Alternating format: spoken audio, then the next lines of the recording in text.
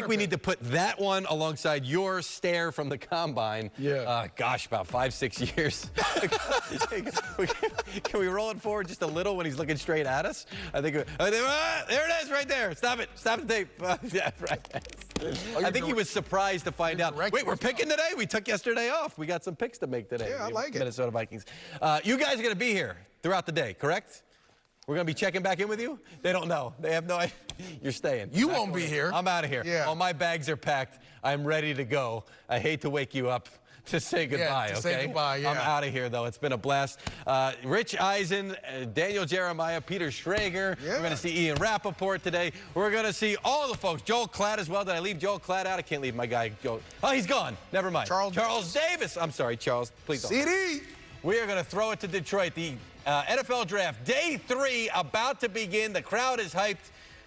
Get ready. 7 hours of, well, some commercials. NFL Draft.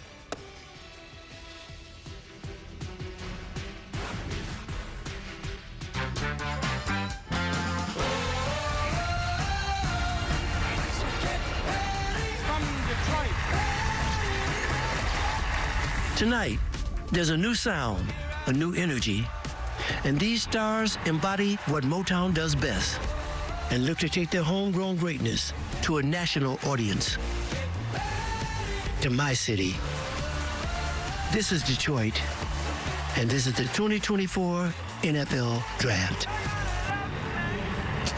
And it seems like the weather gods are cooperating. The rain that hit the area passed through overnight, and we're hoping gone for the rest of the day as the sun is out for Day 3 after 2 record-setting nights of the first ever NFL Draft in the football-loving city of Detroit, Michigan. Getting set for rounds 4 through 7 here on NFL Network. Welcome to the 2024 NFL Draft Day 3, presented by Verizon. This just in, Lions fans either have extra Lions jerseys and gear, or they're wearing the same thing, and we don't care. We don't need to ask any questions over the next several hours right here as we're getting set to put the Carolina Panthers on the clock with the 101st overall selection, just a matter of minutes.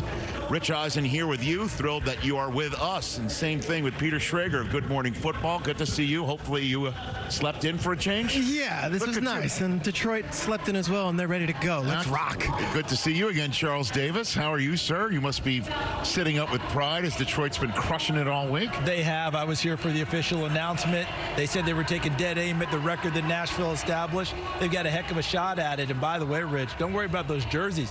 The Lions have new gear. They're all going to be rocking new gear before long, so I think they've got multiple outfits to change into. And great to see you, as always, on Day 3 of a draft, Daniel Jeremiah. Let's start off with your 2 cents on what you think we're going to see here today. Well, I think there's still some starting caliber players out there, especially you look at centers. There's some starting centers available. There's still plenty of wide receivers. We talked about that through the whole process, as in corners as well.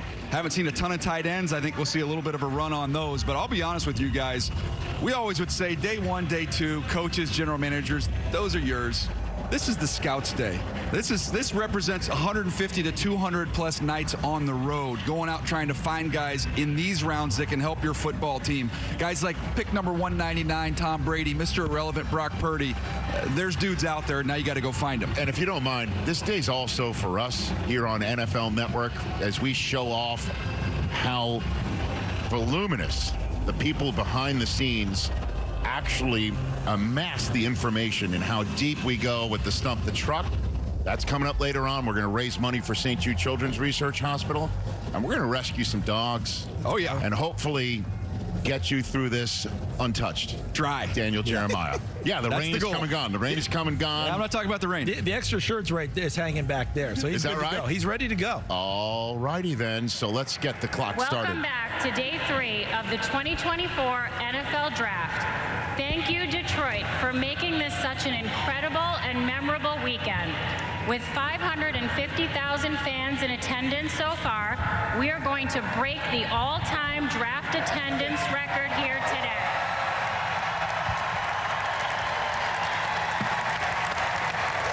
But before we get started, I want to welcome our special guests. Next to me, we have local Detroit business owners stars who have helped make this draft possible. Thank you. As well as all 32 international fans of the year who have traveled from around the world to be here. All right, Detroit, let's do it. Round 4 of the 2024 NFL Draft is now officially open. The Carolina Panthers are on the clock. I'm just glad that Dawn Aponte got some cheers here today because she was fighting through all the booze and announcing all those Green Bay draft choices last night in front of the Lions fans here. And right after celebrations all the time, too. Michigan team gets a national championship. Next up, Green Bay Packers. I know. Things change quickly. 5 picks the Packers made in the first 3 rounds, so we heard quite a bit from Lions fans there. Commanders made 6. The Arizona Cardinals made 7 draft choices in the first 3 rounds. The Carolina Panthers are first up on the clock right here. And Daniel, I'll send things over to you as we see their draft room. What do you think of the Cardinals? The Carolina Panthers so far, and what do you think they might be doing right here to kick it off? They had some things to get accomplished here. When you look at trying to help out your young quarterback in Bryce Young, who just didn't have enough help last year, you do it with those first 2 picks, Xavier Legette, and you also get one of the best running backs in the draft in Brooks from Texas. So you got a couple offensive guys, and you got a linebacker. But remember, they sent a pass rusher in Brian Burns to the New York Giants. That is also a need they could look to address here. I look at what they've done already, obviously getting Legette, but you look at the teams behind them here. New England has 2 picks in the top 10, the Giants, the Jets. A lot of offensive needy teams. I would think they went big on O-line in free agency. Continue today to add at the outside at wide receiver, running back, and maybe even tight end. So what you're saying is it's about the quarterback. It's about Bryce Young, and it has to be. The draft capital they expended last year, the disappointing season that went all the way around, he bore the brunt of it, but it wasn't all him by any stretch of the imagination. They've hit the reset button at GM, a head coach, and now they have to reshape that roster to give that young man a chance because he's a talented player if given the opportunity. Last year, he really didn't have that opportunity. Yeah, I'll be interested to see what direction. Peter mentioned the tight end position. We've only had, what, 2 tight ends? 3 tight ends. 3 tight ends have gone. There's a bunch of tight ends out there. Day 2 type guys that are there, and they need that position. And your favorite one is probably not the consensus number 2 tight end. I'm on an island. I live on Tanner McLaughlin Island, and I'm okay with that. And you know something? If you're on that island, I'm swimming out towards it. There we go. And then at some point today, we expect to hear Cage Stover's name, and as we know, he keeps those hands completely strong by massaging I hope we have that leather. Video. Please. I hope we have it. When we have video of a human being massaging a bull to keep his hands strong, we're going to go to town on that video like we did in the Combine. So that's coming up later. I'm telling you, today is a fun day where we see some draft picks named and dreams made true, and then you cannot stump our truck because our truck has spent an entire off-season and full playing season making sure that whenever somebody gets drafted from a small school or from one of the 4 corners of our football-loving nation, that we have the video. Oh, I'm going to challenge him internationally. Are you? I'm going to challenge him internationally. You're going outside the borders? I am. We are proud of our team, and they support you. So you're going to repay them by trying to undercut them? No. This is letting them show off. This is you gonna let them flex? Yeah, I might give them an easy one. Ferris State. They're going to laugh at Ferris State. Very good. Yeah. Been there, done that. Yeah.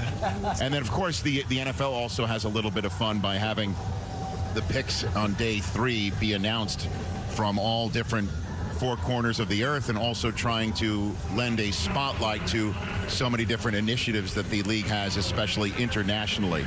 So here's the Carolina Panthers pick. Hit it.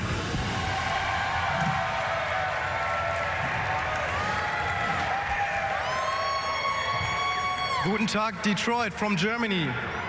With the 101st pick in the 2024 NFL Draft, the Carolina Panthers select Ja'Tavion Sanders, tight end, Texas. Keep pounding. Yeah, he was someone I thought would come off the board yesterday. Very smooth mover. You see the name Isaiah Likely. When he was coming out of Coastal Carolina, didn't run as fast in the 40, but the tape was outstanding. I saw the same thing here with Ja'Tavion Sanders. That 4.69, I think folks thought he would run much faster than that, but the play speed is what you pay attention to, and it was excellent there for the Texas Longhorns. Unbelievable hands. He can go up and get it.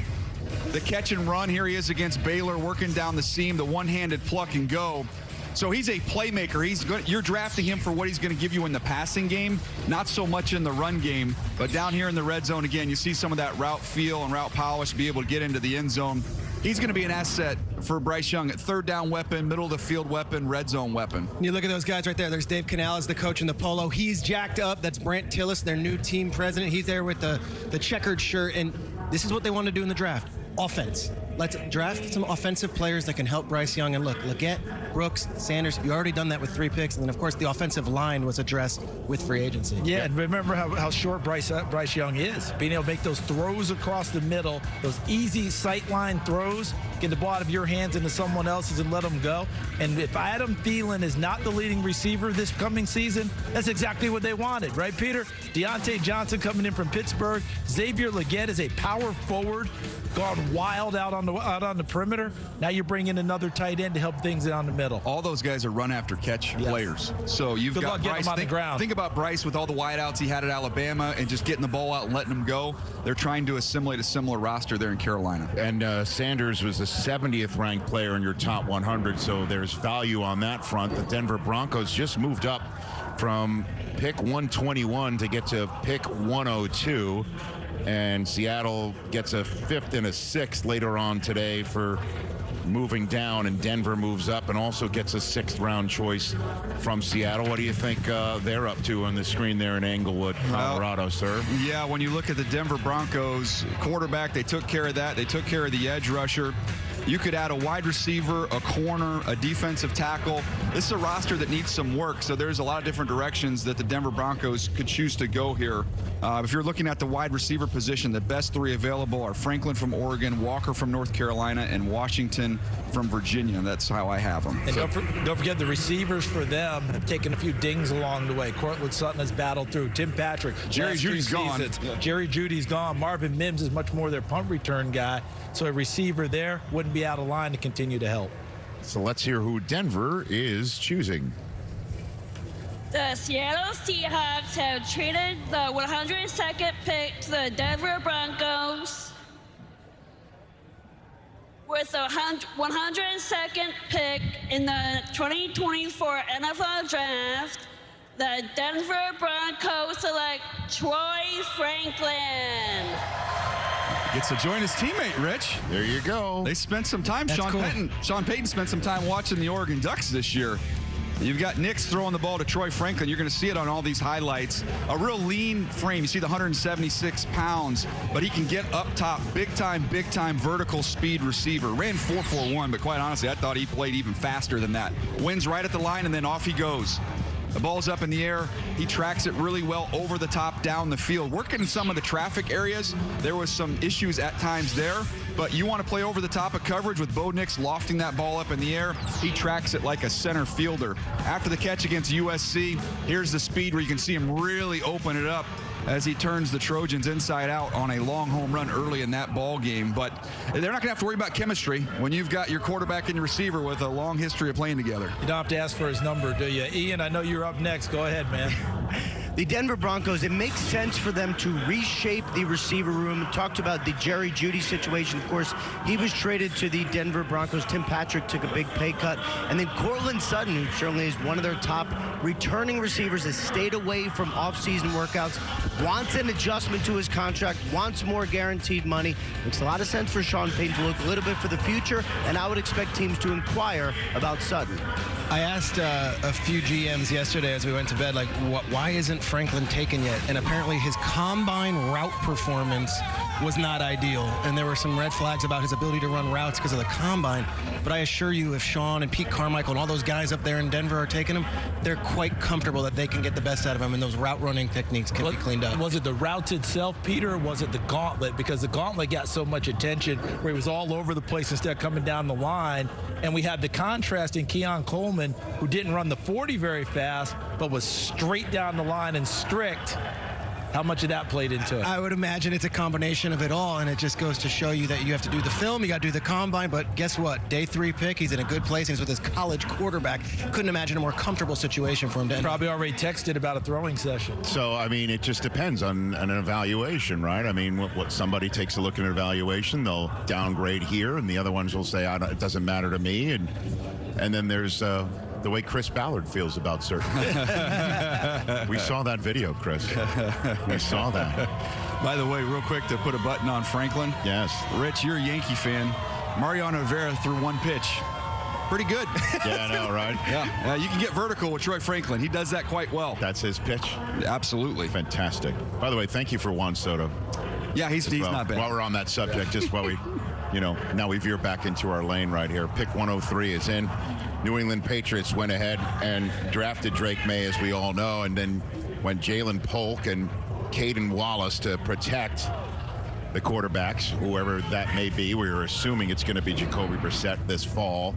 And Gerard Mayo is now on the horn with the 4th draft choice of the Patriots' first draft class post-Belichick with Elliott Wolf looking on. What do you have for us, Daniel? What do you think? I think you're looking at a head coach in Gerard Mayo who has a really good defense already in place. He can take care of that side of the ball. They've done everything right now so far. It's been all offense. And to be honest with you, with the work that needs to be done on that side of the ball, they should probably stay there for a good bit of the remainder of this draft. Carolina Panthers went all defense in a recent draft. Every pick was on the defense side of the ball. If I'm New England, I'm not sure I veer off of offense. I'm like Daniel. You've got to do everything possible to give Jacoby Brissett a chance first, and then, of course, set the stage for Drake May. With the 103rd pick of the 2024 NFL Draft, the New England Patriots select Layden Robinson, guard, Texas A&M. Okay, so they've hit the line twice in a row now. Yeah, they go to A&M, get Layden Robinson, plays right guard, has the real kind of unique wide stance that he operates out of. Excellent first step quickness. You'll be able to get on guys early. Also has, I thought, really good eyes. So when you think about awareness of an interior offensive lineman, do you see things? Do you see games? Can you adjust to them? See some of the athleticism here as he works to reach and seal. I thought the overall instincts, the intelligence was there.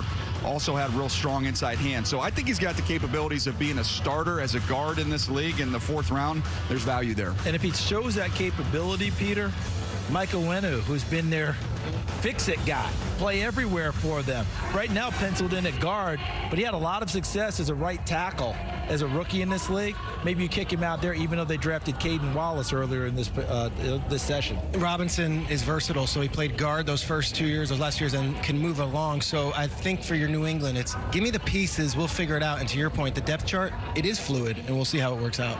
So the Patriots are going to pick again in 7 picks. That's a pick that they got from the Chargers, so the Chargers could move up as the first trade of last night to take Ladd McConkey.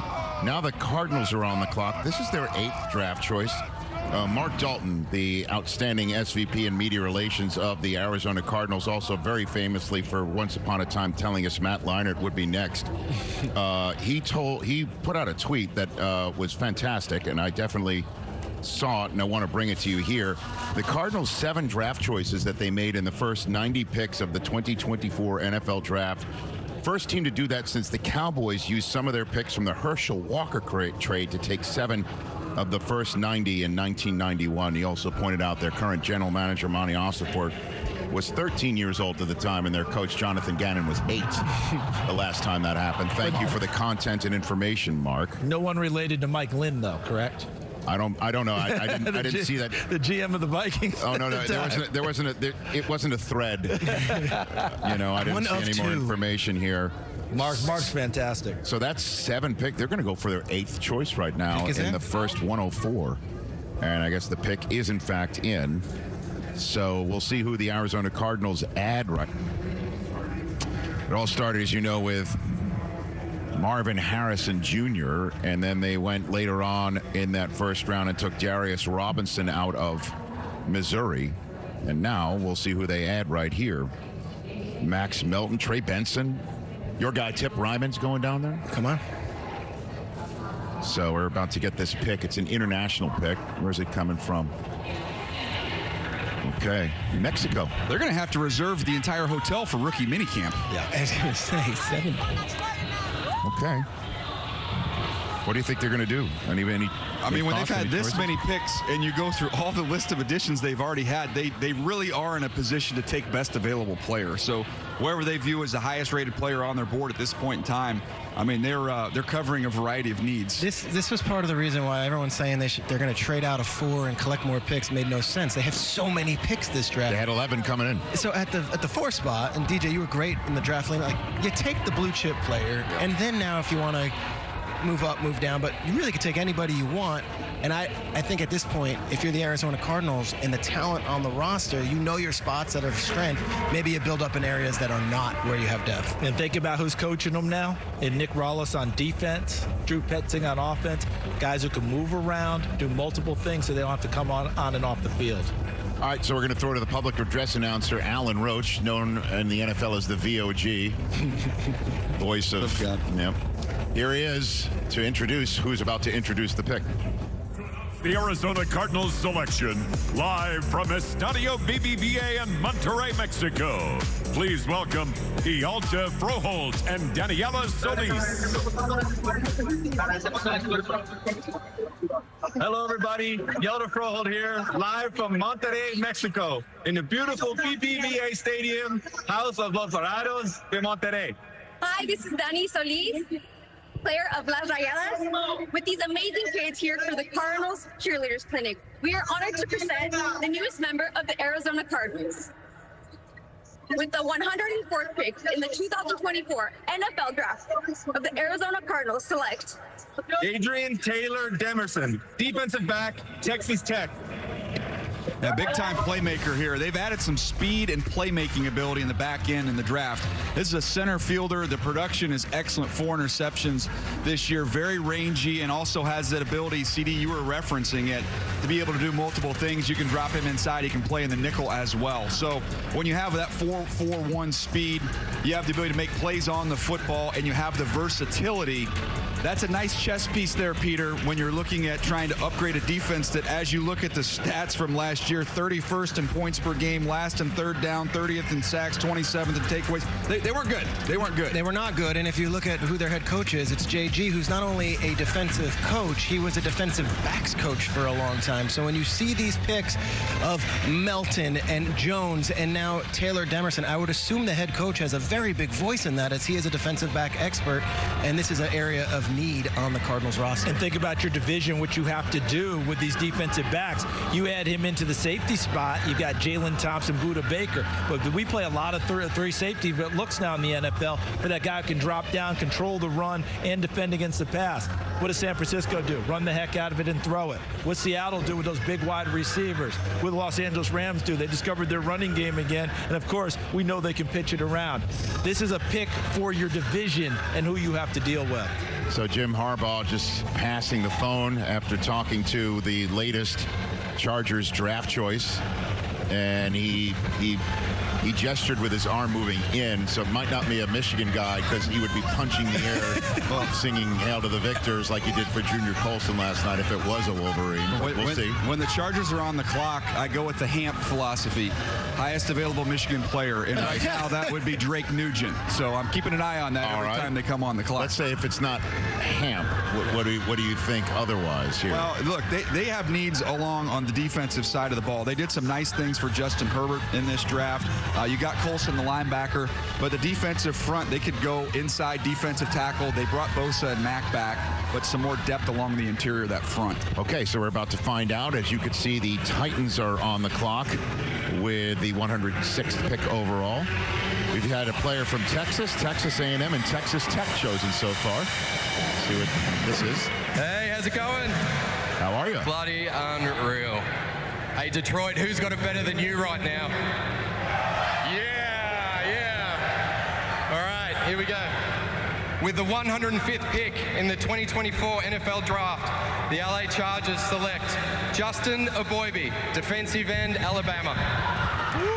Yeah, big, physical defensive lineman. So you get someone who's almost 300 pounds out of Alabama. You know he's been coached extremely well.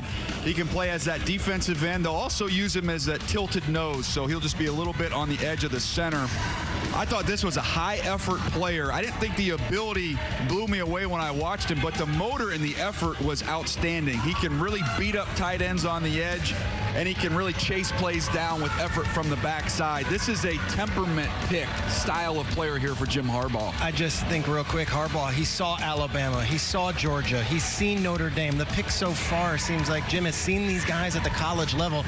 Alabama, of course, and one of Rich's favorite games of all time. Well, I have to push back. He hasn't seen Notre Dame in a while because they refused to play us. Took us off their schedule and put others on it. But maybe that'll change. Just saying. Back with more from Detroit. 4th round underway. The 2024 NFL Draft is presented by Verizon. Verizon Small Business Days are here from April 22nd through April 28th. Verizon Small Business Days are here, April 22nd to the 28th. Get a free tech check and special offers, like a free 5G phone when you switch. No trade-in required. Partner with our experts today. I want my food to look the best it possibly can.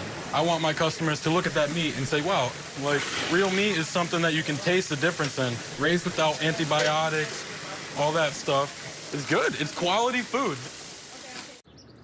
Finding a home for us was tough, but our agent Joe just got our needs. Hey, Joe. Hey. He even clued us in on a local secret, a well-hidden dog P-A-R-K. I want it all for my dog. Your calling. Some people find theirs at an early age, others later in life. No matter when you find it, consider yourself lucky, because it becomes your everything. Our calling was to build trucks, and that's why trucks are what we do. We put our everything into every truck, so that when you find your calling, nothing can stop you from answering it. Lowe's know the only thing that works as hard as pros is our rewards program for pros. That's why when you stock up on the many items you need, you earn bonus points to get the stuff you want. Join MVP's Pro Rewards and start earning today. You got this. We got you.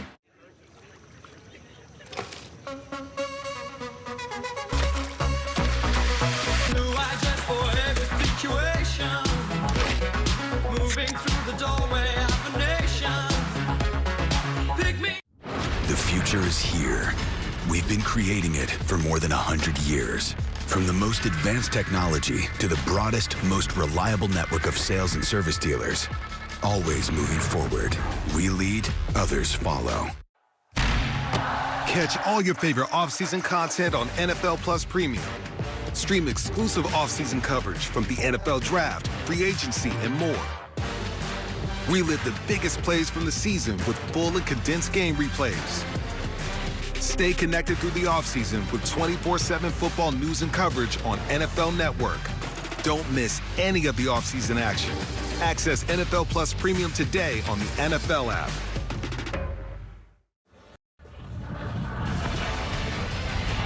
Back here in Detroit, the Run, Rich, Run. Please hit that QR code on the screen, and whatever you can give, any penny, any dollar, truly matters, and it goes straight to St. Jude Children's Research Hospital, make sick kids better, and then also make sure that parents never see a bill for the care the kids receive. The Tennessee Titans, the, I guess, home state, not I guess, of St. Jude Children's Research Hospital, which is in Memphis. In Nashville, looks like Brian Callahan's going through the paces with whoever they're about to draft.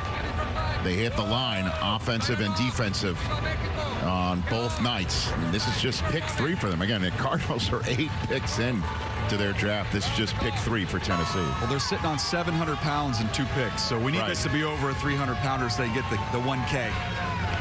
How about that? Yeah. Let's see if they can pull it off. 1K of picks. and that's part of what Rand Carthon wants. He wants big, physical, violent, nasty type players as a part of their mantra there. I believe that's why Tavondre Sweat went in the 2nd round last time. People thought he might go later.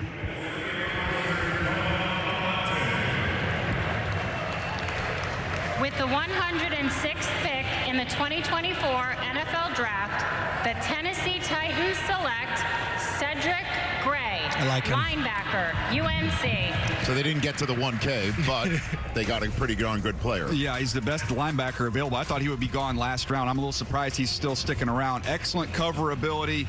He's an outstanding blitzer, and as you'll see here, the eyes work well as well. The change of direction, able to read and react and make a play in space. The coverage ability that I discussed. Look, if you can't cover at linebacker right now, you cannot get on the field or stay on the field the way the game is played. The instincts, here he is again. We have to show the App State, really, guys? Yes, that's cold. Put that one. Thanks, Ben. Then you see him again here as a blitzer. CD, I mentioned that reference there, what he can do. Athletic linebacker. I like this move a lot. And how about a little bit of a legacy move? You remember the guy they had before that came from the Zach Brown, came from the University of North Carolina, a run, chase, hit linebacker. Cedric Gray could be the next one. This is also a guy who has led the team in tackles for 3 years, but I would add special teams demon. He'll play right away on special teams too. They'll love that. All right, let's get to next gen stats powered by AWS. Talked about the athleticism of Gray, and we look at the tight end scores here. At the very top. Tip Ryman, number 2 there for you, Peter. Hey, look at him. Brock Bowers, the best one of the bunch at 3, and then Theo Johnson there at the very top. Yeah, Ben Sennett went to D.C., so it's time for the New York Giants selection. Their pick is in, pick 107. It is the 7th pick of day 3. We're on the air live here in Detroit, going to Germany. And we might have a pick coming. The New York Giants selection, live from Marienplatz in Munich, Germany. Please welcome Amani Toomer, Brandon London, and members of Big Blue Germany fan group. Brandon London here live from Munich, Germany with fellow Super Bowl champion Amani Toomer and our Big Blue Germany fan crew. Take it, Toom. Here we go. With the 107th pick of the 2024 draft, the New York Giants select Theo Johnson, tight end, Penn State. So you get a big, tall, fast linebacker. You see the size there, almost 260 pounds. He runs like a wide receiver. He ran 4.57, which is a ridiculous time for a tight end. I thought he aced the spring. From what we saw at the Senior Bowl, the All-Star circuit, he was excellent there. Then the Combine, the Pro Day, you name it. That's where he really upped his stock. They flex him out in the slot. They've got another tight end. You see him 44 right there. He's going to be a high pick in next year's draft class. So a lot of places to spread this ball around, but you could see the athleticism here, CD. And Peter, you think about the New York Giants and you think about a tall, rangy, athletic tight end, another one came to mind. Darren Waller would be the name, and I'm sure Ian's got some juice on that. But, you know, Theo obviously comes in with his own career, but they are ecstatic on this one. Another guy I thought would go day 2. But, Ian, what you got?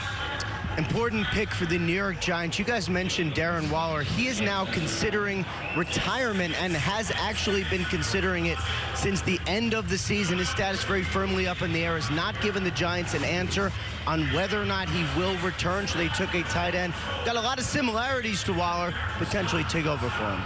All right, we haven't heard from the Vikings since they went J.J. McCarthy and Dallas Turner on Thursday night. They sat out the action last night, but they're back in it with a 4th round selection here in Detroit. Go Vikes! I want to say thank you first to the NFL and Roger Goodell for letting me be a part of this, and also my son Jimmy Dart. This is a big, great honor. I've been a Vikings fan since I was 6 years old. So I used to go to bed at night with my Viking helmet right by my side. I don't think the Lions fans really are buying this story. With the 108th pick in the 2024 NFL Draft, the Minnesota Vikings select Kyrie Jackson, defensive back, Oregon. They said from Oregon, this is a rare 4-school player. He started out at Alabama, then was at 2 junior colleges, and then ended up there at Oregon. Height, weight, speed. This is a big corner, 6'3", almost 6'4", 194 pounds. Didn't run as fast as I thought he would. Ran 4.5 flat, CD. I thought he would end up running much faster than that because he's very explosive. He's got loose hips for a big guy. He can really gain ground and recover. I thought missed tackles were a little bit of an issue there, and anytime you've been at that many different stops, teams are doing their homework as well. Yeah, they're doing their homework, and some of that comes from every place you go. It's a new coach, it's a new technique, it's a new style, but he does not lack for confidence.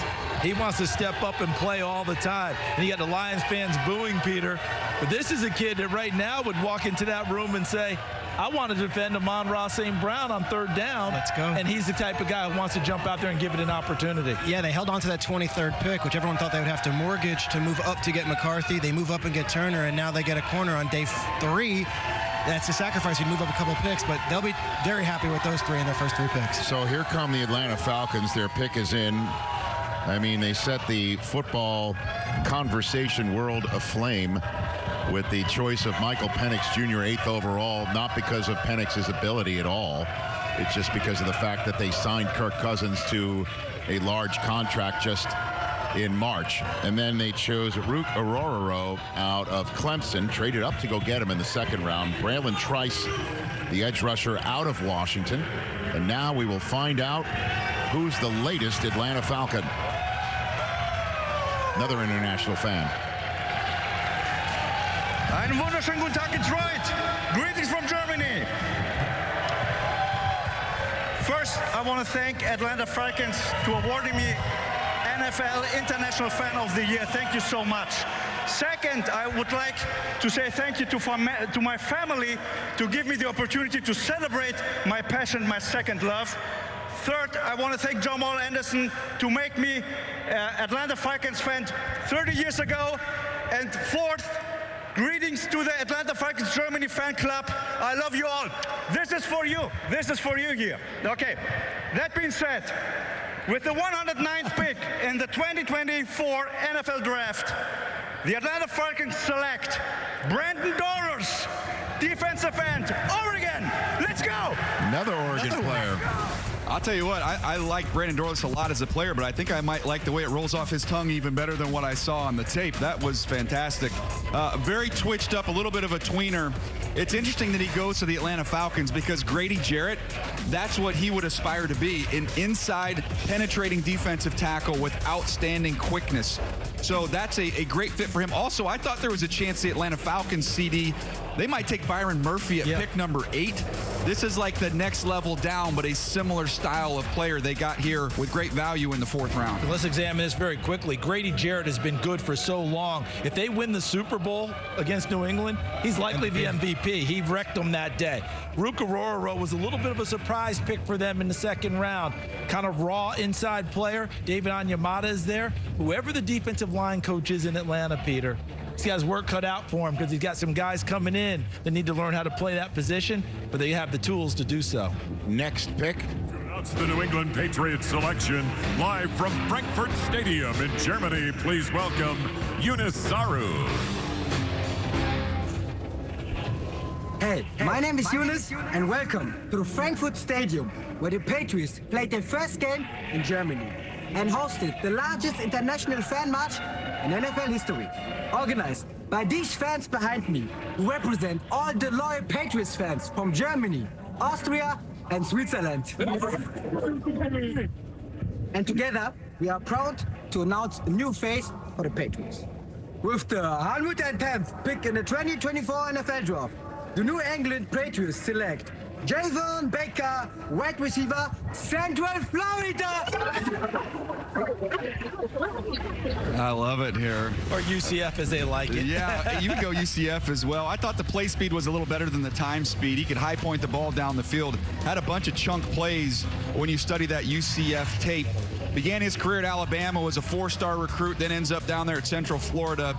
And Reese Plumlee loved throwing him the ball. We saw him at that Big 12 Pro Day. He was the best in show. Remember, he went to the regular combine and the Big 12 Pro Day. Yeah, he did a nice job there in Dallas. So a good football player. He's going to join Polk there with the New England Patriots. 2 rookies. Yeah, and he was on a depth chart with Devontae Smith, Jalen Waddle, and John Mechie at Alabama in the COVID 2020 season. So he's played with some of the greats, and now we'll see how he evolves. Well, the Green Bay Packers just moved up with the Jets to make this next pick. And then the Raiders are on the clock with the Ravens and Jaguars right behind them. It's Saturday in Detroit. Just like Nationwide helps millions of people prepare for their financial future, I'm here to help you prepare for the NFL Draft. Are you ready? On. Off. On. Ring, ring, it's your future calling. Seriously, no one's going with the quarter zip? People like this look. They get a lot of emails. All right, give me your best commish hug. Too much? Yeah, that's way too much. There's nothing better than a Subway Series footlong, except we got a new footlong sidekick, like the Elite Chicken and Bacon Ranch with a $2 footlong churro. This is the best sidekick I've ever had. It really hurts my feelings, bro. Every epic footlong deserves a perfect sidekick. Every day, more dog people and more vets are deciding it's time for a fresh approach to pet food. They're quitting the kibble and kicking the cans and feeding their dogs dog food that's actually, well, food. Developed with vets, made from real meat and veggies, portioned for your dog, and delivered right to your door. It's smarter, healthier pet food. Get 50% off your first box at thefarmersdog.com/realfood. At Apartments.com, every time a new listing is added, we get this alert, so no. Okay, everybody goes. Ooh, that's not right. Apartments.com, the place to find a place. You know what time it is. This our season right here. The schedule is released. Bring it. The anticipation is through the roof. Stafford's coming home. This is a heavyweight matchup. Breaks a tackle, he's gone. Welcome to the NFL. Bring it. It's a family affair. Yeah. There's games in other countries. The whole world watching. Let's go. Are you not entertained?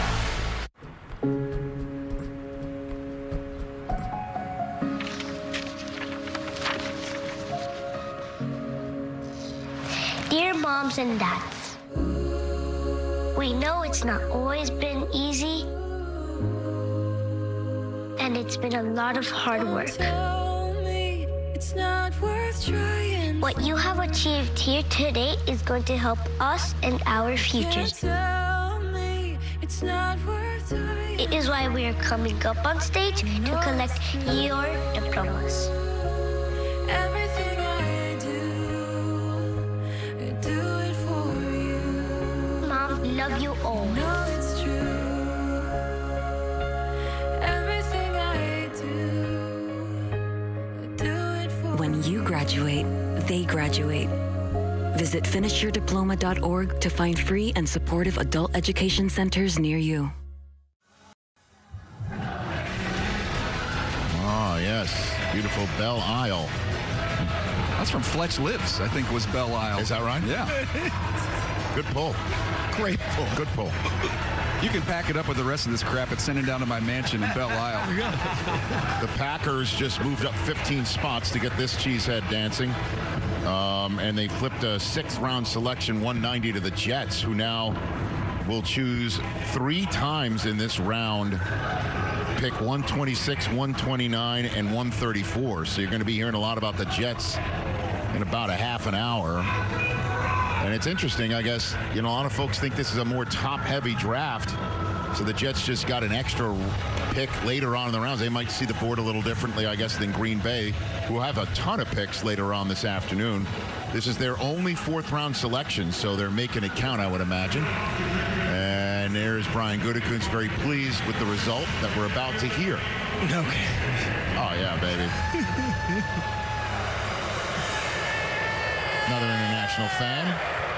Detroit, I have 3 words for you. Uh-oh. Go, Pack, go! Okay.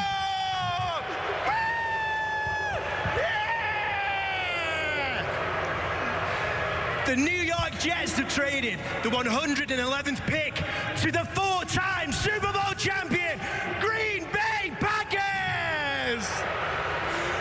With the 111th pick in in the 2024 NFL Draft, the 4-time Super Bowl champion, Green Bay Packers, selects future Packers Hall of Famer, Evan Williams, defensive back, Oregon. Go Pack, go, baby! Yeah! From Manchester, New England, welcoming in a kid from Oregon into the world here in Detroit. I think it's Evan Williams. It's our third Duck already here in the fourth round. Another defensive back. Yeah, the round of the Oregon Ducks. Fourth, by the way, fourth. Ducks fly together. Yeah, they are rolling here. When you look at Evan Williams, look, the production wasn't there from a ball production standpoint. No picks. Didn't that surprise you a little bit? Yes. Because he's around it. He's always there. He can play something in the slot. You'll see him as a blitzer. He'll beat up on running backs. I thought when you move him around, I liked him better down low. Closer to the line of scrimmage, I thought we were his most comfortable. And CD, when you look at what they've done here in the offseason, look at the draft as well as free agency, linebackers, safeties, they have tried to really fix the spine of that defense. It's a remake, and remember, Joe Barry's no longer the defense coordinator. There's Jeff Hafley coming from Boston College as the head coach, and they're trying to remake things for him and what he wants to do. And look, Xavier McKinney came up from the Giants. Behind him is Zane Anderson, Anthony Johnson Jr. They drafted Javon Bullard. Here's your third safety right there for the Green Bay Packers to deal with what you have to deal with, Peter. In this division, it used to be the black and blue division. People throw the football in the NFC North. Could this be a Spencer Rattler moment? With the 112th pick in the 2024 NFL Draft, the Las Vegas Raiders select DeCamerion Richardson, defensive back, Mississippi State. It is not. It is a DeCamerion Richardson pick out of Mississippi State.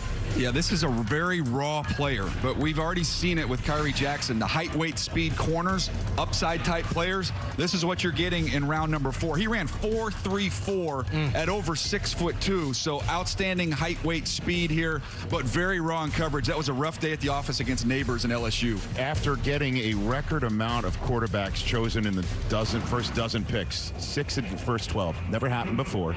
We've now gone 100 straight picks without a quarterback. It's only the 8th time in the common draft era that's ever happened. Wow. So we got a ton and then a record amount of none. I would like to announce the pick on behalf of my friend Mike, even though he's not here in person, but his heart is always with the team Ravens. With the 113th pick in the 2024 NFL Draft, the Baltimore Ravens select Devontae Walker, right receiver, UNC. Yeah, Devontae Walker, guys, 4.36. He can absolutely fly. Real smooth athlete. The inconsistent hands is why he's available at this point in time.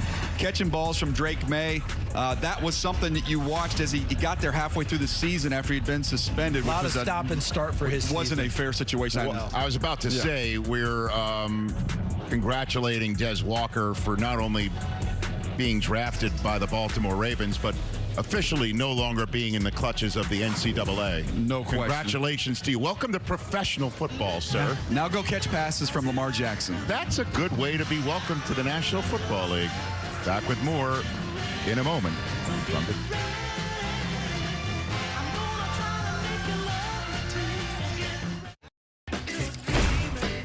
Are you the Bud Light Genie? Yeah. So we get wishes? Metal hair. Yes. Filthy rich. So filthy. Giant bicep. Big one. Sports car? Stretch it. Let's rock. Hey, it's me, your future you. You made some bad money moves. Now we're totally screwed. Didn't fund your IRA. Thought NFTs were a better play. Now you still work at 103. Your boss hasn't hit puberty. Who's ready for their performance review? Don't make your future you hate you. Start making smarter financial decisions today. NerdWallet. Finance smarter. Finding a home for us was tough, but our agent Joe just got our needs. Hey, Joe. Hey. We went on home tour after home tour, and he didn't stop until we got the one. I want it all for my dog. The future is here. We've been creating it for more than 100 years. From the most advanced technology to the broadest, most reliable network of sales and service dealers, always moving forward. We lead, others follow. For pros like Cam Jordan, confidence is a game changer.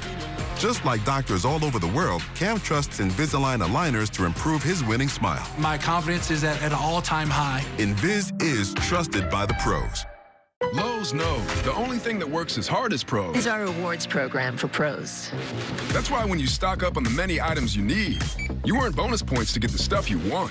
Join MVP's Pro Rewards and start earning today. You got this. We got you. Behold the DQ freezer, holding all the Blizzard flavors of the past. The DQ freezer is closed.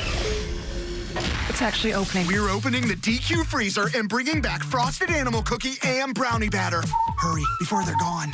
I'm Sandra, this is Jorge, and we were adopted in 2019. I remember when they first came to us, Michael was already a teenager. The whole cliche of, they're so lucky to have you guys, and it's the other way around. They have changed our family for the better. They chose to love us. They didn't have to. They chose us. Family. Learn about adopting a teen from foster care. You can't imagine the reward. Visit adoptuskids.org. My dad was a farmer. The guy was bigger than life. He wasn't someone that liked to show his emotion or liked to show when he was struggling, but we all struggle. I want to show emotion to my kids. It's something that brings me so much joy, and I want them to see me working through things. Allow your kids to know that it's okay to struggle, that even dad doesn't know the answer sometimes, but we're gonna figure it out together. My man, here you running the 40 again. First of all, I need you to get out low and go. Quit thinking. You're thinking too much and it's just delaying you. You look bad, all right? Bad. I'm just keeping it 100. But this is gonna be a year. Okay, I can't believe it's been 20 years of running for St. Jude, which is unbelievable. First of all, you know how much I love you. You know how much I appreciate you. And this is truly a blessing. stjude.org/runrichrun. Man, has raised about $5.6 million. You got to be kidding me. That's one of the many reasons I love you, man. You keep on running. I got 8 toes, I can still get you. But I'm proud of you. You keep on running. He's got 8 toes and he can still get me. Backwards like Leon Sandcastle. Please hit the QR code on the screen. Love you, Prime. Thank you for that. Hit the QR code and donate whatever you possibly can. It all goes to St. Jude. So it's going to be the latest pick for the Jacksonville Jaguars. I believe it's coming from Ireland. So we've got that going on. I just think you sound better as a player with some of these accents. To me, it adds to it. Any player that you pronounce with a brogue, gonna be a player. And by the way, ready to throw down. Well, it's got to be a mauler, right? Because no doubt. Tony Khan appreciates those, as we all know. He appreciates them more when they're not pile driving him. Is he still in his neck brace? He was yesterday. He should be. He should be. And when it's done, I heard he's going to sign it and send it to you. Is that right? Yeah, that's the word. Well, donate to St. Jude. Donate to St. Jude. Do it. Come on, Tony. Tony, that is the play. Tony, I need that donated to St. Jude. Sign it, send it to Rich. That's right. We'll use it for good. Please. Considering the pain you went through to acquire. But and first ask of all, the man to your right to also go to stjude.org/runrichrun. But don't take it off until your neck feels better. Okay. Fantastic. Let's go to Ireland now. Hang in there, Tony. Hello, it's Rhys Parkinson here, and we are live from the Sports Island campus here in Dublin, in the beautiful island of Ireland. And I am surrounded by our offensive clinic, which has been led by Jags alum Ben Koyak and American Football Ireland. And this is super exciting. We are joined by our Jaguars UK and Ireland competition winner, Stevie Howlin, who is also known as the Irish Jaguar. And I have some news. Stevie is about to do the first ever draft pick from Ireland. Stevie? With the 114th pick in the 2024 NFL Draft, the Jacksonville Jaguars select Javon Foster, tackle, Missouri. Yeah, two-time captain there at Missouri, plays left tackle. I thought he might have to kick inside and play some guard. He's got some power, but he's a little bit tight in terms of the ankles and the hips, but real physical. He'll benefit from moving inside, in my opinion. Be surprised if he doesn't move inside, compete with Ezra Cleveland at left guard right off the top. So they added their offensive line. And we'll discuss that a little bit more as we get the Bengals' latest pick. The Jaguars are going to be back on the clock. With the 115th pick in the 2024 NFL Draft, the Cincinnati Bengals select Eric All, tight end, Iowa. He also has some University of Michigan ties. He was a transfer to Iowa. He is a terrific football player. He's a fantastic football player that teams didn't know how to slot in because of the injuries. When you look back in his past, you have the torn ACL this year, but he also had back surgery in 2022. But as a football player on the field, CD, this is a true inline wide tight end. He can block you in the run game, which not many tight ends can in this class, as well as give you some run after the catch down the field. It wasn't too long ago that C.J. Uzomah did a really nice job for Joe Burrow at tight end before going to the Jets on a free agent contract. There's some similarities in playing ability and playing style here with Eric All. So we just saw the Jaguars take the tackle out of Missouri, and now the Jaguars back on the clock with this pick. With the 116th pick in the 2024 NFL Draft, the Jacksonville Jaguars select Jordan Jefferson, nose tackle, LSU. So they took Mason Smith out of LSU in the second round and now take basically his next door neighbor. Had a good meal at that pro day, and they were in a great mood and came out of there with two defensive linemen. LSU has been a defensive line factory. This is more of the nose tackle variety. He's got some real shock in his hands. The production is not going to blow you away, very limited there, but he can use his quickness inside, get in gaps and make some things happen. Also has long arms, which you love to work with. So again, at this point in time, tools and things to work with here in the fourth round. So there they go. So you've got three LSU players now, starting obviously with Brian Thomas Jr. going to Jacksonville. We're back to Detroit in a sec.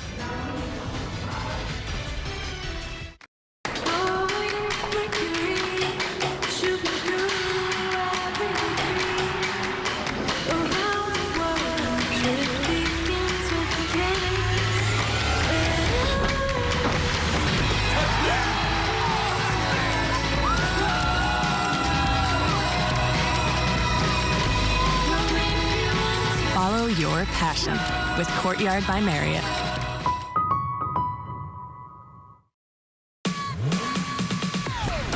Verizon Small Business Days are here, April 22nd to the 28th.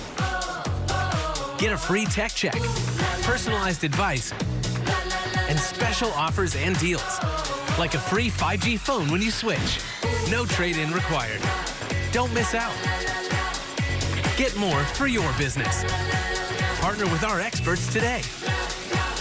Let's make it happen. The Cantina Chicken Burrito isn't just for late night, because it keeps it light with slow-roasted shredded chicken and finely shredded purple cabbage in a freshly grilled tortilla that's not shredded. Introducing the new Cantina Chicken Burrito, only at Taco Bell. You ready? Oh, nope. Try my Old Spice. You can use it on your pits, chest, and even your toes. That's not your toes. Oh, that's fresh.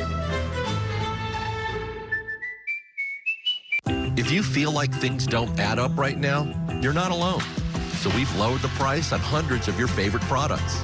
Because when the cost of living goes up, we find new ways to go low. It's why we're here. That's a promise, not a promo.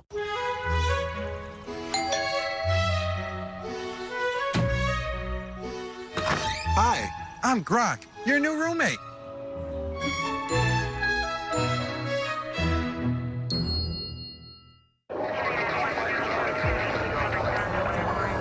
Active 1089.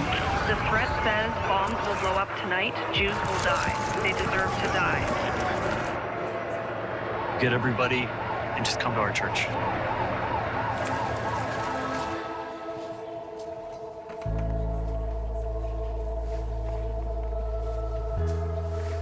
Thank you for welcoming us in.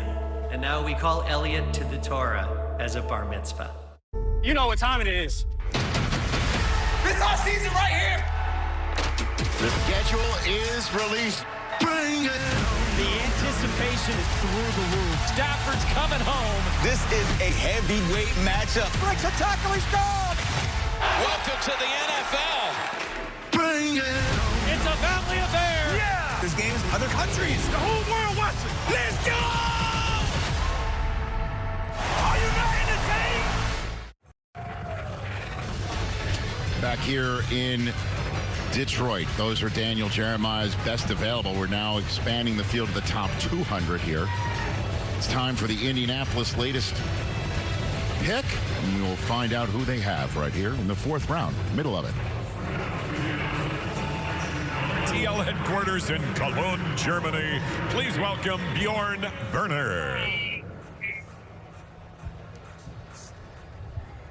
Guten Tag, America. Greetings from Cologne, Germany. With the 170th pick in the 2024 NFL Draft, the Indianapolis Colts select Tanner Bartolini, God, Wisconsin! If that was coming from Italy, that would have been the best synergy in the history of the NFL Draft. But Tanner Bartolini, big-time athlete. You think about what he did at the Combine. He broke the 3-cone record, which was held by Jason Kelce. Jason Kelce, once upon a time, had an offensive coordinator named Shane Steichen, who just so happens to now be the head coach of the Indianapolis Colts. Connecting dots, man. Finding somebody that's athletic inside to be able to get up to the second level, get out on screens with that athletic quarterback they have there as well in Anthony Richardson, CD. That's going to be a fun fit. And could be one of those Cam Jurgens picks like Philadelphia where you come in and play guard for a while you see what happens with Ryan Kelly, who's playing center, but they need to shore up the interior with Quentin Nelson, the mauler, on the opposite side. All right, here's the Seahawks pick. With the 118th pick in the 2024 NFL Draft, the Seattle Seahawks select Tyrese Knight, linebacker, Texas, El Paso. Tyrese Knight, you want production, 140 tackles, 4.5 sacks. He's an inside linebacker. He just bounces around all over the field. He's just a really fun player to watch. You'll see him working against crossers and pass coverage. You can really see him run. Take-on wise, I thought there was some work to be done there to be a little more physical and getting off blocks inside.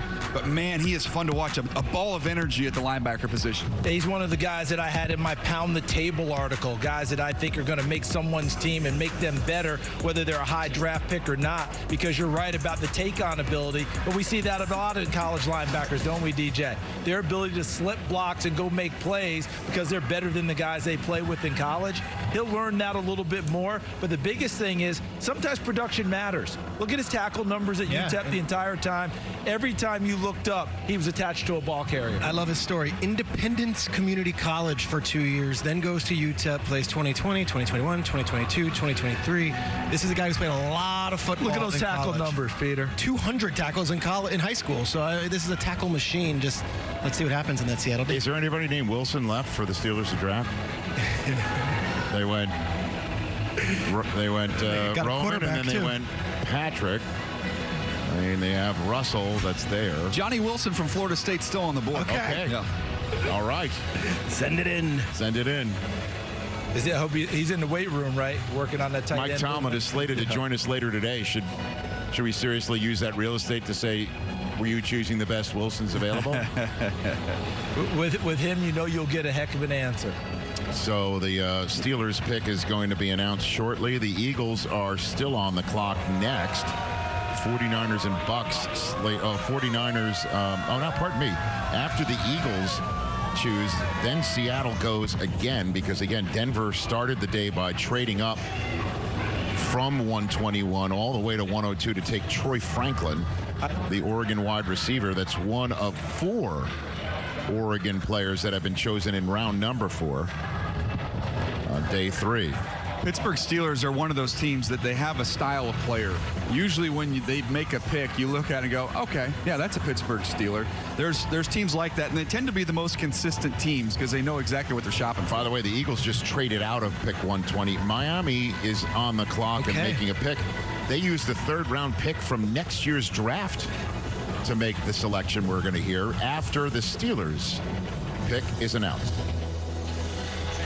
To announce the Pittsburgh Steelers selection, live from Killarney, County Kerry, Ireland, please welcome Paddy Clifford. 3, 2, 1, and go ahead. Eid Mila Fáilte, welcome to County Kerry in Ireland. I'm Paddy Clifford, Kerry Gaelic footballer and a proud member of Steeler Nation. With the 119th pick of the 2024 NFL Draft, the Pittsburgh Steelers select Mason McCormick, guard, South Dakota State. Here we go, Steelers! Outstanding. I love this guy. Another one of those guys I'd pound the table for. Nearly 60 starts in college, 6-year guy. And DJ, when you look at him in his pads, he looks like Wyatt Teller, the way that he carries them and plays in a similar fashion. They've revamped this offensive line over the last 2 years in Pittsburgh. Holy cow. So the Dolphins didn't have a third-round pick or a fourth-round pick until moments ago. They used the third-round pick next year to move into this spot, 120th overall, to make a selection. Then we've got Seattle, the Bears, and the Eagles again coming up. Hey, Rich, yes, McCormick from Ireland. That's it. Come on now. We couldn't get Bordolini from Italy, so that's got to be the next best thing. Dolphins, Seahawks, keep working Bears, with customs. Eagles coming up.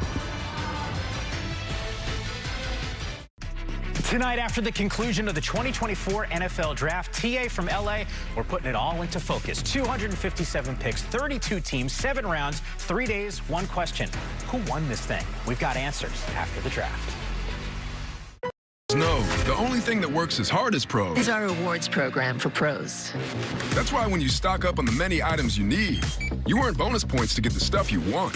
Join MVP's Pro Rewards and start earning today. You got this. We got you. Our biggest challenge?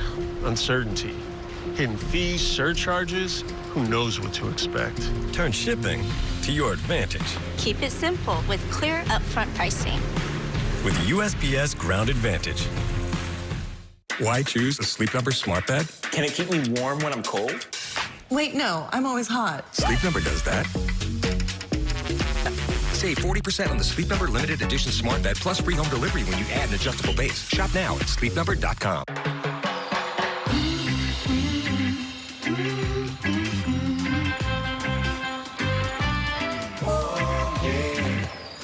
Good morning.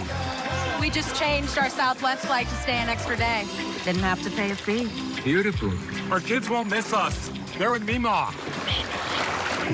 Mima. We're in love again. Change your flight without a fee. That's a big flex. There's nothing better than the Subway Series footlong, except when you add on an all-new footlong sidekick. We're talking a $2 footlong churro, $3 footlong pretzel, and a $5 footlong cookie. Every epic footlong deserves a perfect sidekick. Order one with your favorite Subway Series sub today. Say hello to future you. You made some bad money moves. So no vacations for you. Never got a credit card with rewards. Norway will never see your fjords. All these places will never go. Here isn't us in Mexico. Don't make your future you hate you. Start making smarter financial decisions today. NerdWallet. Finance smarter. This is not just another E-Class, because it evolves with you. It adapts to you. It is the first E-Class made just for you. This is not just design, because your E-Class, it adapts to you, it recognizes you, understands you, empowers you, energizes you, feels you. It evolves with you. The new E-Class.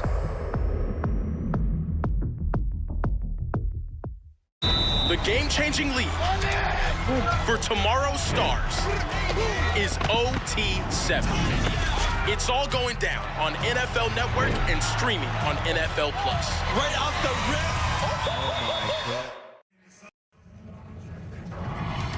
So again, the Miami Dolphins, we have not heard from them since drafting Patrick Paul early yesterday. They didn't have a third-round pick, and they weren't slated to have a fourth-rounder until they decided to flip a 3 from next year's draft to Howie Roseman, who, by the way, is going to be on the clock in a matter of seconds right now with pick 123. And So we have keen interest as to who they spotted to want to trade next year's capital for. Could this be the quarterback?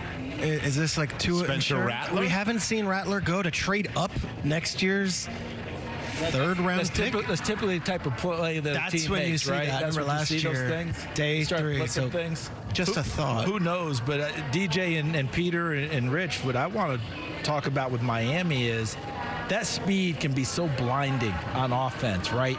And the first month of the season was when they put 70 on the Denver Broncos. I think it was week 3.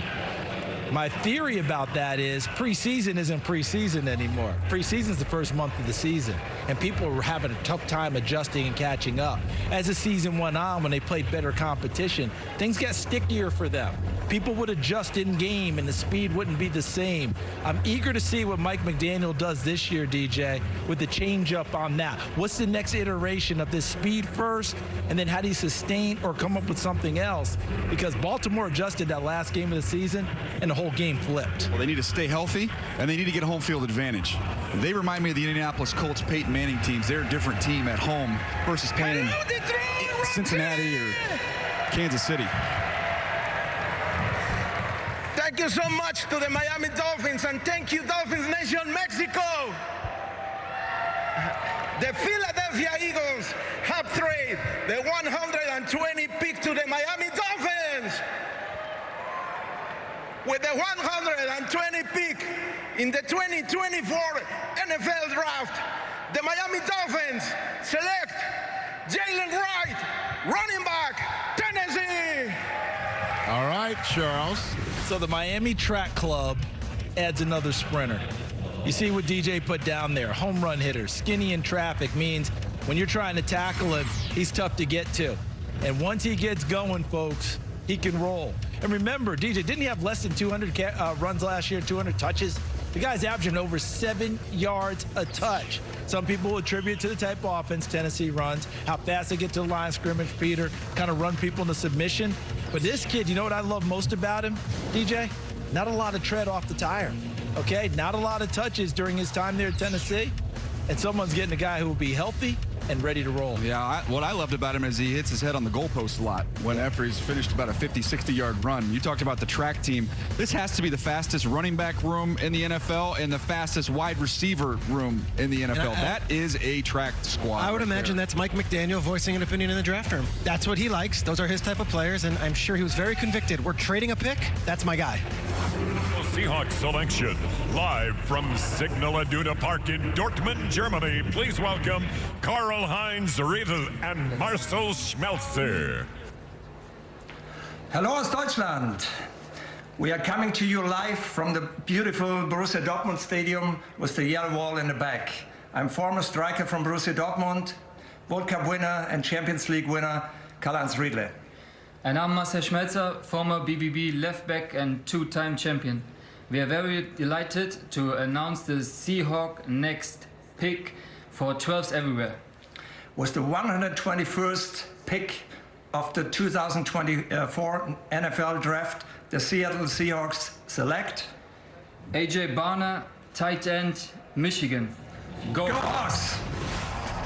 All right, so Mike McDonald knows who A.J. Barner is and now has brought the Wolverine to the Pacific Northwest. It's amazing that there's so many connections with these picks and these players and relationships.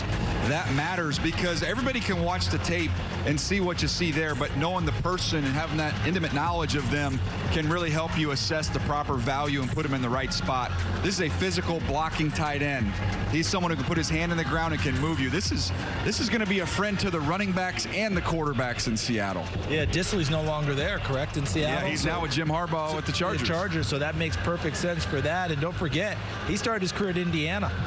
You know, Michael Penix might have been in Atlanta saying, can you give me my old tight end back? But in this case, he goes to Seattle. And Peter, I think that's a good spot for him. I think it's cool when you talk about the connections. And obviously, McDonald in Michigan. Grubb, their offensive coordinator, was the offensive coordinator of the Washington Huskies. Of all these players out of the Washington offense who were drafted yesterday, 6 of them, none of them by the Seahawks, but they do get a guy that McDonald knows very well. Yeah, I thought Patano might end up there. The offensive line coach went in that deal. So Bears with their final pick of this draft. It's like Jack Seaborn jersey. Hey, Bears fans, can you hear anything? Because I can't. Oh, boy. It is an honor and a privilege to be making this selection for the best team in the NFC North. The best team in the NFC. The best team in the NFL. The Bears. Boy, he's going full Guy Ritchie here. Shout out to all the UK Bears fans.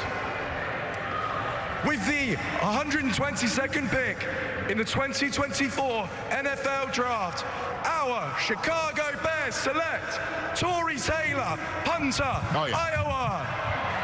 By the way, let me just say this. Once again, punters are weapons, too.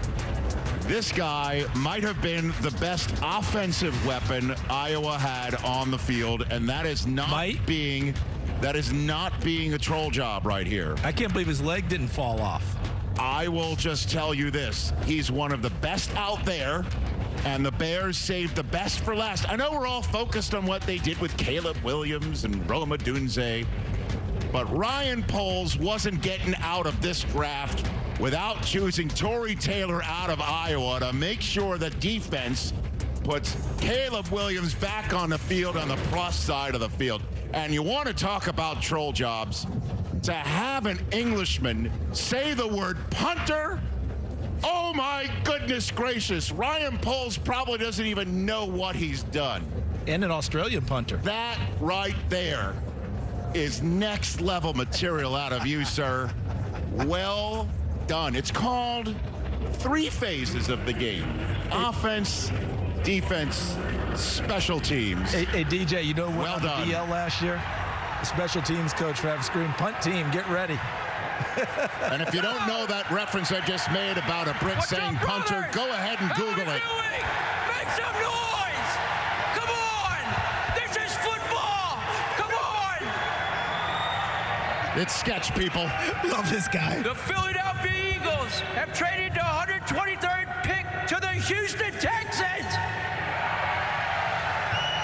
With the 123rd pick of the NFL Draft, the Houston Texans select Cade Stover, tight end, Ohio State. Oh, we're going from the punter to wrap up the Bears draft to a top-notch tight end, the man who massages the leather.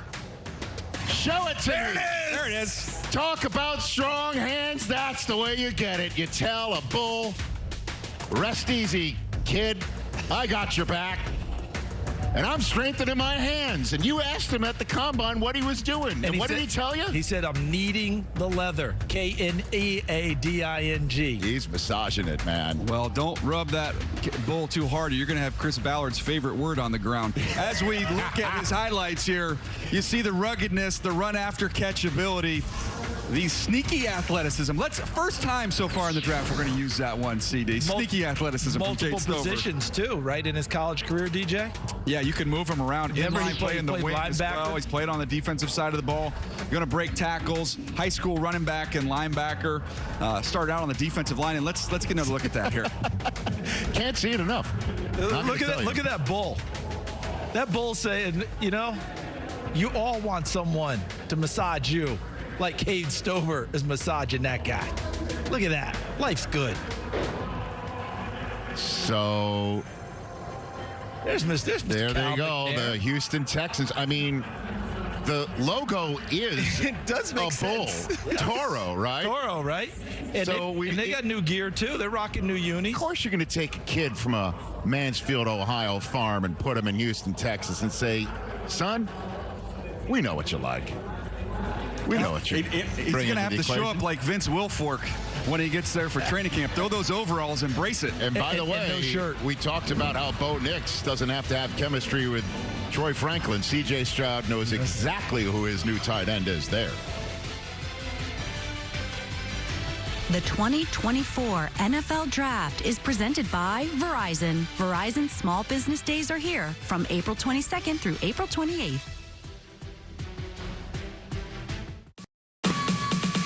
Verizon Small Business Days are here, April 22nd to the 28th. Get a free tech check and special offers, like a free 5G phone when you switch. No trade-in required. Partner with our experts today. When that Tostitos hint of lime flavor hits, it changes things. It takes your snack game up a notch with a tangy, zesty crunch that's ready to dip. Tostitos, get to the good stuff. This is it. This is when we find out. Quick question. Student body math proficiency. What? When we say it's good, fair, Hey, get out of here, man. Understood. Security. Hey, excuse me. We get you real in-depth school info. Ding dong. Homes.com. Are you? The Bud Light Genie? Yeah. What's next? Bud Lights? I'm a genie. Gemini. I'm a genie. Oh, Post Malone. Hey. If you feel like things don't add up right now, you're not alone. So we've lowered the price on hundreds of your favorite products. Because when the cost of living goes up, we find new ways to go low. It's why we're here. That's a promise, not a promo. You don't always have to be the biggest or the strongest. You just need to love football. We exist to lead, strengthen, and grow football for all, inspiring passion for the game. USA Football. Football for all. You're not going to get it all right. Just make sure you nail the big stuff. Like making sure your kids are in the right seat for their age and size. Get it right at nhtsa.gov/the-right-seat. Hi, I'm Smokey Bear, and I made an assistant to help you out, because only you can prevent wildfires. Hey, Assistant Smokey Bear. Call me Papa Bear, because I'm grilling up dinner. Do you get it? Yes, good job. So, what should I do with all these coals? Don't just toss them out. Put them in a metal container because those embers can start a wildfire. I understand. The stakes are high. Ha, ha, ha, ha. See, Smokey thinks I'm funny. You're not going to get it all right. Just make sure you nail the big stuff. Mama!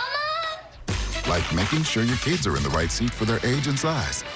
Get it right at nhtsa.gov/the-right-seat.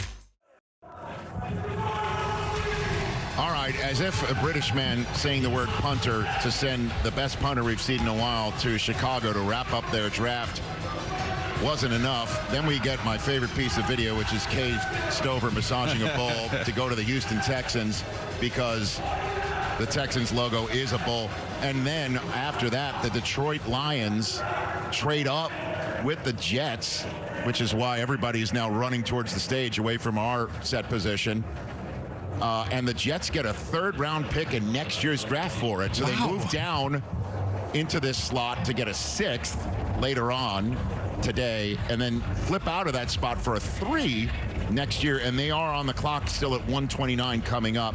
We have the Niners' latest pick, then the Bucs' latest pick, then the Lions' choice as to who they just traded up to go get using a 3 from next year's draft. But here is the Niners selection that was just announced. Yeah, and CD, this is one of your guys here, Malik Mustafa, who was only one interception this year, but I thought one of the best tackling players in the secondary in this draft class. Love this guy. When you turn on the tape, I put him in my pound the table deal. Peter, when you turn on the tape, he almost looks like he's playing a little bit more sped up than others. He just appears suddenly, and all of a sudden, boom, he's in the picture, and look at that. He makes the play. Love this kid. Okay, so let's go back to the public address announcer for the Bucs pick. That's the Tampa Bay Buccaneers selection, live from Hamburg, Germany. Please welcome members of the crew. Hello from Hamburg. As the founders of the Tampa Bay Buccaneers Supporters Club in Germany, we are proud to announce the newest member of the crew. With the 125th pick in the 2024 NFL Draft, the Tampa Bay Buccaneers select Bucky Irving, running back, Oregon. Willkommen zur Crew! Go! I feel like I know exactly who Bucky Irving is when you watch him. It just was clear as day to me. He reminded me so much of Devin Singletary when he was coming out of college. He's quicker than fast, not going to wow you with the 40 time in the mid-4.5s, but I thought the vision, instincts, and then really the versatility to be able to run the ball as well as catch the ball out of the backfield. Here you see that stop-start quickness. If you've watched Devin Singletary play during his career in Buffalo and in Houston, you've seen this. Very slippery, very elusive. Guys just don't get direct shots on him. He can make you miss in the hole in very tight quarters. people just don't even have a chance to get him on the ground. So it's going to be a lot of doubles, not so many triples and home runs, CD, but this guy's just a really instinctive, good ball player. I love the comp because when Devin Singletary was coming out, Coach Charlie Weiss, his son was offense coordinator at Florida Atlantic. He said, you got to see this kid, Devin Singletary. He makes everyone miss in the hole.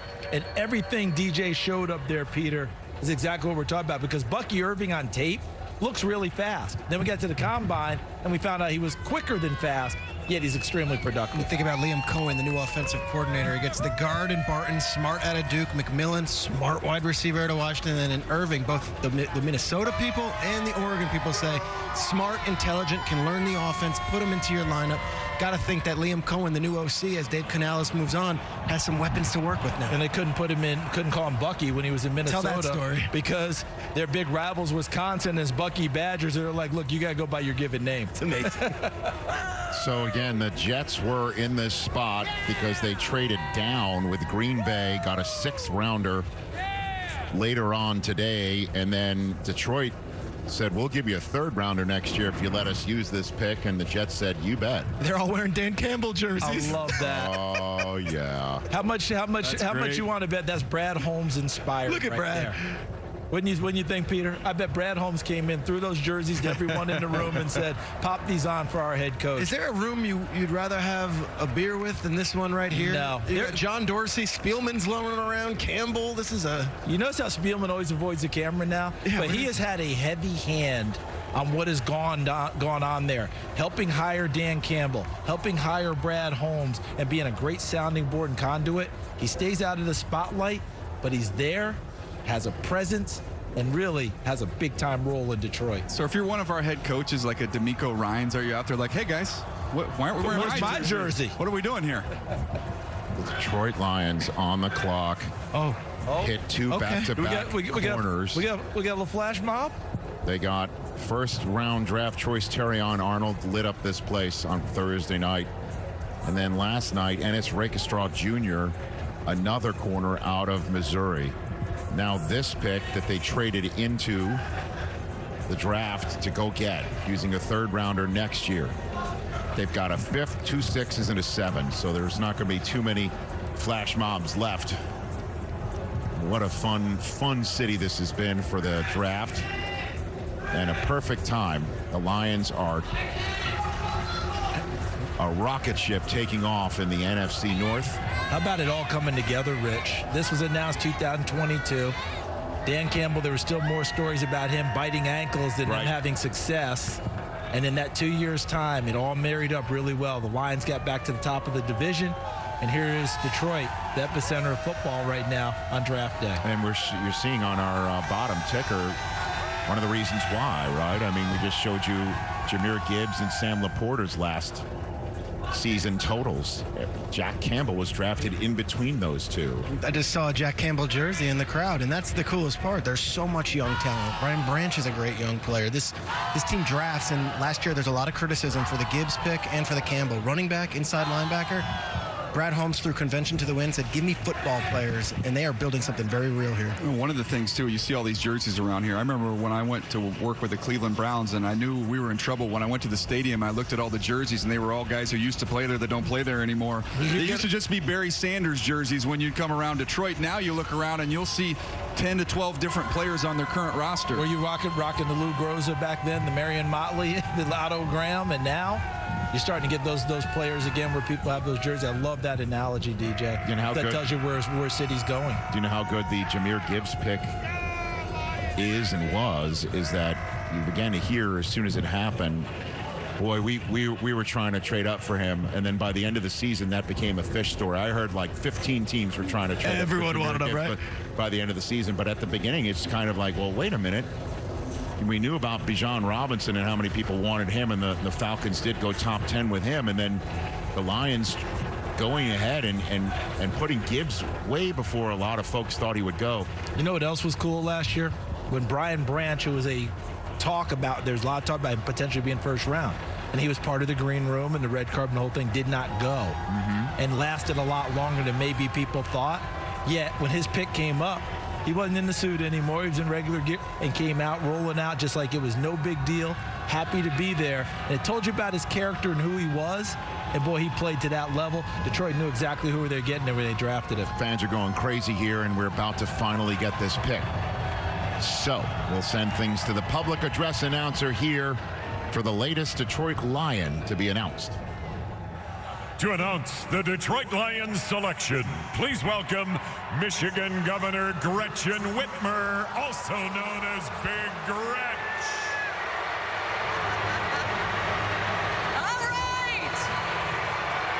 All right, Detroit, let's hear it.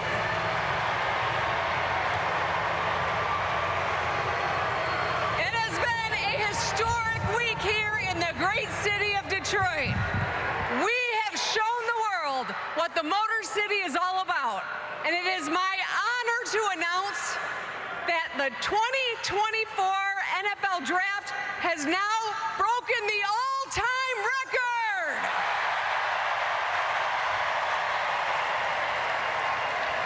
$700,000 and counting.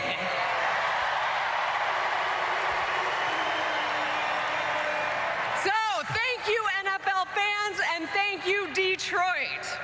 So it is an honor to announce that the New York Jets have traded the 126th pick to the Detroit Lions. And I'm going to put my buffs on to read this. With the 126th pick in the 2024 NFL Draft, the Detroit Lions select Giovanni Manu, tackle from British Columbia, Canada. Here we go. We're going international here, Rich.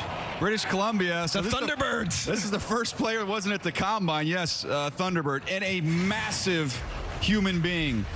6'7" and change, 352 pounds. Now, as you can imagine, this is going to be very much be a work in progress. He has the size there that you see of Mailata, Charles. He's not the same athlete as what you saw there with Jordan Mailata, but this is a big, powerful player. It's going to be a fun project for them to take on. Oh, we're not stuffing the truck, man. We got British Columbia footage. Yeah. Listen, Look at that parking lot. Oh, my goodness. Listen, I've got notes on this big guy. Mauler gets his hands on it. It's over, but DJ's right. The athletic ability is what they're trying to have to develop. How about Detroit trading a future third for an international player?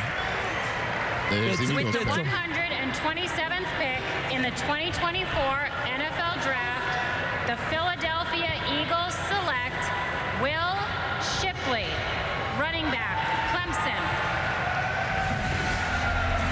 All right, Will Shipley comes off the board. This is a big-time recruit who got a lot of attention when he first got to Clemson. Look, the group around him was not as good as the previous iterations of those Clemson offenses that we saw, but this is a very versatile player. I kind of referenced him as like a slalom skier. His running style, he just kind of glides in and out and is able to make people miss in a real smooth, fluid fashion.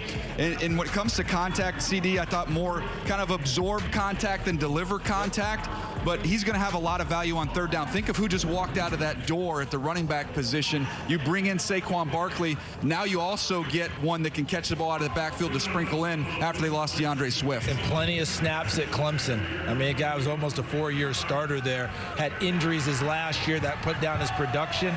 But exactly what you talked about, DJ. Caught McCaffrey light in college in play style. With the 128th pick in the 2024 NFL Draft, the Buffalo Bills select Ray Davis, running back, Kentucky. Go Bills! All right. Look at some Ray Davis action, back-to-back running back. Now, this is my third running back in the draft, and just a real natural runner. Talked about previously with Shipley, kind of accepts contact, absorbs contact. Ray Davis seeks it out. He's going after it. You see the compact build here when he's running, and guys just kind of bounce off of him. When they're trying to bring him on the ground, he's able to just play right through contact. Has big play potential. Ran 4.52. But for a real kind of strong, low center of gravity back, it's not just singles and doubles. He hits some home runs as well. And Florida hopes to never see that tape again. 285 yards for Ray Davis. Had ran him into submission. Kind of the next iteration at Kentucky. Remember Benny Snell? And they used to call it Benny Snell football. The way he would run it and put people down in the fourth quarter. The other part about Ray Davis going to Buffalo, Peter, He goes there now with Joe Brady as an offensive coordinator who will gladly turn around and hand the football off to people. He did it down the stretch last year. He'll do it now with Ray Davis getting a few of those carries too. That's where their offense shifted. It went from being all passing, and then James Cook had that big load. Now you get Ray Davis as well. I think we have the run of running backs going now that we were anticipating. A lot of teams trading back. Did they miss out on it? Well, I'll tell you what, the Jets must not like the 4th round. They just traded out completely after trading down twice. The Niners just gave 2 5s to the Jets to come up and make this pick. 700,000 people breaking the record over 3 days and 2 nights. It's me, your future you. You made some bad money moves. Now we're totally screwed. Didn't fund your IRA. Thought NFTs were a better play. Now you still work at 103. Your boss hasn't hit puberty. Who's ready for their performance review? Don't make your future you hate you. Start making smarter financial decisions today. NerdWallet. Finance smarter. To help save for our home, we stopped going on trips and giving each other expensive gifts. We handmade them instead. That one took me 3 weeks. Getting pre-qualified for a home loan is easier. Only took like 3 minutes. It's you. It's me. Why choose a Sleep Number smart bed? Can it keep me warm when I'm cold? Wait, no, I'm always hot. Sleep Number does that. Save 40% on the Sleep Number limited edition smart bed plus free home delivery when you add an adjustable base. Shop now at sleepnumber.com. A year after a heart attack, Mike's feeling like himself again. But even though time has passed, his risk of a second attack hasn't. Mike is still living in the red, with a very high risk of another heart attack or stroke. He doesn't know with his risk factors, his LDL-C, bad cholesterol, is still too high. The recommended level is below 55. Are you living in the red? Get in the know. Learn how to get a free LDL-C test at attackheartdisease.com. With Spring Black Friday savings at the Home Depot, patio season is all about saving. Whether you're saving a seat, saving some time, or saving room for more, it's easy to spring your way at the Home Depot. Sup? Who are you? I'm your inner child. Get in. Listen, what you really need in life is some freaking torque. What? Horsepower keeps you going, but torque gets you going. What happened to my inner child craving love and acceptance? How about you love and accept this? Power shot. When can I drive? You already are. The Dodge Hornet RT, the totally torqued out crossover. Behold the DQ freezer, holding all the Blizzard flavors of the past. The DQ freezer is closed. It's actually opening. We're opening the DQ freezer and bringing back frosted animal cookie and brownie batter. Hurry, before they're gone.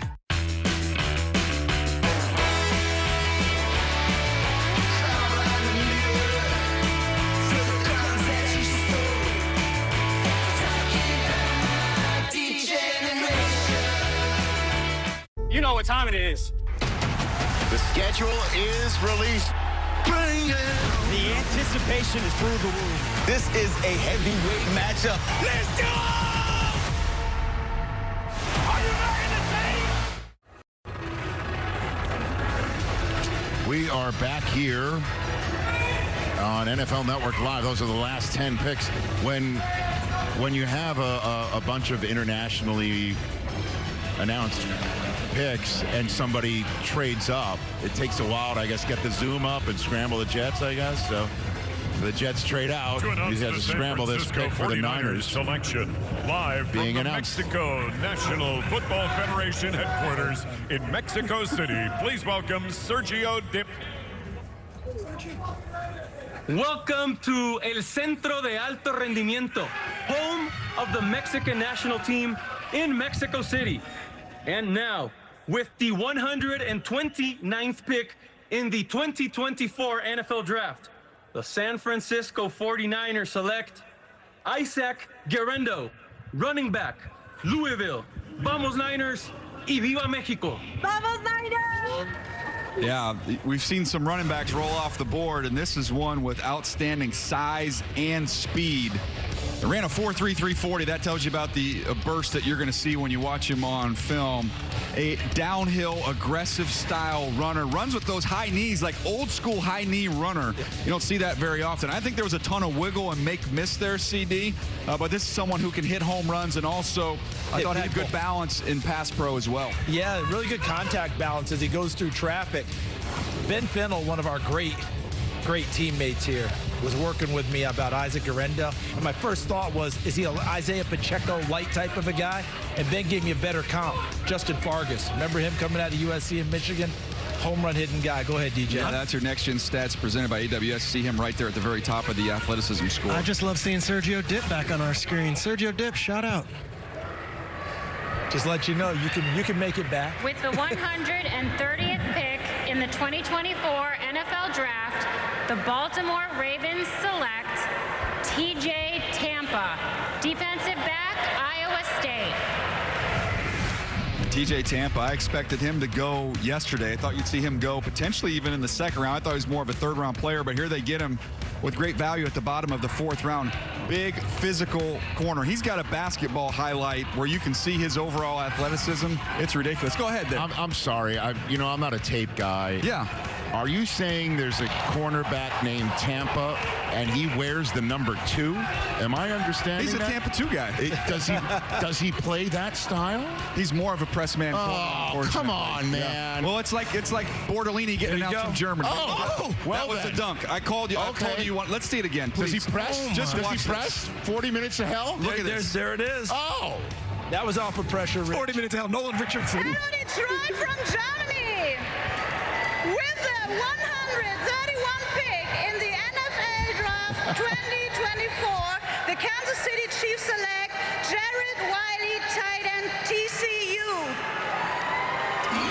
Take the trophy again, then we can say we did it again. You could, if they do.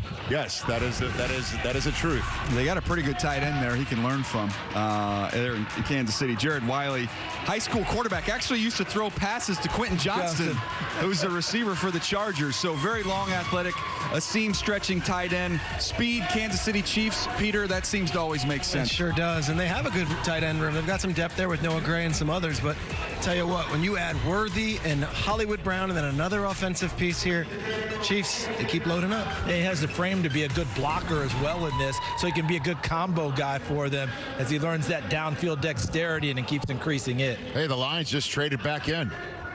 Another international player. Here we go. Let's go. Have your head on a swivel if you're from British Columbia. You never know.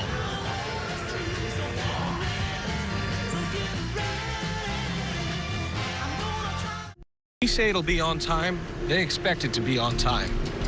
Turn shipping to your advantage. Keep those expectations with reliable ground shipping.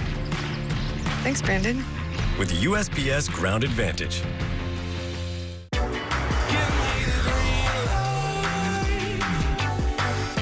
Is this where we're sleeping? Nah, come up here, check it out.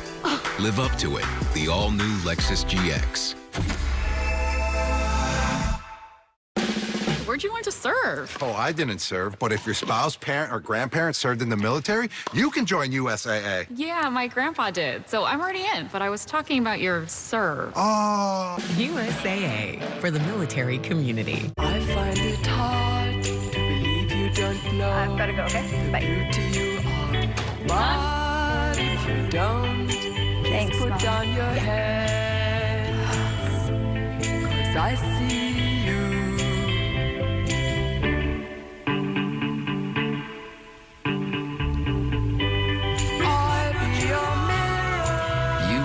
Dream about it for years. We were made to help you book it in minutes. Are you? The Bud Light Genie?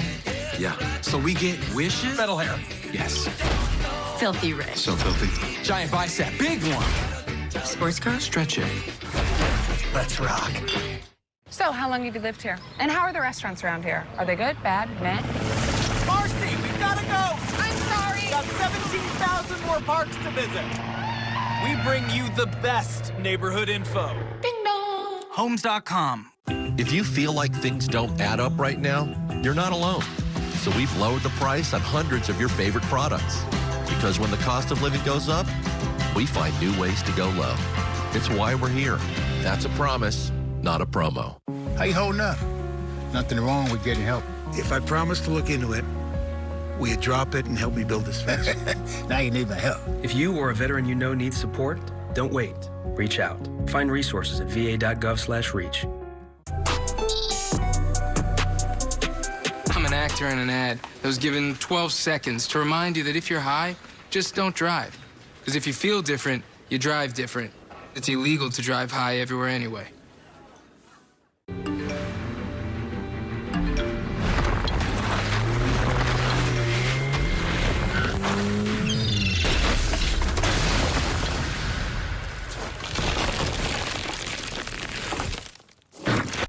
Our money, she's my purpose. I'm here to walk with her, hold her hand until she can walk alone. Kind of like being a father in this world.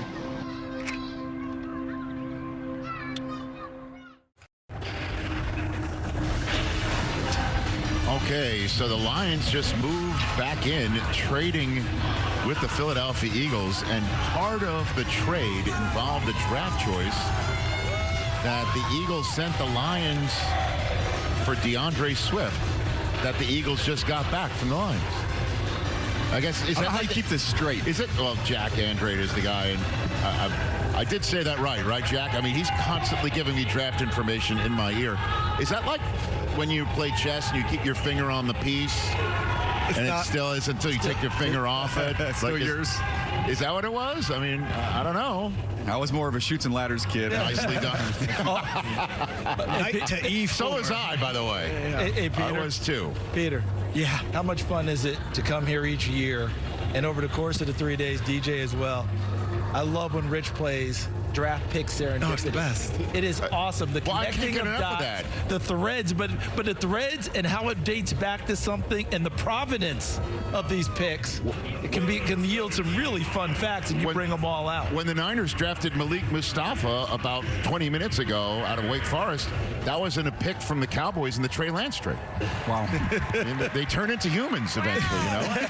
Hello, Detroit.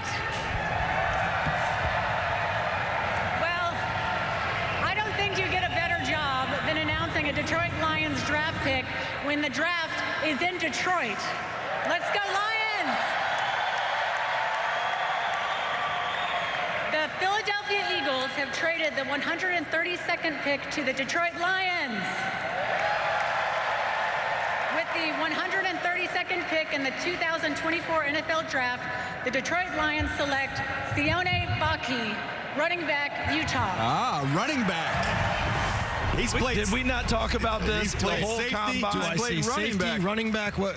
And on my list, CD, which position do you see him on there? Running back. I liked him better as a running back. We said it at the combine. We both agreed. I think I'd flip him over. Take it away. Yeah, DJ. no, I was curious to see how teams were going to announce him and view him, because as a safety, he's a run and hit style. He plays really, really aggressive. I just thought he could get a little bit out of control, but then he get a chance to play running back, especially in this game here against USC, and ran right through the Trojans. So to me, when I watched him, I thought this, think about Miles Jack, think about Shaq Thompson. There have been other guys where you didn't know which position he was going to play. I think this is his home. Can I home. just say, though, we were complimenting the Lions for their move and all that for last year. I'll get to it after this. There's the Chiefs pick again. With the 133rd pick in the 2024 NFL Draft, the Kansas City Chiefs select Jaden Hicks, defensive back, Washington State. Finish your thought there real quick, Peter. Just going to say, the Lions are feeling themselves. They traded next year's 3rd for Manu, an international player. They traded next year's 4th for a safety running back hybrid. We're talking this, Dan Campbell and those guys, they're going to take their guys. But, God, neither one of those guys might make an impact right away for that But they team. know the vision of what they're looking for, and so far that has worked out well. DJ, tell us a little bit about Jaden Hicks, who I think is a buzzsaw at strong safety. Yeah, Jaden Hicks, there were some people that talked about him potentially as either first or second safety off the board. For me, he was very high up there. He's outstanding in run support, very physical. I mean, there are some shots along the sideline where you'll see this some play big right hits. here against Jalen Polk. There he is with the one-hand interception down the field. The ball skills are there. He had a couple interceptions this year, 2.5 sacks, had a pick 6 against Colorado State. So, to me, when you watched him, I anticipated maybe gets into 2, but at worst, he's a third-round pick. And the Kansas City Chiefs, guys, nobody in the NFL has done a better job of scouting and developing secondary players than they have. Guys, give it up to this New York Jets international fan that's probably been waiting to make this pick in the 4th round, and only to have Joe Douglas keep trading out and trading down and trading out. They're finally going to make this pick. So give it up to this international fan zooming in. To announce the New York Jets selection live from Dublin, Ireland, please welcome Greg O'Shea.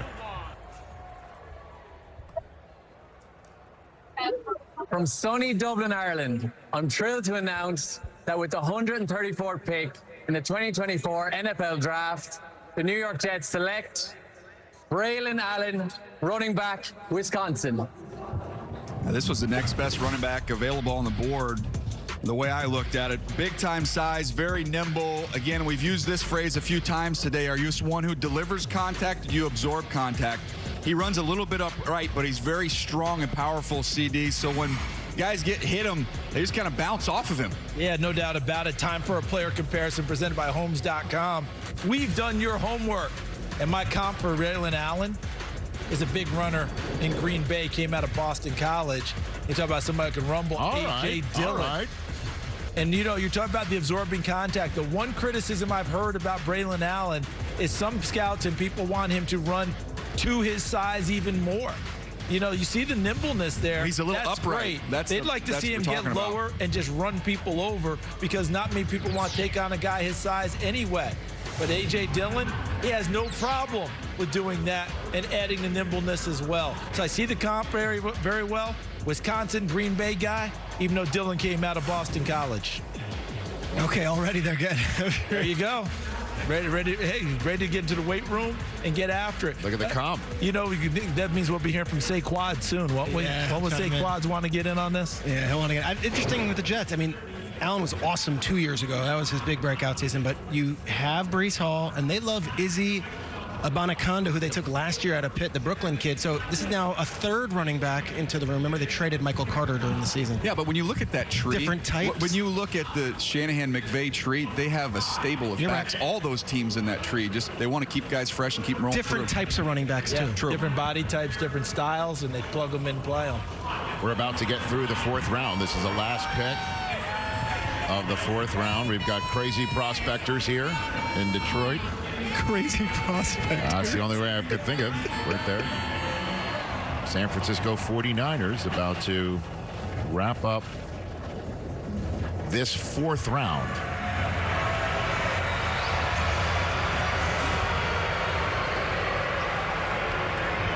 This is for the faithful. Where are my Niners at? With the 135th pick in the 2024 NFL Draft, the San Francisco 49ers select Jacob Cowing, wide receiver, Arizona. Yeah, baby! Baby, Niner Gang!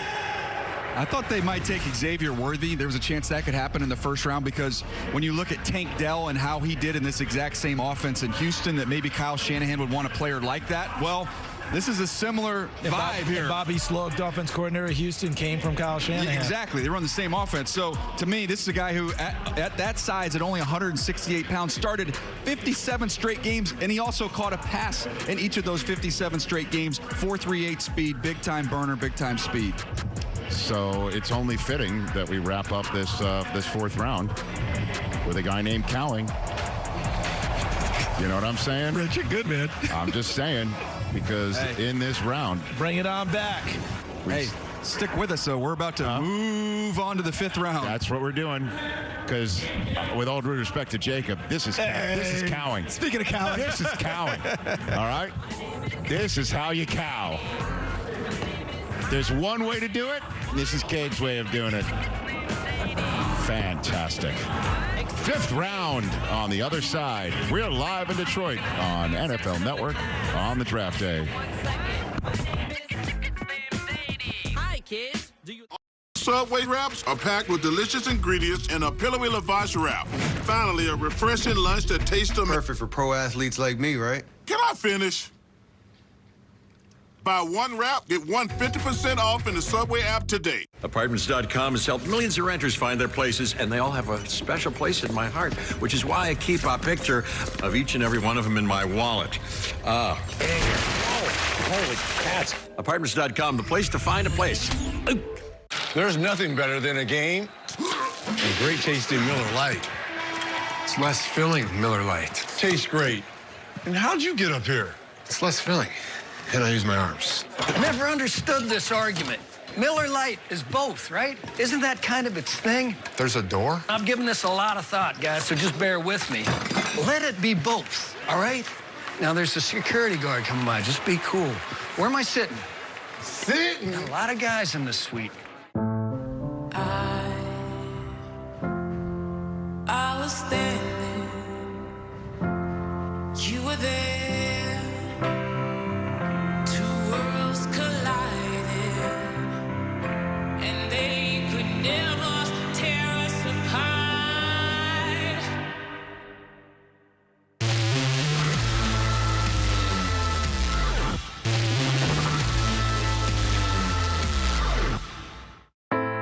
On game day, you see our strength. But every day, we see yours. When there's nothing left to give, you push on. So we ride with you. Time after time, you show up strong. We're always here to support you. Doing what it takes. No matter the battle you face.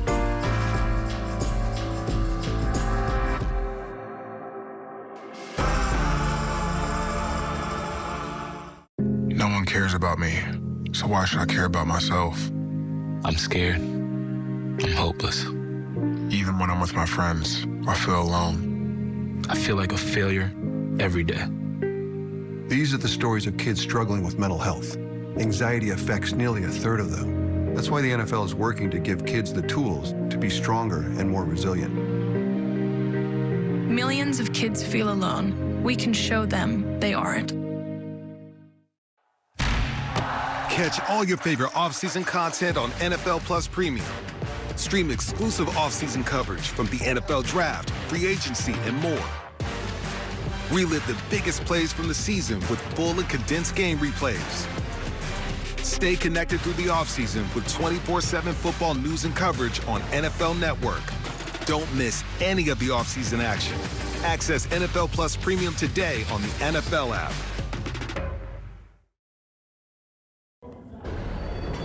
When you talk about notable fifth-round picks, got to mention George Kittle out of Iowa. What a steal. One of the best players in the National Football League and humans as well. Friend of Run Rich Run. What's up, George? And how about Puka Nacua? That worked out well. Finalist for Offensive Rookie of the Year last year. One of the best rookie seasons we've seen at the position. The Rams found him in the draft last year in this very round that just started with Nehemiah Pritchett out of Auburn. We're kind of done, if you don't mind, with taking the podium with each pick, but you could see at the bottom of the screen right here on NFL Network's live draft coverage of round 5 here on day 3 in Detroit. We'll just keep running through it, and if one of them jumps out and want to talk about it, we'll do that. Yes, Charles Davis, we have, I don't know if you do breaking news or whatever. Okay, we can. But Brad Holmes, the terrific GM of the Detroit Lions, just texted me. Look at me doing a little name drop. Go for it, please. Okay. Rod Wood, the president, he's responsible for the Dan Campbell jerseys. So they heard us in the room. Like that. And this is for all of our colleagues in the truck and did the work. That was impressive. You guys had film ready for Big Manu. We turned to pick in and said they probably don't even have film. You guys are doing a great job. Brad Holmes, Lions GM. And if we're just giving shout-outs to people who texted, Tony Khan has texted. How's he feeling? Is he going to sign? Is he going to sign the brace? He heard me throwing out, hey, when you're done with the brace, did he going to sign it? Would you like to sign it and donate the proceeds to St. Jude Children's Research Hospital? He said, and I mean, always be closing here, right, Tony? When I've recovered from that spike pile driver on AEW Dynamite. Nice. Did I get it right for you, Tony? Well done. I will absolutely sign this neck brace and sell it and donate it to St. Jude to support Run Rich Run. Thank you, Tony. So get well fast. Fast. Do I get a piece of that to donate since I throw it out there? You can. I mean, please donate every dime. I want every dime going to St. Jude. And while we're at it, again, tell the guy with the mustache to your right, hit that link too. You know what I'm saying? How about some signed Dan Campbell jerseys? We can get those. All of Let's it. do it. Rod Wood, you got the shout out. Everyone sign them. Yes, send them to Rich. Yes, and let's auction that right? off. Have Big Dan sign Rich it, send it to Rich, and off we go. I like this new wrinkle. This is good. As soon as we see stuff on the team cam on day 3, it turns into an cash item. for the kids. It turns into Run Rich Run merchandise for the kids. All the Jets picks. Let's just auction them off. No, we're going to need them. Okay, sorry. We will need them. All right, so Spencer Rattler is still out there. DJ, I'll give you the floor on who should come get him or what you think is happening here. Well, look, we've had 6 go in the first 12 picks. So those teams that had quarterback needs, they addressed it. And then Charles brought up a great point, which is in most years, you have your first class cabin of quarterbacks. And then once that goes, we tend to go past get past the exit row. We get past the exit row. We're more back towards the back end of the plane. That's how the quarterback market goes. And right now, Rattler was my 89th player. So if you're looking value-wise, like how he's evaluated and what you hope he can be, this is in the hope era of the draft at the quarterback position. I hope he can develop into a starter, but I'm going to be comfortable knowing he could be a backup. That's the portion of the draft we're in right now. As we near the end of hour 2 of day 3 of our coverage, it's almost 2 o'clock Eastern time here in Detroit, Michigan. Let's bring you in, Ian Rappaport. What's your 2 cents here? Rich, that is some of the issue. The ceiling for Spencer Rattler, teams really wondered, can this guy be a long-time or even short-time starter? Is he going to be a career backup? I want to go through some of the teams that did work and visited with him who might have a needed backup quarterback. Texans, Seahawks, Colts, of course, have Flacco. Giants did not end up taking the quarterback. The Raiders, of course, did not. The Packers as well. But I want to mention something in addition to this. And this is kind of weird to say, honestly. Spencer Rattler did a reality show in high school. It's called QB1 Beyond the Lights. It did not make him look great. And it is unbelievable how many different teams mentioned to me the image of him in that show and how they can't get it out of their heads, which I think would be a public service announcement to all 17-year-olds. But it is fascinating as teams weigh whether or not to draft him. Well, I want to follow that up because when I got a chance to talk to his coach and Shane Beamer at South Carolina, he said the experience he had when he was at Oklahoma and he had a chance to sit there and learn behind someone who's a pro's pro. Yeah. Caleb Williams. Well, no. Oh, you talking about the Philadelphia Eagles. Oh, you talking about Jalen Hurts. Thank you. Jalen Hurts had a chance to learn from him. And he said he was a 2-time captain there at South Carolina. He's someone who had offensive line decimated with injuries this year. He didn't really have a chance. He never complained. He never aired them out publicly or privately, showed tremendous leadership. And he said, look, people are going to judge him on what he was doing on a reality show when he's in high school. That's not fair. This is who he's been for me for the last 2 years. You're just going to ask anyone in our entire building how he's grown up and matured. And that, to me, I was comfortable with that. I would put that in the past and time to move on. Can I follow up on that? All that is wonderful. You go back to Oklahoma, and we've shown that tape of Caleb Williams, the game he took over in Texas when Spencer Rattler got benched. There were many in the Rattler camp who wanted Spencer to immediately leave Oklahoma, to start going somewhere else. He stayed, had to sit there, take his medicine, go from Heisman Trophy candidate to backup quarterback in the same season. Not easy. Starts there.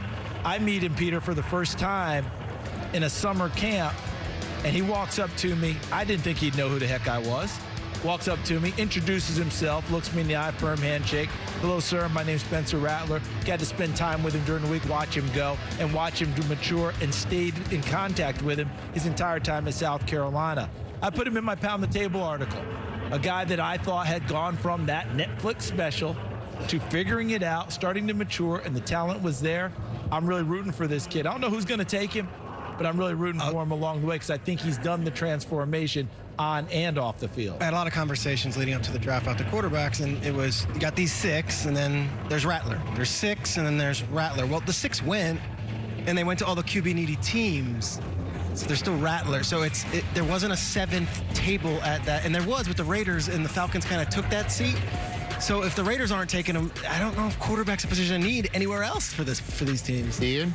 You know, we talk so much, guys, about the Falcons' selection of Michael Penix Jr. To me, as I looked across the landscape, this was the spot. And obviously, there's 31 other teams besides the Falcons, so I'm not saying one selection is why he fell this way, but that seemed to be the most realistic and best option for him, for Spencer Rattler. When the Falcons went quarterback in round 1, that was off the table, and then obviously he was in for a very long wait. Well, I mean, I understand I'm opening a box here that we might not have time to go fully down here, but it's just all about this league sometimes, now that we're seeing third stringers, fourth stringers playing. We're seeing over the last couple years almost 70 different quarterbacks starting games over a season.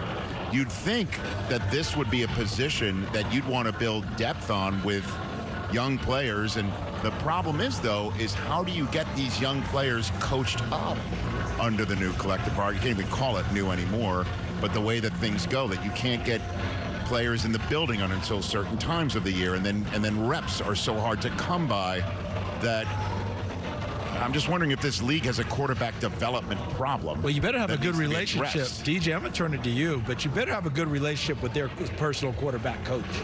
That what you're working on is going to translate to the team that you're playing on. Would you agree that that's a big time deal for everyone out there? Because everyone's got their own coach. How are you going to do it to move it to your ball club? I know one backup quarterback in the NFL last year, I won't mention his name, when they would finish up his work at the facility, he would go and meet with a private quarterback coach at a football field where he would bring in receivers and he would run through pro day and be able to, like a pro day type workout with the plays they had installed for that week. In other words, he wasn't able to get enough work and practice for him to feel like he was developing and getting better on his own. He was outsourcing his development outside of the team he's with. So that speaks to some of the problem we have here. No question about it. I mean, this league where revenue is coming out of, many different geysers, you would think that at the most important position, with all due respect to everything else, that there would be a better idea of developing quarterbacks and having an opportunity for kids to get drafted and then find the work somewhere, because invariably they're gonna play some meaningful games for a team. And saw a lot of Tommy DeVito and Tyson Bagent last year. Right. Sam Howell was a 5th rounder. And so, at any rate, long story short is we'll talk about this as we're waiting to hear Spencer Rattler's name and so many others getting called up as we're in the 5th round. So do us a favor and start to give us some Stump the Truck names, okay? There he is. Let's There's do Rod that. Wood. Okay, Right there he goes. Start sending it. And by the way, Lions, sign one of those jerseys and send it to us. Look right? at that For St. crew. Jude. Already texted that, Rich. Already texted it. Thank you very much. Greatly appreciate it. The trunk says you can't stump us. So again, hashtag Stump the Truck. Send it out there. We'll start culling them and playing that game still to come on our final day in Detroit. Good evening. Tonight we have the pride of West Africa. It brings together the Ghanaian, the Senegalese, and the Nigerian jollof rice. So what jollof rice is the best? Ghana jollof. Nigerian jollof. Senegalese, we are the original jollof. It's called Unity Jollof Rice. One people, one jollof. Immersive dinners with world-class chefs. Chase Sapphire Reserve. Make more of what's yours. Toyota and the NFL present pretty good advice. 262. With the draft coming up, here's some advice for new players. If you're drafted last, don't stress about the name. It'll pass. Mr. Irrelevant, what's up? Also, don't slack on your game day fits. Got anything in khaki? Finally, don't just buy any new car. Get something that lasts, but also stands out. This is nice. Toyota. All right, see you, Brock. Let's go places. Sweet car, man.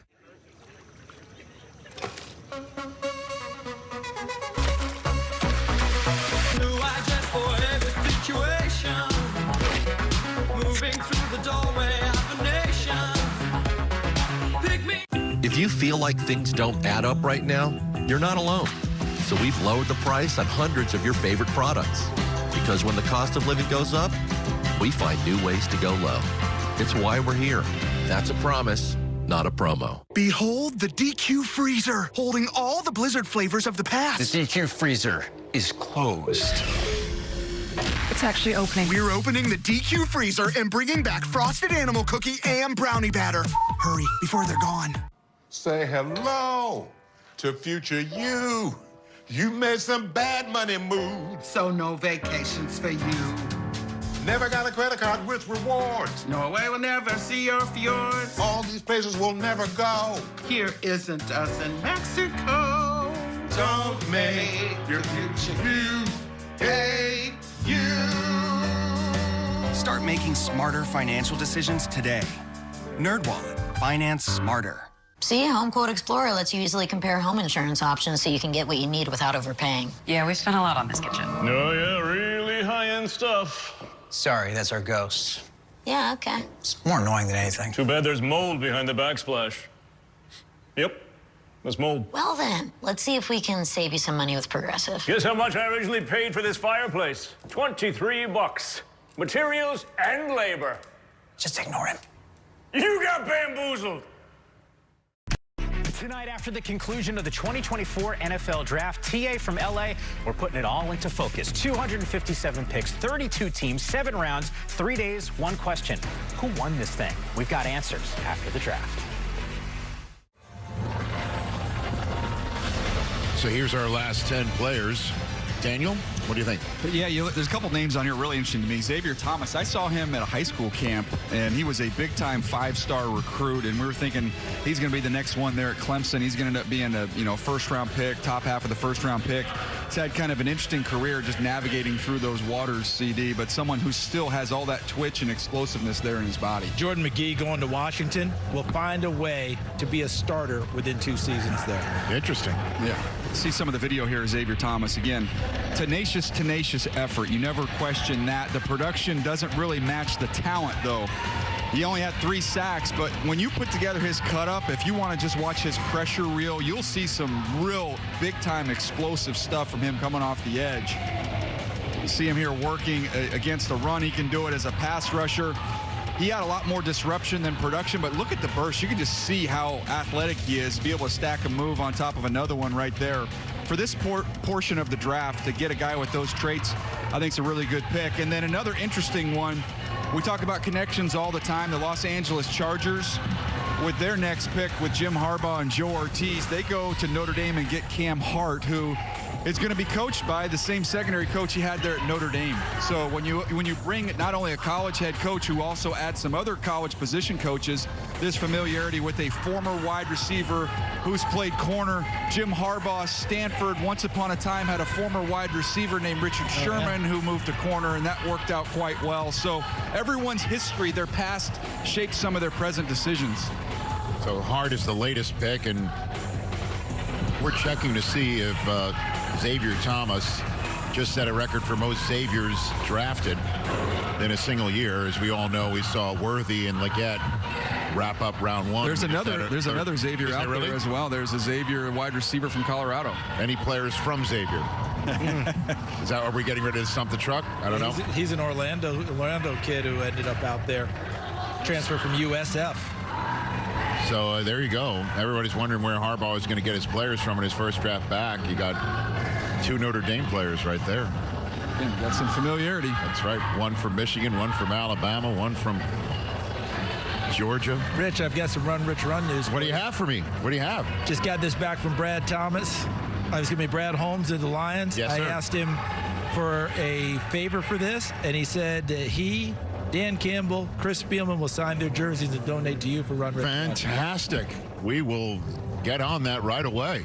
That's awesome. So you Lions fans out there, keep an eye on when I tweet out a link to Hey, Rich, you want to being able to raise some money for St. Jude with that. Now, that'll raise some money. You want to know what will really raise some money? Here we go. Mike McDaniel, you don't sign anything. Just give us the jacket. Let us resell it. Jacket, the shoes, shades. Don't touch. He had jeans on. It's a great look. Just everything, right? He knows how to pull it Anything off. draft worn by Mike McDaniel. We'll take it. I'll take it. Sure. All right, the Bills' latest pick is in, and we got the Cowboy fans here. Should talk about the Cowboy draft, right? Since obviously get in on that as well. What do you think about the Bills as we're getting this pick in right now? Oh, we're going to the podium here? Okay, here we go. Roman Oben. Yeah, Roman.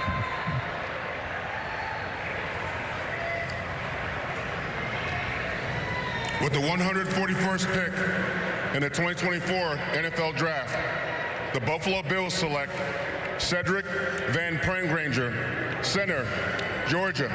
I love this pick. Yeah, he's played a lot of ball as a center. We had a chance to talk to his offensive line coach, Stacy Searles, there at Georgia. He loves this dude.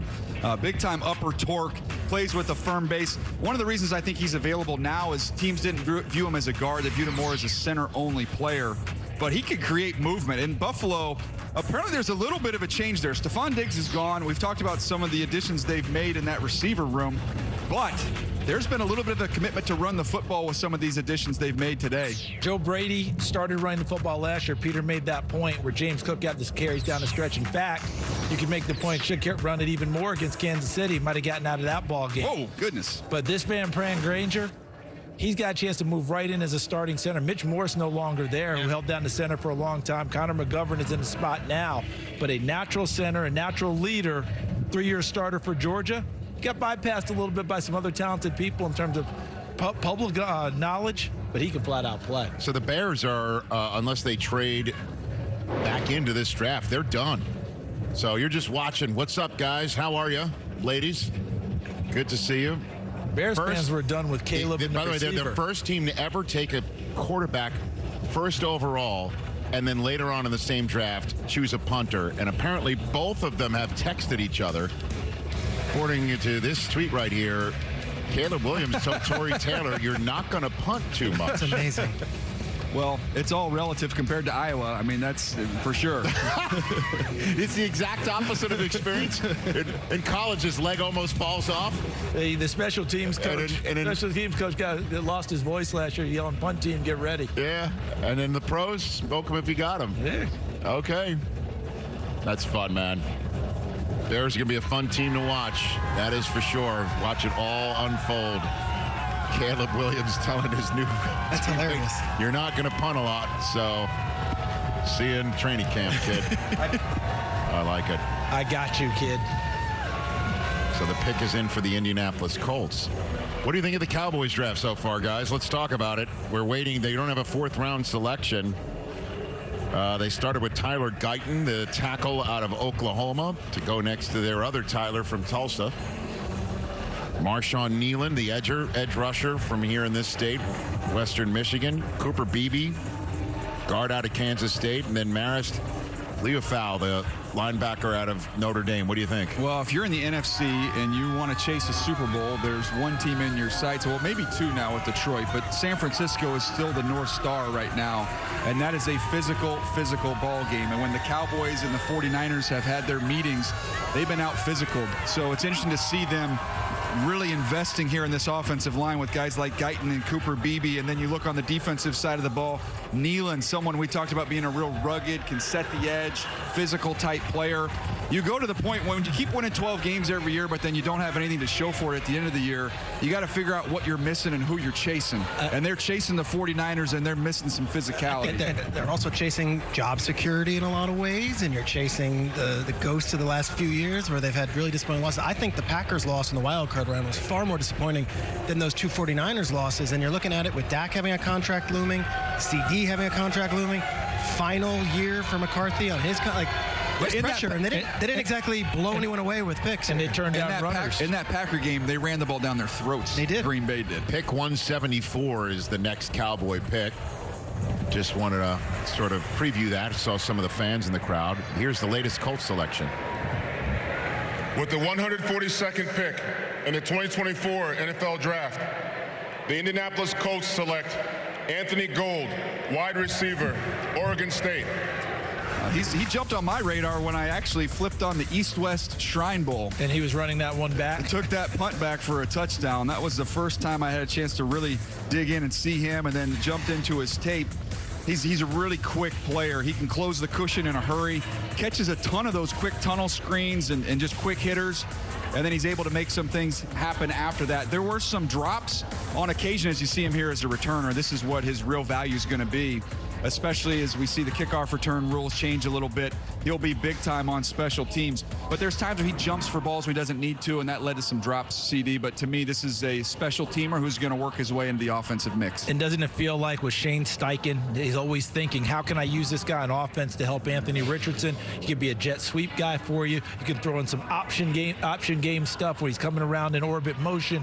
All the different things that are going to come out of Shane Steichen's mind, always thinking to himself, how do you maximize Anthony Richardson in his second year with Indianapolis? That's 4 offensive picks in a row. You look at what that division saw this offseason. Texans loading up, Titans loading up, Jaguars loading up, and now the Colts are loading up in the draft with 4 different offensive players in a row. And Chris Ballard, a little edge to him yesterday. You know, I mean, and with all the quarterbacks that we saw to start this draft and the level of interest we'll have to see how much they'll play in the fall, you kind of got to throw Anthony Richardson in that mix. So that we saw flashes of dynamic play. And then, of course, the rest of his rookie season was robbed with that shoulder injury. But it started even before that, Rich. Sure he did. Missed games each. It felt like every week he was coming out early with a ding here and a ding there. And then, of course, the big one that took him out of it. He looks like RoboCop, all right? But he's not indestructible. And they're figuring out all of that about how do you play. Because we're saying that about Jaden Daniels. Be smart about how you run. They're going to do the same to Anthony Richardson, despite the fact he's much bigger, thicker, and stronger. By the way, can I take 1 second here to give a shout out to Mike Mayock, who many years ago. I just saw. Yeah, well, first of all, he's on a beach. He sent us a picture of him on a beach. By the way, with Mike no flexing. copy to the text, it's just him on a beach. It's all I just saw. Nothing more needs to be said. Vintage Mayock, but he was the one who just said, forget it, I'm too hot, I'm taking the jacket off. And so that opened doors for me to be able to take my jacket off. So Mike, I appreciate you. So Mike is your North Star. Correct. There you go. So he broke a jacket barrier. No, I understand that. It was after him also saying, why's it got to be so hot in here? You know what I mean? We might as well just keep going all in on him. He's not hearing us. He's on the beach. He's on a beach. And does not care. That's why he's on the beach. I mean, you know, you guys know, does not care. That's why he sends a picture of the beach. Peace. The Bears traded back in? All right, a 4th-round pick next year going to Buffalo. Just when we thought we wouldn't hear from him again. I was wondering why they're all sitting in the draft room. What are you guys doing? I thought they were going to be they were the ones who took the picture of Mayock. They're on the beach. But no, they couldn't take a punter last. Come on. By the way, man, I thought that would be an exclamation point. By the way, is it selling out our friend if we end up posting the picture of him on the beach? I don't know. I don't know if he cares anymore. He does He's not just living care. his best life, man. Rich, you know how they can follow it up? He left the Raiders with Max Crosby, and he's just like, okay. Hey, Rich, you know how the Bears can follow it up? Since you're upset that they're, coming back in, go long snapper here. Now that would be next level. We're going to get the Brit back? Is the Brit coming back to finish it up? He thought his night was to over. announce the Atlanta Falcons selection live from MHP Arena in Stuttgart, Germany. Please welcome Kakao. Hello, guten Abend. My name is Kakao, former striker from German national team and for VfB Stuttgart. We are here at the VfB Stuttgart Stadium, and next to me is Tiffany from the Falcons flag team Stuttgart to announce the pick. With the 143rd pick in the 2024 NFL Draft, the Atlanta Falcons select J.D. Bertrand, linebacker, Notre Dame.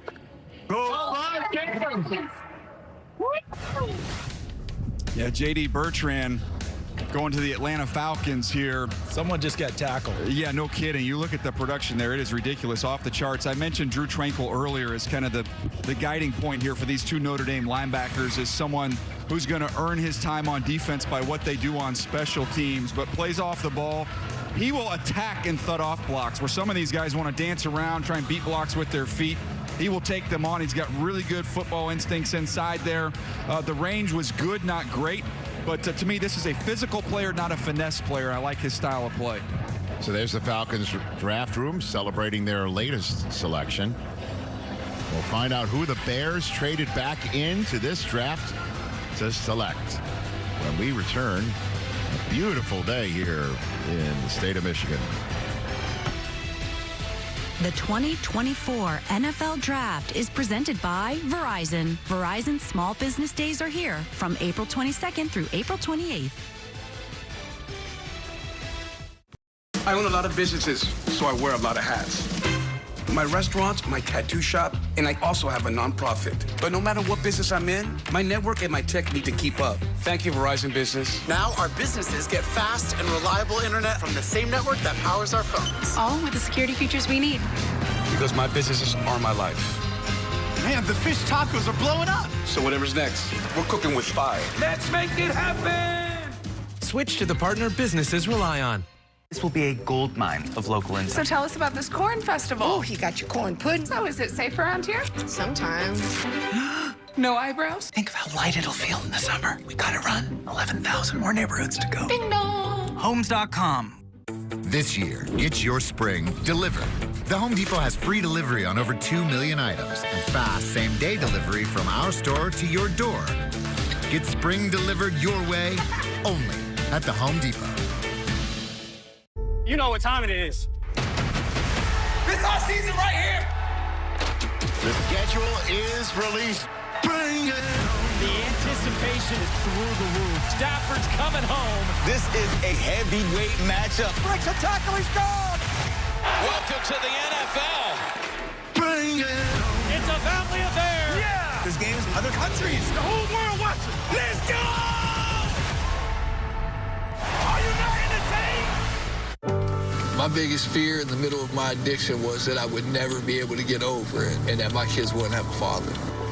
I started thinking, you know what? This isn't my story.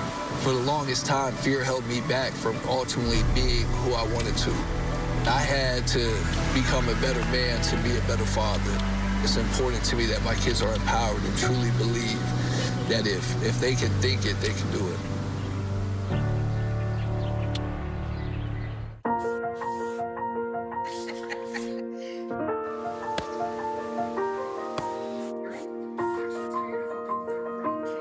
Hey, honey.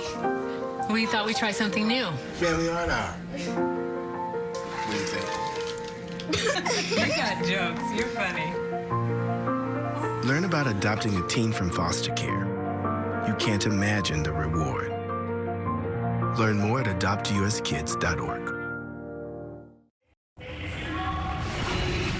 So it all began 144 picks ago when Caleb Williams made the inevitable occur, which is being first overall, and then Rome Odunze followed 8 picks later, and there they were introduced together. It's amazing. They flew on the same commercial flight out from Los Angeles to Detroit, and then they hopped the same plane, I'm assuming not commercial, to Chicago. And now they're going to be teammates along with an array of other offensive stars that Ryan Poles has put together on that side of the ball. And then they just traded back in to the draft to make this selection.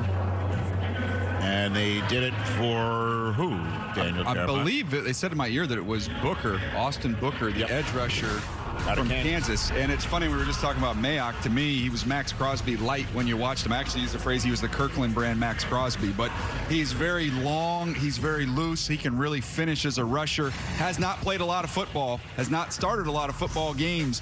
Everyone assumed he would go back to school. It was a surprise when he came out. This is someone, if he goes back to school and continued on that trend line, you're talking about someone who's maybe a late first round, maybe second round pick.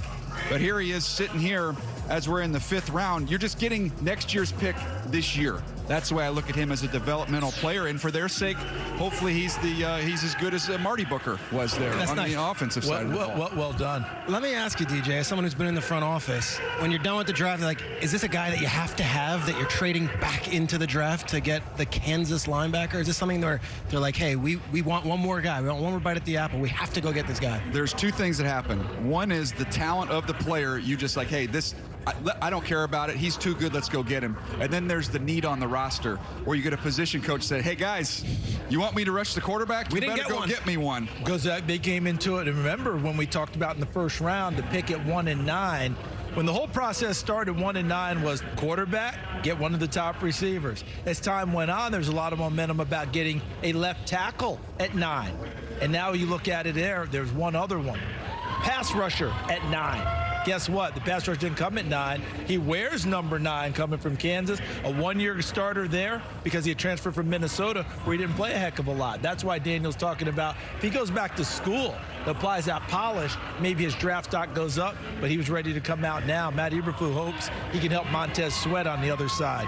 Chris Abrams-Drain, as you can see at the bottom of your screen, the corner out of Missouri.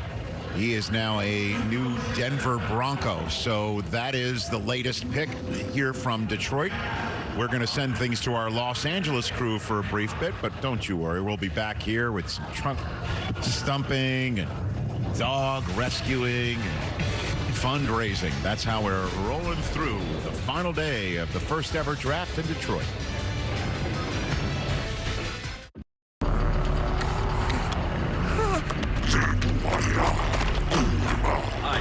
Hi, guys. No, wait a minute. There are easier ways to get information about a place. Simply head over to apartments.com. The place to find a place. Nope. Lowe's knows the only thing that works as hard as pros is our rewards program for pros. That's why when you stock up on the many items you need, you earn bonus points to get the stuff you want. Join MVP's Pro Rewards and start earning today. You got this. We got you.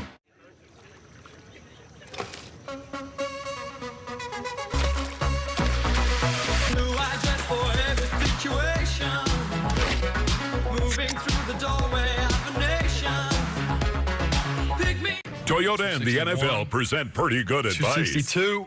With the draft coming up, here's some advice for new players. If you're drafted last, don't stress about the name. It'll pass. Mr. Irrelevant? What's up? Also, don't slack on your game day fits. Got anything in khaki? Finally, don't just buy any new car. Get something that lasts, but also stands out. This is nice. Toyota. All right, see you, Brock. Let's go places. Sweet car, man.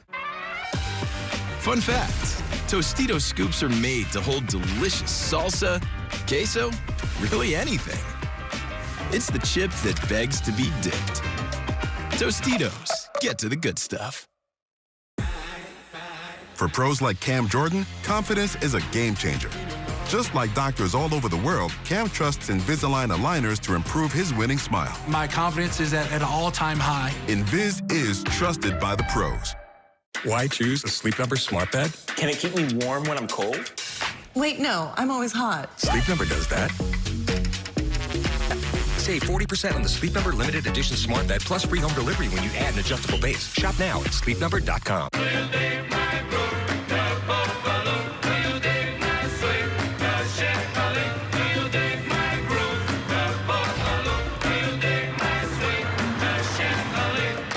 I checked 2 bags on Southwest for free. Huh. I pack a lot of shampoo. Can't get this for 3 ounces. This is full bottle, baby. He gets it. Ciao, brother. 2 bags fly free. That's a big flex. Catch all your favorite offseason content on NFL Plus. Stream exclusive offseason coverage from the NFL Draft, free agency, and more. Access NFL Plus today on the NFL app. The game-changing league for tomorrow's stars is OT7. It's all going down on NFL Network and streaming on NFL Plus. Right off the rip.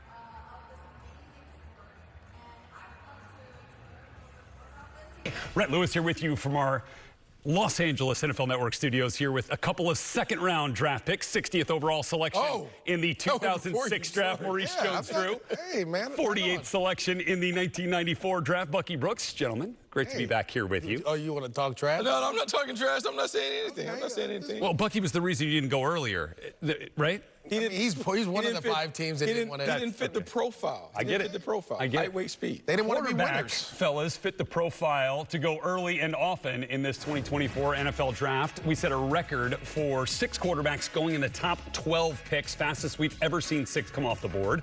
We now have a record, by the way, on the flip side. We've had the longest drought between quarterback picks in the common draft era. We are at 133 picks in counting since the last quarterback was selected. Perhaps we get one coming up here soon. But let's talk about quarterbacks other than Caleb Williams in terms of best fit. Bucky, what do you like? Come on, Red, you know this. You've been on the podcast enough to know about the 3 Ps. When we talk about the 3 Ps that quarterbacks must have, play callers, playmakers, and protectors. And J.J. McCarthy from the Minnesota Vikings has all that in spades. When I just look at the situation with the Vikings, I love Kevin O'Connell. I love how he calls the game for the quarterback. We saw him do it with a revolving door of quarterbacks last year and still had success. Then I think about the playmakers, and it goes on and on. Justin Jefferson, Jordan Addison, T.J. Hawkinson. They bring Aaron Jones over. Then the offensive line is new and improved. They're able to really create a fortress in front of the young quarterback. So when J.J. McCarthy is ready to step in and to have the keys to the car, this offense is going to run. It's going to run smoothly because everything is there. The 3 Ps have all been checked off. Yeah, I love that. I love the 3 Ps, and I think Bo Nix with the Denver Broncos has that as well. Possibly a better play caller than Sean Payton, who's won the Super Bowl and did some things with Drew Brees. Right now, he's building this team in his image. Yeah. Yeah, a couple things. A couple things. Yeah. You're from down there, right? Won the Super Bowl, yeah. Yeah, right. The protection is there with the offensive line, and I think you're starting to see them add playmakers through the draft, where they're able to get Troy Franklin from Oregon to go with Bo Nix. To me, they're building a young nucleus, and they may not be ready now. It may not be a team that's going to score points tomorrow, but I think next week, right? And in the future, this team will be ready to go and compete in the AFC West with the Kansas City Chiefs and the Los Angeles Chargers and the Las Vegas Raiders. I thought the question Red asked was like, who's best right now? Like, best spot. Like best spot right That's why I said I think it's a great spot for them. We're building.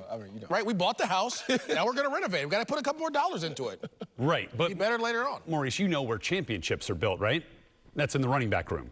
And that's what teams did in the fourth round. We had no running backs in the first round. We got a couple off on night 2, but they came off the shelves in a hurry here in the 4th round. 7 running backs. Then we highlighted Sione Vaki from Utah there, who went 132 to the Detroit Lions. Actually traded up to get him because he also played some safety. He was also called an athlete coming out of high school. He was a running back. He was a running back at Liberty Union High School in Brentwood, California, right around the corner from my house. Yeah, so he's an athlete. He can do everything. Which of those running backs do you like the most? Well, first and foremost, I'm about to just turn into an Eagles fan. They've been getting all the guys that I like. Will Shipley, to me, is the perfect fit for the Philadelphia Eagles. Option route out of the backfield in college. They don't do that anymore. I mean, that's what we used to do. He has a return ability. He can catch the ball.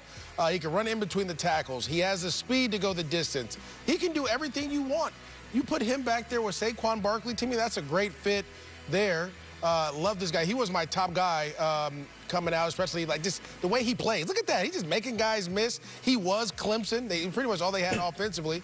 And then next I'd go with Ray Davis, another guy from the Bay Area. We saw him out of Discovery Bay, which is like that one. Yep. The next city over from Antioch. Ray Davis is a compact guy who is productive everywhere he's been. Yeah, 3 different schools, nearly 1,000 yards every time. This is what he does. He's just a productive guy. He always wanted. I actually got a chance to talk to him, know him pretty well. We got a chance to talk about why he was transferred. He goes, I just want to keep playing better competition to give myself a better chance. And it didn't change what he was doing. He could catch out the backfield. He could play wide receiver. Very similar to Will Shipley. Again, just productive, though. And that's what you want. You're getting production. The Buffalo Bills, I would say I'd become a fan of theirs, but Mike Robb has taken that one.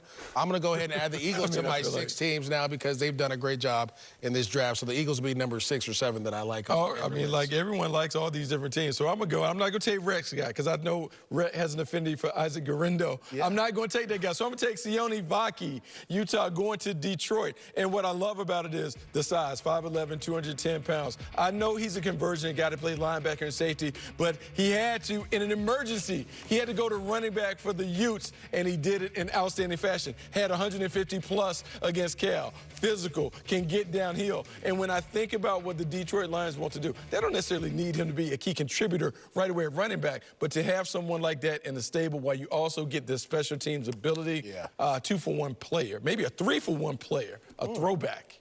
So we got 7 in the 4th round. We just had our first come off the board in the 5th round, went to the Denver Broncos, and it's Audric Estime from Notre Dame, the big back, 221 pounds at the combine. Bucky now joining Sean Payton. Well, that's what you said. I mean, we got another P. We're throwing another P around. To make there it is. See? We did it. There. So Estime, then a big physical runner down here, run a little more straight line. Yeah. Don't see the wiggle that you see from some guys, but hey, from point A to point B, he gets there with a lot of physicality and toughness, violent running when he gets down between the tackles. And so what you have is Sean Payton trying to protect the quarterback by being able to run the ball whenever he wants. You think about this guy, his shoulders have to be squared to the line of scrimmage, but once he gets going, I literally have seen guys like I've seen in Pop Warner get out of the way and then try to go catch him.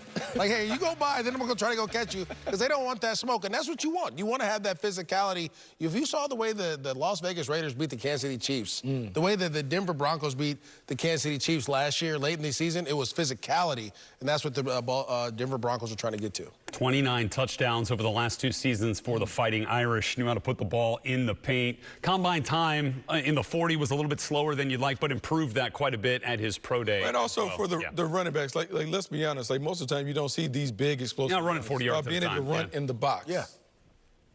All right, so we've got a few more picks to get to here in just a moment as we are rolling through the 5th round live from Detroit. Day 3 coverage here on NFL Network will continue. Looks like the Bengals are on the clock at this point there in that sea of humanity of draft enthusiasts in Detroit.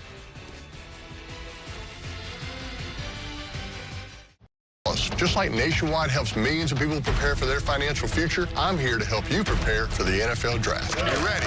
On. Off. On. Ring, ring, it's your future calling. Seriously, no one's going with the quarter zip? People like this look. I get a lot of emails. All right, give me your best commission hug. Too much? Yeah, that's way too much. With Spring Black Friday savings now at the Home Depot, you can power your spring and only need one battery to do it all. Gas-like power, endless possibilities, only at the Home Depot, your power source. Come on, let's go. Dreammate is someone that believes in you before you believe in yourself. You gotta push through, bro. You paved the way for me. That's how you my dreammate, bro. Yes, sir. Behind every dream, there's a dreammate who helped make it possible. Okay, y'all, we got 10 orders coming in. Starting a business is never easy, but starting at 8 months pregnant, that's a different story. I couldn't slow down. We were starting a business from the ground up. People were showing up left and right, and so did our business needs. The Chase e-card made it easy. When you go for something big like this, your kids see that, and they believe they can do the same. Earn unlimited 1.5% cash back on every purchase with the Chase Inc. Business Unlimited card from Chase for Business. Make more of what's yours.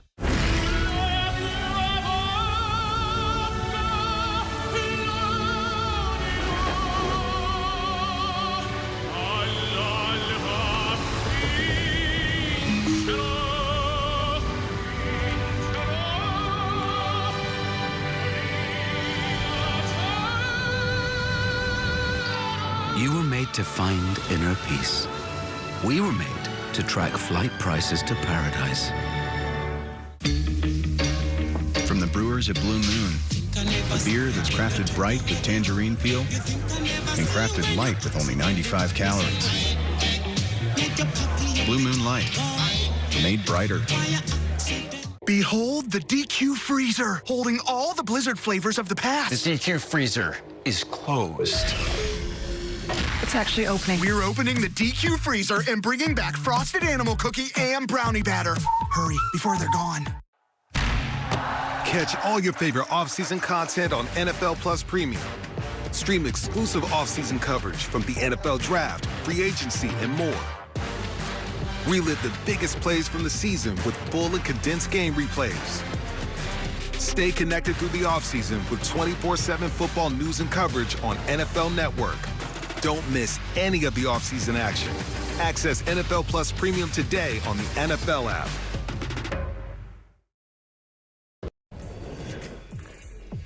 Time to get you caught up on our draft tracker presented by Lexus as we're sitting here through the 5th round, taking a look at some of the names off the board here. Tommy Eichenberg, linebacker out of Ohio State. A lot of production there for the Buckeyes, joining the Las Vegas Raiders.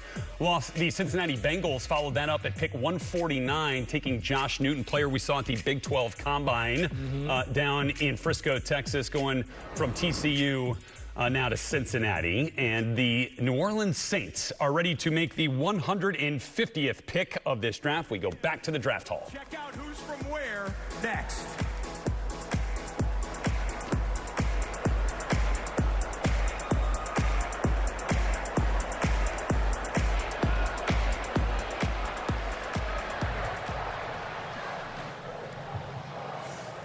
With the 150th pick in the 2024 NFL Draft, the New Orleans Saints select Spencer Rattler, quarterback, South Carolina. The drought is over at 137 selections between picks. So from Bo Nix to Spencer Rattler, we have our next quarterback off the board. South Carolina, the last couple of years after transferring in from Oklahoma here, Bucky Brooks. A lot of production, played really well at the Senior Bowl. What do you like about Rattler? Yeah, a lot of production. At one point, this guy was the #1 recruit coming out of high school. Big-time quarterback, goes to Oklahoma, has some success, to the point where many were speculating he would be the #1 overall pick. Falls apart, Caleb Williams replaces him, finds his way to South Carolina. Didn't put up significant numbers, but what he did is he battled through a lot of adversity. Saw him show up again at the Senior Bowl, win the MVP. Talented in terms of being able to play the quick rhythm passing game. Doesn't necessarily have high-end athleticism, but he is someone that I think in that system in New Orleans, he's a perfect fit. He gets to actually model his game behind someone that he sit behind in Derek Carr. I like the way that they are backstopping the quarterback room. Yeah, to me, it just reminds me, look, everybody's going to the Kyle Shanahan, Mike Shanahan tree, that quarterback doesn't have to be crazy athletic, but has to be able to get out of the pocket and make throws. And all you're seeing here is Spencer Rattler be able to throw from the pocket or on the run, right? And that's what you're going to see out of that offense. Clint Kubiak is going to come in. They're going to run the football. They're going to play action pass. They're going to protect the quarterback. All you have to do is slide a little bit. We've seen Brock Purdy do it. We've seen a ton of other guys do it as well. To me, this is a great pick. I think they knocked this out of the park. You get him in there. You sit behind, obviously, Derek Carr. You're going to compete with Jake Haener. And then we're going to see what happens. You know, we were talking Daniel Jeremiah up there on the main desk, which we'll get back to here in just a little bit there, live in Detroit. You know, was talking about at this point in the draft, as you were getting between the 4th and the 5th rounds, that this is the point with quarterbacks where you're hoping, right? You are hoping you get a starter, but you're comfortable if this guy ends up being a backup. Do you see starting quarterback potential, Bucky Brooks, with Spencer Rattler? No, I see more of a developmental guy, but in the right situation, it could be that. Very similar.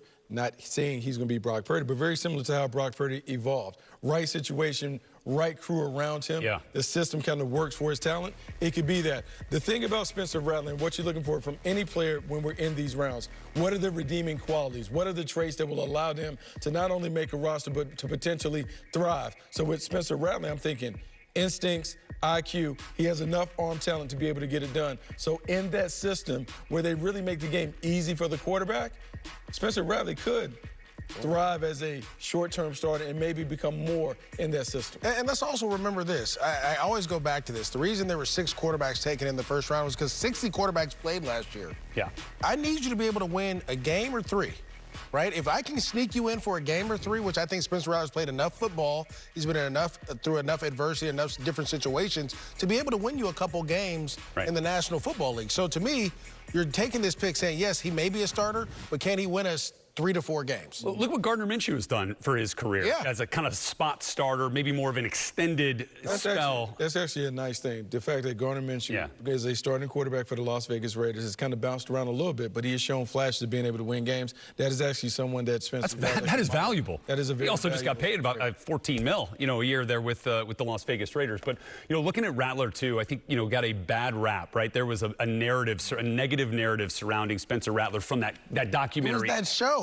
Early in his career. I had a chance to spend some time around him at the Manning Passing Academy this last summer, and he showed great maturity. I thought he handled himself very well, you know, kind of having a little bit of a spotlight on him there. And then when you watch him play, that ball comes out of his hand pretty quick, got a nice release. He's got some urgency to the way he moves around in the pocket. Maybe not like a 40-yard dash or a speed athlete type that you see, you know, with guys like, you know, Lamar Jackson certainly, but he's got some urgency so to his game. The thing that I would take away from his time at South Carolina, he had to do more with less. They didn't have the protection around him. So, look, he was on the run, didn't get rattled, didn't see him throw his teammates under the bus. So from that, it showed his growth as a mature player, and that may serve him well as he gets to the National Football League and vies for a position. Well, I just think a lot of times we put a lot of onus on things that really shouldn't matter. Sure. Right? He's a young guy on this TV show. They wanted to start it off. Yeah, you're going to show it. He was 18.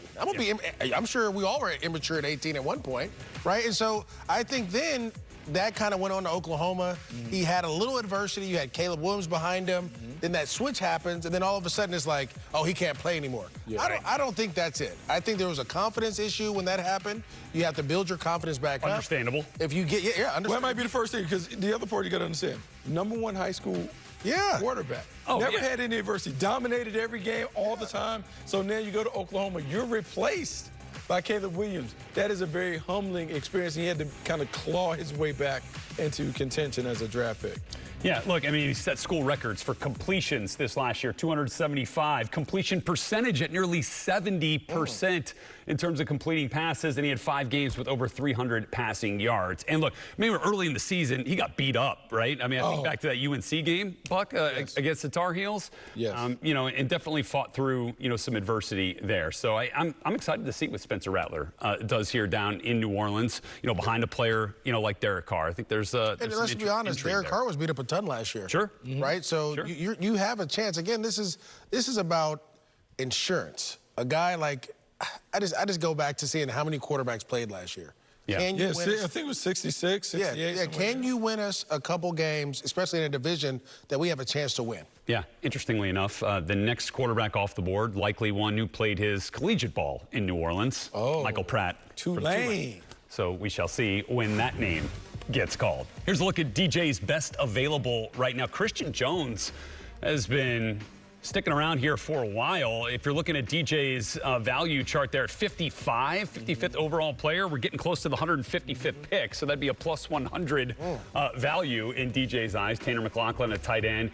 Muhammad Kamara is That's the guy that I'm surprised, because he's so good, so productive. 30 career sacks, 43 tackles for loss. The fact that he's not their co-defensive player of the year in the Mountain West Conference, I thought he would be gone by now. There's a value for pass rushers. I would think that he would already been off. Can I ask you a question? In that room, do people kind of, you forget the names? Like No, maybe you're looking all around, you're talking about these people, then you forget, like, there's a playmaker, right here. Well, no, there's all there. So there are 2 boards. There's the vertical board, where you have guys ranked from 1 to 150. Some have it tighter to about 120. Then you have the horizontal board, where all the positions. And so sometimes you go for a position of need where we're in day 3, as opposed to a position where we just rank them from top to bottom.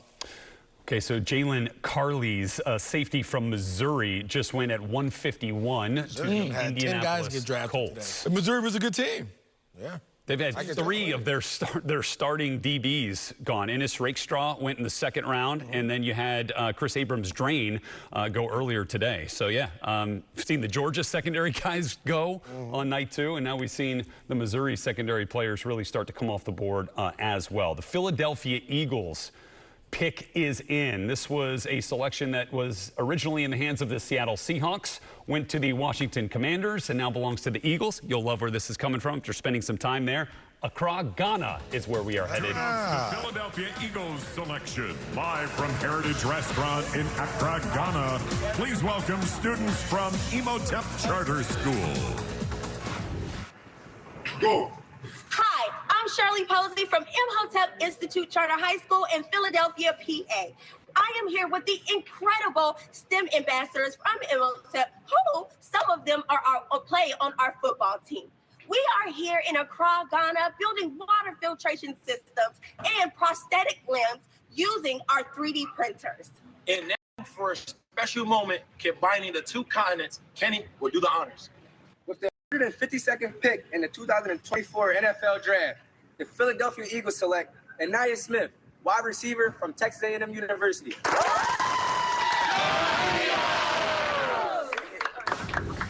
Maurice, I know that place holds a little special place in your heart after spending some time there as well, and now the Eagles get another receiver. Well, look, the Eagles have a strong fan base there. It was awesome to see that they're building and doing flag football. It's awesome. Yeah, good news for Anais Smith. The Eagles pay receivers. Devontae Smith and A.J. Brown We're going to draft just got big money. Perhaps Anais Smith is the next one there in Philly. All right, 5th round rolls on as we continue from Detroit.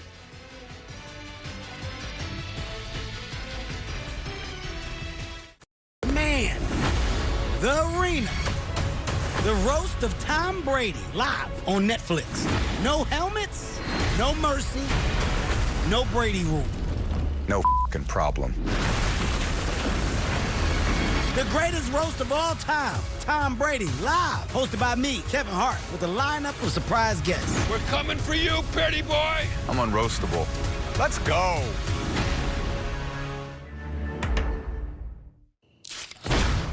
Are you? The Bud Light Genie? Yeah. What's next? Bud Lights? I'm a genie. Gemini. I'm a genie. Oh, Post Malone. Hey. There's nothing better than a Subway Series footlong, except when you add a new footlong sidekick, like the ultimate BMT with the new footlong pretzel. Nothing like a sidekick that steps up in crunch time. Not cool, man. Every epic footlong deserves a perfect sidekick. I checked 2 bags on Southwest for free. Huh. You can pack so much shampoo in a check bag. He gets it. 2 bags fly free. That's a big flex. For pros like Cam Jordan, confidence is a game changer. Just like doctors all over the world, Cam trusts Invisalign aligners to improve his winning smile. My confidence is at an all-time high. Invis is trusted by the pros.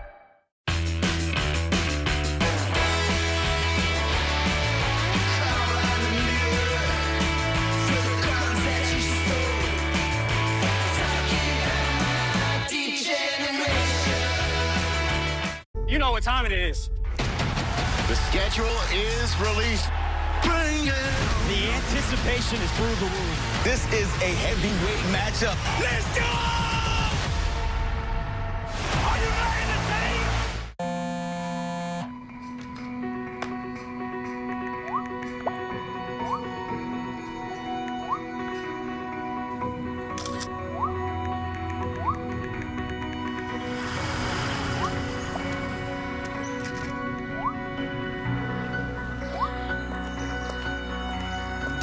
So champ. Feel like you get taller every time I see you. Congratulations, Brandon.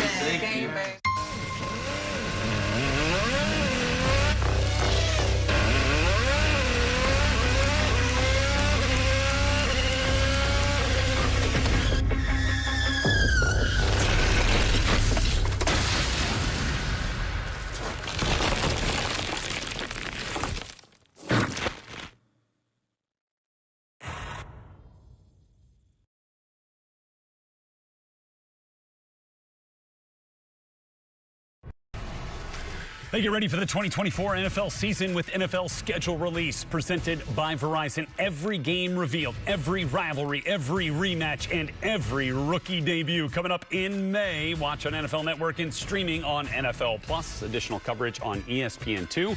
Learn more at NFL.com/schedule release. Okay, taking a look at your last 10 picks. The quarterback drought ended. 137 picks between Bo Nix and Spencer Rattler, who goes 150 overall to the New Orleans Saints. We then had Anais Smith announced from Africa, going to the Philadelphia Eagles. Latest pick off the board, Brennan Jackson, the edge player from Washington State, as the Rams are beefing up that defensive front now. Took Jared Verse with their 19th overall selection in the first round. First round pick they'd made since 16. Double that up with his teammate in the second round, Braden Fisk from Florida State. Now continue here with Brennan Jackson. Yeah, with the departure of Aaron Donald, I don't know if he's going to be gone too long, because the way this defensive line is building up, is like, Aaron, come back. We got some young guys here that can go and make some plays. Maybe you can make a run at late in the year. But again, the Rams are trying to replace a huge hole, a guy that played over 80% of the defensive snaps in the defensive line. Yeah. Okay, so excited to see how all that comes together for the Los Angeles Rams. And we've got more picks to get to here. Pick is in for the Rams at 154. And we are headed to the draft hall here for the Philadelphia Eagles, who are actually going to make this selection now.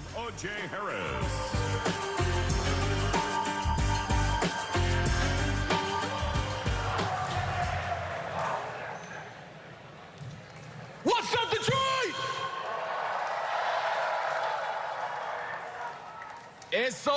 It's a big honor to be here in Detroit.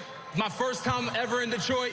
Me and my family have traveled 9 hours from Philadelphia to Detroit. And it's so great to be here. I want to say thank you to my parents. I would not be here today if it wasn't for them. I want to say thank you to the NFL for bringing me here. Thank you to the Philadelphia Eagles. And most importantly, shout out to my family over at Rowan University. I love you guys to death. So here we go. The Indianapolis Colts have traded the 155th pick to the Philadelphia Eagles. With the 155th pick in the 2024 NFL Draft, the Philadelphia Eagles select Jeremiah Trotter Jr., linebacker, Clemson. Let's go! Love the juice out there on stage. And how about the fourth son of a former Pro Bowler getting drafted here this year, Jeremiah Trotter Jr., son of the Pro Bowl linebacker Jeremiah Trotter. Fantastic news there as he is headed to the Philadelphia Eagles. The Cleveland Browns are on the clock, and we are headed back to Detroit with our crew there when we come back. Have to be the biggest or the strongest. You just need to love football. We exist to lead, strengthen, and grow football for all. Inspiring passion for the game. All ages, all skill levels, all walks of life. Through investment in our youth and unwavering commitment to elevating the standards of our game, we proudly support and serve the football community so that anyone can pursue America's favorite sport. USA Football. Football for all. To help save for our home, we stopped going on trips and giving each other expensive gifts. We handmade them instead. That one took me 3 weeks. Getting pre-qualified for a home loan was easier. It only took like 3 minutes. Fox scarf. Oh.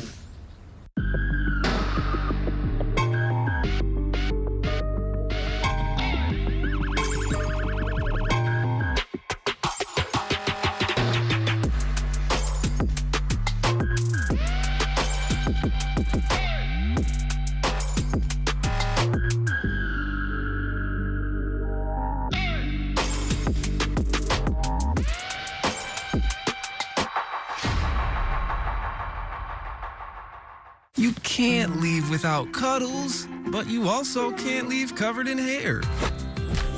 With Bounce Pet, you can cuddle and brush that hair off. Bounce, it's the sheet. Remember this trip? Want to go back, Dad? Yeah, right. With my knee?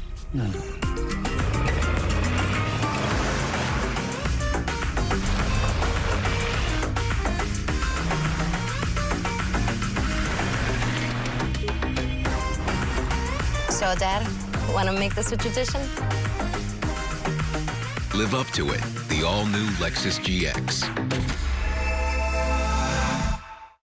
Mike had a heart attack a year ago, but he's still living in the red with a very high risk of another attack. With his risk factors, his recommended LDL-C level should be below 55.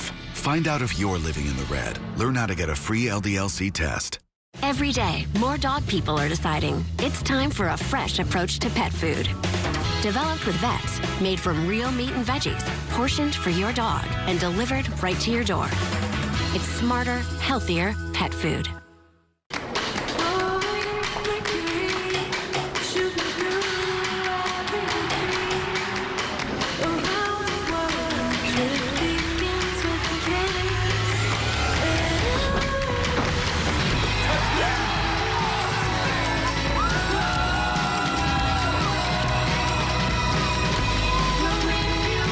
Follow your passion with Courtyard by Marriott.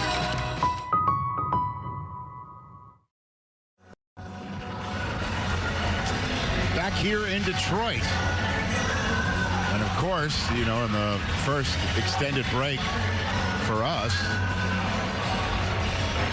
in 3 days, Spencer Rattler gets drafted.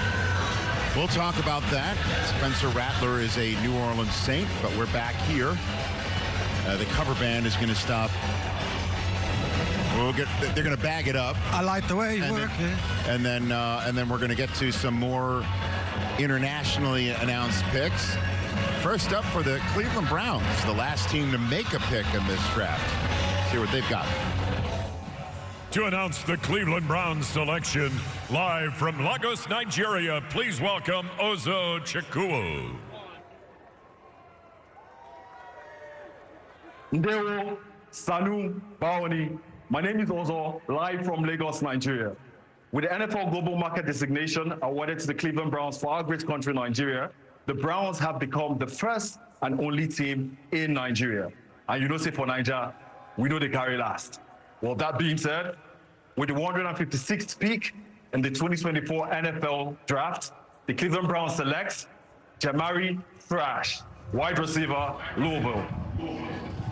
So Jamari Thrash becomes the first ever draft choice announced from Nigeria out of Louisville. Yeah, he's someone who reminded me of Romeo Doubs when I watched him, and this shows you the depth and strength of this class, which is at the wide receiver position, because you go back in a bad wide receiver year, let's go back a decade or so, this is a third-round pick.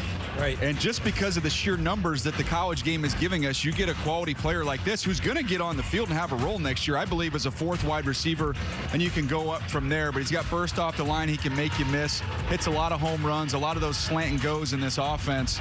The 50-50 ball is not his forte, CD, but to me, this is someone's a vertical receiver, and I think has a role pretty soon as he gets on the NFL field. Yeah, loves to get upfield, loves to make the big play. We saw that at the Senior Bowl as well. But I like what you said about the slant and goes. You hit him on the run. He's very similar to what Jalen Hyatt was coming out of Tennessee last year. Hit him on the move, that's when he's at his best. Look at the Browns. Obviously, they know that they added, last year Cooper, and then of course Judy. Now it's like they've got wide receivers. So when you say fourth wide receiver, it's how can he fit in the room? How can we get him on the field? How can we make a play? Stefanski won Coach of the Year, and they did all that with Flacco. And we're expecting a healthy Deshaun Watson. Very quietly under the weeds. I know they didn't load up in the draft, but Browns, they got better. And Deshaun Watson has to prove it this year. It has to happen this year for them with this draft, but not just the draft, but the big move that they made for him. He's got to stay healthy and play to that level. So the Panthers just selected their 5th pick in this draft. And that's who they've already grabbed. 3 on offense, 1 linebacker. We're getting ready for another internationally based pick. So we're making our way through this round, and once this choice is selected, we have 100 more picks to go. The Jets are the current owners of the final pick in the draft. Can't really call it Mr. Irrelevant anymore after Brock Purdy. That ship sailed. Well, they're still going to have the accoutrement associated with it. To announce the Carolina Panthers selection, live from the Hippodrome tent in Munich, Germany, please welcome Chandler Zavala.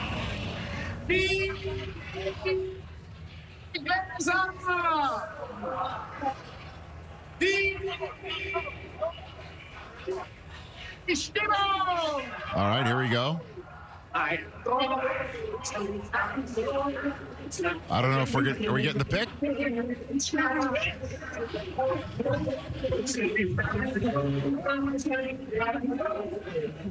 This is like most every draft party. I want to see David Tepper come right into this room. Give me Tepper coming into this room. There we go. I'm Chandler. Hello, I'm Chandler Zavala from the Carolina Panthers, and last year I was selected by Johnny Hecker from Frankfurt. Today we are excited to be here at the Hippodrome Spring Festival and with Munich with 2,500 of our fans and celebrating the Carolina Panthers and playing here in Germany this year. Now on to the draft pick. Okay. With the 157th pick in the 2024 NFL Draft, the Carolina Panthers select Charles Smith-Wade, defensive back, Washington State. First ever draft choice selected, with the card being framed by a pretzel. And Chandler Zavala, he got walk-up music. He did He got walk-up music, and he came out in later hosing. What more can you ask for? Not much. Not much. Maybe just getting to it a little fast. I mean, but at any rate, is that our first walk-up music pick? I don't know. Did the orangutan have any walk-up music? The orangutan had no music. Let's talk about this young man. His draft moment is finally hit. Yeah, good player. Play outside corner. He also slide back, play some safety. You can move him around. Ironically, no picks during the year. Goes to the Senior Bowl and has 2 interceptions in the game. He's got excellent burst as a blitzer. He is an absolute missile, as you see right here, against the run. He does not waste any time in attacking ball carriers and making plays, and someone who can cover tight ends and overall brings a lot of good energy to the field. Similar to Jaden Hicks in play style in terms of speed, hitting ability, wanting to be around the football, wanting to disrupt things. And you're right about that. I remember looking at it at the Senior Bowl. 0 picks for the year. We get in the Senior Bowl game. He gets 2, gets Defensive Player of the Game. By the way, the Eagles traded up to get Jeremiah Trotter's kid. How about that? Is 54 available? So there you have it. That's pretty cool, right? If it's not, it's about to be. That's awesome. We saw Spencer Rattler's name on it. Let's hit it. Saints for the teams to get him. What do you think? Yeah, Spencer Rattler, we were just kind of wondering when that time was going to come, and it looked like, all the starting chairs have been filled and the potential starting chairs early on in this draft. So now you're looking for someone who wants to develop him, wants to work with him. The New Orleans Saints, obviously cards there in place, but you're going to get an opportunity to grow and develop with Rattler. And I do feel like he has starter upside. There's guys you draft here when we get to this portion of the draft, and you see him exclusively as a backup. He's going to serve your starting quarterback, be someone who can help him with information, preparing for games. I believe he has starter upside, and they've got a chance to work with an intriguing talent here in Spencer Rattler, CD. And wasn't New Orleans one of the teams that was reported by Ian, reported by Peter, that went up to the top 10 on opening night to discuss possibly getting a quarterback? So they can't get him there.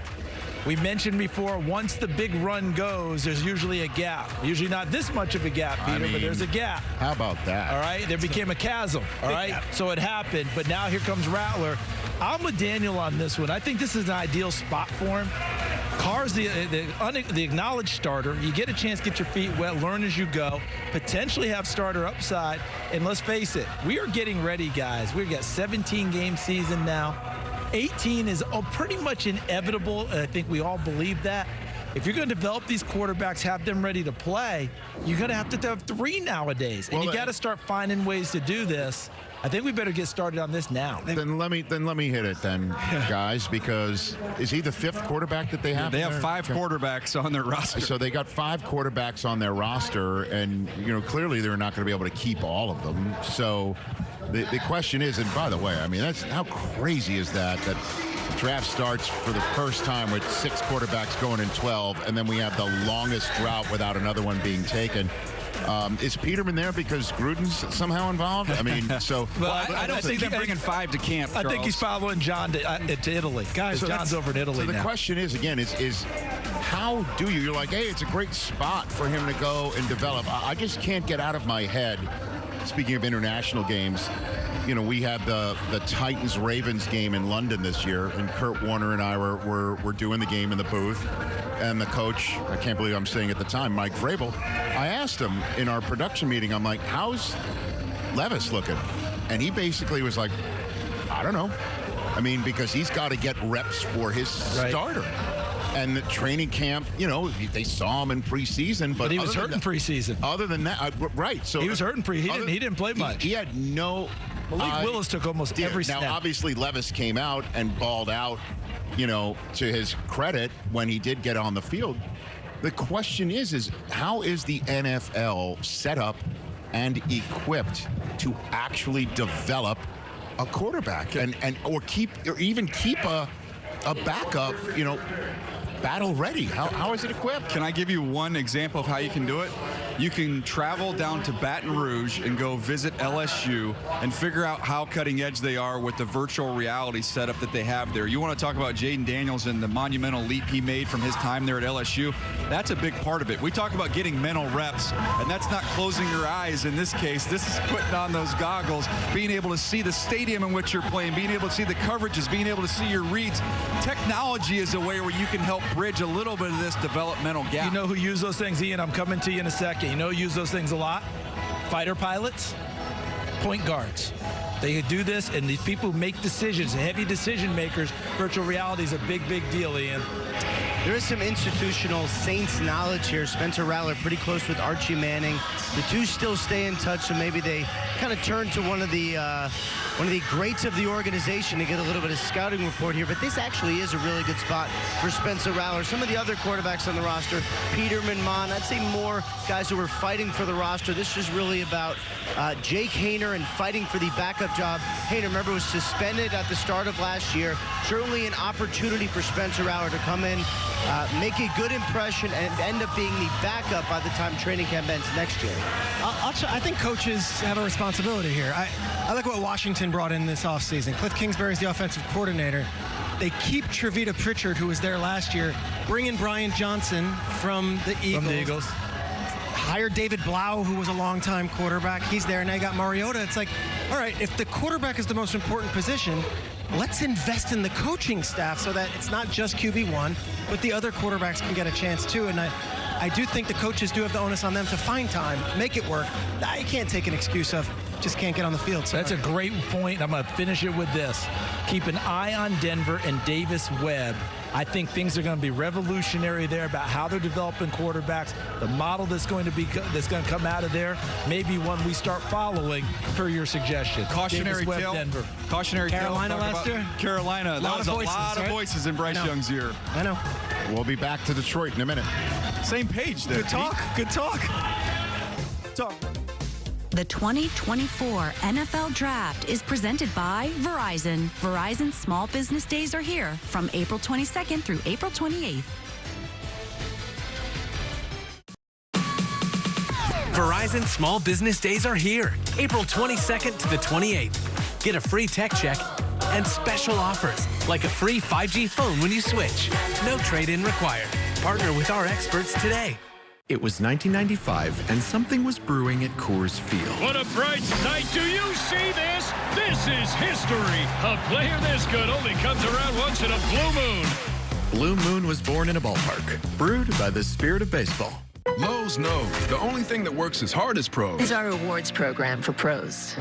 That's why when you stock up on the many items you need, you earn bonus points to get the stuff you want. Join MVP's Pro Rewards and start earning today. You got this. We got you.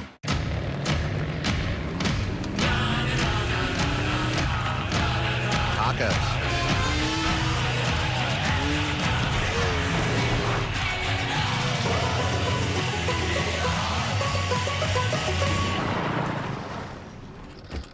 Can Billy come out to play? Yes! Woohoo! The all-new Tacoma. Toyota. Let's go places. Incredible, isn't it? Yeah. Well, with your home, auto, boat, and RV all bundled with Progressive, you've got the peace of mind to really wander. Yeah, I just hope it stays this way. Once word gets out about these places, they tend to... Are you done? And there it is. Well, at least your vehicles are protected. Let's hit the road. Hey, fam. I am just at this beautiful lake that I just discovered, practicing gratitude, manifesting abundance. If you feel like things don't add up right now, you're not alone. So we've lowered the price on hundreds of your favorite products. Because when the cost of living goes up, we find new ways to go low. It's why we're here. That's a promise, not a promo. Sometimes I imagine what I'd write today for my dear friend Martin. I'd remind people that all hate thrives on one thing: silence. The people who will change the nation are those who speak out, who refuse to be bystanders, who raise their voices against injustice. When we stand up to silence, we stand up to all hate.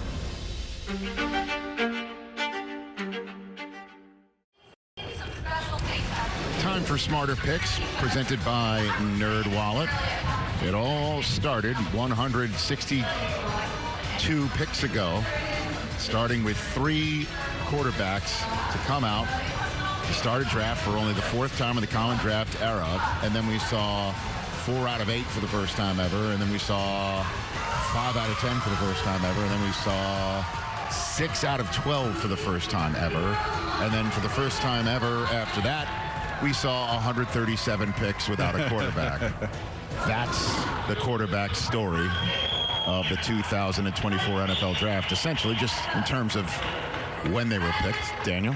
Well, it feels like a month ago and maybe a million people behind us since we saw Caleb Williams and Jaden Daniels go off the board. But it was really fitting those were the first 2 picks, because these are the 2 guys who were the face of college football the last 2 years, each bringing home a Heisman Trophy here, starting with Caleb Williams. Everything you want in terms of an offense, how you can build it out, what you can incorporate, he gives you because of his arm strength, because of his athleticism, the ability to play in pocket, off schedule, all the different things he can do. He's going to provide so much creativity there for the Chicago Bears, and obviously bringing Rome Odunze there with him doesn't hurt. And then Jaden Daniels going to the Washington Commanders and talking to those guys in that front office. One of the things they loved about him is that in one play, in an instance, this guy flips the field, and he can do it with his arm or with his legs. If you're wrong in coverage, he'll make you pay over the top. And if you're out of your rush lanes and open it up, he can gash you for 40 or 50 yards. So these are 2 of the offenses that were tough to watch over the last few years. I cannot wait to see what it looks like with these 2 guys at the helm. Yeah, I think they'll be a little bit better to watch. And I think that Chicago did a nice job of having it kind of ready for when Caleb got there. Washington now going to build around him. And another team has to do some building around their new quarterback is New England. Because Drake May coming there, everyone can talk about 2-year starter, needs experience, regressed a little bit in 2023, but the talent is undeniable. The character of the young man is undeniable. So if you are the Patriots, you made the pick at 3, it's incumbent now that you give this young man an opportunity. Sure, Jacoby Brissett is your bridge quarterback, but when you take a quarterback at number 3, they typically don't sit very long. People get them on the field. This kid's got everything that you're looking for in terms of arm strength. They're going to work on the accuracy a little because he tried to make too many hero throws last year, trying to bring his team back. He'll clean up the footwork, can run the football in and out of the pocket, whatever you need. I think that he has got it. But you've got to get people around him. They're trying to get that process started, offensive line, and especially some big-time playmakers, Peter, out on the perimeter. And trust me on this one. They're going to tell you he's going to sit for a while. Let's talk about that around midseason and see if he's still sitting. Yeah. I think if Drake May has a flaw, it's that he's inaccurate and maybe he's a little bit young, 21. The opposite's Bo Nix. Bo Nix, we've seen 61 career games, and his best quality is his accuracy. And I think put Sean Payton in there, he's only going to bet that better. Now, there is an edge to both Payton and to Nix over this narrative that he can't throw the long ball. In the opening press conference, Bo Nix said, yeah, go watch the tape. Like, I could throw the ball long. And then Payton said, if you take out all that underneath stuff, all of the short stuff, he's still the most accurate passer in this draft with the deep passes. Sean has been waiting to get his quarterback. Russell Wilson was not his quarterback. Let's assume he puts all of his energy into making Bo Nix the best NFL player he can be. I think it's a good fit for Bo Nix, but obviously when you're the 6th quarterback taken out of 6 quarterbacks, people are going to start poking holes in your game. Well, I mean, the idea, I remember when the Bears moved up to draft Justin Fields in 2021, which is the last time we saw a draft start with 3 straight quarterbacks, and then we saw 5 go in the first 15 picks. And I just remember the idea that, Matt Nagy had at the time was we don't want to start him all year long. Like he wanted to have basically a full-on redshirt year for the Chicago Bears and having that, and eventually they couldn't do that. Yeah, how long did it last? I was trying to look it up in the same time, but they tried to do the same thing. But Andy Dalton was the week 1 starter that year, and eventually they did have to get him. And Mac Jones was a week 1 starter. Trey Lance, as we all know, didn't. He got in that first game, but just wasn't. Well, he was like a red zone guy. Remember they came out like Gadget got a package. Yeah, like that basically Garoppolo would be between the 20s, and then he'd be a red zone guy, and that lasted all of 1 game until Garoppolo got the gig. And then we all know that Lance year 2, they're like, we're we're going to give him that shot, and then he gets carted off week 2, and now he's on the Dallas Cowboys for a second full straight year where he looked like as a backup.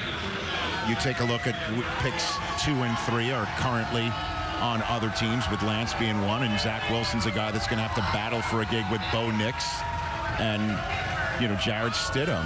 And so that's kind of like the cautionary tale, and it's just fascinating to me how here we are 3 years later, that's the situation, and we've already seen a Super Bowl, the last 2 Super Bowl teams from the NFC. One was quarterbacked by a second-round quarterback, and one by the last pick in the draft, and yet you still saw any quarterback-needy teams just jump on the quarterback that they believe in to start this draft. We'll never see a difference, right? No. I mean, look, when you can turn the page on a mistake and there's no harm, no foul in terms of the finances. That start with the Cardinals for us? Yeah, I mean, exactly. So to me, let's just go for it. They did it in 1 year. They took Josh Rosen 1 year later, said we got to upgrade, move on, don't worry about it, cut your costs and move on. And that came about because collective bargaining changed things, right? Matthew Stafford, I believe, was the last big money contract there. And then once you're able to eat that money and go on, Josh Rosen, they moved up and got him. Remember, Peter? Yeah. At 10. And he said famously, I'm going to make everyone pay for that. Yeah, he unfollowed them on Instagram. Yeah, it'd been nice knowing him because it didn't last long. And then they went and got Kyler Murray, and that was all she wrote. Ian? Feels like you guys are making an argument for why the Atlanta Falcons should have drafted Michael Penix Jr. No, sir. Which they did. No, hold on a second. Quite the contrary. No, hold on a second. On that response, I'm sorry to just jump in here. Jump in. No, and I appreciate you pointing that out.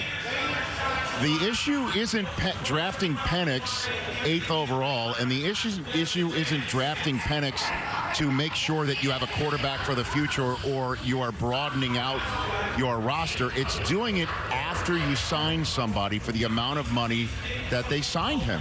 That is just the biggest head scratcher of them all. And after he arrives, and after he throws out a first pitch at a Braves game, and after he says, I want to retire here, essentially, and then you call him while you're on the clock to say, we're good still, but we're taking a kid who has to pretty much start now. That's my response to that. No, I get it, and I mean, I hate the Braves, so I don't really care about that. I've hated them since I was young. That's a Mets fan. Let's go Mets. Anyway, you're right. You could certainly make an argument that the money that went to Kirk Cousins could have been better served on the edge or at corner or whatever. But the only thing you want to come out of in free agency is to get to a point where you can take the best player on your board that best serves your organization now or for the future. So he'll be the backup now. Hopefully for them, the future franchise quarterback. My understanding is Arthur Blank and Kirk Cousins have spoken. Sounds like Kirk Cousins at least understands it. Is it ideal? No, but he's going to have to. I mean, this is just the reality, and you don't always get what you want in professional football. I think Cousins, who's also very rich, will be fine. Well, when you're the most coveted quarterback on the free agent market, though, you do kind of get what you want. And he went out and found the team he wanted with the money he wanted, with the supporting cast that he wanted. And in my opinion, under the belief that they were going to use a pick early in this draft on a ready-made team to go chase a championship. And there's one other side of this. Be careful. I'm going to be careful here. But when you look at the Green Bay Packers and they got Jordan Love, and Jordan Love has played great, and now Packers fans are going to have another decade plus of a great quarterback, I would ask you, as someone who is a lifelong Padre fan who's never won a championship, if you told me I would go all chips in, less need Rams style, and try and chase down one championship, I'd rather have that than knowing my future's secure and we're going to have a guy at the position. In other words, that's great you have Jordan Love. What if you would have added the finishing piece with Aaron Rodgers and got yourself another Lombardi trophy? Nobody talks about that other side, and that's where I think Atlanta is making the decision. Are we all chips in chasing a championship right now with Kirk Cousins, or are we going to continue to say long term, let's be safe, let's get in the postseason every year? There's a Seattle Mariners argument in there. And I appreciate you saying that, and I'm sorry, because the interesting thing is Rodgers was there forever. Cousins just got there. He hasn't even established himself. And so you just got him, and it seems that you're now preparing for the future, which is the last thing you normally do when you sign somebody who's coming off of an injury in the middle of his 30s. And in terms of Cousins, like, I'm sure he looks at his remaining window of opportunity, and he thought, maybe it's till I'm 38, maybe it's till I'm 39. If I prove my worth, we'll deal with that down the road. But now, it's going to be 2 years, right? The Falcons argument, and I've been speaking to sources, quarterback purgatory is a worse place to be. And when you go through, nothing against these young men, Desmond Ridder and Heineke and the post-Matt Ryan Falcons, you're just good enough to be competitive, and you're 7-10, but you're never going to win a Super Bowl without that quarterback. So in this case, they feel they have at least set themselves up, regardless of whether it's injury or that Penix outplays them. They avoid quarterback purgatory, which might be an even worse place to be than drafting. But is that not saying, in a sense, we signed Kirk Cousins? He's 36, coming off an Achilles, and we don't think we can win the Super Bowl with him. I don't know if that's saying that. It's what it is essentially saying is they played for the present. And normally that means that's all you play for. They're playing for both. With their most important commodity, they played for the future, which is unique, and it's something we rarely see. And we were supposed to have just a conversation about quarterbacks overall and how you prepare them. And look what you did, Ian. I mean, you just threw that dart in from the theater position. I regret nothing.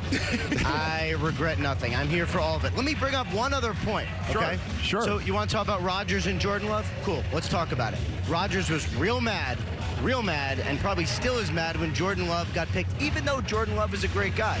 So what did he do? He unleashed holy hell on the league and played great for a couple years. So if that's what you get from Kirk Cousins, and this actually is something that the Falcons looked into, if you're a veteran quarterback, they draft a quarterback in round 1, you are going to get the best of that veteran. And that's totally understandable. That's totally understandable with the idea that there's no way you told Cousins that during the free agent process. No chance. Our plan for you was to light a fire under you by drafting your replacement. He would have never put Kirk Cousins on the dotted line, which is the point, but it definitely adds to some interesting debate. And we want nothing but success for the Falcons and Penix. In the meantime, we appreciate the content and conversation, I guess. Sure was good.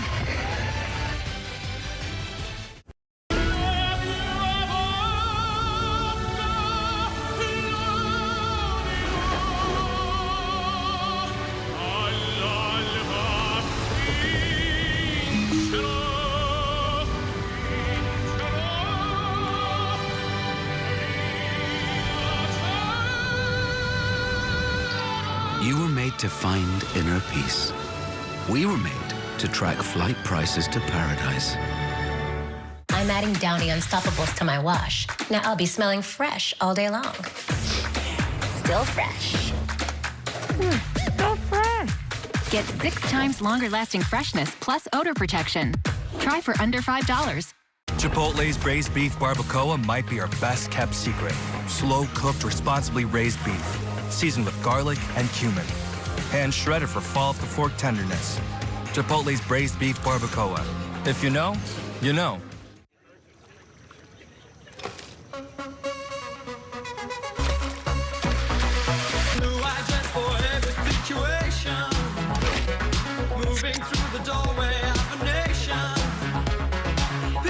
Why choose a Sleep Number smart bed? Can it keep me warm when I'm cold? Wait, no, I'm always hot. Sleep Number does that. Save 40% on the Sleep Number limited edition smart bed plus free home delivery when you add an adjustable base. Shop now at sleepnumber.com. Tonight, after the conclusion of the 2024 NFL Draft, TA from LA, we're putting it all into focus. 257 picks, 32 teams, 7 rounds, 3 days, 1 question. Who won this thing? We've got answers after the draft. The game-changing league for tomorrow's stars is OT7.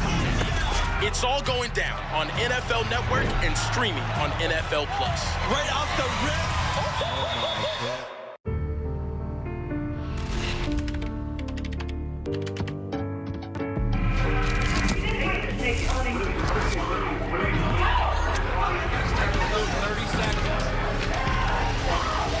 I'm an ex-drug dealer, and I'll be your sub today. Can you see anything different as a pill? No. You don't know? Fentanyl is being mixed into everything now. There's only one thing that will save somebody's life. That is naloxone nasal spray. Fentanyl, it's cheap, it's potent, and it's profitable. Why would drug dealers put a lethal dose of fentanyl in drugs if they know it's so harmful? Really just all about the money. just didn't realize that one pill could change your whole life. More kids should know.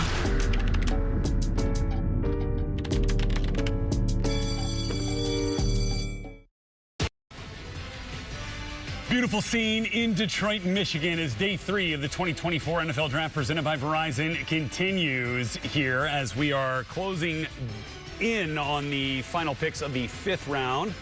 Lions fans patiently waiting for the next time they will be on the clock, 2:05 in the 6th round. Meantime, your last 10 picks do feature the 23rd receiver to come off the board, a double move specialist out of Louisville headed to Cleveland to join Deshaun Watson and company as we welcome you back to our Los Angeles studios here at NFL Network. Rhett Lewis, Maurice Jones-Drew, and Bucky Brooks, pleased to be back here with you. I mentioned 23 receivers have gone. The 6th off the board was Ricky Pearsall. Bit of a surprise back into the 1st round, going to the San Francisco 49ers at number 31 overall. You know, the conversation, Maurice, going into this draft was, would the 49ers entertain a trade for Brandon Ayuk or Deebo Samuel? And then they go and take Ricky Pearsall. What does that tell you about what's going on in that wide receiver room? I mean, it tells me that the last game of the year, you couldn't get off press coverage, right? So it's just like, we have to find a receiver that we know can get off press coverage and get open. I get that. But to me, that wasn't the Niners' issue, Bucky. They couldn't block anyone. There wasn't an issue? They couldn't block anyone. So to me, yeah, you can get open. But if our quarterback has to scramble and throw the ball, that's fine. So I love the pick. I love the player. But I thought you should have went offensive line to try to shore up that front a little bit more. They got Dominic Pooney from Kansas. Yeah. Offensive lineman in there in the 3rd round. Do you remember the conversation? It was like the left side was good. The right side we had to refix. How many guys did you say? What do you mean? How many linemen did they take? Well, 1. Okay. You can't. I'm not. Listen again. I went to UCLA, but I just know 1 doesn't work. You got to figure it out. And so that's the issue is, when you get that close, and I've seen this before, when you get that close, you're like, oh, we're a player away. We just need this guy. Instead of really fixing your roster up the way it needs to be fixed to go back and repeat, because it's always hard to go back. Buck, you think we get Pearsall, Ayuk, and Deebo Samuel on the field at the same time? I think all those guys are playing. I think they're staying with the same thing. I think what Kyle Shanahan wanted to have more options, more get-open specialists. So Brandon Ayuk was the lone wolf when it came to being able to be the route runner on the perimeter. Deebo Samuel is more the playmaker. Get the ball to him and let him get out the way. Well, now you bring Ricky Pearsall in, so you have 2 guys that can win versus man coverage. I think the other part that really is telling, they went and got Jacob Cowing from Arizona. Small, undersized, quick guy that can create separation. Bam, there he is. What it tells me is that Kyle Shanahan recognizes, hey, in the Super Bowl, we had a problem against man-to-man. So guess what every team that looks at that tape is going to do? They're going to play us in man-to-man. Let's make sure we have enough weapons to counter the tactics that are on the horizon. That's why they doubled up at wide receiver. Okay, the Washington Commanders also took a wide receiver that would actually be very familiar to 49ers fans. In fact, he shares a last name with their stud running back. Luke McCaffrey ended up going to the Commanders. And DNA. 100 over, that's true, 100 overall. But he will be catching passes from a player they made the call to 98 picks earlier. It's Jaden, Adam Peters from the Commanders. How you doing, man? I've just been so impressed with what you've done to get yourself to where you're at right now, man. And there's so many more great things to come. Congrats, man. How awesome is this? I've known for a long time about the ball player, but over the last 2 months, I learned about the dude. Congrats, man. Welcome to you and your family, to the DMV. I know we're going to make it happen together. So appreciative that we're going to be doing this. And what a night, and you've earned it, and just celebrate. Can't wait to see you tomorrow. Turn it in. Let's go. That felt like a little bit of a relief, a little bit of weight off the shoulders there after a marathon draft process, right? As you get a look at the Commanders draft. Look, I kind of thought that they got 2 first-round picks, getting Jerzon Newton in the 2nd round at 36 overall there, a disruptive interior defensive lineman, come back and get an absolute stud of a human being and player, Mikey Sainristil, to run that nickel spot there at 50 overall from the national champion Michigan Wolverines. So the question now becomes here, MJD, how quickly can this new-look Commanders team compete for a playoff spot? I think they can move pretty quickly because the offense isn't as confusing or difficult to learn, and the defense is literally, we're just going to play fast and not give up the deep ball. So you're putting players out there, allow them to play ball. It's not like you have to fit my scheme. So I think getting Jaden Daniels with his ability to run and throw, with Terry McLaurin, with Zach Ertz, with Jahan Dotson, with Luke McCaffrey, all these guys. Now you're giving them weapons, right? You still have Austin Eckler out of the backfield, who's still a problem to have to cover for linebackers. And then the defense, that'll attack you. And so to me, it's just like they've added pieces to go out and be a team that can go in and compete. Now let's just talk about the NFC. It's tough to compete in the NFC. There's a lot of teams that have gotten better over the last 2 years, but I think the Washington Commanders have put themselves in position to go out there with the players they've acquired and the ones they've drafted. So first things first, let's look at can they win the division, because the easiest way to get the lottery ticket in the postseason, can you win the NFC East? We've said the Giants have been down. The Cowboys appears to be coming back to the pack. Now, the Philadelphia Eagles are the best team in the division. When you look at the Washington Commanders, you have Jaden Daniels linking up with Cliff Kingsbury. The last time he had a young quarterback like Kyler Murray, 3,500 pass yards, 500 rush yards, he won Offensive Rookie of the Year. If Jaden Daniels puts down those kinds of numbers, this offense is going to give the defense enough to be able to get it done. I think they're competitive. I think they're there down the stretch. And then it's a matter of, can the young quarterback make enough plays to push them over the top? I like where they're going. They certainly have closed the gap on the competition and put themselves in the conversation to be a playoff team. Kind of fun to think about Jaden Daniels trying to navigate that new-look secondary of the Philadelphia Eagles after they loaded up on corners in this draft with Quinyon Mitchell and then Cooper DeJean in the second round. Okay, let's continue, though, the quarterback discussion, because following Jaden Daniels, we had Drake May go to the New England Patriots, J.J. McCarthy to the Vikings, and Bo Nix, if you're looking past Michael Penix there, Bo Nix to the Broncos at 12. So the question then, who starts first out of that group of players, MJD? Bo Nix. I mean, hard to argue at this point. I just feel like 61 starts, got the experience. Well, 61 starts. The guys that he's competing with, it may be a back and forth. But when you saw, did you watch the press conference yesterday? Did you see Sean Payton? He had that smirk again.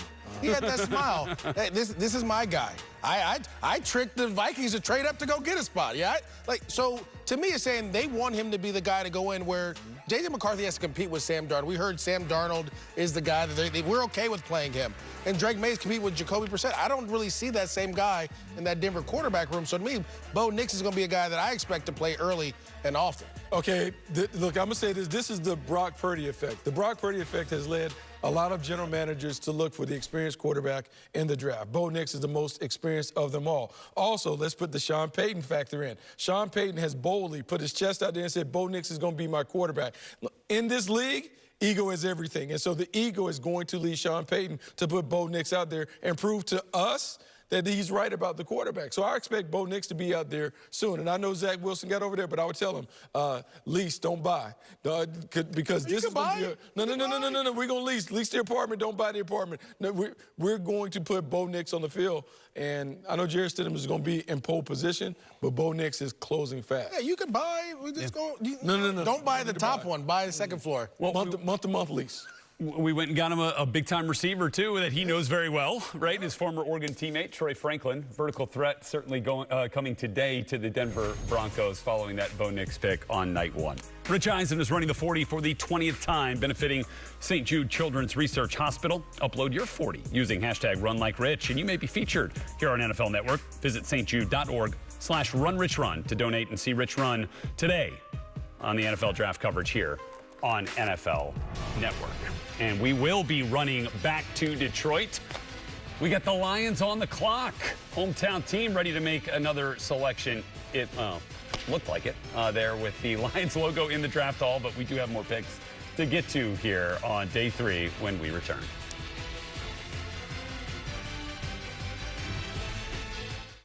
Come on, let's go.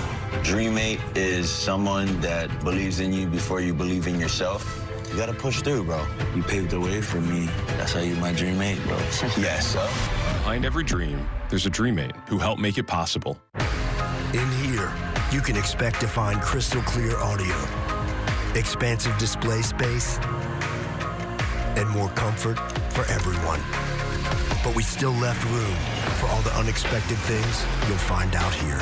The new 2024 Grand Cherokee lineup. Jeep, there's only one. During the Jeep Celebration event, get the 2024 Jeep Grand Cherokee, starting at $38,290 MSRP. Visit Jeep.com for details. Why are you here? To find a place to rent. I know renters when I see them. Apartments.com. We can help you get into a lovely one-bedroom, two-bedroom, I don't want to presume anything. Apartments.com, the place to find a place. Good morning. We just changed our Southwest flight to stay an extra day. Didn't have to pay a fee. Beautiful.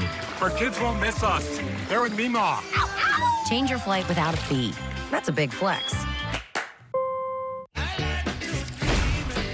Are you the Bud Light Genie? Yeah. So we get wishes? Metal hair. Yes. Filthy rich. So filthy. Giant bicep. Big one. Sports car? Stretch it. Let's rock. The future is here. We've been creating it for more than 100 years, putting the most advanced technology into people's hands, generation after generation, tool after tool, again and again, bringing you the most reliable network of authorized sales and service dealers, always moving forward. We lead, others follow. Michael, I just wanted to say I'm so proud of you. It's nice to see you enjoying yourself. I hope you see new things. I hope you feel new things.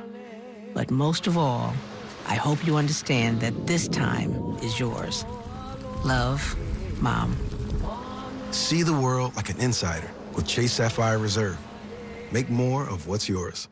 You know what time it is. This our season right here.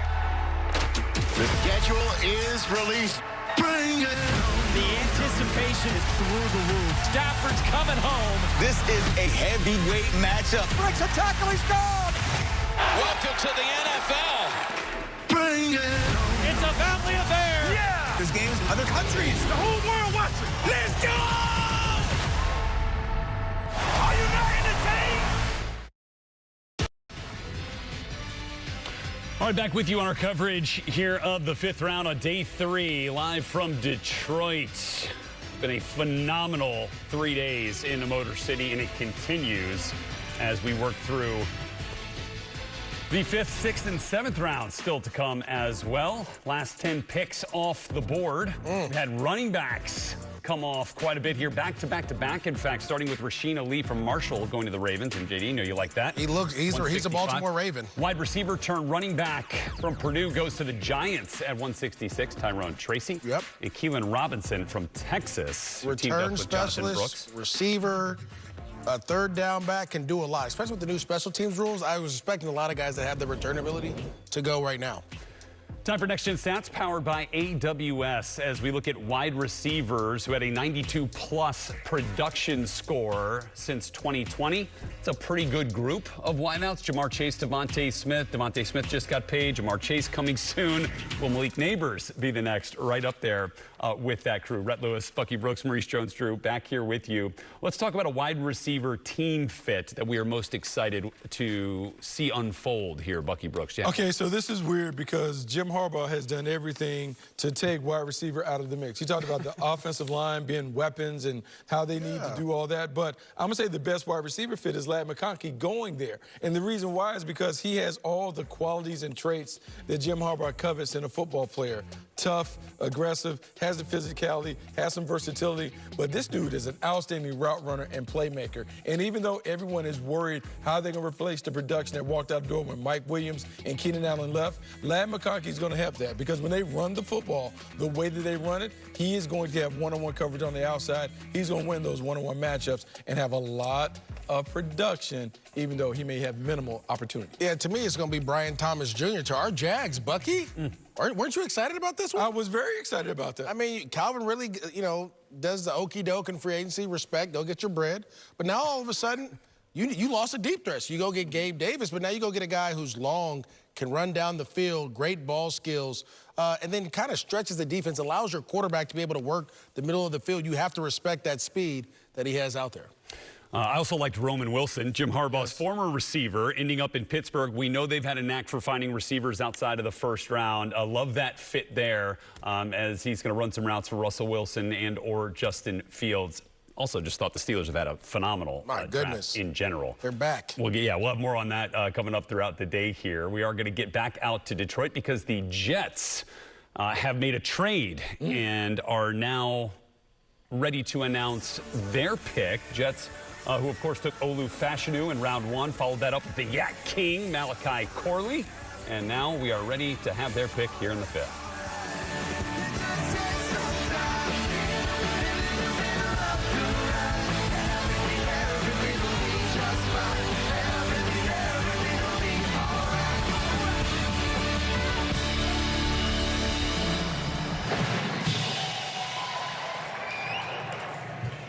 All right, with the 171st pick in the 2024 NFL Draft, the New York Jets select Jordan Travis, quarterback, Florida State. Still. So Robin Oben announces the 7th quarterback, or the 8th quarterback, rather, to come off the board. It's not Michael Pratt. Instead, it is Jordan Travis, who was having a phenomenal run at Florida State until that devastating injury forced the end of his season prematurely. Bucky Brooks, tell us what we're getting here in Jordan Travis. High IQ football player, natural leader, checks off all the boxes when it comes to intangibles. This is a guy that had Florida State on track, and he did it after overcoming some adversity. Everything wasn't going his way very early in his career, figured it out, found a way to be a better player and a better leader. This is a guy that will have an opportunity to sit behind Aaron Rodgers, learn how to be a pro, and then eventually he will get his opportunity to compete. The main thing about him going to New York, he will never necessarily need to be the playmaker. They have the weapons around him that will allow him to be the game manager. He just needs to be a pass-first point guard on an offense that has a lot of weapons. This may be the steal of the draft because you get a guy that can sit behind Aaron Rodgers but not be kind of like Zach Wilson, the number 2 overall pick, a distraction. Why isn't this guy playing? Why are you doing this? Why? No, he gets to sit. And he's a playmaker. He's a guy that I think, if he would have been healthy, would have been a day 2, possibly a late day 1 pick. If he would have been healthy, we'd probably been talking about Florida State as a college football playoff team. Exactly. Yep. And so, to me, you get a guy who can run, throw the ball, do all those things, but also you talked about the smart and the IQ. He'll be able to learn from Aaron Rodgers, who's probably has one of the biggest brains in the game, and be able to take this team further on. Yep, 38 starts in his career, 29 of them end up as wins. You see winner, top line of that card on Jordan Travis, who is the 8th quarterback off the board and the 2nd here today. When we come back, another pick on the way.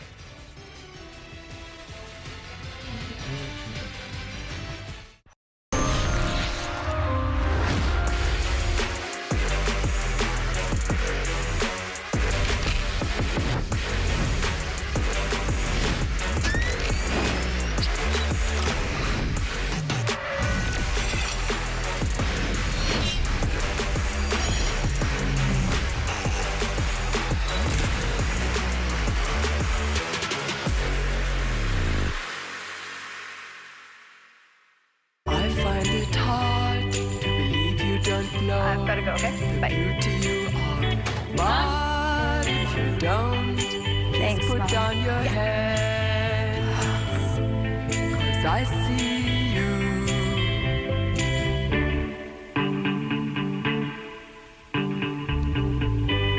I'll be your mirror. You were made to dream about it for years. We were made to help you book it in minutes. Verizon Small Business Days are here, April 22nd to the 28th. Get a free tech check and special offers, like a free 5G phone when you switch. No trade-in required. Partner with our experts today. Mike had a heart attack a year ago, but he's still living in the red with a very high risk of another attack. With his risk factors, his recommended LDL-C level should be below 55. Find out if you're living in the red. Learn how to get a free LDL-C test. Ladies and gentlemen, your Pro Football Hall of Fame class.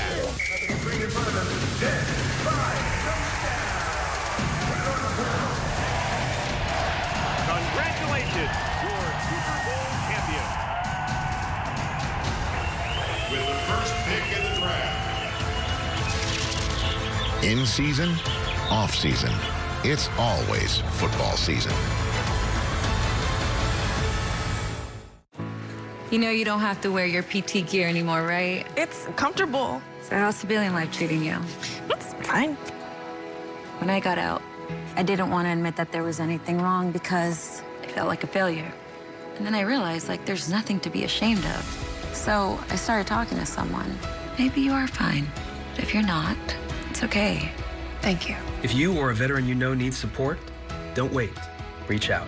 Find resources at va.gov/reach. I know you've been grinding. I know things aren't easy. I wonder if you know that we can get help. Love, your mind.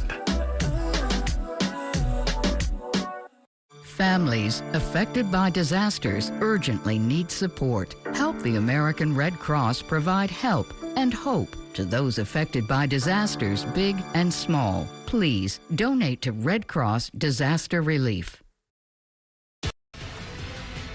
8th quarterback just went off the board to the New York Jets. Jordan Travis from Florida State, pick which was followed by the Philadelphia Eagles taking another Michigan man. The guard Trevor Keegan is headed to Philly at 172. We'll hear from the Jets shortly at 173. Cowboys to come as well. As you get a look at Daniel Jeremiah's best available players. Boy, a little surprised here, Bucky. Guy we saw dominate at the East-West Shrine Bowl, that Malik Washington still available. Kind of a slot receiver, one of those guys with that option route in his back pocket. Yeah, it's really surprising. He had a very productive week at the Shrine Bowl, and then he's a guy who's super productive going from Northwestern Virginia. Yeah. Just kind of surprised, but we've talked about the depth of this wide receiver class. And another bloodline is ready to be selected as well. Brendan Rice, son of the GOAT, coming up here shortly. Time now for Smarter Picks, presented by NerdWallet, as we assess the biggest steal of the draft. MJD. I'm going to go with Will Shipley. I think Will Shipley of the Philadelphia Eagles, to me, that was just, it was like you didn't need it because you had Saquon Barkley, but what he was able to do with Clemson. And Bucky, I think before you didn't have him in your top running backs, and I watched tape, and I was like, Bucky, what are we doing out here? What are we doing, right? I'm watching this guy's tape. It's like he's playing fast forward. He can catch, he can run, he can return kicks. He was everything for Clemson. And so to me, I just think the Philadelphia Eagles, the rich got richer with this pick in the 5th round. Yeah, look, he's an outstanding player. He's a guy that when you watched him, you can see this stop-start quickness. You see him catch the ball out of the backfield. He had the versatility that reminds you a little bit of Christian McCaffrey light. And he put that offense on the back when he needed to. But I'm going to go same conference, a rival. That's someone that I really...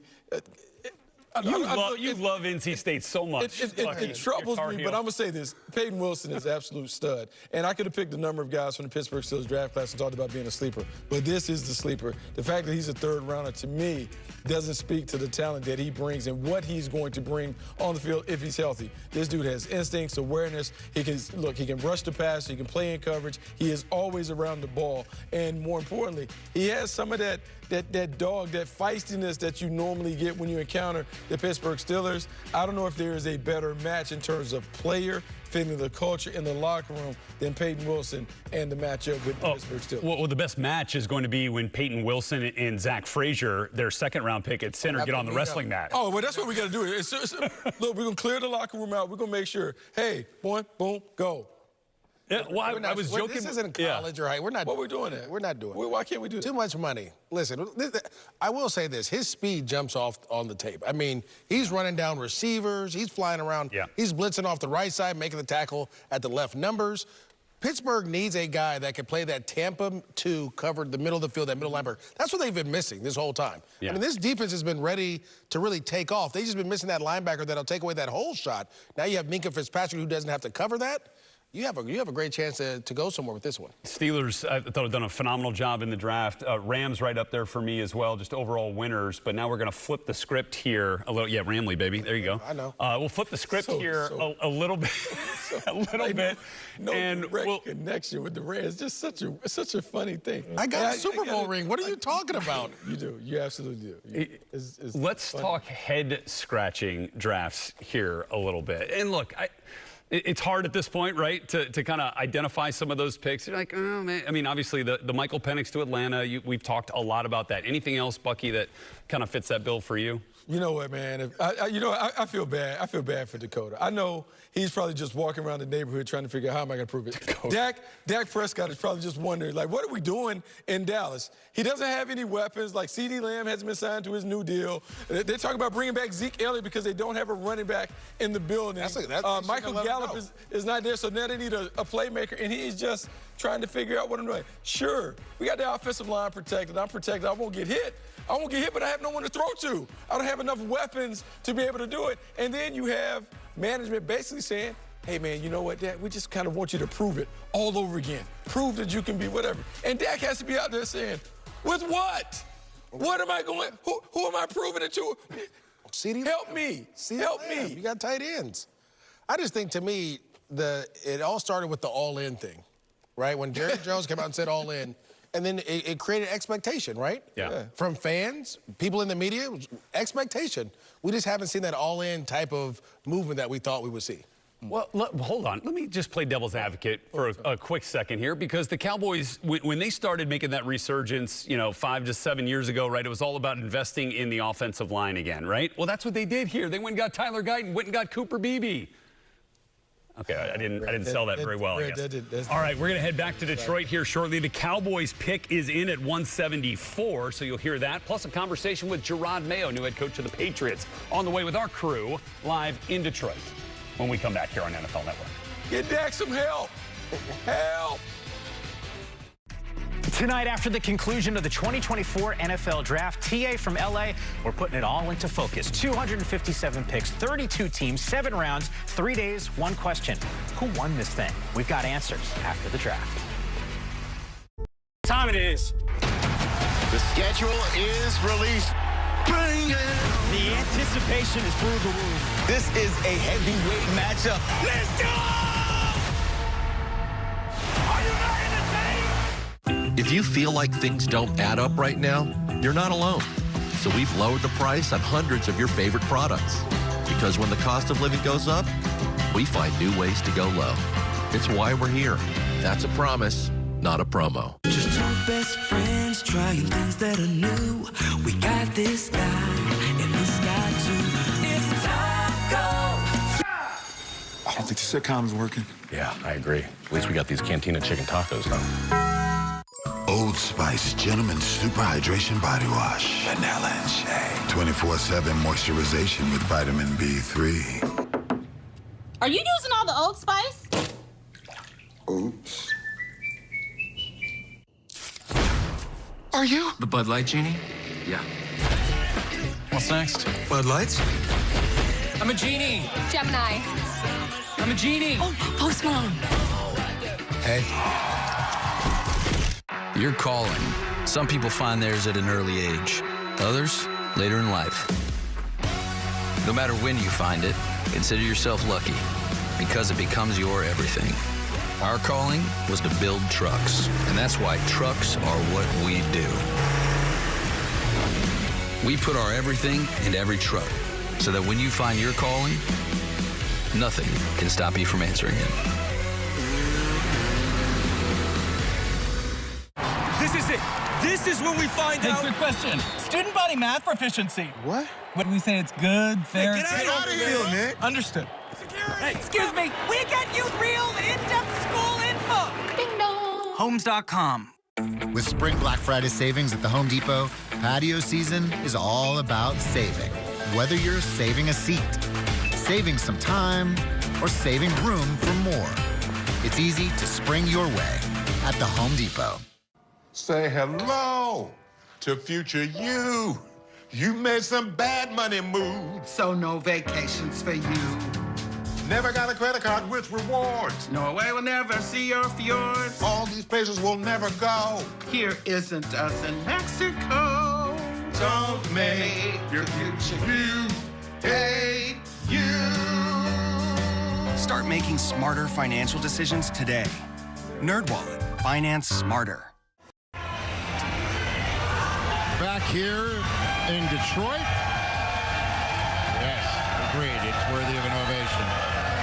Last 10 picks. Look who the Jets just took. Jordan Travis, Florida State quarterback, their entire season.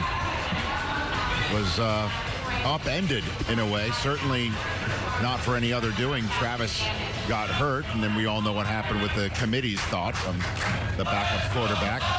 Long story short, though, is we have not heard from the Cowboys in quite some time. So here's their pick, and we're going to do it live. To announce the Dallas Cowboys selection live from the Televisa studio in Mexico City, please welcome Enrique Barak. Hi, and welcome to Mexico City, the international home of the Dallas Cowboys. My name is Enrique Burak, longtime broadcaster of the NFL in Mexico, and also longtime fan of the Cowboys. So I want to thank the Cowboys organization for this great opportunity. With the 174th pick in the 2024 NFL Draft, con la selección número 174 en el draft del 2024, the Dallas Cowboys select Kalen Carson, defensive back, Wake Forest. Yeah, Kalen Carson, not a lot of production, no interceptions this year, but he plays outside, he plays that little side turn.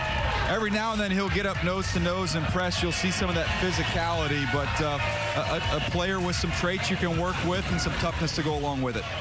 All right, so we hadn't heard from the Cowboys since pick 87, and pick 174 is a corner. So the Lions fans are all fired up.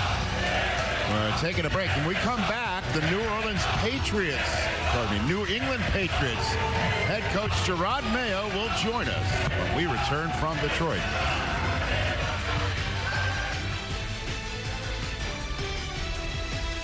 The 2024 NFL Draft is brought to you by the all-new Lexus GX. Experience amazing at your Lexus dealer.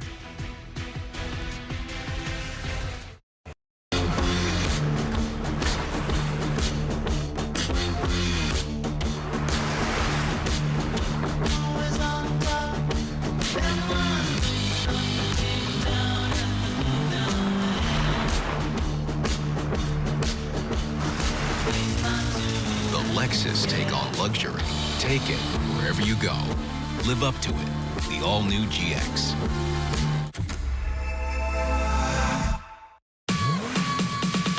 Verizon Small Business Days are here, April 22nd to the 28th. Get a free tech check and special offers, like a free 5G phone when you switch. No trade-in required. Partner with our experts today. Home Quote Explorer lets you easily compare coverage options so you don't end up overpaying. Good, because we spent a lot on this kitchen. Oh, yeah, really high-end stuff. Sorry, that's our ghost. It's more annoying than anything. Oh, a decal that says kitchen. Good, I forgot where I was for a second. At Apartments.com, every time a new listing is added, we get this alert, so no. Okay, everybody goes. Ooh, that's not right. Apartments.com, the place to find a place.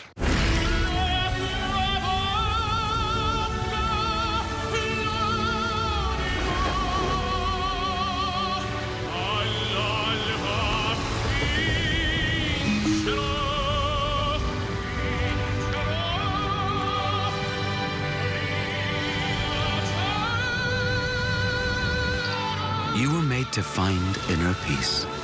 We were made to track flight prices to paradise. Lowe's knows the only thing that works as hard as pros is our rewards program for pros. That's why when you stock up on the many items you need, you earn bonus points to get the stuff you want. Join MVP's Pro Rewards and start earning today. You got this. We got you. No one wants to be my friend. If I told someone, it would only get worse. Scared to be alone. Scared for what's waiting for me around every corner. I can't stand up for myself. These are the stories of kids that were bullied. 1 in 5 have experienced this in school. So the NFL is working to give them the tools to create healthier relationships. We've helped more than 2 million students. Together, we can help even more at characterplaybook.com. Back in Detroit, the Patriots are on the clock shortly, so we truly appreciate the head coach of the New England Patriots joining us right now live on NFL Network, Gerard Mayo. How are you, Coach? I'm doing well. How are you guys? I'm doing just fine. So just jumping straight into the most obvious question, I guess, is what made you guys stick and pick Drake May at the very top of the draft on Thursday night. I'm sure your phone lines were ringing. Yeah, he was always one of our top guys, and the more exposures that we had to Drake and also his family and the coaching staff out there at Carolina, we felt very comfortable with him at 3. Has tremendous upside. He has tremendous talent now as well, but this is a guy who's a great leader and also loves to learn, and we love that about him. So excited to get him in the building.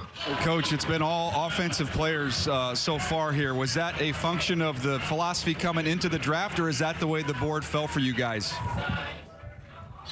Look, honestly, we go into the draft with the needs. Obviously, we had a lot of needs on the offensive side of the ball, and I think Elliott and Groh and Alonzo and all those guys did a great job. Our scouting department, collaborating with our coaches, did a good job really targeting people, on both sides of the ball. But we know that to win games in this league, you have to have a productive offense. So that was the focus going in. What's up, Vol? Charles Davis here. Going to ask you straight off the top. Is Drake May going to get a chance to be the starting quarterback when you open the season, or is there a plan already in place with Jacoby Brissett on board?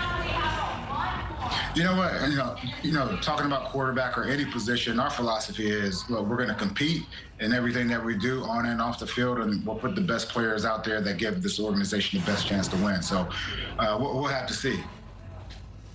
Gerard, good seeing you, and thanks for joining the show. This is the first year, obviously, post-Belichick, and there were all these stories coming out about who's making the decisions in New England and who's drafting this pick. What's been the collaborative process in the first post-Belichick year, this draft process itself? Yeah, I think you hit it on the head. It's been very collaborative, and I will say this: ownership has given us the freedom to really use our expertise, and that's being football coaches, that's being football scouts, and I think the entire organization down here has done a good job really coming together and making a decision all together instead of just one man having to make the final call, and it's been a great process. So no one named Kraft put a thumb on the scale and told you about a quarterback 3rd overall? That didn't happen? Not at all. Not at all. Now look, they're businessmen. They love the game of football, but at the same time, look, they have a lot of things going on, and Elliott and I, as well as Matt Groh and those guys, look, we just said, hey, we're going to focus on this team and try to put a good team out there this year. Are you aware of the last top 10 pick the Patriots made prior to Drake May? Who that person was? You were who that was? Yeah, I think that was Gerard Mayo. That's Rookie correct. of the year, 08. That is correct. Not anymore. Thanks for the time, Coach. I know you got back in your draft room. Go get I involved. appreciate you guys. There you go. Hey, VFL. There's Coach Gerard Mayo, new head coach for the New England Patriots.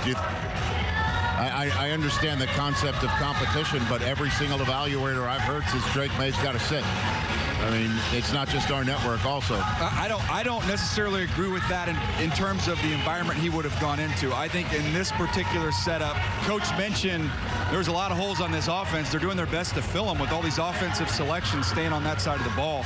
But if you told me Drake May would have went to someplace like Minnesota or even Chicago with the infrastructure they have in place to support him, I think I could have pushed to get him on the field. You saw it in 22 when the roster was better at Carolina, played really well. So to me, a lot of it, do they play, don't they play, is dependent on the environment that they go into. I don't think that's a great environment as constructed right now for Drake May to start right away. We went through that with Anthony Richardson last year, where his lack of college starts screamed, make him a project, let him sit for a year and what have you. Instead, he goes to the Colts, and they're saying, no. He's got to play right away because he doesn't have as much experience. And how do you help him? A Pro Bowl center in Ryan Kelly, an all-pro guard in Quentin Nelson, Braden Smith at right tackle, and then you start from there and give him a chance. And I think it was important, Rich, and I think you hit it there. Like, get the narrative right here. This is not Jonathan Kraft making the picks and the owner walking in and saying, I want this, I want that. Like, no, it's him. It's Elliott Wolf. It's Coach Groh. There are Lonzo Highsmith. There are people who have earned their place at the table, and it seems like the Kraft family is letting them make football decisions. Ian? Rich, as we look toward the future for the Patriots and wonder who's going to be the starting quarterback, what's camp going to be like, let me call you to a recent example. Remember when Mac Jones came in, it was like, is he going to be the starter? What's the deal? They ended up releasing Cam Newton, right? So they came in, let him compete. The guy who is the best and should be starting quarterback starts, and you make a decision moving forward. So I really do believe Gerard Mayo, when he's, look, I think a lot of people thought that Drake May could come in and sit. That was generally what most scouts told me. But we will see what happens when they get on the field in training camp, because that's real. And obviously, he's going to be in the fold in short order on the dotted line and figuring it out from there. Meanwhile, the Jets' latest pick is in, and while we were on break, the Jets chose Jordan Travis from Florida State. What's your opinion of that choice? Well, first of all, the injury, right? Jordan Travis, if he had a healthy process, maybe we're talking about him a little bit earlier. Someone who, as a quarterback, is going to rely on more anticipation and accuracy, not the wow traits in terms of the size, the arm strength, or the athleticism, just a real efficient player. But to me, this is someone who I believe could be a, decade-plus backup quarterback in the NFL. I don't view him as this is the heir apparent to Aaron Rodgers. I view as someone who's going to be able to service him in the room, learn not only from Aaron, but also learn from Tyrod Taylor. CD, to me, that's where, you kind of got to know what bucket you go in as a quarterback. Is this someone who's going to emerge as a starting quarterback? I didn't view him that way. Yeah, and I think that's the right act. I think that's the right look. Terrific leader, competitor, gritty, tough guy. But having Tyrod Taylor there really helps him, not just in learning, but he's coming off of a tough injury, really brutal injury. Give him a chance to heal and get himself going before he competes for a backup job. Rich, I'm seeing a CFL cornerback just selected by the New York Jets. Mr. Stigger's finally come off the board. Wait a minute. Maybe, is this an opportunity to potentially promote that Stump the Truck is coming up? This is what I see. Do we have Montez? The question, 100%. you got CFL tape, but the question is, do you have tape from Lane College? How about the fan-controlled football That's the tape league? you want. I mean, let's. I want to see the fan-controlled football league video. There we go, Quantes Stiggers. Here we go. All right. He's got a ton of production. Is this fan-controlled or CFL? That looks like CFL. There's too many people in the stands for that to be fan-controlled football. That looks like the just look at the end zone. You can see this is CFL. All right. He had a ton of production. We even got Spot Shadow, CFL Spot Shadow. Members of the Vikings UK-based fan club.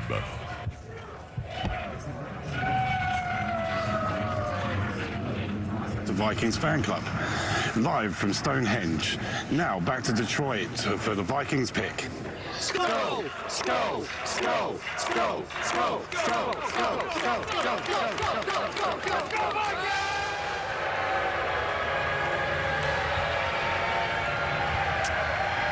All right. With the 177th pick in the 2024 NFL Draft, the Minnesota Vikings select Walter Rouse, tackle, Oklahoma. And with this choice, the 6th round is officially underway. We saw the right tackle from Oklahoma go in the first round to the Dallas Cowboys in Guyton. This is actually the left tackle for the Sooners and Walter Rouse. Excellent size. He's a finisher in the run game, real physical, real nasty. You're going to love him more in the run game than in the pass game. He's got some work to do when he gets out in his pass sets. When he gets out in space, he's got a really interesting the way he runs. I've never used this before, CD. I said he runs like a toy soldier when he gets out there in space. It's just a very unique look. I like that, almost like a march when he's going through. But here's the kicker. Remember, he's at left tackle. Tyler Guyton at right tackle. Why? Dylan Gabriel was a left-handed thrower, so Guyton had to blindside. But, guys, we've got some cool stories throughout the draft time that we've done. We got another cool one. You remember last year with Deuce Vaughn and his dad, Chris Vaughn, with the Dallas Cowboys? How about this year in Philadelphia? Jeremiah Trotter Sr., wore 54 with distinction for the Eagles. His son, Jeremiah Jr., gets the pick. 155 overall he went. Yes, indeed. Well, here's what he looks like. Man, you talk about a popular selection in that city. The bloodlines, they're outstanding. Excellent eyes and a very productive, reliable tackler. Start, first of all, linebackers, same as running backs. You begin with instincts. How fast are your eyes? Then we'll worry about how fast you are with your legs. He's excellent with those instincts. He keys quickly. He'll be able to read guards and then drive on the football, close up gaps, and make plays. In coverage, again, the awareness. The speed, if he had a chance to run, he didn't have a chance to run a 40, so he didn't get a time. I don't think he'll wow you with that, but neither did his dad. And his dad played forever This is him as a 12-year-old. How'd you like to be playing against him? See if you can find the future NFL player on the field. Oh. More? I thought somebody else was going to get some on that play. The second one. I thought it was the second level. Yeah, somebody's at home watching this going, hey, I'm 34 out there. That's me as a 12-year-old getting smacked. Do they actually remember getting hit like that? Look at this. Oh. That might knock the memory out of you. That's a family business. And by the way, I understand the number 54 is available in Philadelphia. Indeed. Yeah. And if it wasn't, someone was going to make it available. Fantastic. I love it.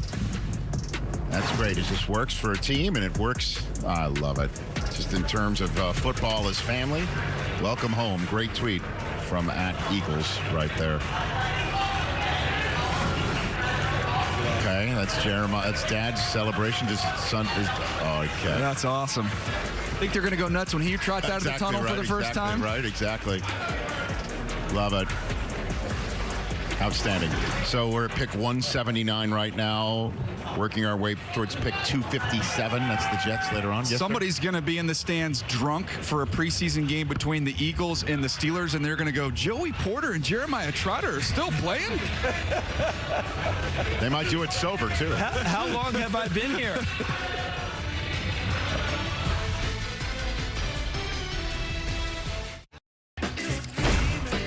Are you? The Bud Light Junior? Yeah. So we get wishes? Metal hair. Yes. Filthy rich. So filthy. Giant bicep. Big one. Sports car? Stretch it. Let's rock. I know that any time I see a woman in this space, that they are so good at the job. Women, particularly Black women, are met with challenges and discrimination, which is why people like you and I are so important in the business, because we have the visibility that we have. Having your dream mate want the best for you is irreplaceable. Behind every dream, there's a dreammate who helped make it possible. Behold the DQ freezer, holding all the Blizzard flavors of the past. The DQ freezer is closed. It's actually opening. We're opening the DQ freezer and bringing back frosted animal cookie and brownie batter. Hurry, before they're gone. Michael, I just wanted to say I'm so proud of you. It's nice to see you enjoying yourself. I hope you see new things. I hope you feel new things. But most of all, I hope you understand that this time is yours. Love, Mom. See the world like an insider with Chase Sapphire Reserve. Make more of what's yours. Catch all your favorite offseason content on NFL Plus. Stream exclusive offseason coverage from the NFL Draft, free agency, and more. Access NFL Plus today on the NFL app. The game-changing league for tomorrow's stars is OT7. It's all going down on NFL Network and streaming on NFL Plus. Right off the rip. Substance use disorder and addiction is so isolating. And so, as a Black woman in recovery, hope must be loud. It grows louder when you ask for help and you're vulnerable. It is the thread that lets you know that no matter what happens, you will be okay.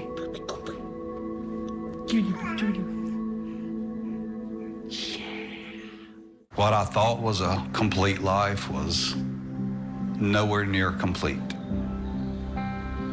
But it is now. Learn about adopting a teen at adoptuskids.org. I know you're going through a lot. I wonder if you know that we can get help. Let's see how far we can go. Love, your mind.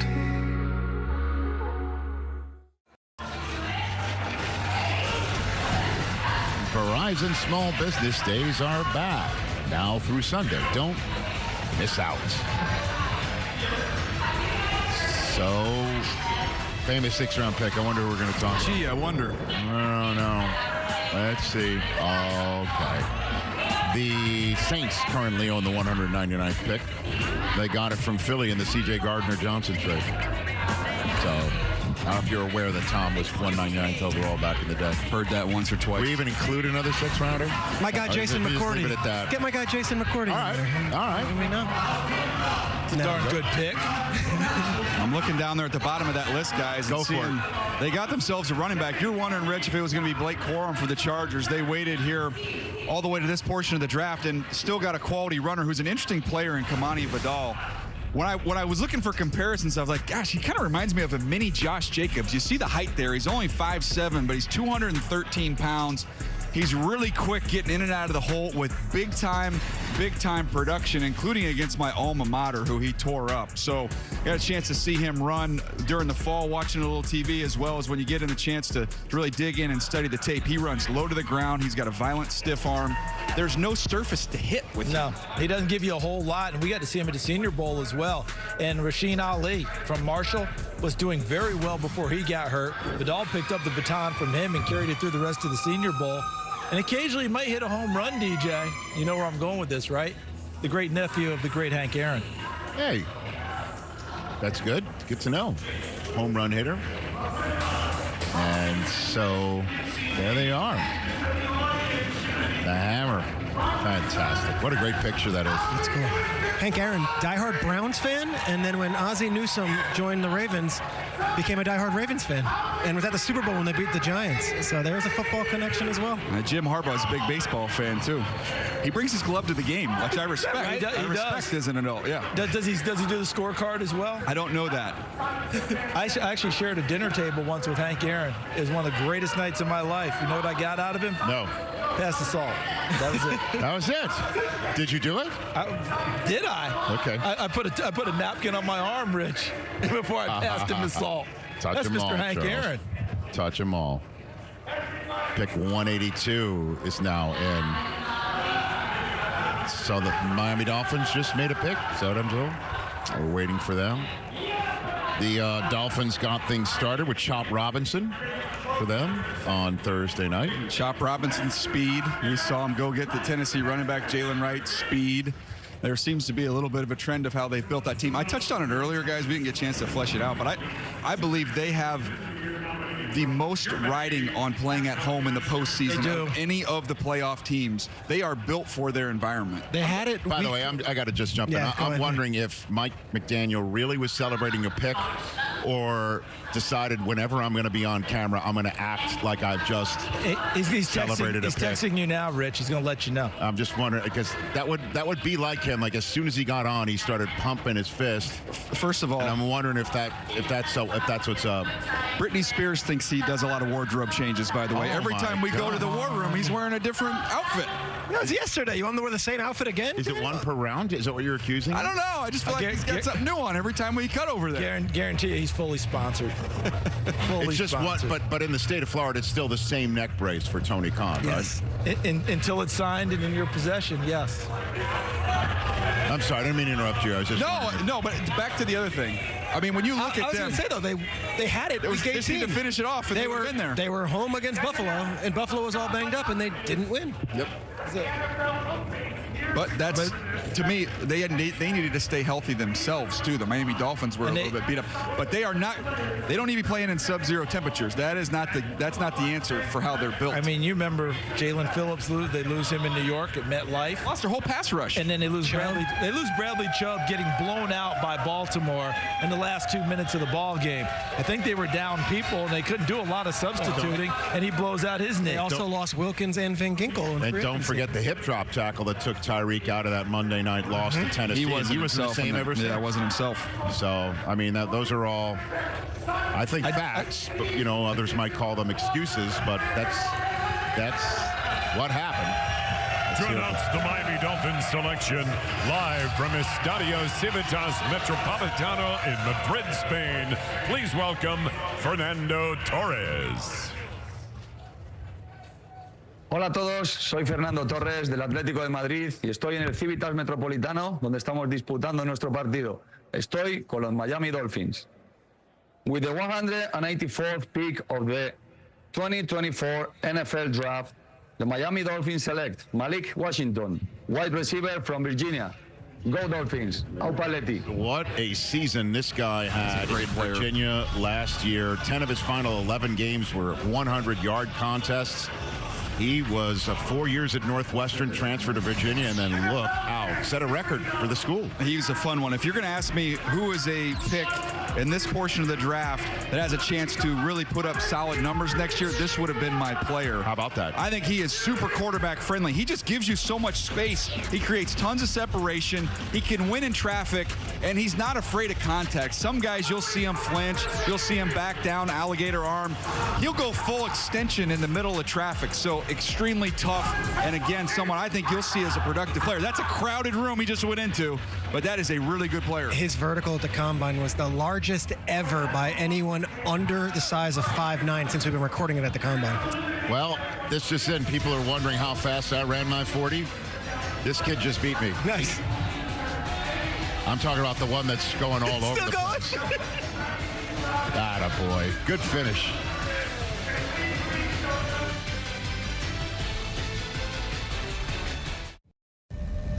This is not just another E-Class, because it evolves with you. It adapts to engineering. It is the first E-Class made just for you. For you. This is not just design, because your E-Class, it adapts, it recognizes you, understands you, empowers you, energizes you, feels you. It evolves with you. The new E-Class. With Spring Black Friday savings now at the Home Depot, you can power your spring and only need one battery to do it all. Gas-like power, endless possibilities, only at the Home Depot, your power source. This home-style chicken salad wrap from Subway, this is how you do it. Savory chicken, crisp veggies, all wrapped up. These wraps are amazing. People can hear my thoughts. That's a problem. Stay fresh out there with all new wraps from Subway. I find it hard to believe you don't know. I've got to go, okay? Bye. Beauty you are. But if you don't, just put down your hands. 'Cause I see you.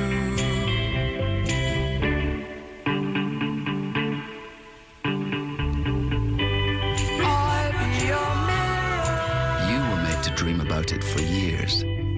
We were made to help you book it in minutes. Hey, it's me, your future you.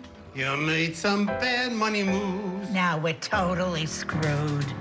Didn't fund your IRA. Thought NFTs were a better play. Now you still work at 103. Your boss hasn't hit puberty. Who's ready for their performance review?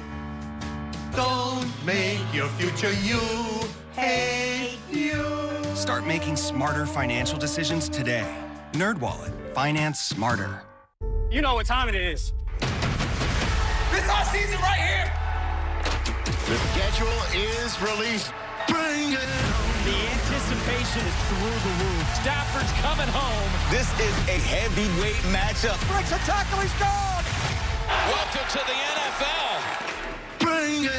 It's a family affair. Yeah. There's games in other countries. The whole world watching. Let's go! Are you not entertained? Sometimes I imagine what I'd write today for my dear friend Martin. I'd remind people that all hate thrives on one thing: silence. The people who will change the nation are those who speak out, who refuse to be bystanders, who raise their voices against injustice. When we stand up to silence, we stand up to all hate.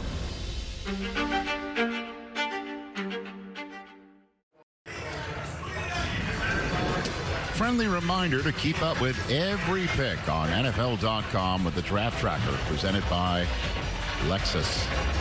5 years ago, he kindly spent some time in his days off flying into Indianapolis to help present a check for Run Rich Run to St. Jude Children's Research Hospital. So it stands to reason the great George Kittle would give me a very inspirational shout out in advance of this year's 20th anniversary run. What's up, everybody? Don't know if you've heard it. It is the 20th anniversary of Run, Rich, Run by our very favorite Rich Eisen. And I just want to say, Rich, what inspiration, man. Doing something for 20 years in a row is hard enough, let alone that is getting yourself to run 40-yard dashes. Because I know that's a struggle for you, man. I've seen it firsthand. But the fact that you've done it so often, every single year for 20 years, it's an incredible feat.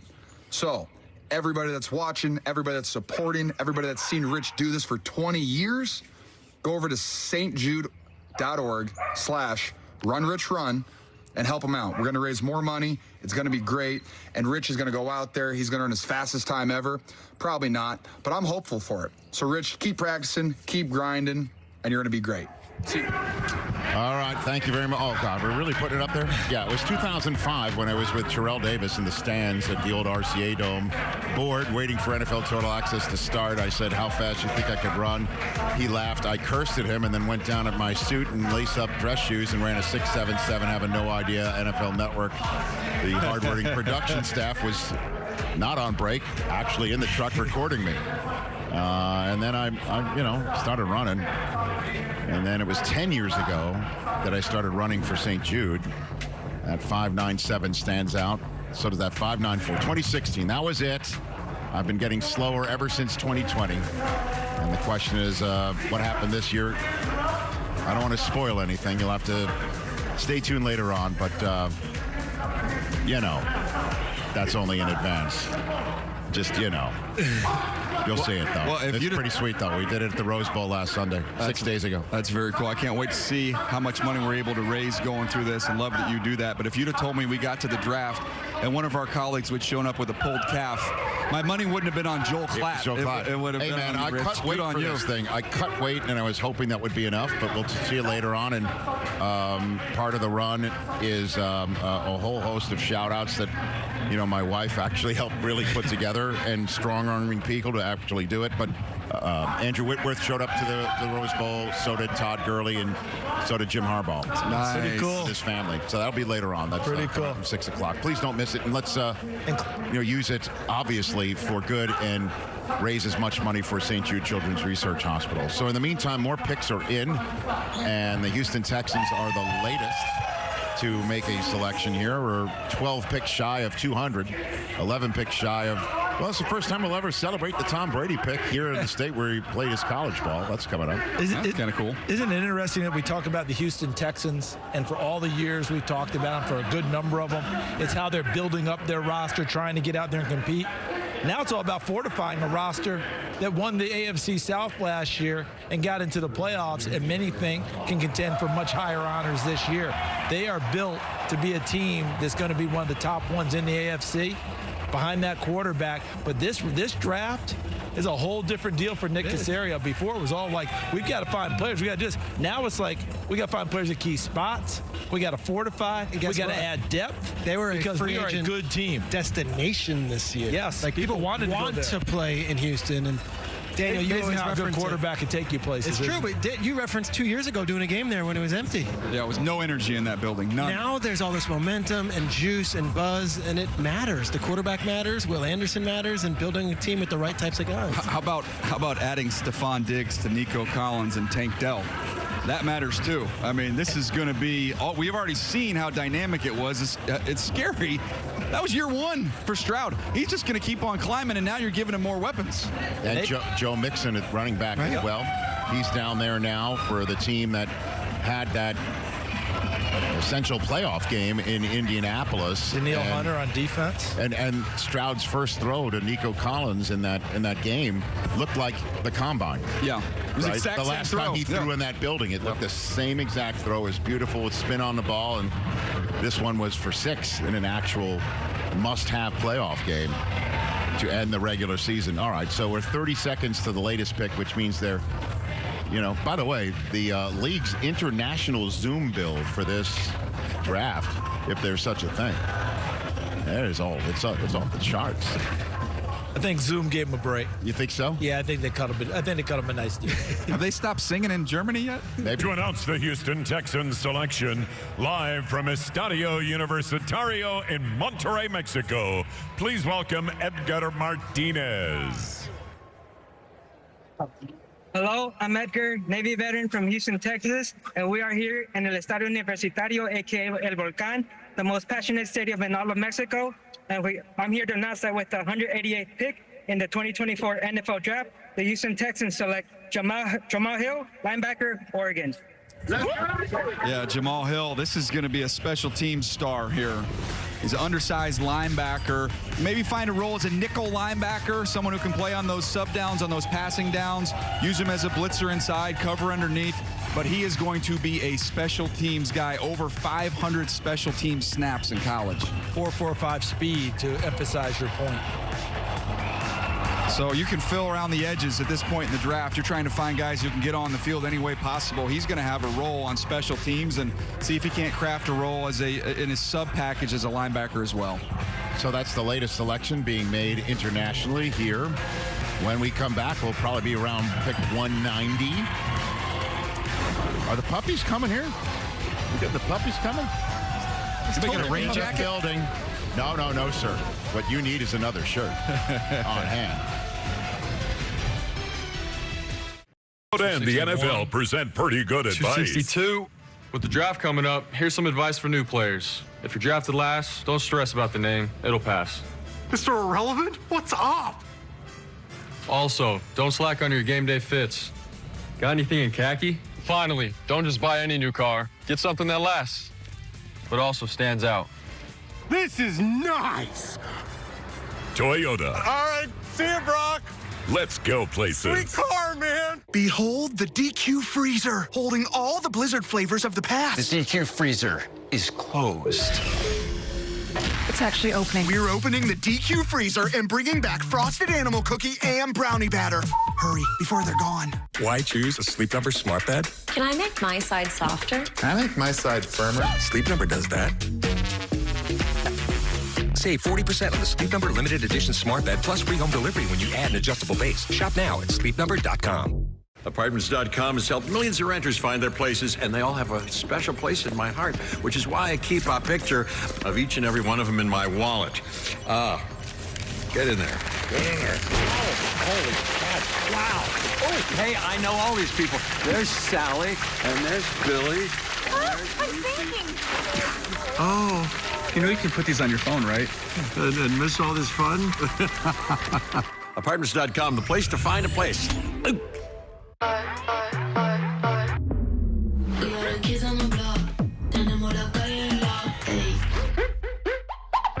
got the block and the money. We are the kids on the block. Tonight, after the conclusion of the 2024 NFL Draft, TA from LA, we're putting it all into focus. 257 picks, 32 teams, 7 rounds, 3 days, 1 question. Who won this thing? We've got answers after the draft.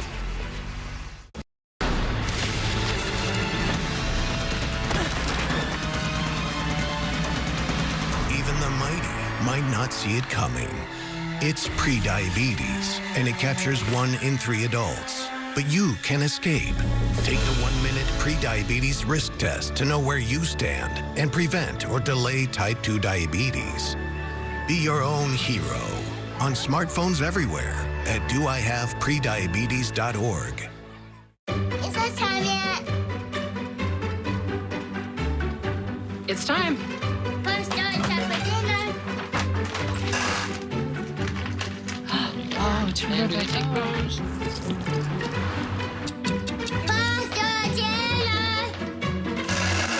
Donating pet food is one of the many ways you can help families in your community. Pets and people belong together. Learn more at petsandpeopletogether.org. Welcome back to the 2024 NFL Draft presented by Verizon. Beautiful look at what's been a beautiful 3 days in our host city of Detroit for the draft. A record-setting draft in terms of attendance. Wait, look at this. We just had the 3rd defensive tackle from LSU come off the board in this draft. It went to the Detroit Lions, who traded up to 189 with the Texans to make that selection. Had Casey Washington come off to the Falcons at 187, who, by the way, caught 3 of his 4 total career collegiate touchdowns in his final collegiate game. That's what's called saving the best for last. Rhett Lewis, Maurice Jones-Drew, welcoming native Michigander, who's been enjoying all the sights and scenes in Detroit, now joining us here in Los Angeles, Cynthia Freeland. Hello.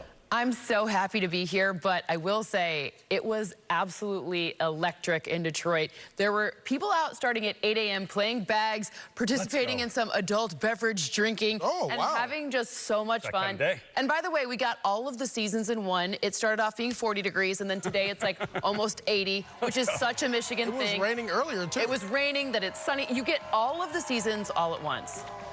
I mean, absolute massive humanity there, enjoying what the Lions have done, enjoying this hopeful 3 days on the NFL calendar. Let's talk optimism here. Favorite fits of the draft thus far, Cynthia Freeland. Okay, so I self-imposed a rule that I couldn't be a homer about picking Detroit Lions picks because I liked both of them. So I'm going to go with Troy Franklin, who was picked today. We saw an interesting fit there, a reunion between he and his quarterback. I want you to remember the number 2, as in 2 times. Easy. As in the average depth of target when Bo Nix was targeting Troy Franklin was twice as far as it was when he was targeting any other receiver. That's going to be very helpful at the next level, because one of the knocks on Bo Nix was, hey man, you only throw these shorter passes, blah, blah, blah, blah. Well, not when it's Troy Franklin involved. So I love that pick there. And then on the other side of the ball, are the Eagles killing it yet again? The answer is yes. Cooper DeJean, a really, really solid pick. The number I want you to remember here is 45.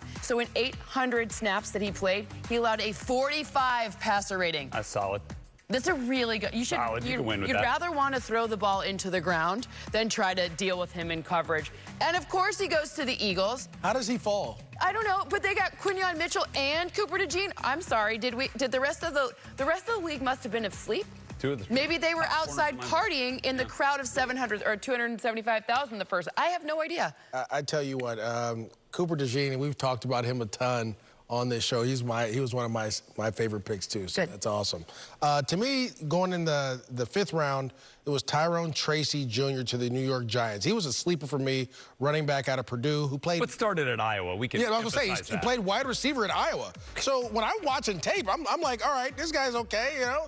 And then they're like, then some Iowa tape popped up, and I was like, Iowa tape? He can run every route in the route tree and run the ball. To me, that is, you know, that's what tight ends do. You want to have a weapon, that's what he is. And he returns kicks and punts. So for me, this guy here was a great value add.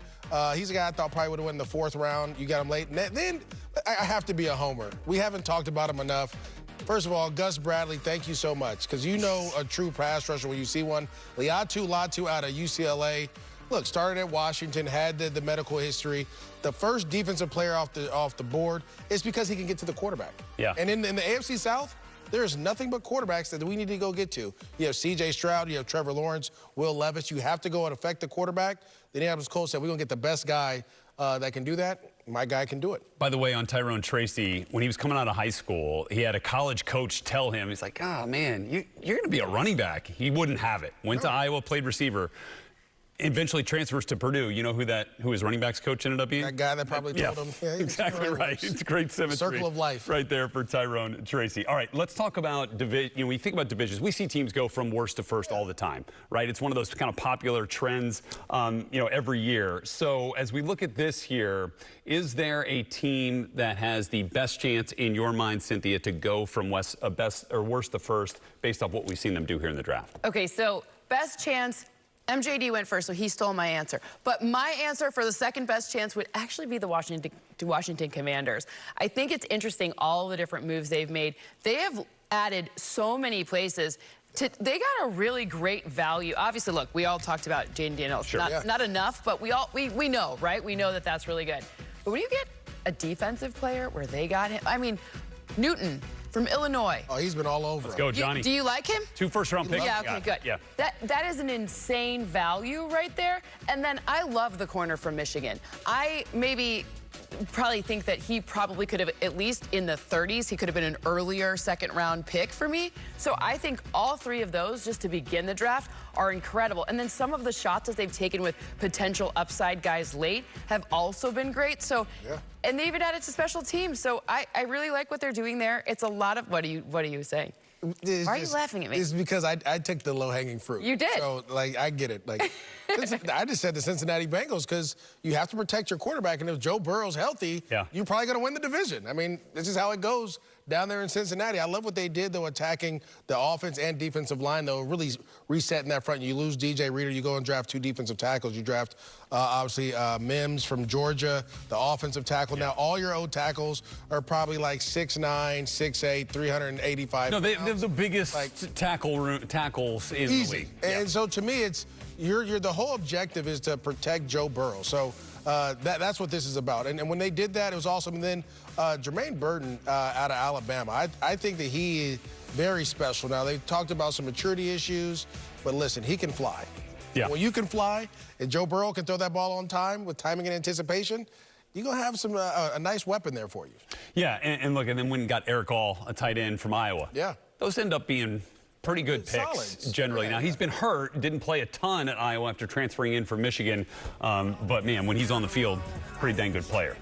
Okay, the New England Patriots are set to announce their next selection. Gerard Mayo, their new head coach, just joined our set there in Detroit earlier on our broadcast. And we're going to see who they are going to add here in the 6th round on day 3 of this draft. Till I land, have me out like a light, hey, like a light, hey, like a light, hey, slept through the flight, hey, not for the night, 767 minutes. With the 193rd pick in the 2024 NFL Draft, the New England Patriots select Joe Milton, quarterback, Tennessee. Oh, they went. Get your bazooka ready. I love it.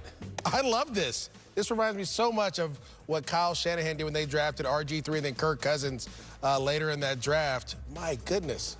Saw with my own eyes Joe Milton throw the ball right hash, -25, all the way to the back left corner of the opposite end zone. That's 83 yards in the air, if my math serves correctly there, Cynthia Freeland. Not even accounting the right to left distance as well. That's just the, straight yards. Without question, the biggest arm in this draft. Now, I don't know how much opportunity he's going to have here with Drake May being the 3rd overall pick, but what do you think? I love the strategy of doubling down at a position of need. I actually think that every year you should take a quarterback in the later rounds because it really helps insulate what's going on in the future. Plus, when you have this big arm, maybe even it's on the practice team, and then you have the opportunity to leverage going against that big kind of arm in your practices. So I think this is an awesome pick.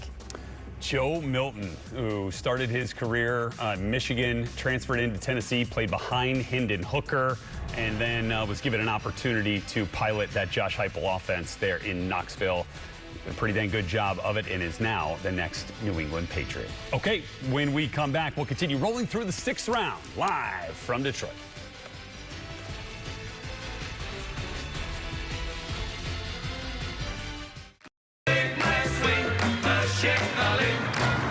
I checked 2 bags on Southwest for free. Huh. You can pack so much shampoo in a check bag. He gets it. 2 bags fly free. That's a big flex. With Spring Black Friday savings at the Home Depot, patio season is all about saving. Whether you're saving a seat, saving some time, or saving room for more, it's easy to spring your way at the Home Depot. The Cantina Chicken Quesadilla isn't just for late night, because it has a perfect slow-roasted chicken to melted cheese ratio. That's chicken on the inside, cheese everywhere else. Introducing the new Cantina Chicken Quesadilla, only at Taco Bell. If you feel like things don't add up right now, you're not alone. So we've lowered the price on hundreds of your favorite products. Because when the cost of living goes up, we find new ways to go low. It's why we're here. That's a promise, not a promo. Are you? The Bud Light Genie? Yeah. What's next? Bud Lights? I'm a genie. Gemini. I'm a genie. Oh, Post Malone. Hey. She runs and plays like a puppy again. His number 2s are perfect. He's a brand new dog all in less than a year. When people switch their dog's food from kibble to the farmer's dog, they often say that it feels like magic. But there's no magic involved. It's simply fresh meat and vegetables with all the nutrients dogs need, instead of dried pellets. Just food made for the health of dogs, delivered in packs portioned for your dog. It's amazing what real food can do. Hurry up, Agent. Only 20 seconds left. But which wire should I cut? The red or the blue or the... Well, it's usually always the blue one. But there is also a green one and a yellow one. Oh, there. Red Bull. Behind you. Drink it now. Of course.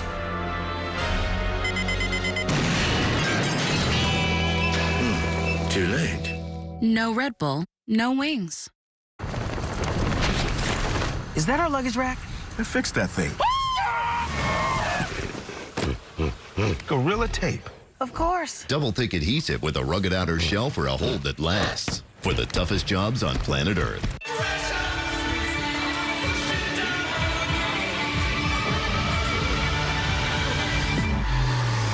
Hold on. It's only noise. Can Anthony Edwards live up to the hype? It's only rivalry. A little hard work. Only a kick. It's only a jump.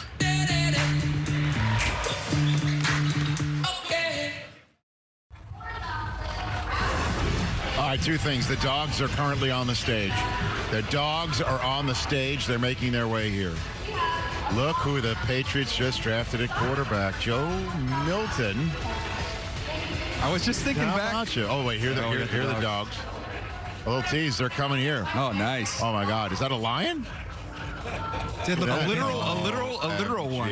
Can't not have one in Detroit, Rich. I don't know. Just, again, we're scouting. Which one is most likely to pee on DJ? Oh, man. I think it might be that one. She seems to really be making that dog comfortable. I'll take that one. Remember what Parcells said about young players and getting them on the field? Drop their huggies? If they're going to bite, they're going to bite his puppies. Okay. How about Joe Milton? Sorry, I was doing a lot of scouting right there. I know that. Careful. Are you trying to line count? Are you trying to line count dogs? Puppies are making their way here. Let's maybe get a couple of them rescued. Joe Milton just got drafted by the Patriots. We just had Gerard Mayo on, and Charles, of course, it's his Vol guy. They finished the conversation as he leaves. He says VFL, Vol for life. And then just foreshadowing. That's all Coach was doing because they go out and get another quarterback to add to the 3rd overall pick, Drake May. They go out and get Joe Milton, who's much older than Drake May, probably by 3 years. Yeah, he's 24 years old, 6-year player, started at Michigan, transferred to Tennessee. The size and the arm strength, that is where it starts. I mean, these are missiles here. And Rich, you saw it at Michigan, CD, you saw it at Tennessee. Look at the tracer on these throws. I mean, it is ridiculous. You see the distance here, that's almost 60 yards. We get to the combine. This was awesome. Fun. This is a beauty. Keep going, and 71.8 yards. Yeah, this is an orange. How far can you throw an orange? Let's see what you got here. It is a long way. Long orange toss. I didn't Spurrier say you can't spell citrus without the UT. and everybody got upset. But when you got past being upset, you said, because we always end up in the Citrus Bowl and they ended up in the SEC championship game. So that drove us a little bit crazy. But we got them a few times on. We got you a couple times, Coach. But it was a great line, I will say that. Joe Milton becomes the first Tennessee Vol the Patriots have drafted since the coaches just drafted him. Cool. Wow. And in case you're wondering, is he the first quarterback the Patriots have drafted in the 6th round since Tom Brady? The answer to that is no, because 3 years after Brady got drafted in the 6th round, the Patriots drafted Cliff Kingsbury in 2003. Nice pull. And two different arms there between him and Milton, but Cliff Kingsbury's accuracy was what got him drafted. And I guess if there was a network on at that particular time, and it was right before we went on the air, the 2003 draft. 2004 was our first draft. I guess, Ian, we would have been on the air wondering if the Patriots had screwed up by drafting somebody with Tom Brady performing so well. Would we have done that? Oh, man, that would have been some good old takes exposed right there. Yeah, but I'm not commenting on that. Anyway, let's get to what I was going to say, which is let's look at the future of Bailey Zappi. Started a bunch of games last year for the Patriots over the last several years. It is a crowded room for the New England Patriots. Of course, they have Jacoby Brissett, one of the highest, if not the highest, backups in the NFL. Of course, they have Drake May. My understanding is for Bailey Zappi, certainly someone who could be available in a trade for the right price. I know he's a good guy. The Patriots like him. I mean, they dealt Mac Jones to a place that was a great landing spot for him. Wouldn't be surprised they did the same thing to Bailey Zappi.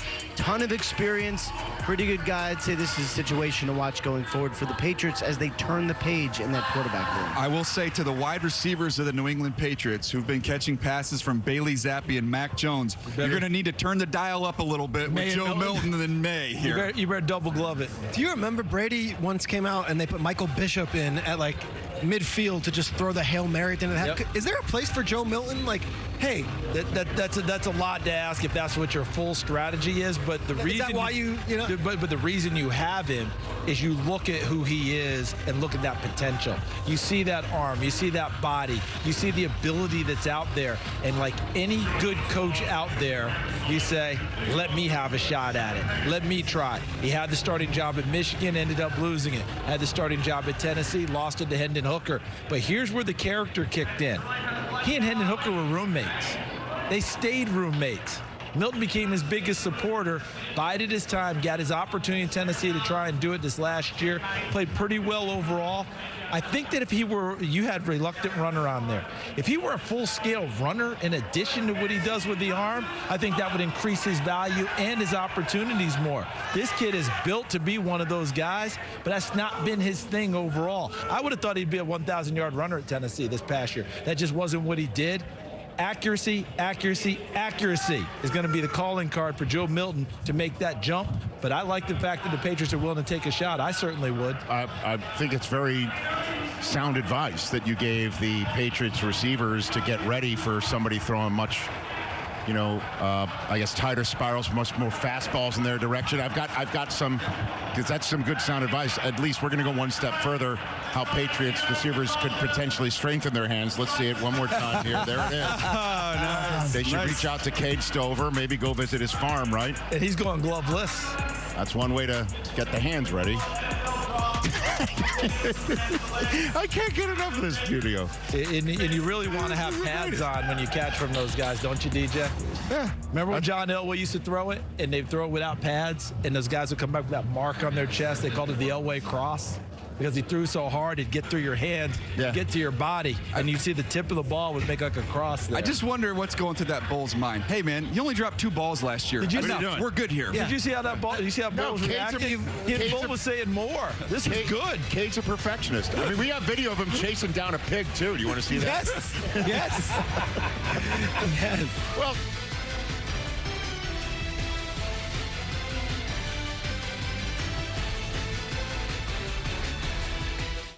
It's me, your future you.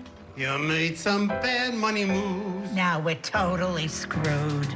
Didn't fund your IRA. Thought NFTs were a better play. Now you still work at 103. Your boss hasn't hit puberty. Who's ready for their performance review? Don't make your future you hate you. Start making smarter financial decisions today. NerdWallet. Finance smarter. Lowe's knows the only thing that works as hard as pros is our rewards program for pros. That's why when you stock up on the many items you need, you earn bonus points to get the stuff you want. Join MVP's Pro Rewards and start earning today. You got this. We got you. Sometimes your work shirt needs to be for more than just work. Like when it needs to be a big, soft shoulder to cry on. Which is why Downy does more to make clothes softer, fresher, and better. Downy. Breathe life into your laundry. Finding a home for us was tough, but our agent Joe just got our needs. Hey, Joe. Hey. He even clued us in on a local secret, a well-hidden dog, P-A-R-K. I want it all for my dog. A year after a heart attack, Mike's feeling like himself again. But even though time has passed, his risk of a second attack hasn't. Mike is still living in the red, with a very high risk of another heart attack or stroke. He doesn't know with his risk factors, his LDL-C, bad cholesterol, is still too high. The recommended level is below 55. Are you living in the red? Get in the know. Learn how to get a free LDL-C test at attackheartdisease.com. Behold the DQ freezer, holding all the Blizzard flavors of the past. The DQ freezer is closed. It's actually opening. We're opening the DQ freezer and bringing back frosted animal cookie and brownie batter. Hurry, before they're gone. You don't always have to be the biggest or the strongest. You just need to love football. We exist to lead, strengthen, and grow football for all. Inspiring passion for the game. All ages, all skill levels, all walks of life. Through investment in our youth and unwavering commitment to elevating the standards of our game, we proudly support and serve the football community so that anyone can pursue America's favorite sport, USA Football. Football for all. All right, so the Tom Brady pick is in. Pick 199 here in the state where Brady played his collegiate football. And by the way, at one of the greatest Orange Bowls in the history of Orange Bowls. And that still didn't put him on too many radar screens. But just enough for the New England Patriots to recognize greatness when they could see it. At least that's the way I care to say it. So pick 199 is in. Pick 200 around the corner. Puppies are making their way here. Mike Tomlin's scheduled to join us shortly. Run Rich Run still ahead. Stump the Truck. My goodness gracious. You think there's only 58 picks left in the draft. What are we going to do? A ton. Essentially what I'm saying. And at least one or two more times I'll try to sneak in Kate Stover massaging a bull. What about this pig video you just talked about? All right. Before we get to more pick analysis. Is this our No. Let's give Peter what he wants. Sorry, I needed this. Listen. Is this our version of calling the hogs? There is. Okay. How did Jerry Jones not draft him? Back to this video. There we go. Yeah. The pig video didn't really live up to expectations. I'm sorry. Oh, yeah, he's bailing hay. He's got the whole thing. What did you think? He was chasing down a full-scale Razorback? Running down a hill chasing No, you wanted to see a full Razorback. How many prospects do you know have shot a PSA for the Ohio Beef Council? I didn't know if that was. I thought we were doing an ad for Farmers Only. I knew it was coming. I knew it. Hello, Cade. I knew it. I knew it. If you sing the jingle, it's over. Don't do it. Well, then. At any rate, what were we going to talk about? I want to talk about the tight end from Arizona that went. Your guy finally went. Yes, he did. And so this is my second tight end in the entire draft. I had him as my 68th overall player. He's a little bit older. He started his career at Southern Utah, transferred to Arizona. I didn't know anything about him when I popped on the tape. But I watched him, and I'm like, I feel like I'm taking crazy pills. I'm watching like a Zach Ertz type player here with the ability he has to work in the middle of the field. He's got clean releases. He's got run after catch ability. I love the acceleration. To me, I'm watching this guy. This guy's a natural feel for the position. He's going to be a really good pro. He starts dropping and dropping and dropping, and I'm going, what is going on? I find out he had core muscle surgery right after his pro day. They alerted all the teams. The hope is that, they'll get him ready to go by the time you get to training camp. But I think the age factored in with the injury, he slid down the board. But, man, I am a huge believer in his game, and I'm excited to see him with the Bengals. Want my one line that I wrote about him? Looks like an old school Y.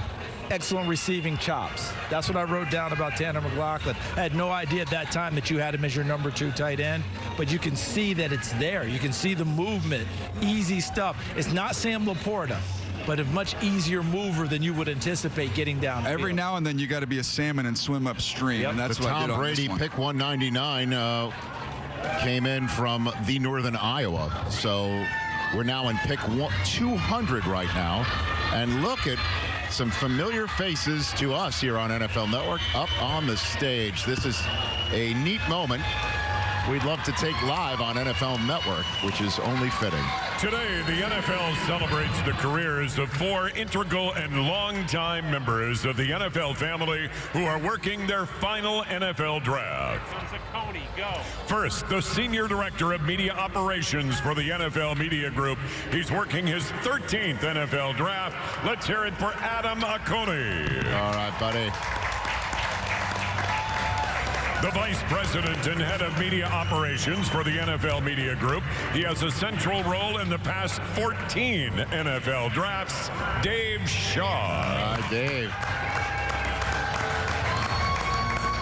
From ESPN, he's been a part of the NFL draft for 23 years. Steve Carter. And from the NFL events team, she's played a key role in 29 NFL drafts. Let's hear it for Allison DeGroot. All right, Allison. Thank you to each of you for your contributions to the league, the fans, and the NFL draft.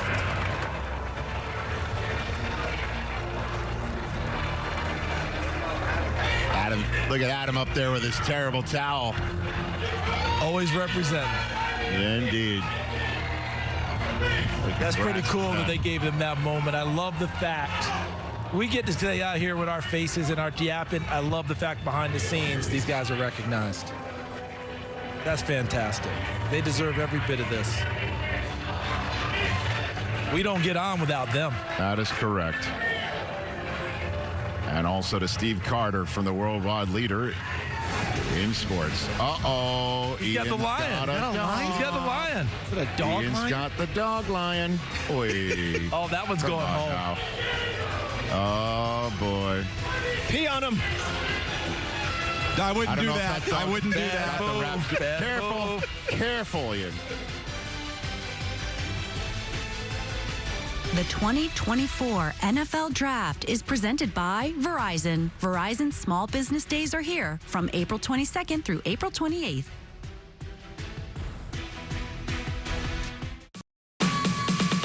Verizon Small Business Days are here, April 22nd to the 28th. Get a free tech check and special offers, like a free 5G phone when you switch. No trade-in required. Partner with our experts today. You ready? Oh, nope. Try my Old Spice. You can use it on your pits, chest, and even your toes. That's not your toes. Oh, that's fresh. When that Tostitos hint of lime flavor hits, it changes things. It takes your snack game up a notch with a tangy, zesty crunch that's ready to dip. Tostitos, get to the good stuff. Carol, look. Marry me, carrot? What? Found a sale on skywriting? Important things aren't worth compromising. At Farmers, we offer both quality insurance and great savings. Quick, show her the other carrots. We are farmers. Bum, bum, bum, bum, bum, bum.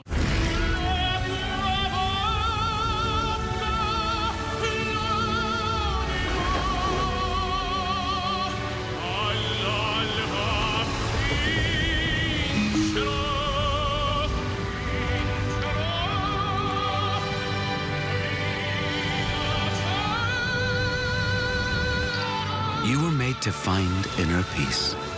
We were made to track flight prices to paradise. The game-changing league for tomorrow's stars is OT7, featuring the top young ballers making grown man plays. Football is king, and these are the princes. They're coming up to the booth. He's hitting the worm on you. It's all going down on NFL Network and streaming on NFL Plus.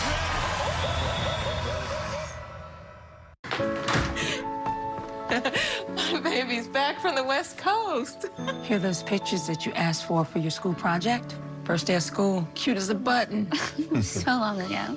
Oh, here's Grandma Florence after that flood wiped out the whole neighborhood. Sometimes I just cannot believe all the storms we've gone through here. I can only hope that we'll be able to leave this house to you one day, baby. You're our legacy. Planning for these disasters will make sure we're safe. And it's the best way to protect that legacy. Those beans smell heavenly. Give Mom a little credit. You know what? We should make an emergency communication plan. That way we're ready this year. Oh, Great idea. At my dorm, we have emergency kits for earthquakes and wildfires, but I'm sure there's something more local I can send you with a link. Okay. Smart. I'm coming to share with you guys. Protect your legacy. Plan for natural disasters today. Visit ready.gov/plan. We welcome the puppies and DJ. I believe you have an actual evaluation. Gotta be honest. There's some character concerns here with Patrick, okay? What happened? I think I made Patrick a little nervous. No. Oh, yeah. Patrick, no. Yeah, Patrick peed on me. Just got peed on. Got destroyed. This is an intuitive dog. He's got the Chargers color announcer. His name's Patrick in Kansas City. Of course he peed on me. And a new segment was born, so with us knowing we were going to have another puppy segment here in Michigan, the backup shirt's ready. We're prepared. Preparedness is our motto. And here they are, the beautiful puppies of the Michigan Humane Society. Is that the proper? Michigan Humane. What is it? Michigan Humane. We took up the society. Michigan Humane. I have Waffles. Hello, Waffles. Uh-oh. Waffles may want to come home. Hi, Waffles. Am I the only one actually with the dog? Here's the thing. When you go through the evaluation process, I got to have an interview. So I'd like hold on a minute. Interview. Here we go. It's Waffles. Let's go. Oatmeal. Hold on a minute. Hold on a second. Waffles. We're talking about Waffles. Who's got oatmeal? Where's oatmeal? Where's oatmeal? Who do you have, Charles? I've got Denali. Got Denali. Very good. All right, let's look at some background information here before I have to make a decision of who I want to hold here. Okay. There you go. Waffles, let's see. We've got some information. I've got some scouts on this. So Waffles, a little bit shy at first. Excellent cuddler. There's a player. Well, this is a little dicey because Patrick last year and we had some issues. So there was moments there, but I like that. I like that. What's the next dog? What do we got up next here? Ian's got oatmeal? Yep, I got oatmeal. Unbelievably cute. I had a very stern conversation with my wife. Well, she was stern. She said, do not come home with a dog. We will see. Oatmeal, ready to play day one. No camp competition there. Great eye-paw coordination. I mean, this is really how you draw it up. I'd say not fat, quicker than fast. Oatmeal, really impressive. All right, let's get to our NGS fetch scores here. Next gen. Oatmeal ends up right at the top. Waffles, Rich is not going to like this, but Waffles right there in the third spot. Wow. I've got the Hall of Fame undrafted free agent here because I didn't see Denali on the board. Didn't even make the cut. But I can feel that this one right here has got potential and is ready to go. Quick twitch. Okay, look at that. Sees the field. Full focus. Able to scan and looking for an escape hatch after the catch. Yeah, that's Yak. All right, what's the name back here? What do we got here? We got DeVito right here. Oh, this is DeVito. Has he relieved himself yet Tommy today? or Danny? He's already gone to the bathroom? He's the 1 and 2. Okay, all right, we're hold on one second.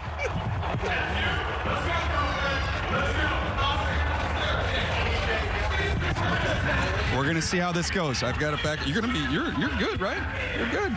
You already took care of business. I appreciate that. Just because they win doesn't mean they can't do it again. Well, let's not go there. Who we got? Here we go. Hold on. I have Bumblebee. I have now. Oh, who we got? Crunch? I have Bumblebee. Look at you. Who is? Okay, there's Bumblebee. Central Michigan. I get it. That's a good one. Gets through trash. He's a downhill thumper. Eats grass and stays square. That's good. Hi, Bumblebee.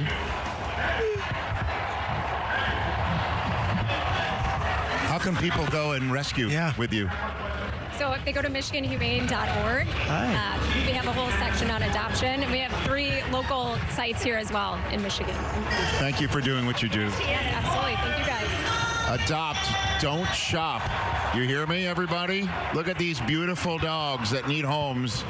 They're looking for homes, and they're looking for Daniel's shirt. Have you gotten through this unscathed? I made it this year. Attaboy. I made it this year. Hey, I'm drafting DeVito in fantasy this year. Is that what you're doing? Did you hold the dog about 2.3 seconds?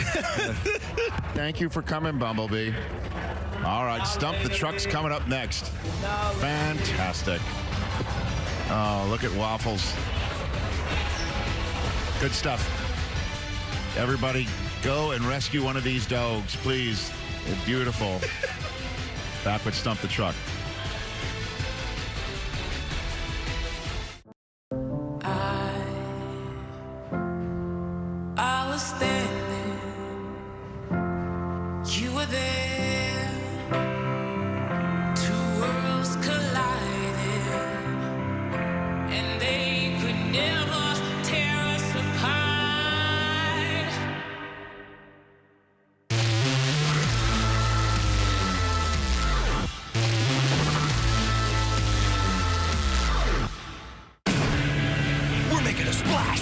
on their Twisted Tea drop. Twisted Tea fans love the smooth, refreshing taste of Twisted Tea Hard Iced Tea. Real brewed tea with a 5% kick of alcohol. Twisted Tea Hard Iced Tea. Keep it twisted. Lowe's knows the only thing that works as hard as pros is our rewards program for pros. That's why when you stock up on the many items you need, you earn bonus points to get the stuff you want. Join MVP's Pro Rewards and start earning today. You got this. We got you. It's time. Yes, the time has come for a fresh approach to dog food. Every day, more dog people are deciding it's time to quit the kibble and feed their dogs fresh food from the farmer's dog. Made by vets and delivered right to your door, precisely portioned for your dog's needs. It's an idea whose time has come. The time has come.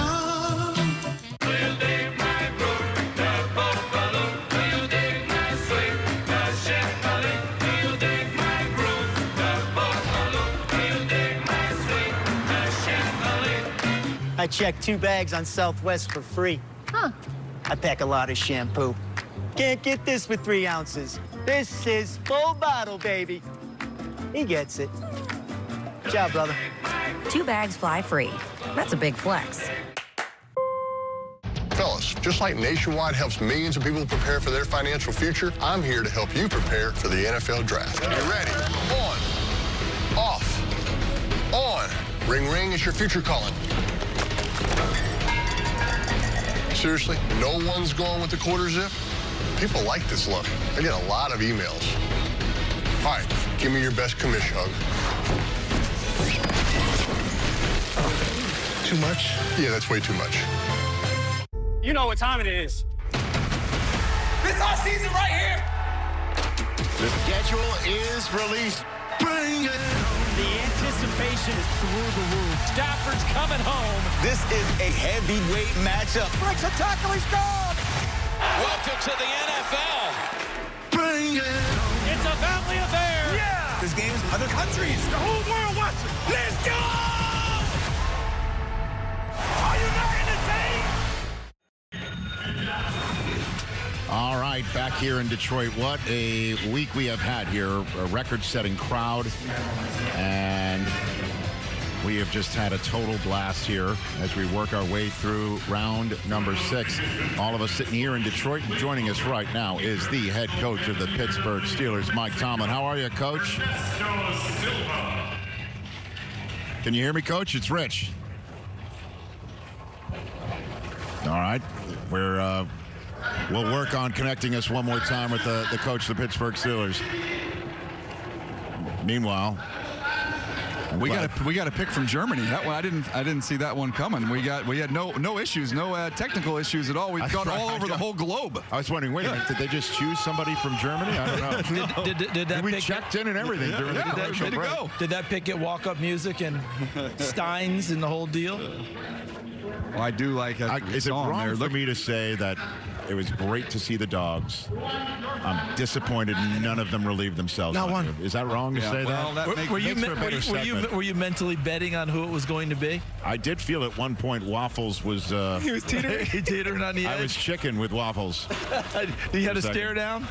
Chicken with Waffles. Oh, that's what it was. I tried to get, people do this cold plunge thing. Oh, he's sitting there for 3 minutes.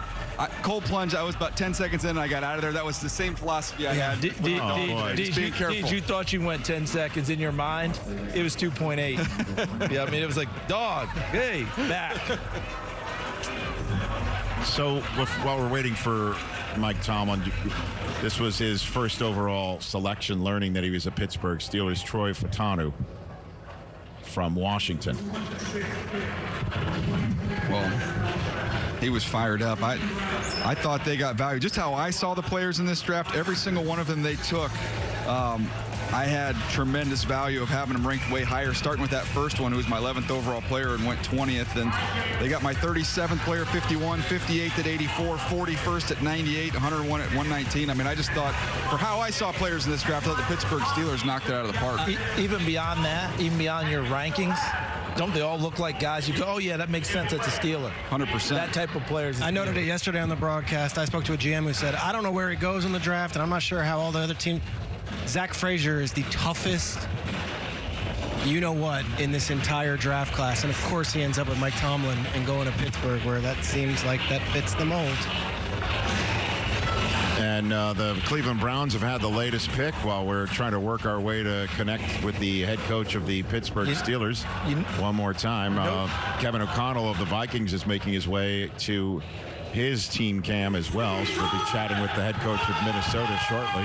One other thing about these Steelers picks, not only are they highly rated by you, DJ, but every one of them was not just a pick for a good player. There was a need. Tackle, Troy Fatano. They're trying to go it looks like to me like left tackle and keep Broderick Jones right side. Center, Zach Frazier, screaming need there.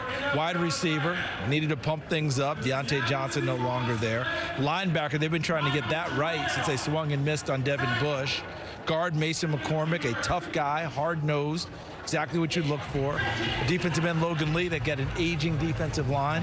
And a cornerback Ryan Watts. Joey Porter Jr. last year started for them. I'm not saying Watts immediately starts, but there is a need in the secondary to try and have players get younger. So every one of them are good players, but needs were also met as well by Omar Khan and Coach Mike Tomlin. And, of course, the conversation involving the Pittsburgh Steelers began with their remaking of their quarterback room with the signing of Russell Wilson and then the trading away of Kenny Pickett and then the acquisition of Justin Fields right on top of that. And Wilson and Fields are in their quarterback room. The running back room's as good as ever for them with Najee Harris and Jalen Warren and George Pickens beginning to really come on strong. That's got to be the most cost-efficient quarterback room in the NFL. And two guys who are going to have giant chips on their shoulders as well. So you've got motivation. Russell Wilson's getting, what, $38 million paid to him by another team. And then Justin Fields, fifth-year option. It's like, all right, prove it. Do it. So both of these guys are looking to fight for their NFL careers as QB1s. How they jockey between the two and maintain that's on the coaching staff and the quarterbacks themselves. You know, what I'm looking forward to is, I know it's draft day. I'm really looking forward to seeing the continued development and maturity of George Pickens, because that talent is just off the charts. DJ, would I be wrong in saying no knee injury? George Pickens a first-round receiver when he comes out of Georgia. Talent has never been in question. Talent is not the issue at all. And there was a couple of bumps last year during the season. And then you look up in the game, what was it, the Cincinnati game that was on the Saturday, and he went off. And you're like, oh, my goodness, that's what you're drafting. That's what you're looking for. If they get that all taken care of and George Pickens continues to ascend in the right direction, boy, they're off and running down their passing game. And I'd ask you, Rich, because Deontay Johnson's gone, but the Roman Wilson pick, it's a different player, of course. It's a different back. You know, what are they getting in Roman Wilson as someone who's watched him for all these years? A winner. They're getting a champion, and they're getting somebody who makes plays. Mm-hmm. I know that sounds trite, what's but it's this the truth. Run? Huh? What's this winner run, DJ? This winner, he said he's getting a winner out of him. What's he run?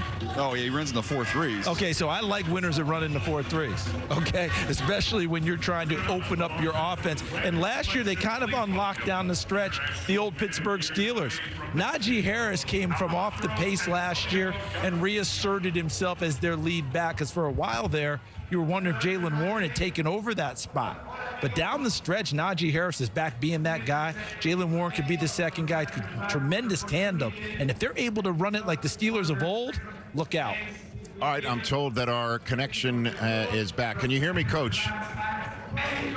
Absolutely, Rich. There we go. The head coach of the Pittsburgh Steelers, Mike Tomlin, here live on our NFL Network broadcast. You know me. This is not our first rodeo of us chatting after you drafted Michigan Wolverine together here. So I'm going to go there first and leave the rest to my guys. What you saw in Roman Wilson and why you drafted him. You know, I agree with you, Rich. The winner trait is something that we value. You know, those formative years in college, man, when you're part of a program like that, it shapes you forever, particularly in terms of your relationship with the game.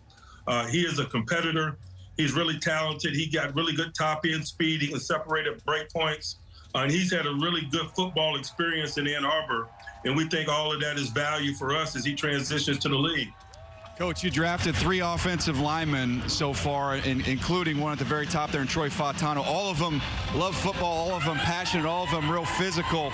Was continuing to address the offensive line a big key for you guys heading into this draft? We just want to roll people, man, to be honest with you guys. You know, we got some backs that we like. We've got a good offensive line. We took Broderick Jones a year ago. This draft pool or class we thought was really loaded with some top-end offensive line talent, and we just wanted to draw from that well. Hey, Coach, Charles Davis here. You were mixing and matching down the stretch at linebacker, and you did this young man out of NC State, won Bill Cowher's records, went by the wayside in Wolfpack land. What about Peyton Wilson? I know you liked him a lot. Obviously, you took him, but how do you see him used? Liked him a lot. Highly productive, really kind of in all phases of linebacker play. He was a volume tackler over the last 2 years at NC State. He made splash plays from a coverage perspective in the passing game in the form of interceptions and passes defense. He got after the quarterback some in the blitz game. He's just really shown a well-rounded skill set. I think that's why he won the Buckus, among other awards. We're excited about him. He's long. He can run. He's got good linebacker instincts and is a hard worker. Coach, you guys have a new offensive coordinator in Arthur Smith, but also 2 new quarterbacks in the room, Russell Wilson and Justin Fields. How's it going so far between the 3 of them? It's going really well. All 3 guys, you know, to be really transparent, are somewhat scalded. You know, they got something to prove professionally, but we as a collective feel the same way. We have something to prove, and I just think that is a good frame of mind to be in as individuals and as a collective as we prepare ourselves for the 2024 season. You know, it's not fun to relocate or get fired or things of that nature, but as competitors, man, it always motivates us in the right way, and I'm excited about working with the men that you mentioned, and we as a collective I've got some questions to answer, so I'm excited about that as well. Well, when you say we as a collective, what is it that you have to prove in that regard? Man, we want that confetti raining down on us, Rich, like your alma mater. Coach, I appreciate your candor and straightforwardness as always. Thank you for the time. You be well. Enjoy the rest of your draft, sir. Appreciate you. Much respect to you guys and what you do. Thank you. You bet. Take That's care, Mike Coach. Tomlin, Thanks, everybody, Coach. head coach of the Pittsburgh Steelers. That was a succinct answer to that question. But that's exactly what it is, because going 500 every year, people have been jumping on them about that, but they keep forgetting. Mike Tomlin never wants to go 500. He wants confetti, and he's been trying to get there, wants to get it back again. Well, the quarterback that was picking it out of his hair in Houston this year for the Wolverines is now a Viking. We'll talk to his coach next. Apartments.com. Every time a new listing is added, we get this alert. So, no. Or, yeah. Now, of course, after hearing it millions of times, I barely even notice it anymore. Okay, everybody goes.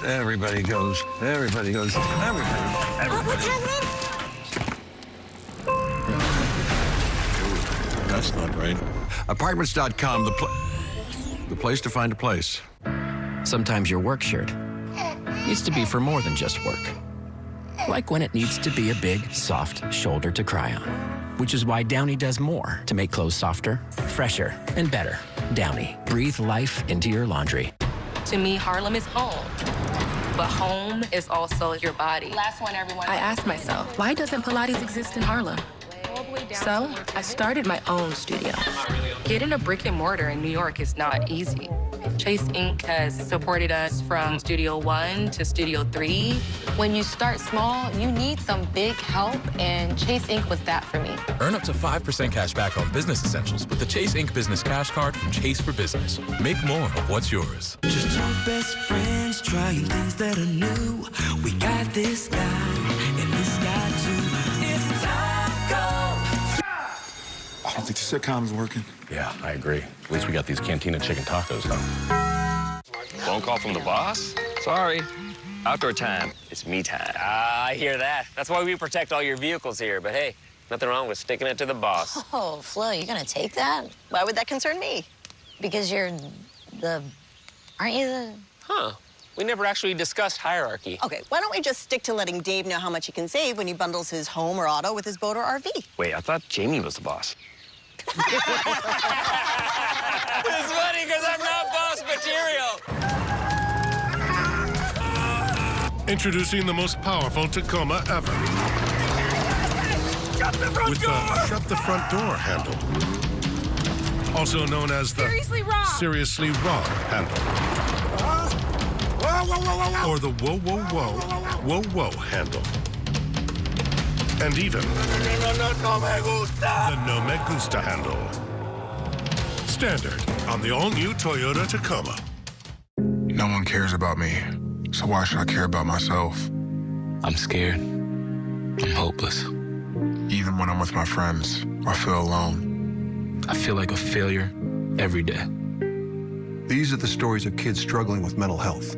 Anxiety affects nearly a third of them. That's why the NFL is working to give kids the tools to be stronger and more resilient. Millions of kids feel alone. We can show them they aren't.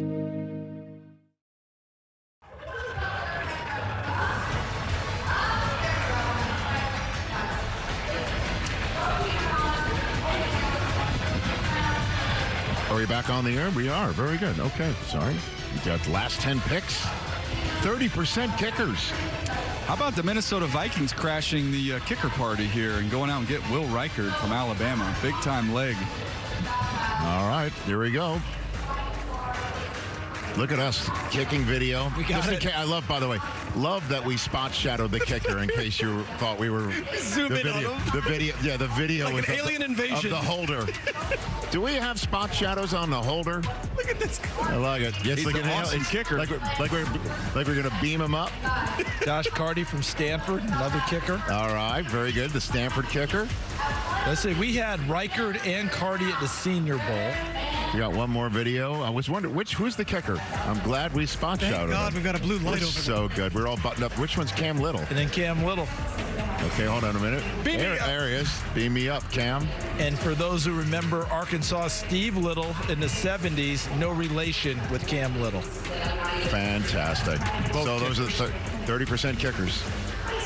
That's been the last 10 picks. Oh, the head coach of the Minnesota Vikings, Kevin O'Connell, is joining us. How are you, Coach? I'm doing well, guys. I believe I heard you guys say that we crashed the kicker party. I think we started the kicker party. Yeah, that's right. You pound your chest. You were the first. You were breaking ground, man, in this draft. You're breaking ground. Listen, you don't have to guess how I feel about J.J. McCarthy. You already know it. Walk me through that half hour before you traded up with the Jets and whatever you're willing to share about what that half hour went through with other opportunities to trade up and you watching him drop to you. Yeah, we were, there were some nervous moments in there for sure, just because, obviously we had identified JJ as somebody we wanted to add to our football team. And, how those picks went when it seemed like, at any point in time, the draft strategy may have to shift, but we were prepared for scenarios. But one of the scenarios that we were really prepared for was getting JJ McCarthy as a huge option there early on in the draft. And we were able to get him, and nobody was more excited about it than me. And then to pair that with a guy like Dallas Turner to really get that impact player in the front was huge for us. Yeah, Coach, I was going to ask you about that. Not only are you able to get the quarterback, but you preserved the 23rd pick. At what point in time where you start to see him come into range there with Dallas Turner, do you guys say, okay, let's just go get him? Yeah, DJ, we had Dallas in a very, very select group right at the top of our defensive board where we said, you know what, if somehow either all the quarterbacks going, the receivers, the tackles, somehow if a guy like Dallas Turner was in striking distance to go get from pick 23 up, we were going to do that. That's how we feel about Dallas. Identified him, hosted him here on a 30 visit, and just really fell in love with him. And, to get him where we did with J.J. McCarthy, can't compliment Kwesi and his staff enough for finding a way to get that done. Coach, as you well know, a party's not a party till a kicker breaks something. So that's how you roll with that one. But with everything you went through last year with quarterbacks, coaching guys who showed up on Tuesday and having to coach them through the system and make sure you get everything in and coaching points before the 15 seconds and the play clock stops you, how do you carry that forward into this year? Sam Darnold, the newly acquired J.J. McCarthy, Jaron Hall, all those guys. How did that experience shape you in order for you to transmit that for this going forward, especially with a rookie quarterback? Yeah, I think anytime you deal with adversity and anytime you play 4 quarterbacks in a season, that would qualify as adversity. I think you grow as a coach, grow as a coaching staff. How are we teaching things? How learnable and digestible is our system to be able to go play with great comfort on Sundays to move the football team and score points? I think we're really primed and set up to continue to reinvent ourselves as an offense, to absolutely capitalize on what we think is a fantastic group of skill players led by Justin Jefferson. Jordan Addison had a great rookie year, and then we think we have a great tight end in TJ Hawkinson. Go out and get Aaron Jones to pair with Ty Chandler. We feel like our offense is really built to be very multiple, dynamic in really all of our skill positions. We want to run the football better consistently, and we think we've got the group up front to do that.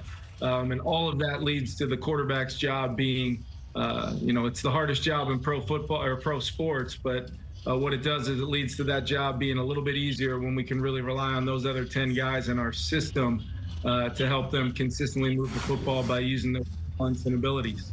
Coach, we were discussing it here on the show before you came on, all the different first-year quarterbacks. McCarthy's an interesting one because you signed Sam Darnold.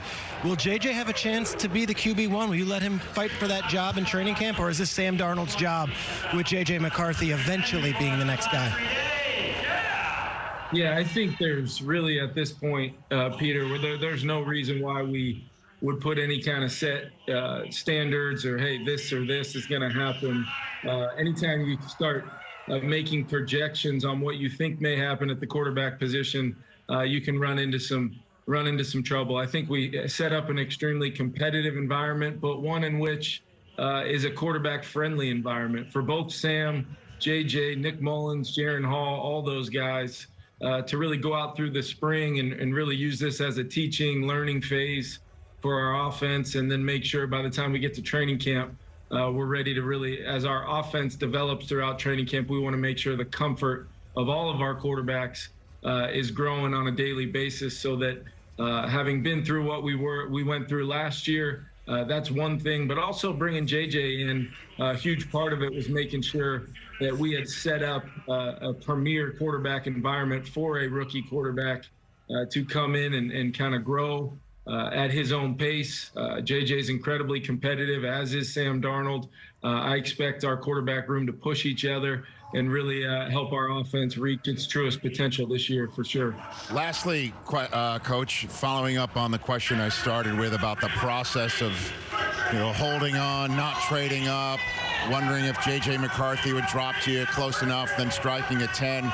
Every pick in front of you that allowed you to just stick and hold, and it wasn't McCarthy, is, I guess, one of those, brow-wiping moments. So that's my long-winded way of asking you to set up that. How surprised were you that the team that you lost Kirk Cousins to used their pick on a quarterback?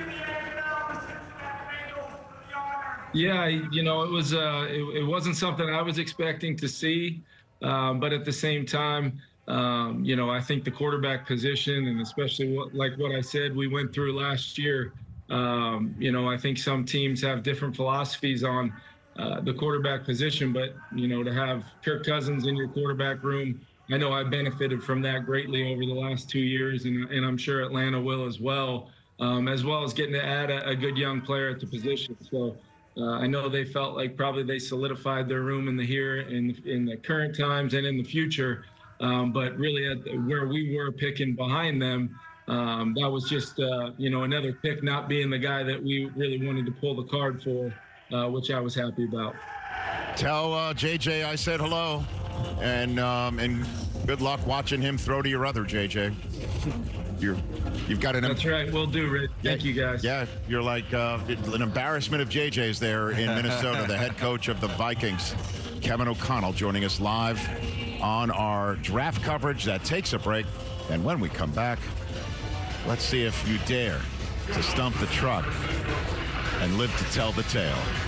Reply with a name and position and school of a draft eligible player, and let's see if our production truck has the tape on them. We already know the answer.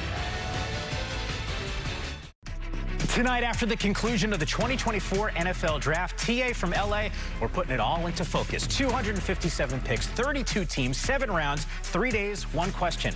Who won this thing? We've got answers after the draft. On game day, you see our strength, but every day, we see yours. We're always here to support you, doing what it takes, no matter the battle you face.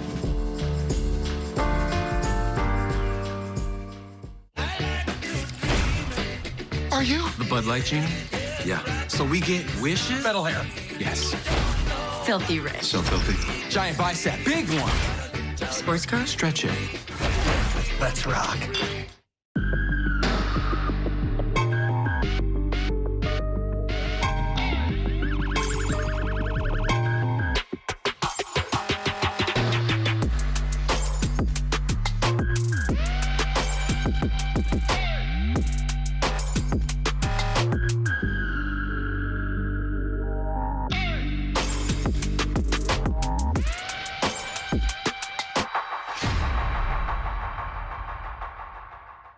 This year, get your spring delivered.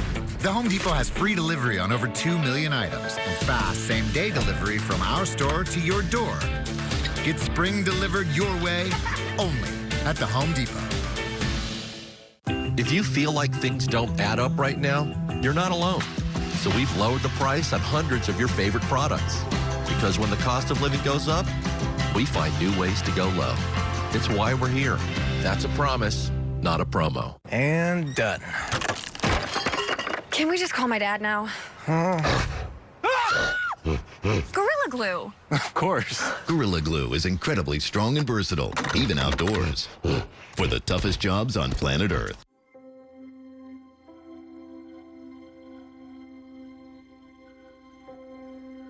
My biggest fear in the middle of my addiction was that I would never be able to get over it and that my kids wouldn't have a father.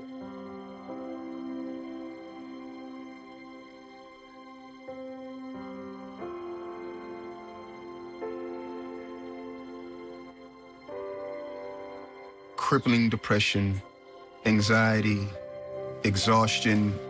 I was in prison and her mom had a heart attack. There's a lot of institutional issues and challenges that suggest to us that dads aren't essential, and I've always rejected that.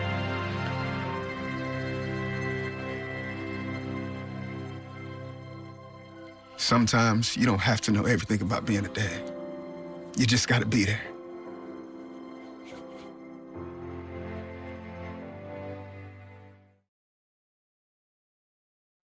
Time for Stump the Truck, because we will shine the spotlight on the truck. Do we have Sims Macklefresh? How about Amadio West Silverberry Mouton? There he is! Yeah! We got it! You guys have Jamie Gillan, the Scottish Hammer. Oh my God. Okay. Did I ruin the game? No. Yeah! We got punters from the incarnate word. Jake Funk. We've got the funk! Alani Putu Tau. What's that about it? I got your Putu Tau right here! You want the truck? You can't handle the truck! I want Pig Howard. That's it. I'm out. Nate McCrary. Yeah! 2 thumbs up. Well done, truck. Oh, yeah. Stump the truck. That's our truck. Editors Andrew Musa, Chris Wanzon, Todd Jensen, Jarrett Reichel, Andrew Promi, Jeff Levitt, John Hummer, APs and PAs, Aaron Housingay, Marcus Davis, Luca Cristo, Brian Valladares. Hey, listen. They're not to be stumped. This was born out of, actually, just like my run that we're going to see at the top of the hour, sheer boredom. during a production of this draft. This kind of happened in Radio City Music Hall. Remember how interminable those were? Because the weekend, it was 2 days on the weekend. That's right. And it was interminable. It was. Like to the point where you would see shots, and that's probably why the league comes to a place like this. Yeah. There's nobody falling asleep in the top row of the balcony of Radio City Music Hall behind us, right? Can't do it. So at any rate, so we just got a little bored saying, you know, do you think this guy actually has tape in our truck? And then we started throwing names out. And then we, a couple of years later, decided to include Twitter. And Mayock's like, what's Twitter? And we're like, you should get on it. And then he cursed at us. And that's neither nor there. But years later, he got on Twitter. So let's play Stump the Truck. Daniel Jeremiah. All right, let's go. Let's jump into the deep end here. Let's start things off. Hale Matuapuaka. What? Matuapuaka, defensive tackle from Utah State. Okay. Come on. Well, they got to have video of Utah State.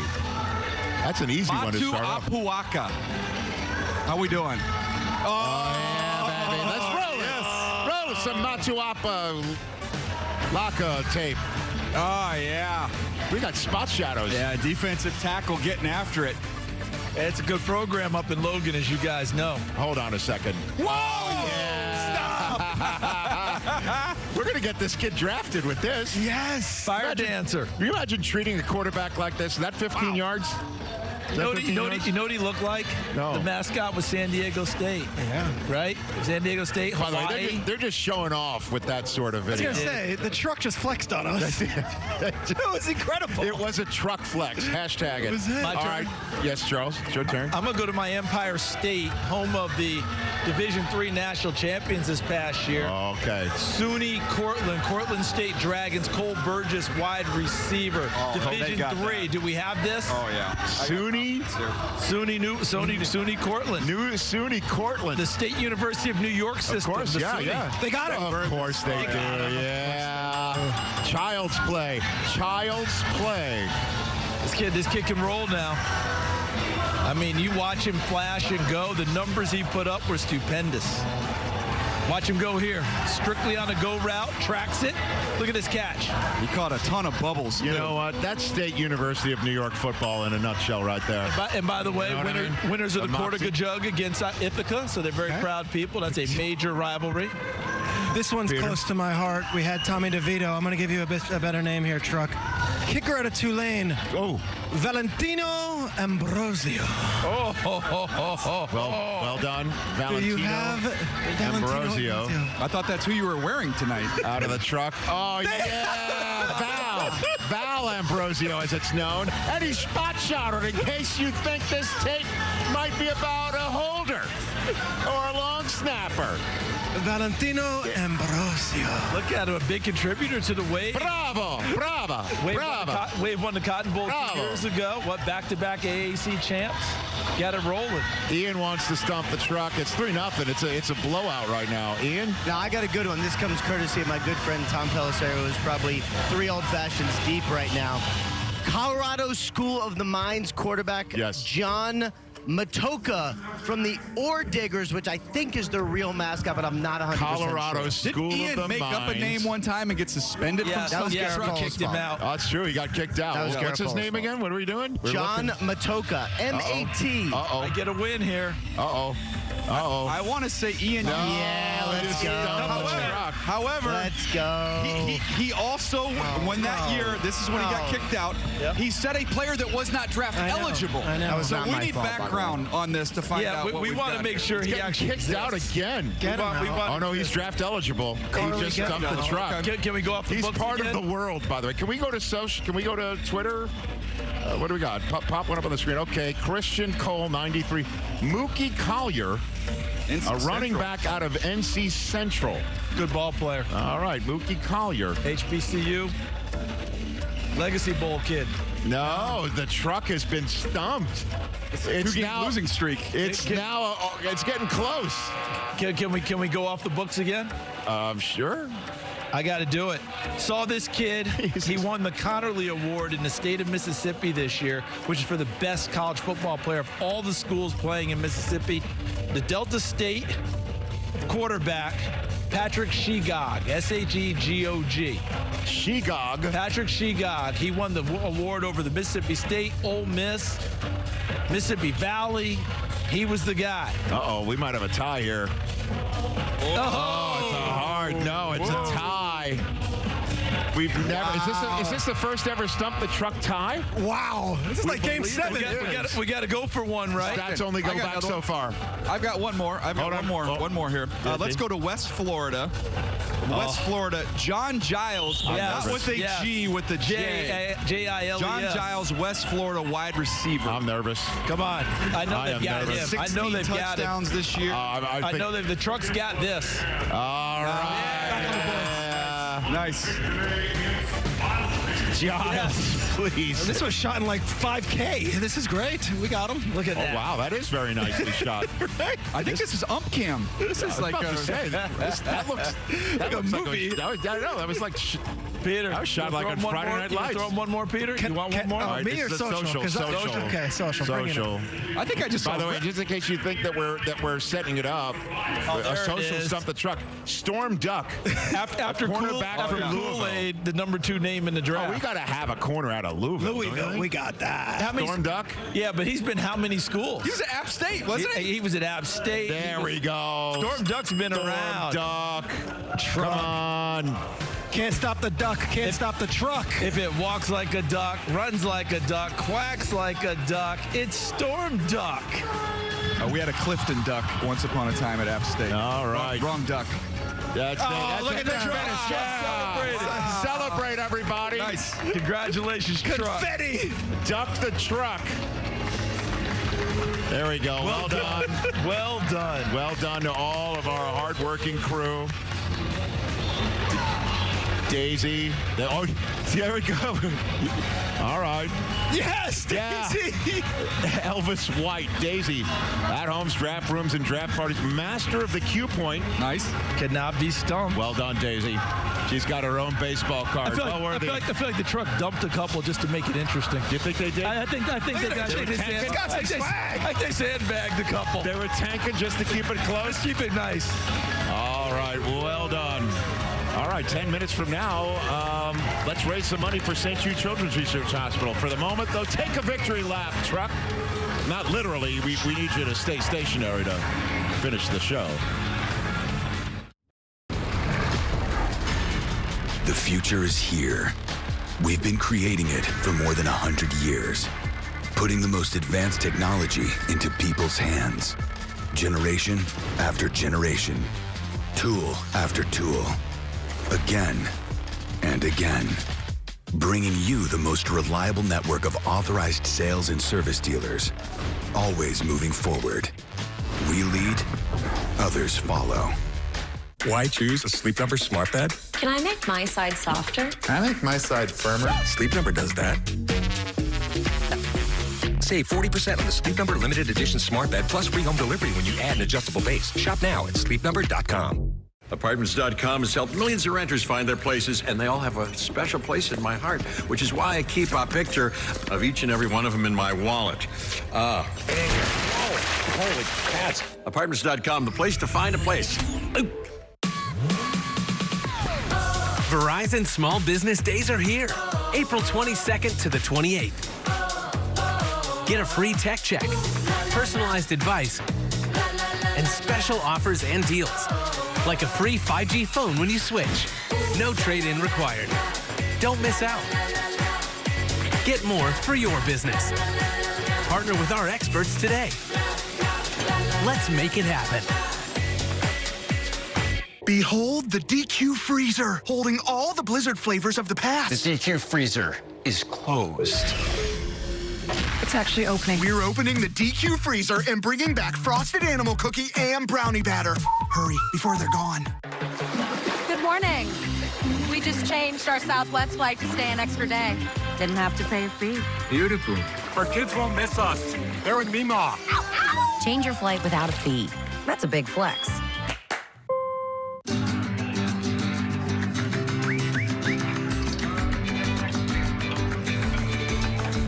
Corona's never missed a Cinco de Mayo party. Neither should you.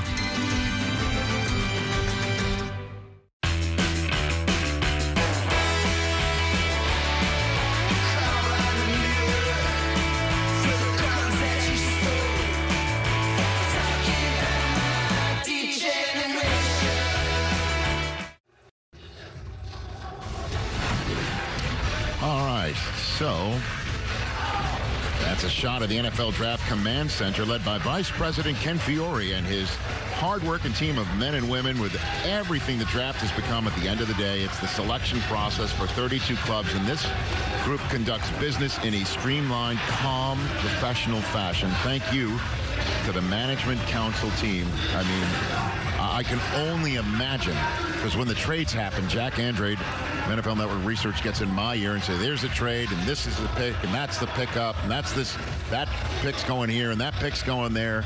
And I'm like scrambling down and writing it, and just my pressure is to get it right and deliver it here. Could you imagine it's your job to actually stamp this thing and make sure it is right? And I'll tell you something about the Management Council, Rich. You're right. A lot of those young men and women are going to be future GMs and future team presidents in the league because they know the rules inside and out, and that's a lot of times where we find the best talent at the team level. I mean, hats off to them. If I was wearing a hat, I would literally take it off. So No question. I say figuratively, hats off. And that's proving yourself in the culture. That's right. It's so crazy. And by the way, speaking of picks go here, picks go there, the Deshaun Watson trade to the Texans, from the Texans to the Browns, is officially done. That's it. All the picks have turned into human beings after they've been turned into other picks and other picks and other picks. So Tennessee got another pick in, by the way. Okay. Here we go. Now hop back on the stage here for this. As we get towards pick 257, the final pick in the draft. Here's pick 221. With the 221st pick in the 2024 NFL Draft, the Buffalo Bills select Travis Clayton, tackle, International Player Pathway, England. Oh, yeah. I love it. Yes. Oh, he's here. Oh, he's here. Look at that. That is awesome. He had a phenomenal workout, by the way. I think he got drafted off of that workout. Yeah, he is 6'7", 301 pounds with 35-inch arms.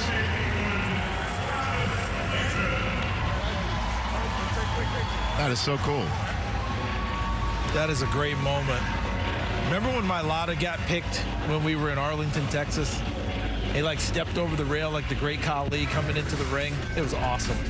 Yeah, here he is. 6'7", 301. By the way, you couldn't stump the truck with him either. I know. Well, I thought he was going to get picked. I tweeted out about him this morning, but this is there was about a 20-minute workout from this pro day.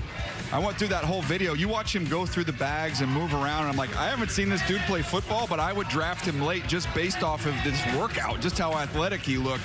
Easy bend, easy redirect. You've got something to work with. He's got a background in soccer, boxing, and rowing. So I don't know what that means, but it sounds athletic, and he looked really good in this workout, so I put him on my draftable list. Yeah, that's at University of South Florida where that workout took place. Basingstoke is so the next spot. He could literally beat you up, get in the oar, and start rowing away from you. I mean, that's really what he could do. Not only that, we can ask him how Stonehenge really came about. He could probably tell us. Wouldn't a rowing move kind of be holding? Yeah. You know what I mean? If you're actually going to use rowing. If you use their momentum and just throw them down. There you go. Okay. All right. If you release, but then the oar's in the water. Okay. This is going to be great, guys. It was a great day at the Rose Bowl last Sunday, and I cannot wait to see the final contents of the run and the fun that we had. He pulled. Trust me, it's no joke, man. My hamstrings finally stopped aching Thursday, and I ran it last Sunday. It is no joke.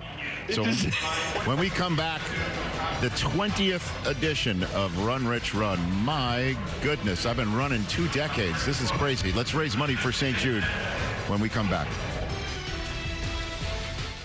Carol, look. Marry me, carrot? What? Found a sale on skywriting? Important things aren't worth compromising. At Farmers, we offer both quality insurance and great savings. Quick, show her the other carrots. We are farmers. Bum, bum, bum, bum, bum, bum. Are you? The Bud Light Genie? Yeah. What's next? Bud Lights? I'm a genie. Gemini.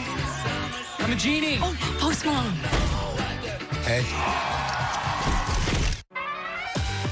Fun fact, Tostitos scoops are made to hold delicious salsa, queso, really anything. It's the chip that begs to be dipped. Tostitos, get to the good stuff. Finding a home for us was tough, but our agent Joe just got our needs. Hey, Joe. Hey. We went on home tour after home tour, and he didn't stop until we got the one. I want it all for my dog. You know what time it is. This our season right here. The schedule is released. Bring it on. The anticipation is through the roof. Stafford's coming home. This is a heavyweight matchup. Breaks a tackle, he's gone. Welcome to the NFL. Bring it on. It's a family affair. Yeah. This game's in other countries. The whole world watching. Let's go.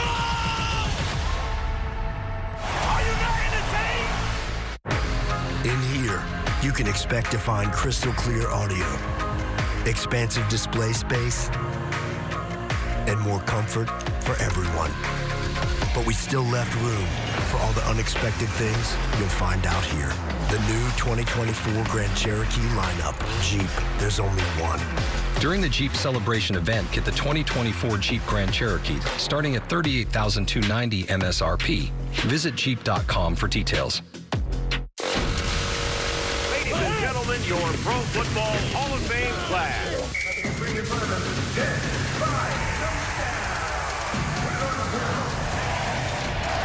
Congratulations, your Super Bowl champion.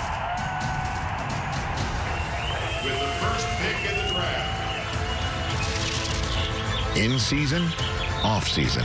It's always football season.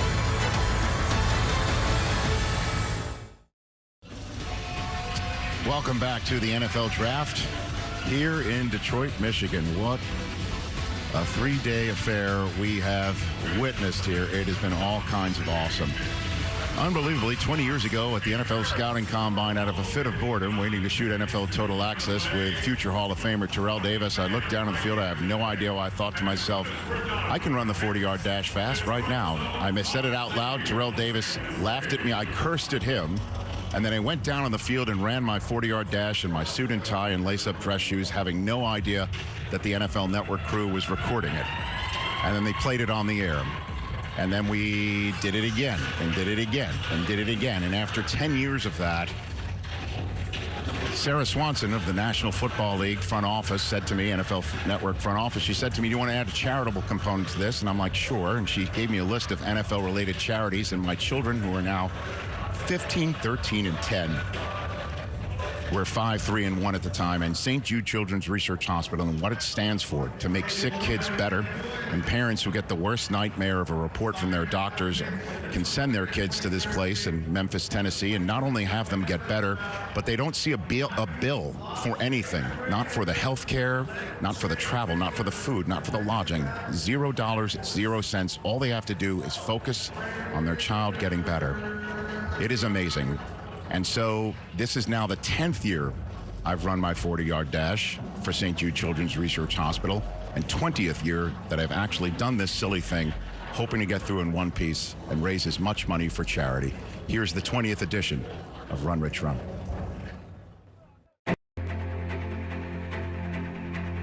Welcome to the 2024 edition of Run Rich Run in Pasadena, California, home to America's Stadium, the fabulous Rose Bowl, which has been the site of over 100 years of some of the most iconic moments in sports and events, and yes, that includes Run Rich Run.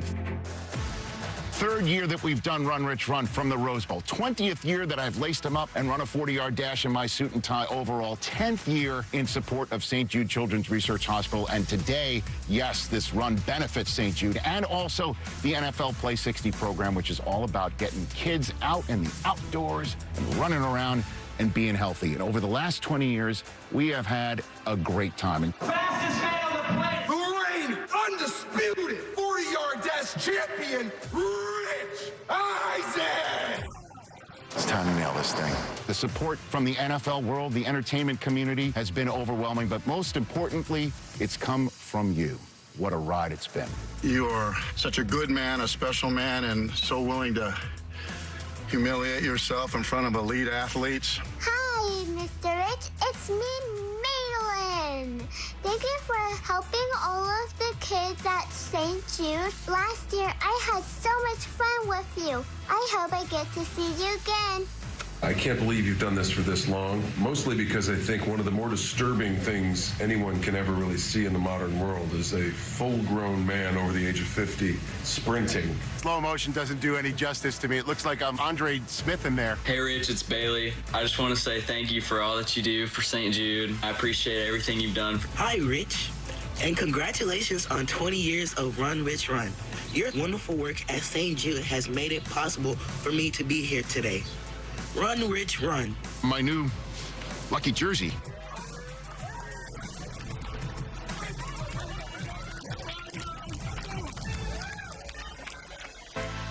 Let's get to the here and now. My friends who are here from St. Jude, 10-year-old Azalea from Jamaica. Good to see you. 13-year-old Michael from here in California. Good to see you. And South Carolina's finest 14-year-old Sydney. And you have a box. What do you have right there? We have your running shoes right here. So on behalf of St. Jude, we present you with these. Thank you so much. And let me see. Oh, those are pretty. Most importantly, they are fast. Fast shoes. My friends joining me here from the National Football League, from the Los Angeles Rams, one of the best to lace them up, Todd Gurley.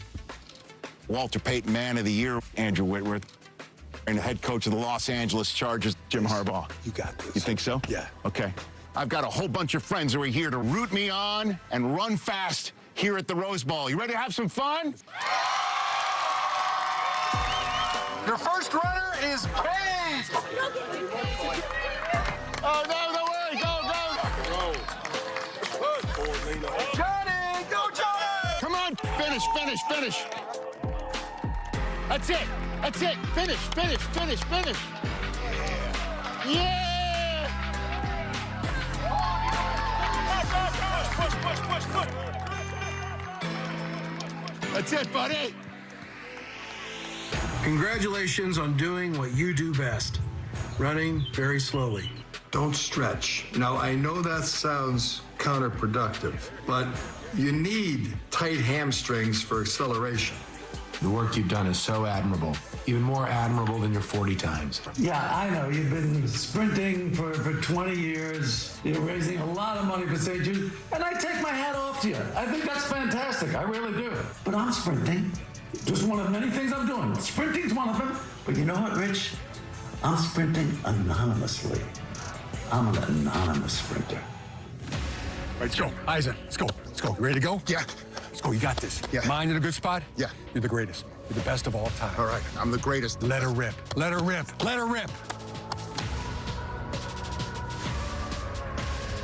I laced them up lately. I improved my time. There is no reason why you shouldn't either. Rich, keep practicing, keep grinding, and you're going to be great. Rich, you're the GOAT. You're the greatest of all time. Rich Eisen, University of Michigan.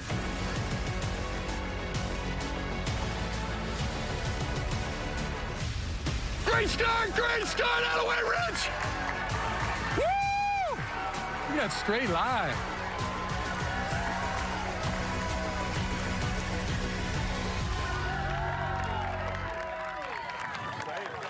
Unofficial.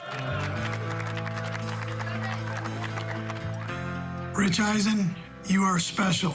20 years of running that 40-yard dash, and I think you're getting faster. You know how much I love you. You know how much I appreciate you. I mean, for me, the guy, you're okay in my book. Congratulations on this incredible journey, and more importantly, congratulations on partnering with St. Jude's and affecting so many kids' lives. The impact you've had on so many families and what we all stand up to believe in the National Football League, and you're leading the way. All right, great day, everybody. Thanks for coming out. Thanks for supporting. stjude.org/runrichrun to donate. Coach, break us down. Bring it in. Everybody bring it in. Let's go. On 3. 1, 2, 3.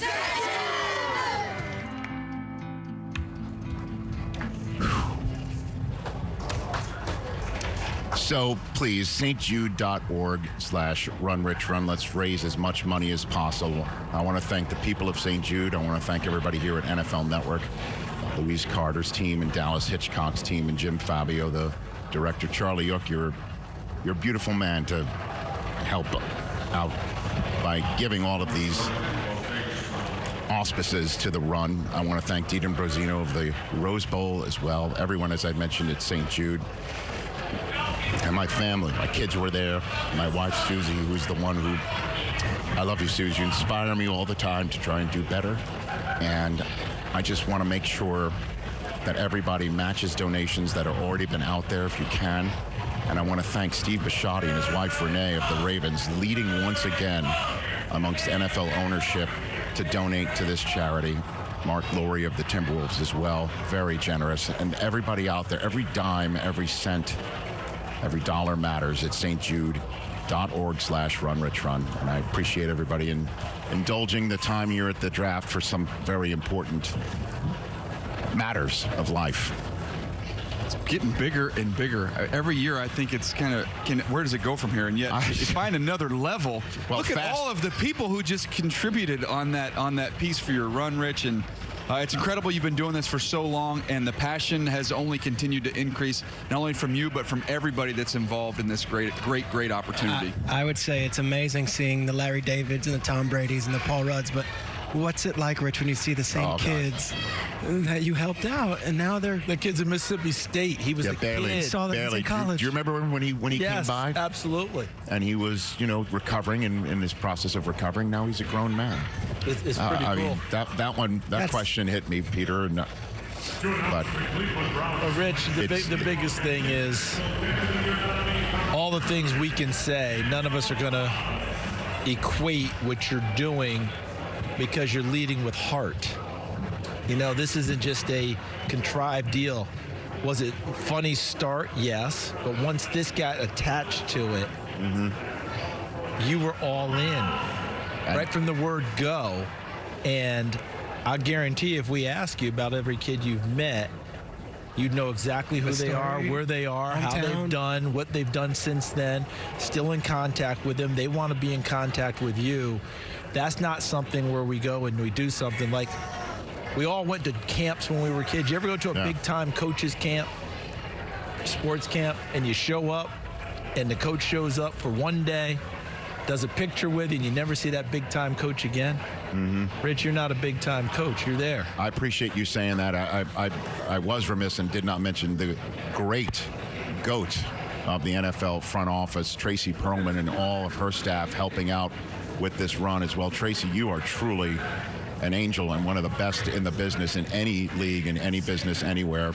And just, one last thing, just to that point, Azalea, the young lady you saw in that piece, just take her for an example. I met her dad, who told me, she's from Jamaica, that he was ready to sell his house and his car because his daughter came down or was diagnosed with cancer.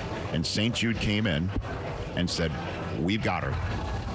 And he didn't see a bill, didn't have to sell his house, didn't have to sell his car, and then there was his girl running at the Rose Bowl. That's pretty cool. And again, I want to thank as well, just one last thing too, Todd Gurley, Andrew Whitworth for giving their time. Jim Harbaugh brought his wife and his children, and he grabbed the bullhorn. He grabbed the bullhorn and he stood there at the 40-yard dash line and was calling out the kids' names for darn near a half an hour. He was awesome. And he signed the bullhorn. So did Todd Gurley. So did Andrew Whitworth. So did I. And that's going to be auctioned off. The same thing with the shoes. The Lions that were kind enough to say Listen, Brad Holmes said those jerseys they wore to Dan Campbell, they will be signed by Brad Holmes, Dan Campbell, Chris Spielman, and auctioned off. If we could put the QR code up one more time, that would be awesome. Because stjude.org/runrichrun is the way for us to raise as much money for charity. Like I said, any dollar, any cent that you can give, it goes to help kids like Azalea and Michael and also Sydney, a 14-year-old who looks as great as ever. So thank you. Thank you, everyone at home. Thank you, Thanks Rich. to everyone in the truck and everyone that I just gave the shout out to. NFL.com, to stjude.org/runrichrun. That's the way to make a gift right now. stjude.org/runrichrun. Of course, thanks to everybody that gave the shout outs in those videos as well. Yeah, we're closing in on over $500,000 that we raised this time around, and we'd love to keep raising some more. So thank you to everybody out there for taking an interest, yelling at me and wanting me. And DJ, you said, where does this go from here? Faster, I guess. Faster, that's the idea. And you know what else I like, Rich? There is an actual true football tie-in the founder, Danny Thomas. Yes. Former part owner of the Miami Dolphins, for sure. How about that? Just hit that QR code. I'd greatly appreciate it, whatever you can give. We're back with more from Detroit on this Draft Saturday 2024 in a second.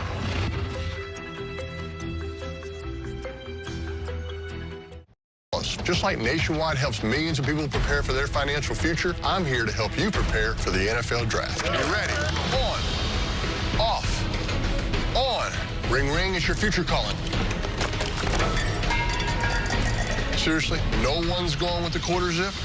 People like this look. I get a lot of emails. All right, give me your best commission hug. Too much? Yeah, that's way too much. Lowe's knows the only thing that works as hard as pros is our rewards program for pros. That's why when you stock up on the many items you need, you earn bonus points to get the stuff you want. Join MVP's Pro Rewards and start earning today. You got this. We got you. Why choose a Sleep Number smart bed? Can I make my side softer? Can I make my side firmer? Sleep Number does that. Save 40% on the Sleep Number limited edition smart bed plus free home delivery when you add an adjustable base. Shop now at sleepnumber.com. When you choose a Blue Moon, everything becomes brighter.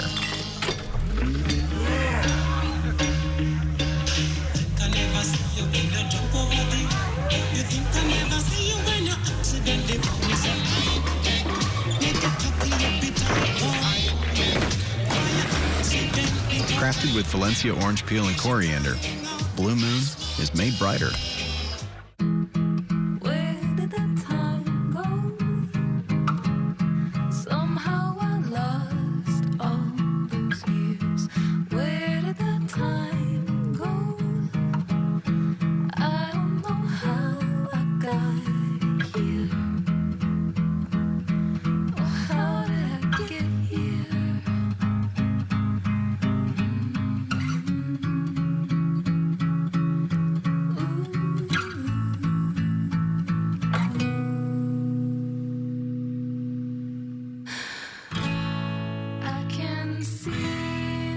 You've done the hard part. You quit smoking. Now do the easy part and get scanned for lung cancer. If you smoked, you may still be at risk, but early detection could save your life. Talk to your doctor and learn more at savedbythescan.org. All right, we're back here in Detroit. 28 more picks to go. And then it's all about pro days, are over, and then it's all about everything else getting ready for the season. Verizon Small Business Days are back now from Sunday. Don't miss out. You've got the OTAs and you got the rookie camps. The general managers will all be on the phone and sign in undrafted free agents. Trying to become the next Kurt Warner, next Rod Smith. Some of those phone calls might be happening right now. I think so. All right, let's look at these last picks here. Jerry's kid got drafted by the Chargers. We thought there was a chance he might draft Marvin's kid, and he ends up drafting Jerry's kid. So nice. Not one Hall of Famer, but another's. And Brendan Rice here late in the draft. He plays really fast, but he's got a different style. Where his dad was so smooth and fluid, he's a real violent runner. Everything he does is very physical, very fast. He can really track the ball down the field. A bunch of big plays with Caleb Williams, deep and over the top. He's sudden. Once he gets to the top of the route, you see it. Once he gets there, he can really find another gear, use that big frame, and win some 50-50 balls. He drew a ton of pass interference penalties this year in the Pac-12. Thought his hands, Charles, got a little bit better this year. Had some drop issues the year before. I thought his hands were more reliable this year. Well, he wasn't catching bricks like his dad was in Mississippi. That's just there's a little bit of a difference, but he is a tough, hard-nosed player. Remember, he's a Colorado transfer, goes to USC, and every now and then, if you jump up there, Peter, he's going to run by you, all right? He's just like his father. You think the speed's not there, then you try and catch him, and you don't. Did he and Addison share any time together, or was he? Yeah, they overlapped. I would imagine that's pretty good, cool comfort for both of them as well, to be teammates in college and then to go play for the Vikings as well. So you end up Ian? Rich, a bittersweet day for Brendan Rice. My understanding is this morning at about 5 a.m. he boarded a flight to Dallas to serve as the pallbearer and give the obituary speech at his best friend's funeral. His best friend, Keith Miller III, passed away 2 weeks ago, so he answered this call from the Chargers from the funeral. Wow. Talk about a lot of emotions going through your body. Holy cow. About that. Now, the beauty is a lot of people, and I wasn't there, but a lot of people use funerals as celebrations of life, celebration of who that person was. Yes, there's sadness. Yes, there are tears, but they really want to focus on, hey, the good times, the things that happen. I'm hoping that's what was going on there today, for him to be able to take that call and be able to have that joy and be able to tell his friend right there at that funeral, hey, I'm going to go on with you, go on for you. Pretty neat deal.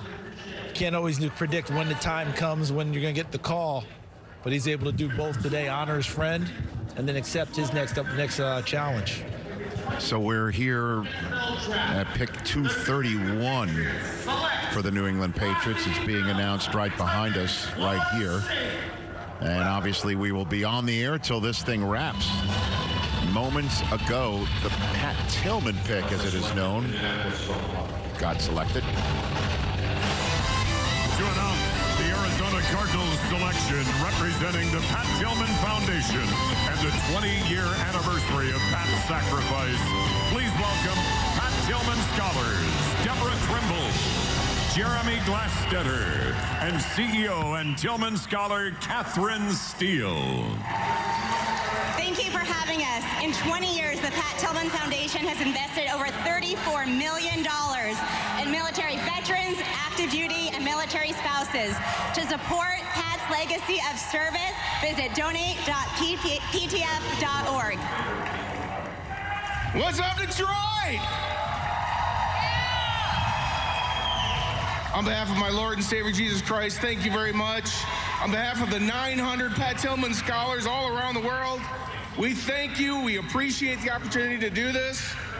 With a 226th pick in the 2024 NFL Draft, the Arizona Cardinals select Jaden Davis, defensive back, Miami. He's a transfer, spent 4 years at Oklahoma before transferring to Miami. Not a lot of production on that side of the ball, CD, but special teams, that's going to be his route to try and make a ball club. Yeah, you're at that time of the draft where traits, speed, something that stands out and gives you an opportunity that gets you on the draft board, and sometimes they keep your card. There's the original pick of Pat Tillman being drafted by Arizona, pick 226. That was Andre Wadsworth he's shaking hands with on draft day back in 1998. May you rest in peace, Pat Tillman. Did you ever hear the story of him at Arizona State when they wanted to redshirt him? No. They were talking about redshirting Pat Tillman. Larry Marmee, one of my favorite people in the world. I played defensive back for him at Tennessee when he's our D coordinator. They're trying to redshirt Pat and talked about it. Pat told him, there'll be no redshirting, coach. I've got things to do with my life. I will not be doing that. Boom, and off he went. I mean, does not sound like Pat Tillman? Of course, no doubt about it. Keep moving. It just seems, and the pick was made, and you mentioned, a transfer after 4 years. There's a lot of kids in this draft with a fifth and a sixth year who are 23, 24 years old, and I'll give you the floor on why we're seeing that. Yeah, more so than ever, and it's a combination of two things. Number one, you've got NIL. In college now, you have an opportunity to make some money there, which, to be honest with you, some of these schools, if you're getting picked at this portion of the draft, you'd have made more money if you would have stayed in school. So that's something to lure those kids to stay in school and finish up. You also have, with the transfer portal, they can move around and get that money somewhere else. And then finally, there was the COVID year where they got an extra year of eligibility. So you have just a squeeze on this year's class because of all those factors coming together. I think it'll get back to normal so next year. Will next year be COVID is off. The COVID year will be pretty much away from that. Because what we heard a lot about this year's crop was great up top, but the depth might not be there. Because next year, you think that it's going to be the lag will go away off of that. But there's one other thing in drafts now to be interesting to see, because with the NIL NIL money, if you have one of those stacked teams and you have a chance to come back and improve your stock on a stacked team, you may very well stay. Or they've now brought in that extra group of people to help make that team better. I'm going to tell you right now, Ole Miss in the SEC, they're going to go into the country like number 5. Yeah, they're loaded. And they've added a bunch of people in. They've done a bunch of, they got quarterback Jackson Dart. We're going to talk about being a first rounder next year. But NIL, an opportunity to win in a place maybe you weren't going to win before. Guys coming in at the right time. You may have some of that kicks in. All I know is because of my playing ability, if I'd had any NIL money, I'd be on a 10-year plan. I would have been like Pudge Heffelfinger, transferred school, started my clock again, because I wasn't a pro. But I could have made that money in college and had a great experience and had about 4 different degrees. This is ultimately going to be a really good thing, because what's going to happen is you're going to get players that are more prepared once they get to the NFL, because as we've referenced earlier, even with quarterbacks, you're not going to have that opportunity. You don't have the time. They don't have the time to develop you as much at the NFL level. That development mostly is coming from college. So to get that extra year there, I think the NFL is going to be getting a more finished product. This is just the in-between year that's starting. From now on out, you're going to have regular full classes. Well, there'll be a pro and con to that, though, DJ, because of the NIL and the transfer, and you're going here, you're taught one thing here, you're taught one thing there. Different system, because sometimes it's a pro in terms of I can adapt to different systems. I like it. I like it. To me, that shows me that you can go out of one system to another one, pick up, and get on the field and play. Other people are like, oh, they're bouncing all over the place. Selfishly, for me, if I've got a player in this environment where it's not as competitive and he wants to transfer to a more competitive environment, that's easy for me to evaluate. And can he transfer what he does in his playing performance to different places? I know passionate college fans don't want to see this. Selfishly, for what I do, I actually love it. I think it's fun, and I think you get a chance to see the best go against the best. Yeah, and what's really crazy about the whole thing, and I'll conclude on this one, is before we got to this stretch, any kid that was multiple schools was red flagged immediately, and you dug in hard. Why was he at multiple schools? Why were you changing here? Why were you going there? Now, unless that kid was asked to leave schools or unless he got in trouble, there are no red flags with that. It's exactly what DJ's talking about. The top 2 picks in the draft. How do you do it? And in some cases, not Caleb's case, because he went with Lincoln, you're learning different offenses. You might be running a run-first option, and then you might be running a different offense. So, to me, Bo Nix, 61 starts, you say, oh, that's a negative. No, Bo Nix got drafted number 12 because he transferred to another school. If he was stayed at Auburn on the track he was on, we don't have that conversation on Thursday night. It doesn't even happen. Plus, listen, it's just the day and age. College football's changed. With the 12 teams now in the college football playoffs, I mean, Reggie Bush is now a 2-time Heisman winner. They even admitted that college football's changed.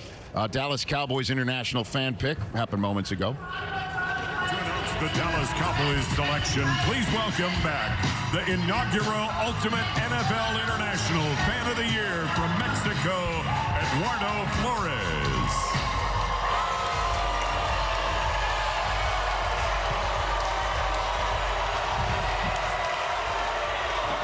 Thank you, Detroit. You have been amazing. First of all, congrats to the first ever Class International Fans of the Year of the NFL. Thank you, Dallas Cowboys, for allowing me to represent my dad and my country. I wouldn't be standing here today without Dak Prescott, so I want to take this moment to raise mental health awareness. With the 233rd pick in the 2024 NFL Draft, America's team, Mexico's team, world's team, my Dallas Cowboys select Nathan Thomas, tackle, Louisiana Lafayette. All right, let's get an offensive lineman here. Nate Thomas played left tackle, excellent size, 6'5", 332 pounds. This has been a sneaky offensive line factory there in Lafayette, Louisiana. Left tackle, had knee injury. You watch him, you see some power. He can really sit and anchor in pass protection. I thought the foot quickness, that was a challenge. That was a little bit of an issue with him going up against some more athletic defenders. But he can get you moved a little bit in the run game. And again, this is a place that's produced Robert Hunt. We've had Kevin Dotson. We've had Max Mitchell. We've had some guys come through there. So interesting selection here as they continue to add pieces up front to that offensive line. So you take a look up on the screen. They got one wide receiver and no running backs. And let's turn to Ian Rappaport on for a little bit more here on the Cowboys roster build. That's right. No running backs actually reached out to a member of the Cowboys basically asking, like, are you guys going to draft a running back? And it was simply if we believe the value is there. They obviously have not. They have not drafted a running back. And, yes, I would say it's fair to say the Zeke stuff is real. They have been in discussions with the former NFL rushing champion about a potential reunion. Nothing done yet, but I think it's safe to say it's moving in a positive direction.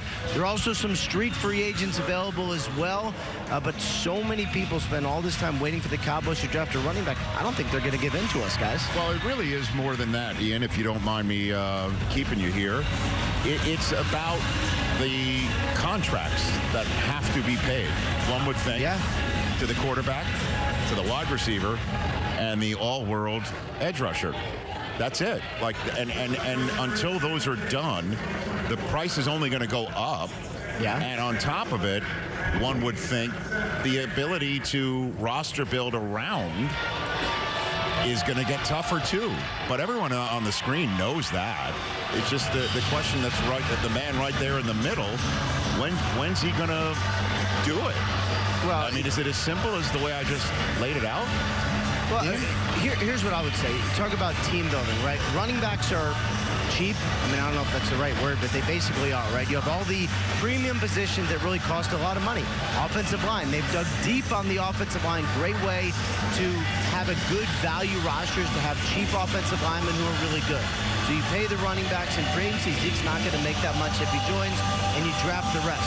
As far as the looming extensions, remains to be seen if Dak Prescott gets one. They have not engaged yet, and if it continues to go this way, then you're likely looking at a free agent for next offseason, which we'll spend a lot of time talking about. Micah Parsons due for an extension, could be this year. CeeDee Lamb due for an extension, should be this year. A lot of work to do financially for the Cowboys. They have one pick left, I believe, right? They have one coming up here.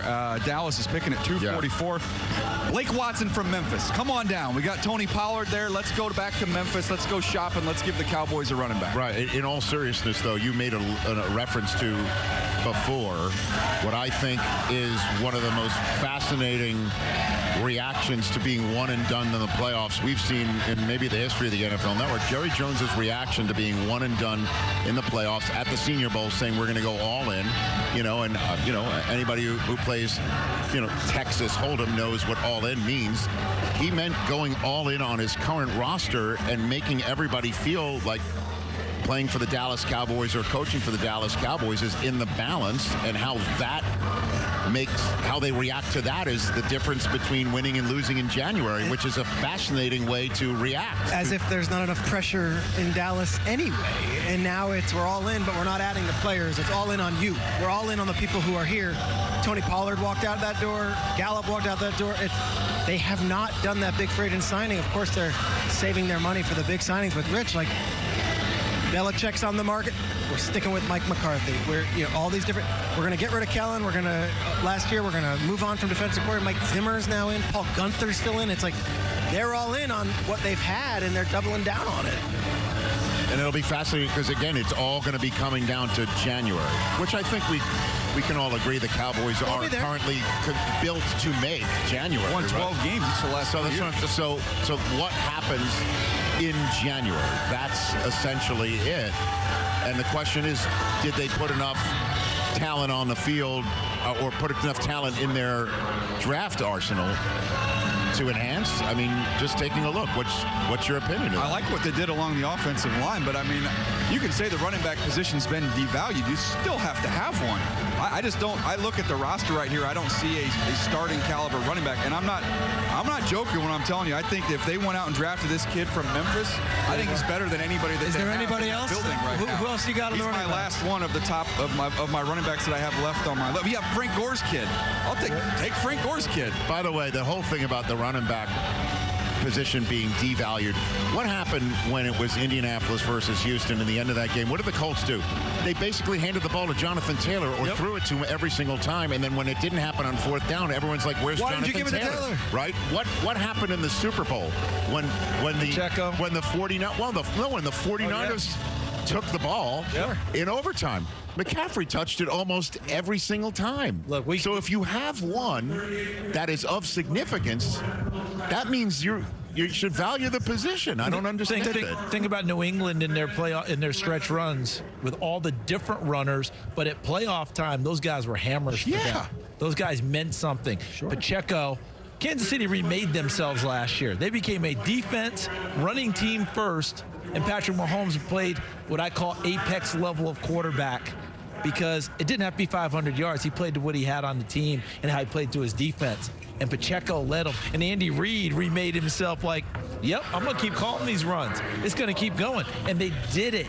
Everyone can talk about devaluing all you want. You win in Super Bowls, your running game helps get you there. The Eagles relied on the running game, get to the Super Bowl 2 years before. And all due respect to Zeke, if you're a Cowboy, Zeke Elliott's the plan. Are you? I don't know. Maybe this could be Rico Dowdle's time in the same way that it was Pollard's and things like that. I mean, if Zeke is your plan, you're going to need one more thing, and that's a DeLorean to go back in time about 4 years. I love Zeke. Man. Wow. Okay, Doc Brown. Look at that guy over there. Do you have the flux capacitor? Take a break. 88 Great show on Broadway right now. How many gigawatts was it? 100. What? 100 something. Gigawatts. Okay, very good. 1.21 gigawatts. Come on. Ian?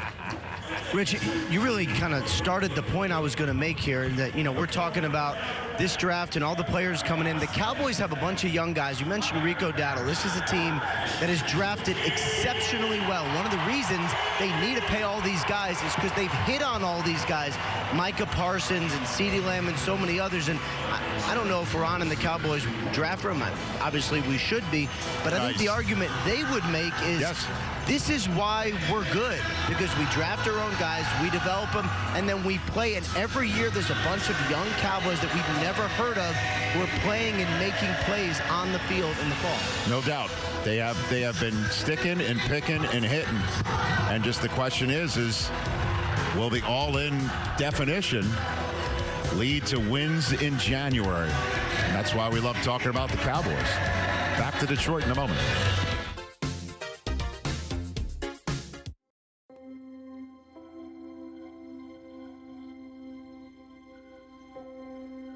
My biggest fear in the middle of my addiction was that I would never be able to get over it and that my kids wouldn't have a father.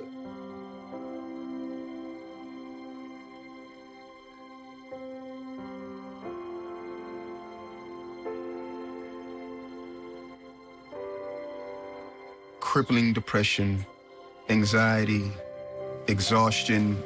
I was in prison and her mom had a heart attack. There's a lot of institutional issues and challenges that suggest to us that dads aren't essential, and I've always rejected that.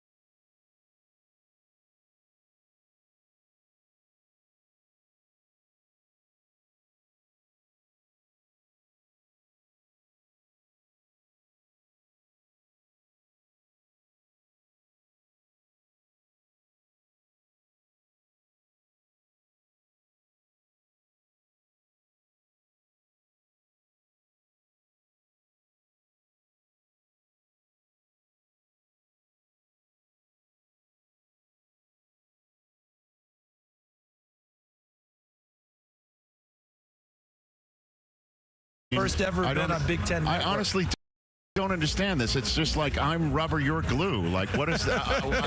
I don't understand this. This essentially ended the Lloyd Carr era and put the program towards Rich Rod, which wasn't a fit, which led to Brady Hoke, which led to Jim Harbaugh, who eventually did what he set out to do, and and this has been essentially a celebration of that. The trophy was here last night. I haven't seen a loss to Ohio State in this entire decade. I don't understand. So where's the thank you? About. Where's the thank you card? What is it? What is it? Where's my thank you card? That was for what? But Rich, because that loss just ushered in all that's taken place this year. Do you remember how that season ended for you, Rich? Okay, so you had that, right? Then you came back and Oregon whacked you. But you beat Heisman Trophy winning quarterback Tim Tebow in the Citrus Bowl to finish it off, and Lloyd Carr retired. I remember Lloyd Carr. And it was his last game with Rich Rod standing on the sideline. He came out like 5 wide, I believe, with Chad Henne. I think, if I'm not mistaken, he went 5 wide and ran an offense that I hadn't seen had been run at Michigan. He's basically, if this is what you want, I'll do that. They crushed Urban Meyer and Tim Tebow. Yep. I understand that, and I appreciate you trying to. I'm trying to help you out. If you want to bring up anything about crushing Urban Meyer, you did make me feel a little better. You are all no. But the bottom line is, I don't understand. Like, this is, you might as well just show me like footage of the Titanic, going down. Okay, you might know. I'm just saying it's equally as yesterday's news. Okay, really quickly, Rich. Yeah. How does it feel that now does not affect you? Oh, it's great. Because nothing affects me. If this had been prior to last year, the wound would still be, of course it would, deep in the whole deal. But, okay, backstory. Corey Lynch, the guy who blocked field goal, picked it up. At that time, was dating Billy Graham's granddaughter. He's married. They're married. And they're married. And then he was the same kid who was with the Cincinnati Bengals and was just driving along, comes along with an accident, rescue someone out of the accident. This kid's got the magic touch. For him. If anything goes catastrophic, please let Corey Lynch be in the vicinity for me. That's all I'm asking. This kid is special. What else? You want to talk about? No, we're not going. Well, I could go to the basketball program. I'm not going to do that. To me, the Dallas Cowboys just picked, and it was not a running back. So just to update the previous. Is that right? Who did they take? They took Justin Rogers, DT from Auburn. Now, did you really think the running back on the board is better than anybody that they currently have on their current roster? I do. I'm a fan of this kid, though, with Watson from Memphis. Man, it's been a running back factory. That's where they just had Pollard from. You can go on. Kenneth Antonio Gibson. There's a ton of them. Don't forget Double Trouble back there.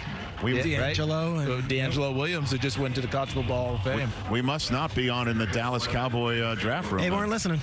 They don't care what we have to say. All right. Will McClay does a nice job there. He sure does. And Ian made the great point that they feel very good about their drafting, development, selection, all of that. You guys just wait. We'll have someone else out there to run. With the 244th pick in the 2024 NFL Draft, the Dallas Cowboys select Justin Rogers, defensive tackle, Auburn.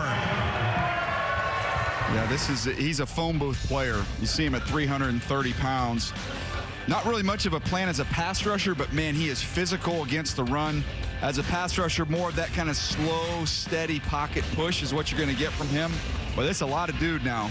330 pounds, big hands, long arms. Walking him, look at him. If he gets that leverage underneath, that's how he plays. Walks people back and just stays there at the line of scrimmage. And if you're going to come to him, he might be there to envelop you. All right, so that wraps it up for yet another draft night at the Star for the Dallas Cowboys. I miss when they made the picks from the yacht that year. Remember that one? COVID. We've got the Green Bay Packers now at 2:45. The Tampa Bay Buccaneers are on the clock at 2:46. And straight up, everybody could start making their picks faster. Somebody needs to get to the airport.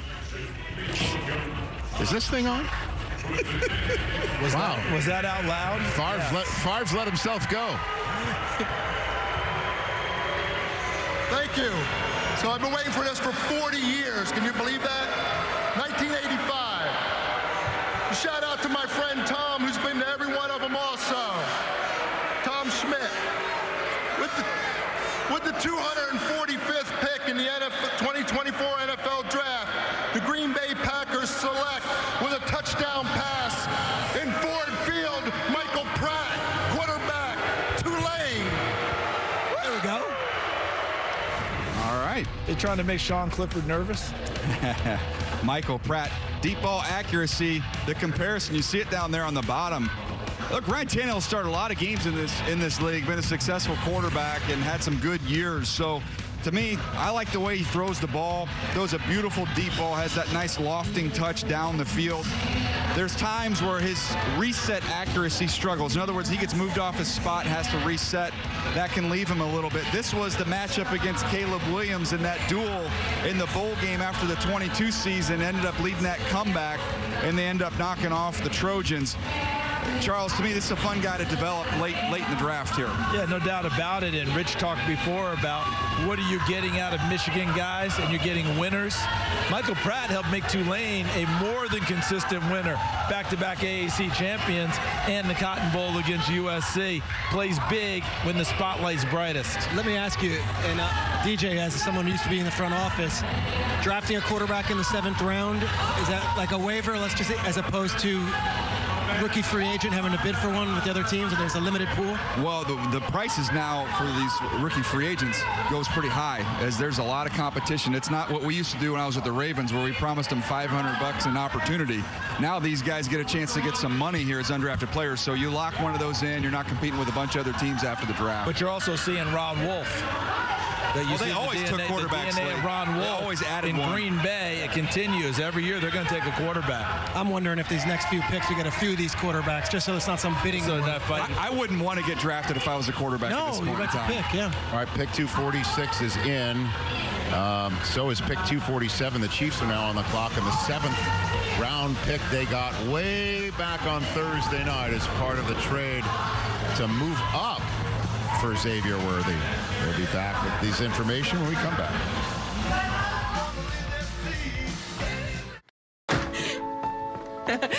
My baby's back from the West Coast. Here are those pictures that you asked for your school project? First day of school, cute as a button. So long ago. Oh, here's Grandma Florence after that flood wiped out the whole neighborhood.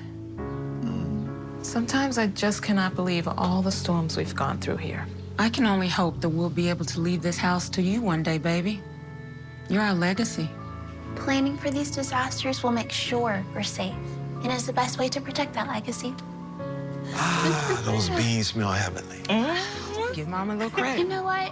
We should make an emergency communication plan. That way we're ready this year. Oh, Great idea. At my dorm, we have emergency kits for earthquakes and wildfires, but I'm sure there's something more local I can send you with the link. Okay. Smart. I'm coming to share with you guys. Protect your legacy. Plan for natural disasters today. Visit ready.gov/plan. The game-changing league for tomorrow's stars is OT7, featuring the top young ballers making grown man plays. Football is king, and these are the princes. They're coming up to the booth. He's hitting the worm on you. It's all going down on NFL Network and streaming on NFL Plus. Hi, I'm Peyton Manning, and I'm partnering with the American Red Cross this year to tackle blood shortages. Giving blood's important because every 2 seconds, someone actually needs blood, and unfortunately, only like 3% of the U.S. population donates. So we have to step up to give and to make sure there's plenty of blood available for those in need. Visit redcrossblood.org to get in the game and make an appointment to give. I'm Sandra, this is Jorge, and we were adopted in 2019. I remember when they first came to us, Michael was already a teenager. The whole cliche of, they're so lucky to have you guys, and it's the other way around. They have changed our family for the better. They chose to love us. They didn't have to. They chose us. Family. Learn about adopting a teen from foster care. You can't imagine the reward. Visit adoptuskids.org.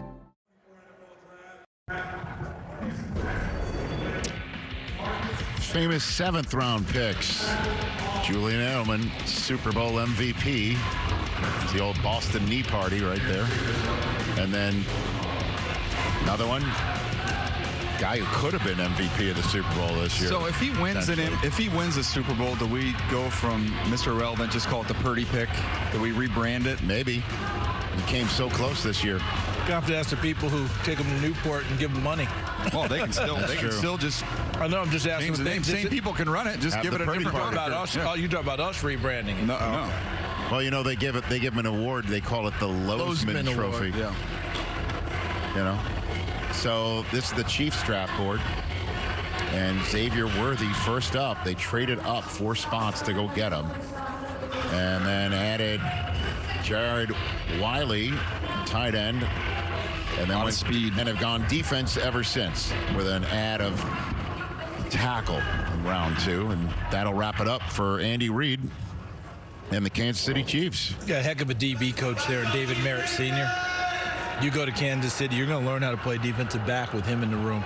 And they just keep bringing those youngsters in, and they keep getting better all the time. David Merritt keeps doing a fantastic job tutoring them. I think McDuffie might be considered one of the best corners in the league already. He was so good, it was okay for L'Jarius Sneed to go.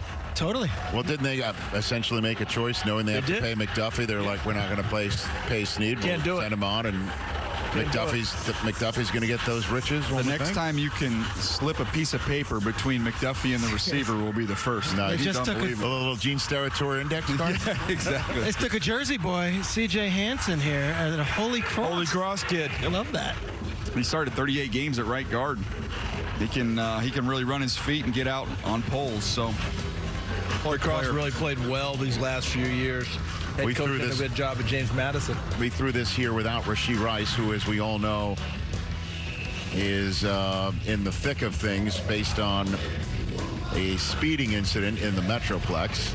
And Ian Rappaport, we send things to you. But you guys laid out the offense without Rashee Rice there. What we don't know is whether or not he is going to be eligible to start the season with the Kansas City Chiefs, and really this depends on how quickly the legal process plays out. If his case is, and he's been charged with, I believe, 6 charges, if his case wraps up, then there is a potential that the NFL could issue its discipline, and he would likely be suspended. If the case is still ongoing, as we've seen with several others, then likely he would be able to play this season. Discipline will be handled the following season. So the timing is really an issue, not whether or not he actually will be suspended. Thank you very much. Greatly appreciate it. That's the latest. It's interesting because the league oftentimes administers punishment without legal system. So, well, that would be a commissioner's exempt list. That's what I'm saying. Ian, is there any chance of that possibly happening? I have not yet heard that it is possible that he would be on the commissioner's exempt list. My understanding is he is still eligible. He's obviously staying home right now from off-season conditioning, doing it virtually, but that has not yet been decided or discussed, honestly. Thank you, Ian. Pick 250 is up right now. Pick 249 is in. The Houston Texans are making that selection.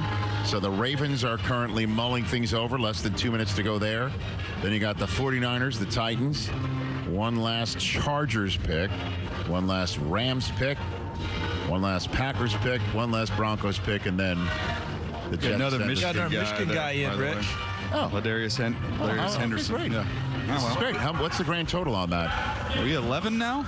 Is that where we are? Oh. You know, it'd be interesting to look at. Okay, that ties the most Michigan players in a single draft of 2017. Can we take a look at the number of draft picks from all the teams in this year's college football playoff, plus Florida State and Georgia, because they were well, there you go. There's up on the screen. You got 22. You got 22, 32, 41 of the actual playoff teams, and then the top 4 teams. 9 from Florida State, 8 from Oregon and Georgia. Then you got Notre Dame, Penn State, and USC. By the way, by the smell of things, we are finishing up on a high note. I was going to say. Dude, I mean, it's... Hello. Honestly. Wow. Where are the Pringles? The windows are open. All righty. Fantastic. So the Ravens pick is in at 250. We'll get that pick. The 49ers... I could go for a hamburger. Or after that, huh? I could go for a hamburger. Is that right? Do you know how many Pringles I've crushed during the course of this? Okay. I did notice that. Is that what was up? Rich, what was going on? Rich, every time there's a little wafting through here, and I am the lightest of lightweights. Ask Joel Klatt when it was here. Also, Joel's looking at me, and I'm plowing through these things, and I look at him and I go, I didn't know Pringles were so good. Once you pop, you can't stop. Have you watched the NFL draft? There you go. Okay, so the final 8 picks are being announced shortly. There's the Ravens cheering. That means they get to go home. And then I guess it's on to the... So walk me through that process right now. What is happening in all seriousness with undrafted free agents, and teams are starting to call them? Hey, so if you're not picked, you want to come here, that sort of thing? Yeah, and I mean, even like an agent sent me his cheat sheet for this, for his undrafted players, which keeps track of every team in the league, like every year, their average of the undrafted players they sign, what their signing bonus is, how many did they make the roster, did they make the practice squad. So now this is a chance for the players and their agents to scout the teams. They'll look at the depth charts of where they'd like to go, and now you're fielding phone calls from all the teams as they're trying to recruit you at positions to fill out their roster. I remember one time I was in charge of running backs with Deuce Staley with the Philadelphia Eagles, and we were trying to get this running back. I was calling him. We couldn't get him to commit. Then I gave the phone to Deuce. He couldn't get him to commit, and we're trying to figure out what to do. And we said, well, let's go down to Coach Reed's office. So we get down to Coach Reed's office, and we go, Coach, it was Chris Polk from Washington. Yeah. I got Chris Polk on the line. He's got a bunch of teams. We're trying to get him. So Coach Reed takes the phone and goes, Chris, let me talk to your mom. The deal was done in about 30 seconds. Are you serious? Yeah, that's the difference between Andy Reid's philosophy and our philosophy. Awesome story. What a story. That's fantastic. He made the team. He made the team. He did. He did. Because he made a pledge to the mom? Well, I just think he said he sold the opportunity. Everybody else is comparing the dollars, and we're going to give you this much money. And he was like, hey, why step over $1 to pick up a quarter? Like, don't worry about the money you're going to get right now. You got a chance to make our football team. There's a lot more money in that than this difference in signing bonus we're talking about. And once he communicated that to the mom, we were golden. Didn't he? Wasn't there a story last year with Drew Tranquill was in the free agent process, and Coach Reed just tweeted him some rings? Is that right? And Drew Tranquill signed? Yeah. Like, hey, look, we've done all the talking. Here's bottom line. Rings? Yeah. You in? They got him for 1 year, $3 million. They got him. And then they got him again. Yeah. There he is. There's Big Red chewing one maybe probably right now. There he is. I want to thank him for providing a video for There's Run the Rich scramble. Run. You're starting to see they're having those conversations right now. What do we need? Okay, we need to get 2 more corners. Is that what's happening? Oh yeah, you'll put it up on the board. So you'll say, and it's not that many guys, but you'll say these are what we need, and then we'll also say, okay, then we'll bring in some tryout guys as well. We're not guaranteeing them they're going to be a part of the team, but we'll let them come in and get a free look at them. We called it the Gong Show back in the day. Do you need a punt returner? You need David Putney? Yeah, exactly. Well, you wanted to bring in those tryout guys because at that rookie minicamp, you wanted to be able to play, right, to do some things. So you don't have enough guys without the veterans there, so you would bring in these tryout guys, and every now and then some of those tryout guys would be better than the guys you just gave some money to as undrafted free agents. Fascinating. I mean, that's what's afoot right now. As we are heading towards the final pick in the draft. The Chargers are now on the clock at 2:53. It's the 5th to the last pick in the draft here, as the crowd it's thinned out in front of us, but not up towards the stage, man. Not towards the theater. Look at that. Detroit is taking in every bit of this. They've earned it because, as I've told you guys before, in 2022 when it was official, they wanted to know what the number was, who had the biggest attendance, and took dead aim. And Governor Gretchen Whitmer went up on stage and said that there were 700,000 and counting. And how long ago was that when she was on stage? So I'd love to know what the final count's going to be. But there you go. Tatum Bethune goes to San Francisco. Another Florida State player. Yep, another good player. The host committee's been very, very good and very, very active and proactive. I believe Mike Tirico from NBC is a part of it. He reached out to me and said, hey, how are we doing? How's it? Like, they're very interested in just how we think Detroit is. And I'll tell you, Detroit's been outstanding this draft. It's been awesome.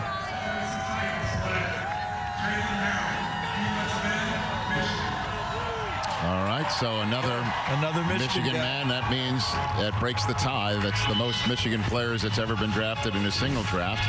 That's a dozen. And 12 overall, an even dozen. Yeah, good for Jalen Harrell. Real physical, kind of violent player out there on the edge. Excellent effort. When you study him, the change of direction, that was not his really forte. He was going to beat you up. He could win with that physicality, with the effort. Was also excellent just escaping late in the down. Sometimes when guys get stuck, the down's over. You see with him, he'll get stuck, and then all of a sudden he's able to get off and make some things happen. So, interesting player. And I thought when he had a runway like you just saw there, now that's one thing, that runway with no one blocking you. But Senior Bowl time, you notice when he got out wide, DJ, and had a little bit of extra there, I thought that really increased his opportunities and played well during that week in Mobile. So that's your Tennessee Titans draft. And that fits what Rand Carthon's looking for, right? They want to be violent, physical. nasty, physical players. Jalen Harrell fits that well. So the Chargers have made their last pick. The Rams are now on the clock. Coach Callahan in there, his first draft as a head coach. And I'm talking about Brian Callahan.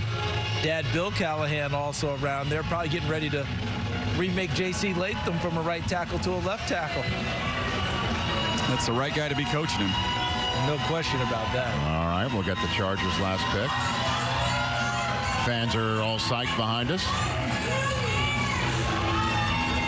By the way, can we say thank you to all of our colleagues? Sure. I mean, it is unbelievable. We got to see our colleagues who are retiring up on stage earlier today. Adam and Dave, congratulations and thanks for everything. You guys have been phenomenal. But the people that we work with on a daily basis, behind the scenes, the people who are bringing in the camera shots, or doing our audio, the women who are doing our makeup, the people who are doing our craft services in terms of food. We got the youngster over here. We got DJ's son over here working for us, doing his thing. You've got, Ben and Jack with research and all that. Listen, I get to spend time preparing for this thing, and Ben Fennell helps me get ready each and every year, as well as anyone can get ready. So any mistakes are mine. Anything good, all came from Ben. But to sit with you guys, our people back in Culver, you name it, it's all been done, and it's been done really, really well. And we get to sit here and be the faces of all this, the forward faces of it all. But behind the scenes, no one better. They were doing cold, they were doing heat, they were doing rain, and they all did it extremely well. Well, widen out and show Jack. There you go. There you go. There's Ben. There's Jack. There's Jack. What's with the shades, Jack? Jack, you put them on just shades? What's with the shades? I mean, that's some that research with attitude. Hey, who's that poker guy who wears the shades? Oh, all of them. Right? By the way, see the eyes. Did you not say at the beginning of the draft the over/under on number of Wolverines Michigan would Jim Harbaugh would come with was 1.5? Yeah, because we just hit the over. He's got one. Okay. Oh, there we go. Cornelius Johnson got himself another wide receiver. Just hit the over. They wondered about the wide receiver position. That's the third one now. Yes. They got McConkey. They came back with Brendan Rice. And now they've got another one here, Cornelius Johnson. Cornelius Johnson, he is the one that will go up and fight for those 50-50 balls. Justin Herbert, and what he lost with Mike Williams, is somebody who can go up and get those. This is that style of player to go up there and play above the rim. To me, real physical at the top of routes. You'll see a stiff arm after the catch. Only one touchdown this year, but I think that's because Blake Corum took them all. I mean, that's not really his 27 of them. Yeah, so this is a fun one here. Someone they're very familiar with and know exactly what he can and can't do and how to use him. And Quentin Johnson, this is your wake-up call. Second year in the league, first-round pick. This is an opportunity. Josh Palmer there already on the roster, but they've now added receiver depth. 3 different receivers in this draft class, and 3 different receivers that did it on the college level on a big stage. So everyone's wondering, Mike Williams left, Keenan Allen left. All right, at least we know there's bodies in camp that are going to compete and make this team. That's 13 Wolverines. Keep showing that video, DJ. It's no big deal. 07. Seriously. Might as well be movie tone. Might as well be a black and white movie tone. Seriously, look at that. T-Man, press go. Oh, baby. Oh, by the way, it's kind of ironic that with us all having the munchies that we got a baker's dozen here of Michigan players. Good. Nice. Folks, he's good. Still got it. We got a couple more picks to go here. If only there was a player drafted named Waft. That's not. Hey, listen. We're getting punchy towards the end of a draft. There's 3 picks to go here. The Rams just made theirs. Green Bay is on the clock. Then the Broncos and the Jets. Let's go, everybody. Total Access is going to come up next. And then, hey, if you're in the Wayne County Airport, say hi to me as I run to my plane. You thought Rich ran fast at the 40. Oh, run the same at the airport. Wait till you see it. I'm going to run under 6. I might have to stay in the suit, too, to be on brand. Get some ice for your hammy on the plane. That whole business of trying to change into plain clothes, I don't think I'm going to have time for that. So, are you checking on my flight right now? I could see it. I could see it on the screen. Very good. Check on my flight. Why don't you? All right, so KT Leviston of Kansas State was just announced. He's the Los Angeles Ram. That's Look the how final big pick he of is. the Rams. It's a massive man, isn't it? Big old left tackle. Really strong hands on him. All right. KT Leviston, left tackle. Cooper Beebe, left guard. There you go. Kansas State had a power side, didn't they? So 13 is getting close to some of the largest numbers. It's the third best since a 7-round format started in 1994. So Green Bay just announced the third to last pick. Kalen King of Penn State. Boy, this is something, isn't it, DJ? Kalen King, if you'd asked about this 2 years ago, the idea he would have gone the 7th round, none of us would have seen that coming at all. He was tracking towards the first 2 rounds. It kind of leveled off in play. Wasn't the same guy we saw early in his career. Ran a little bit slower than we He ran 4.61, and Marvin Harrison just got ate him up. after him. But remember his first couple of years at Penn State, we were talking about this guy when it's his time, he's going to be a high draft choice. It's okay, young man. 7th round, if you want it, you can still go get it. The talent is obviously there. Hey, man, Brock Purdy's pick is coming up in a couple, and look what happened. Oh, let's take a look. This is what it was a couple of years ago when 2022, with the 262nd pick in the 2022 NFL Draft, the San Francisco 49ers select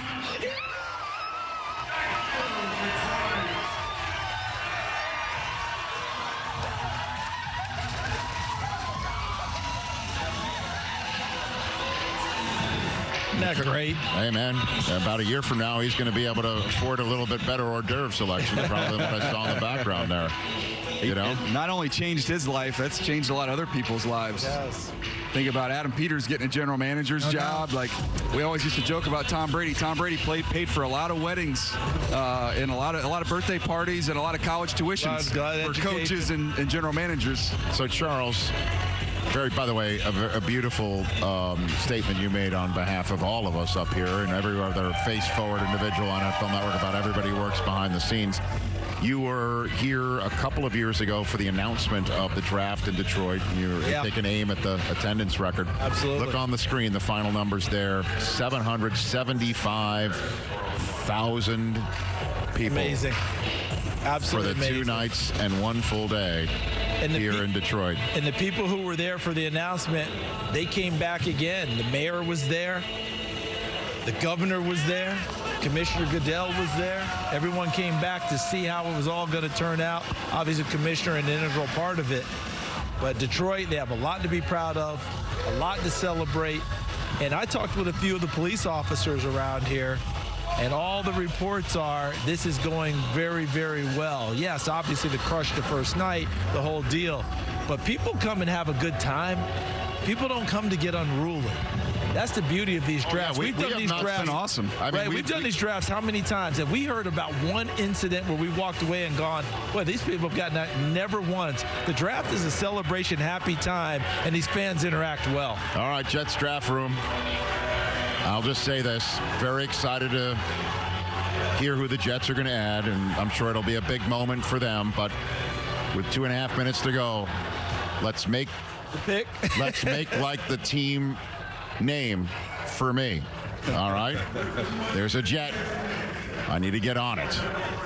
So let's go. When you're a Jet, 2.5 to go. When you're a Jet, you're a Jet all the way. I am that.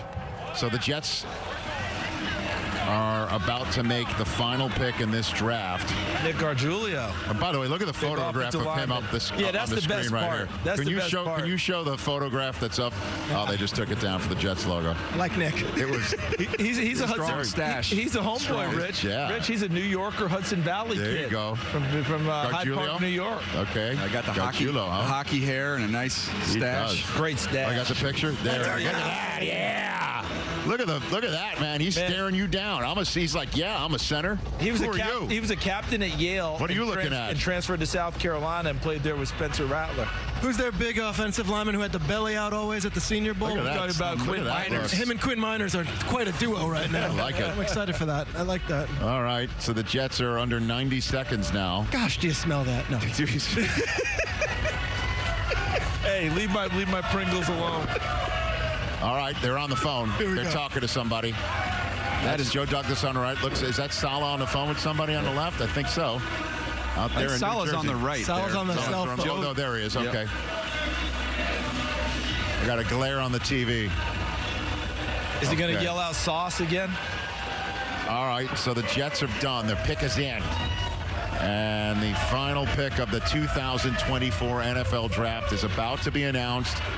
I could see in the background the crew that flies in from Southern California, wherever there's a draft, about to come on out and announce what's going on with the Mr. Irrelevant weekend. This person who just spoke to the Jets is going to be flown out to Southern California and have a whole to-do. And they're writing it down on a card, and they're about to send him out on the stage. And they get a check too. They were getting that was the NIL They got a before dinner. NIL. They got a dinner. They get the whole parade. And they're coming on out. All right, here we go. The final pick of the 2024 draft, record-setting on so many fronts. 6 quarterbacks in the first 12. All 10 picks to start the draft on one side of the ball. So many different ways. 775,000 people here, all leading to this final pick. To announce the New York Jets selection, please welcome the CEO of Irrelevant Week, Melanie Salata Fitch, and her family, Ed, Alex, and Marie Fitch, to announce the 49th Mr. Irrelevant.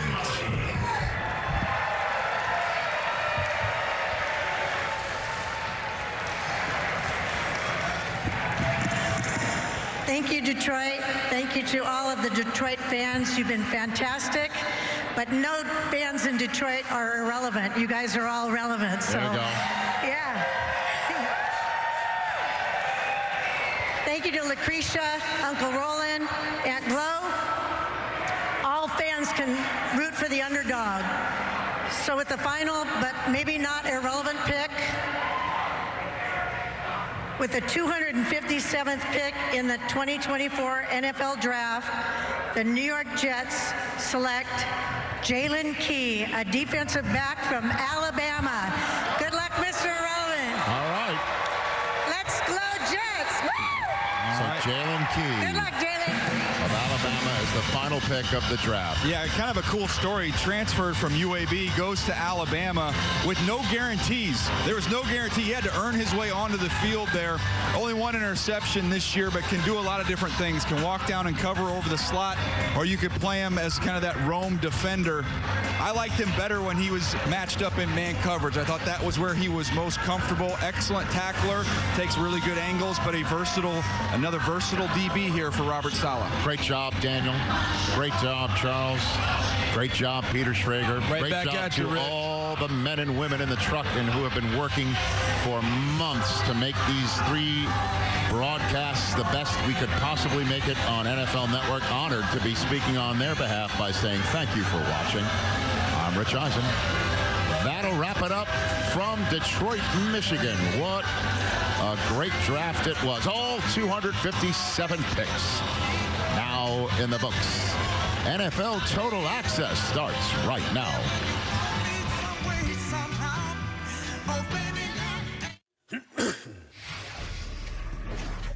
The 2024 NFL Draft is history, and there was history made. Hello, everybody. Welcome to NFL Total Access. Following all 257 picks, Rhett Lewis, excited to be here with my main man, Brian Baldinger, with our analytics expert, Cynthia Freeland. We're going to get it back out to Detroit with our crew here in just a little bit.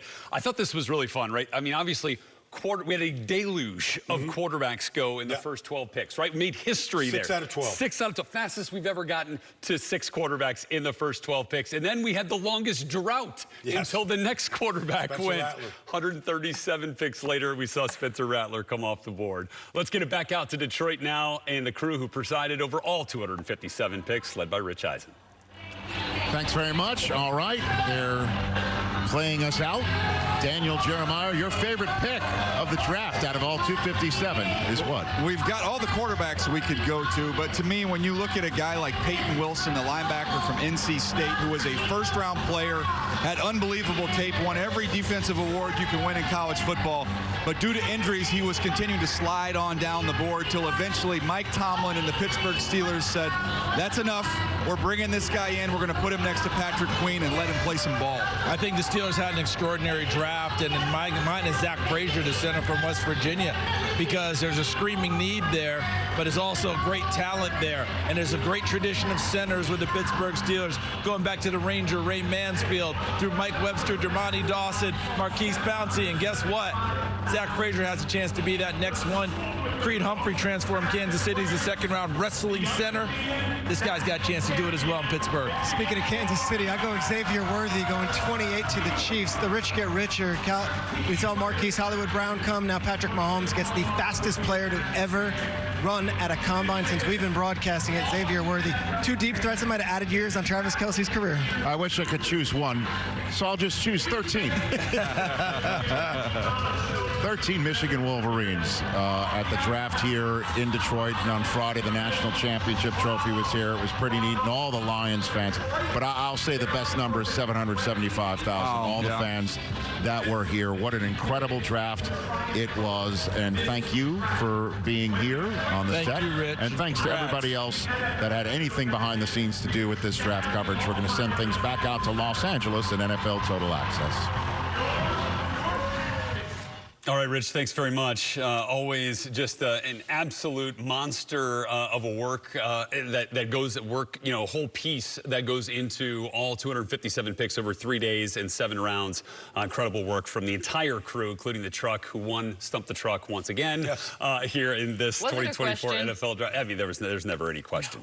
Okay, the question, though, of who wins the draft, I think, is always an important one. We're going to talk about all the quarterbacks here in a little bit. But as we embark on that kind of, you know, taking it all into account here, let's start, Baldy, with your idea of who wins this draft, rounds 1 through 7, putting it all together. Who rings the bell? The Steelers. I thought the Steelers won the draft. And really, they have been trying to rebuild their offensive line. Now, it started last year when they drafted Broderick Jones, signed Isaac Seumalo, Omar Khan, Andy Weidel right there, Mike Tomlin. They want this offensive line to be amongst, if not the best. So they go out and get Troy Fautano right here. They go out and draft Zach Frazier. They went right down the highway right there to West Virginia to get Zach Frazier, their center of the future right there. You just heard, you know, just talking about the history of the centers. Roman Wilson, Peyton Wilson. Love it. I thought they get the best linebacker. I thought they got the best center. I thought they got one of the best offensive linemen in Fautano. Like, I really thought the Steelers helped themselves out. Incredible draft. What about you, Cynthia? I'm just going to take the low-hanging fruit here because I think because we already knew who they were picking, maybe the Bears are getting overlooked as a team that really improved and changed their fate. Not only did they get Caleb Williams, surprise, they surprised everyone. No, wait. But they also added Rome Odunze, and that was at 9. They didn't have to change anything around. They got the 2 guys they were targeting. They got the Yale tackle. I'm scared to say his name. It's been a long day, but we're going. They even added a punter. Thank you. Okay. Amagaji, yeah. But I like Austin Booker, too. So trading back in to get the right edge rusher at you know, the 5th round pick at a nice value for them.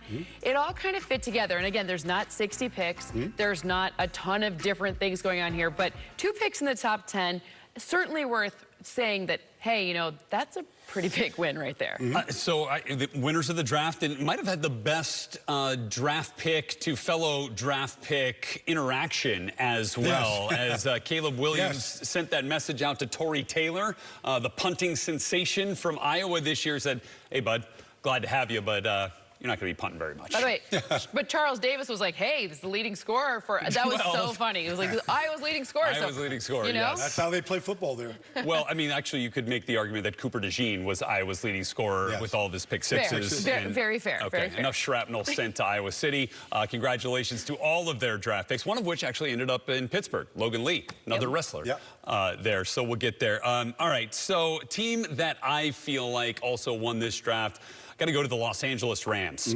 Picking in the first round for the first time since 2016, and thought they knocked it out of the park. Just so happened. Look at that house. Might have hit that on the old Rhett Lewis mock draft as well. Woo! 19th overall, Jared Verse goes to the Rams to further beef up that defensive line for first-year defensive coordinator Chris Shula, who's now piloting that defense as Raheem Morris is off to Atlanta. And then they go back and get his teammate. They play next to each other right there in Florida State. Both of which transferred into Florida State from lesser levels of competition and absolutely excelled. And then they got a guy, I don't know, just scores touchdowns like Blake crazy. Corum, Blake Corum, right? And so share some time with Kyron Williams. Got Ronnie Rivers there. I mean, they've got some depth that they beefed up there with some of those picks, and then some big top-end talent, certainly along the defensive front. I loved how that worked out, Paul. No, you lose Aaron Donald. You know, last year I thought they struck gold with Kobe Turner along with Byron Young, and now you add Verse and you add Fisk. I think they've rebuilt the front.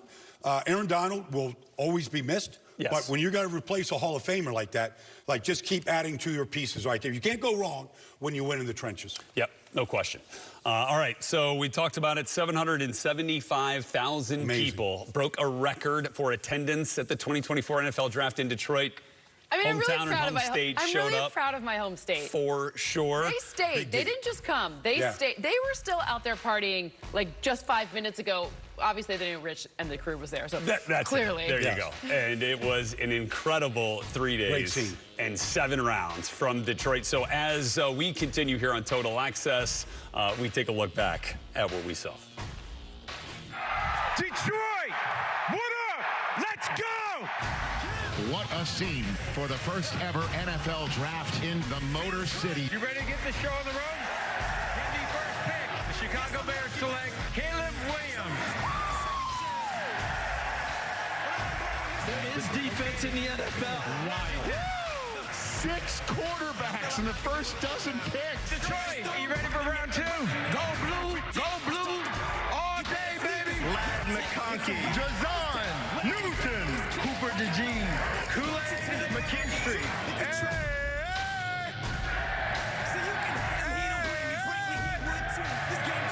The sun is out for day 3, rounds 4 through 7 underway.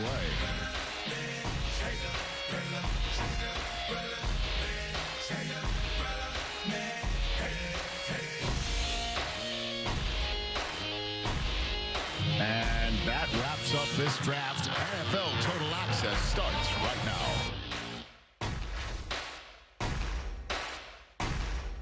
NFL Total Access is brought to you by Toro. Count on it.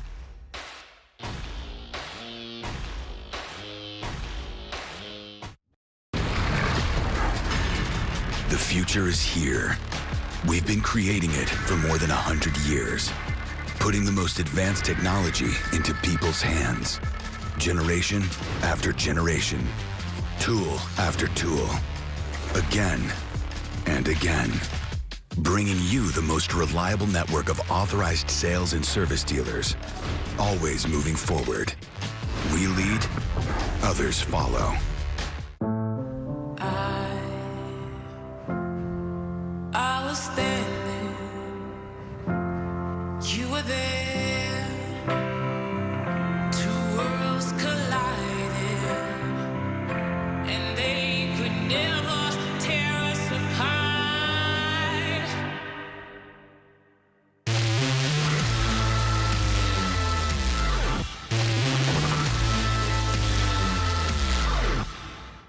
You know what time it is. This our season right here. The schedule is released. Bring it. The anticipation is through the roof. Stafford's coming home. This is a heavyweight matchup. Breaks a tackle, he's gone. Welcome to the NFL. Bring it. It's a family affair. Yeah. This game's in other countries. The whole world watching. Let's go! Are you not entertained?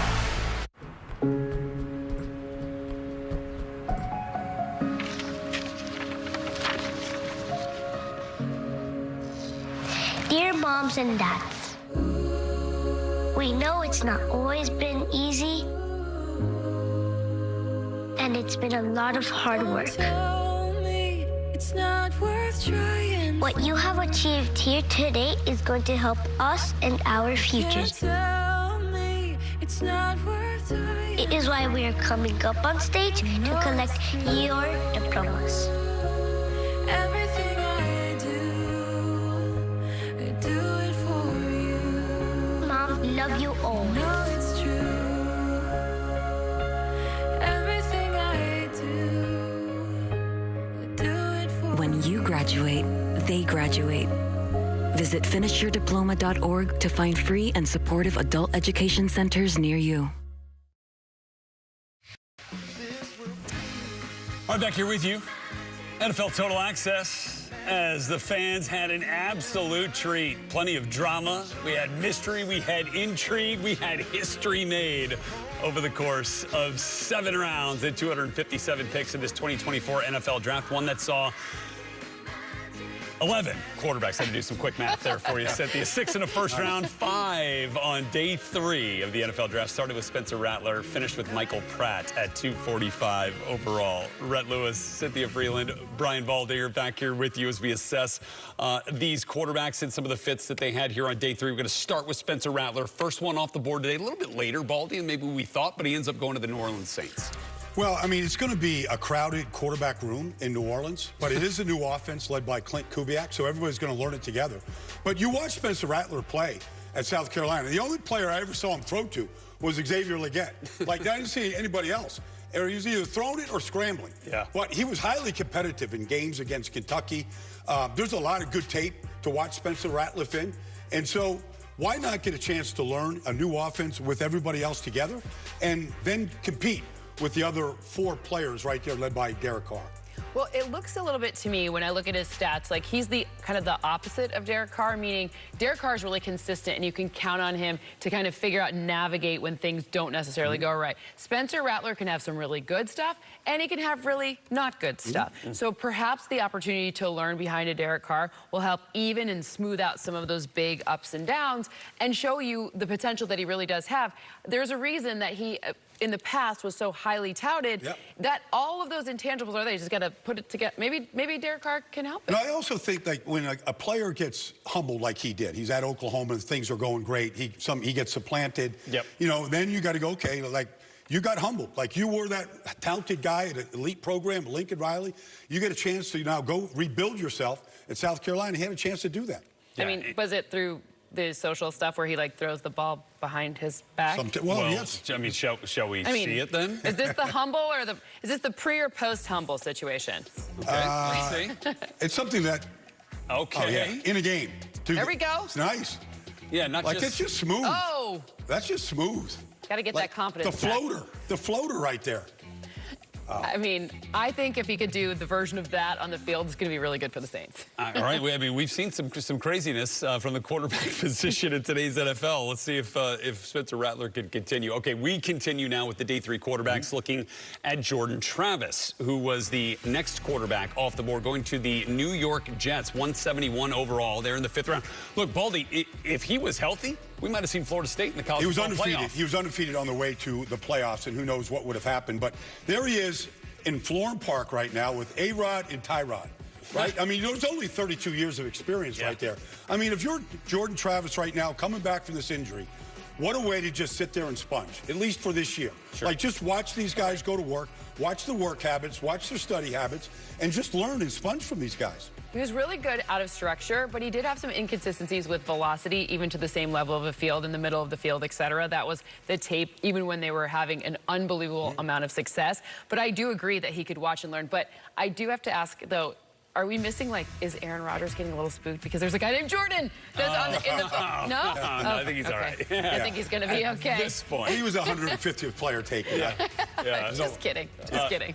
But obviously, get your point there. So Jordan Travis goes to the Jets, and he was actually invited, despite the Shrine Bowl, knowing he couldn't play because of the injury. He was invited there to go through interviews, and from what we were told, present himself. No shocker, really represented himself very well with that. Let's move to the next quarterback off the board here in round 3, and that was Joe Milton, the biggest arm in this draft. Transferred into Tennessee from Michigan, Baldy, and now is a New England Patriot as a 6th-round quarterback. A little pressure. Well, I mean, look, it's a new way of doing things in New England.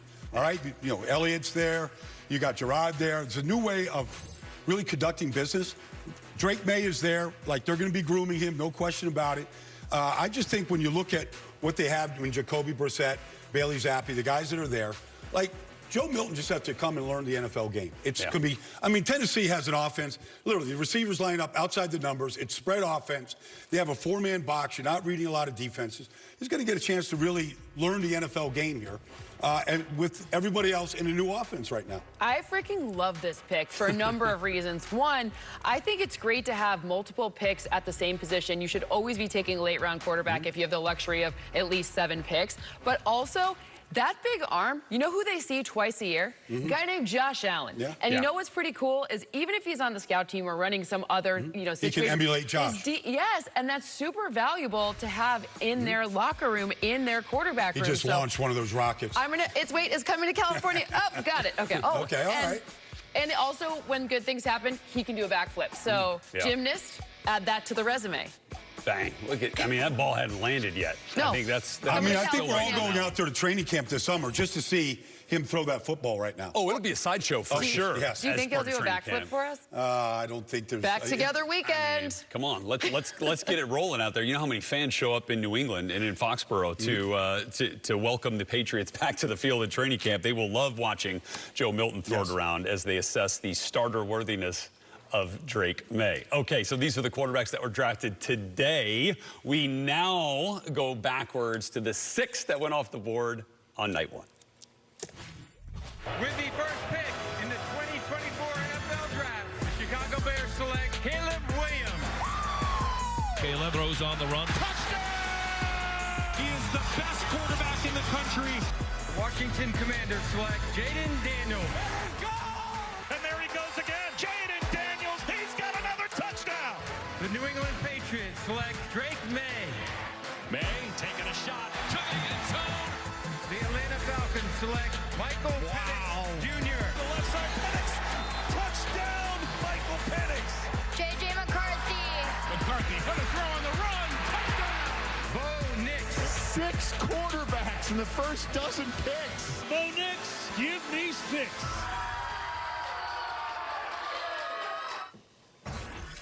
A common draft era record, 6 quarterbacks drafted in the first 12 picks, one of which just happened to be part of a poolside premonition. Yes.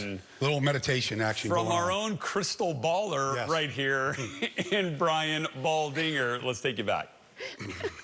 This is Baldy's analysis from the pool. Just got done my morning swim.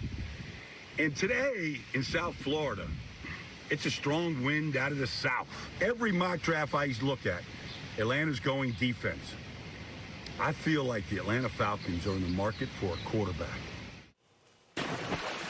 I mean... Not just a quarterback, the quarterback, Michael Penix Jr. With arguably the best arm talent in the whole dang draft. Well, that's what I thought. And also the best pocket presence in the draft. And I just know Arthur Blank from working with the Falcons years ago. And I just know that when Matt Ryan was drafted, with Mike Smith, they came in, they joined at the hip, and they turned their fortunes around in Atlanta immediately, and they had a chance to win the division every year for the next 10 years or so.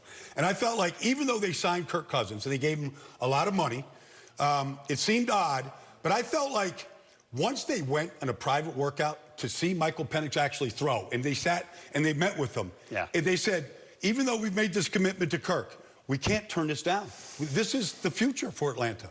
Yeah, and I guess what you were doing there is really trusting Terry Fontenot, really trusting the scouting department to get the rest of the picks right to support the Kirk Cousins effort over the course of the next 2-3 years, which, as they say, they hope they win a bunch with him, and they're win not the in a division, position go to the playoffs, do to all that draft a stuff. quarterback there. All right, so with that, it is time now to assess the best QB fits, according to Cynthia Freeland. And, well, is this where we're starting? Number 5. Top 5. I understand that this is going to be a little bit shocking because I've heard some people think this is very odd.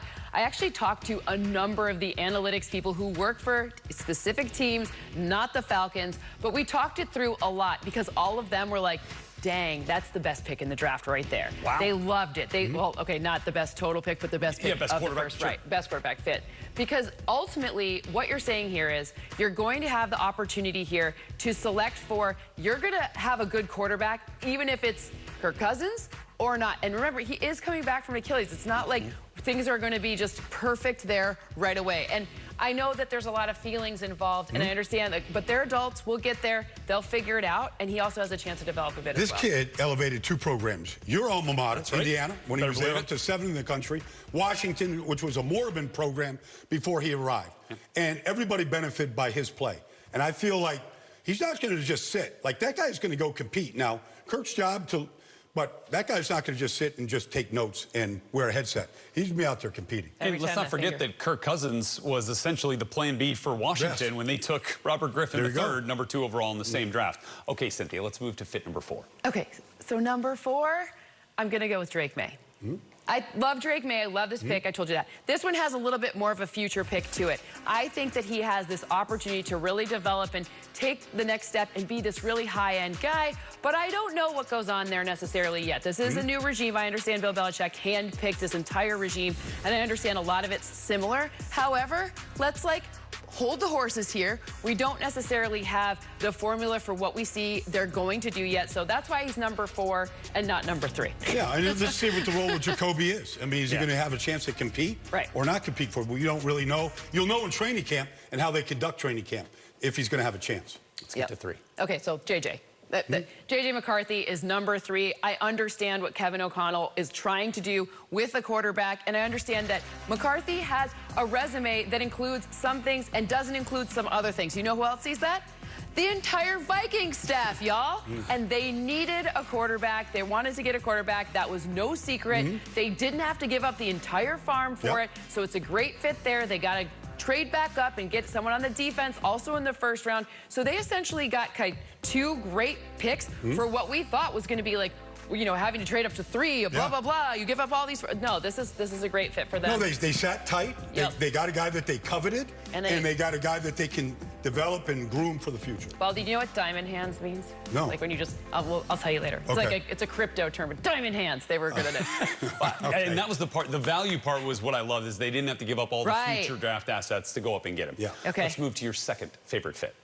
Do you want to take a guess? Yeah. Oh, yeah. Number 2 Number 2. Jaden Daniels, he might even be number 1 given all the other moves that Washington made. However, I still think the Eagles being in their division makes it a little bit tougher for Washington than for other teams. That's the difference here for me. I love the pairing with Cliff Kingsbury. I think that's going to be a nice fit. I love Jaden Daniels in the pocket. I also love him outside of the pocket. I love the off-platform throws, which is a really big thing in the NFL as it currently stands. Number 2 fit overall, number 2 pick. We were really efficient this year. I like the fit with Cliff Kingsbury. I mean, I've seen Cliff work his magic with Kyler Murray. They got him to the playoffs. I saw what he did with Mahomes all the way back to Johnny Manziel. I think it's going to be a good fit. They want to spread you out to run it, and he's going to be a big part of that. Okay. The big reveal. You ready? Is it Bo Nix? Nope. It's Caleb. Michael Pratt. I actually love Michael Pratt, don't I? All right. Caleb Williams. The good news is I actually think we need to point out the fact that because they chose so far ahead, they've been figuring things out for him for a long time. Then they get him Rome Odunze. That's wonderful. They had a pass catching weapon. Are they best friends already? It sure looks like kind of like us, Baldy. Who do you think's better friends, them or us? We're pretty tight. But look, I love Caleb Williams in this offense. They clearly had their pick of the litter. This is who they chose, which means they want to build around him. Remember, Ryan Poles, former offensive lineman, he's going to figure out what he needs to succeed. I think he has a little bit better perspective on that, given his history as the guy who had his hand in the dirt. I think they're going to break is this better than your I think they're going to break a dubious streak of not making quarterbacks work out that they draft. Like, I think it ends with Caleb Williams. They're going to have success here. What didn't end once they picked Caleb Williams was continuing to support him. Rome Odunze at 9, Karan Amagaji is the tackle, and then they get the break glass in case of emergency punter Torrey Taylor, just in case they don't score every time. They got that covered as well. We've got your bloodlines covered when we come back here on NFL Total Access. We've got the second-generation GOAT now entering the NFL. Not just Marvin Harrison Sr. to Marvin Harrison Jr., but Jerry Rice and his son, Brendan Rice, is the next big-time wideout headed to the league. We'll tell you where and where they all fit in when we come back here on TA. We're going to go do this damn thing together. Can't wait to get you here. Thank you so much. Can't wait to see you soon, Coach. Man, I'm fired up. Man, this is crazy. Yes, sir. I appreciate you. Thank you so much.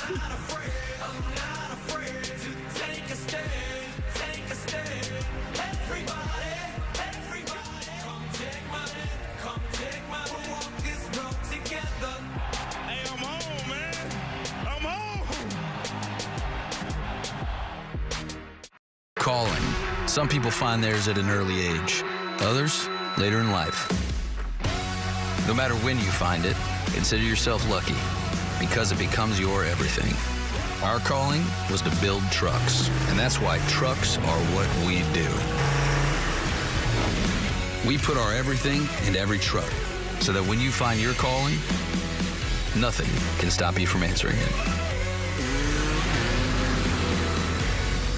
Behold the DQ freezer, holding all the Blizzard flavors of the past. The DQ freezer is closed. It's actually opening. We're opening the DQ freezer and bringing back frosted animal cookie and brownie batter. Hurry, before they're gone. Finding a home for us was tough, but our agent Joe just got our needs. Hey, Joe. He even clued us in on a local secret, a well-hidden dog, P-A-R-K. I want it all for my dog.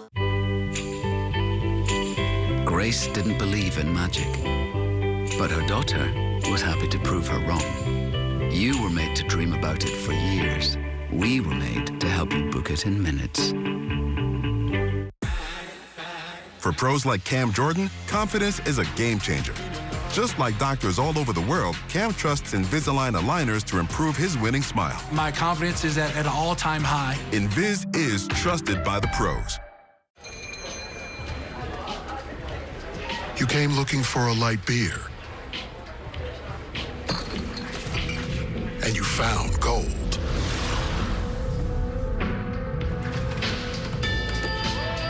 Modelo Oro. The light beer with a smooth, elevated taste and a clean, crisp finish. Perfect for those who never settle for less than they deserve. Modelo Oro, the gold standard of light beer. If you feel like things don't add up right now, you're not alone. So we've lowered the price on hundreds of your favorite products.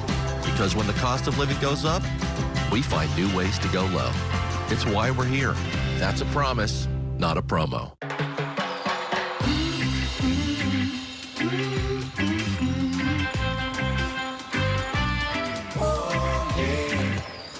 Good morning. We just changed our Southwest flight to stay an extra day. Didn't have to pay a fee. Beautiful. Our kids won't miss us. They're with Mima. Mima. We're in love again. Change your flight without a fee. That's a big flex. Where'd you learn to serve? Oh, I didn't serve, but if your spouse, parent, or grandparent served in the military, you can join USAA. Yeah, my grandpa did. So I'm already in, but I was talking about your serve. Oh. USAA, for the military community. Sometimes I imagine what I'd write today for my dear friend Martin. I'd remind people that all hate thrives on one thing: silence. The people who will change the nation are those who speak out, who refuse to be bystanders, who raise their voices against injustice. When we stand up to silence, we stand up to all hate.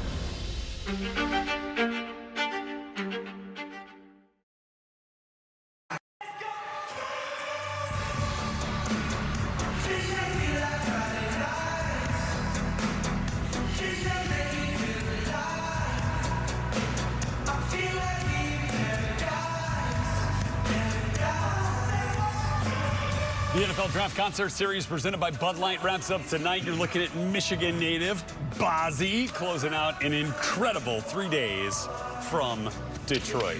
3 days that, in fact, set a record, which we love. 700,000 plus. It's gonna be hard to beat. Take a bow, Detroit. Yes. Take a bow, Cynthia. Your home state showed up in a big way. Hometown. And we loved it. And now we get to a very familiar name in one of our favorite picks today. With the 225th pick in the 2024 NFL Draft, the Los Angeles Chargers select Brendan Rice, wide receiver, USC. Oh, Jerry's kid got drafted by the Chargers. All I needed was a shot. That's it. Brendan Rice is now charged up. Son of the GOAT, Jerry Rice, played his college ball right here in Southern California at USC. Now heads just a little further south to check in with the Chargers. There were 7 total sons of former Pro Bowlers in the NFL drafted, which is super cool. This was day 1. Marvin Harrison Jr., obviously son of Hall of Famer Marvin Harrison. Couple of first-round pick offensive linemen there, Baldy. Well, John Alt was a teammate of my brother in Kansas City for a long time. His son, Joe, is Joe right there. Family of athletes. Got a brother that played for the Flyers, but Joe Alt, I mean, first lineman off Chargers, like the bloodlines. McCaffrey's, Jenkins. Yep, certainly. Hey, just so both the Jenkins ended up being second-round picks. Yeah. Worked out pretty dang good for Dad, Chris Jenkins, with the Panthers. Yep. Let's see if Michigan's Chris Jenkins, now headed to the Bengals, finds a similar path to success. Of course, you know the McCaffrey name. Might be another McCaffrey brother coming up here soon. That's right. Yeah. Bring the axe. They got the axe in Philly right now. Yeah. Baldy, this one was super cool because cool. obviously going to a place where his dad played. No, Philly. not just that, but they're playing the same position. And his Same dad announced celebration. him. Yes, that's cool. Right. I mean, there just you go. fantastic. Yeah. There it is. Jeremiah so Trotter. Cool. Played a couple of years with Washington as well, but majority of his career spent there in Philly, D'ing guys up. And thanks to Cameron Wolf There we go. We got That's where another we wanted one. to go. And by the way, if you're not following Tom Pelissero and Mike Garafolo and Ian Rappaport right now, you need to, because they are all over the priority free agents that are getting signed. So shout out to Frank Gore Jr. By the way, scored the first touchdown in Tariq, the all right. Oh, so cool. Shrine Bowl. Tariq Owens. Oh, go to the 49ers. Oh, there it is. Wow. Wow. I wonder if he can catch 20 balls on the day that Brendan Rice retires. I think. Wait. Only if Mooch is coaching. That's right. Yes.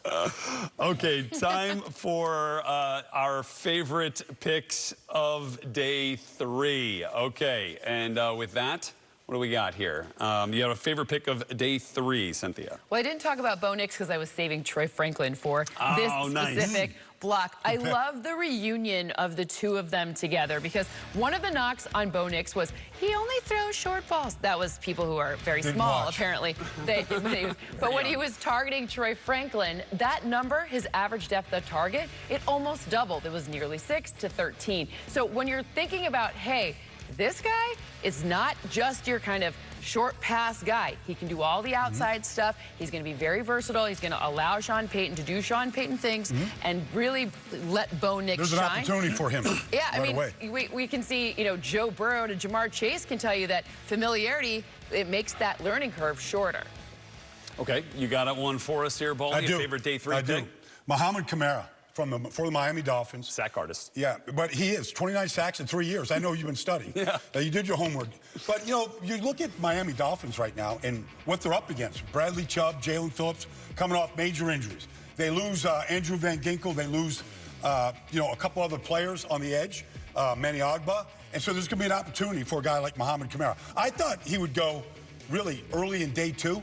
And so he was around at the end. And I think there's great opportunity in Anthony Weaver's new defense there in Miami to get a chance to get on the field and do what he does best. He played linebacker. Yeah. He played defensive end. He's played a variety of positions. The thing I love about him, he's just a good football player. Yeah. He makes a lot of different plays, more than just rushing the quarterback. So he's not the athlete that Chop Robinson is, who went in the first round of the Miami Dolphins. Might be a little bit more polished of a pass rusher at this point more in production. his career. Yeah, certainly. Shout out to the Colorado State Rams getting one in here. Okay, I got one for you, too. From Texas Tech, Dadrian Taylor Demerson, otherwise known as Rabbit. In the Number home one. B-Rat?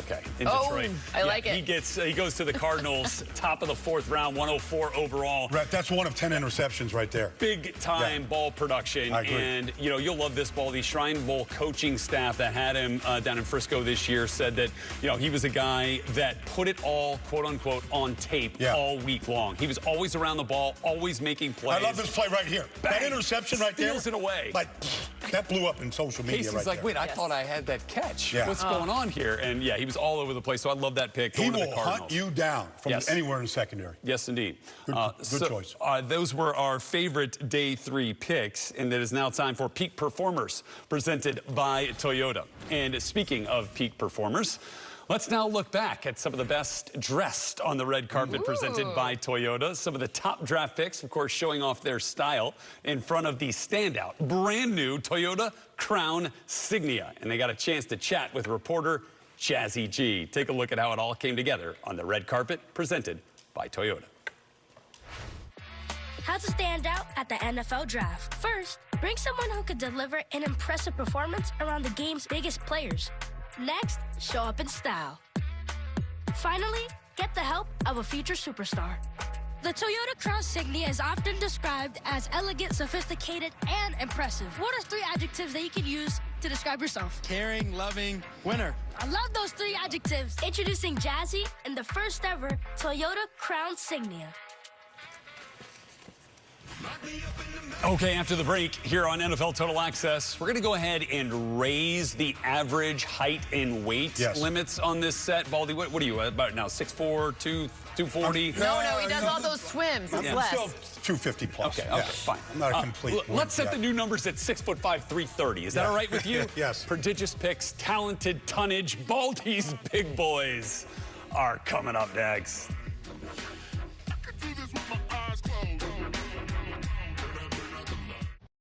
Just like Nationwide helps millions of people prepare for their financial future, I'm here to help you prepare for the NFL Draft. Get ready.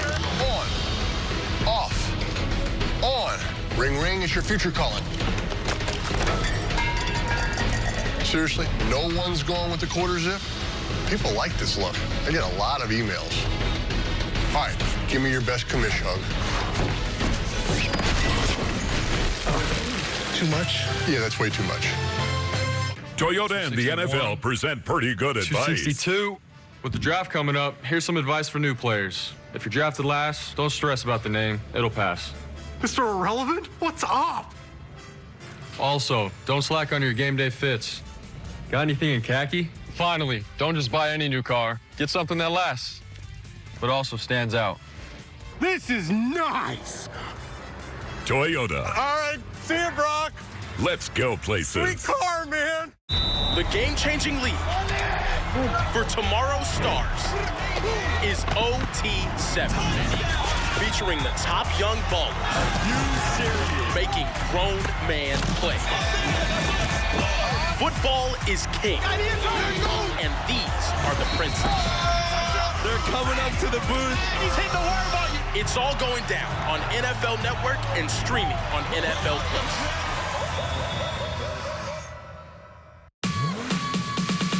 Verizon Small Business Days are here, April 22nd to the 28th. Get a free tech check and special offers, like a free 5G phone when you switch. No trade-in required. Partner with our experts today.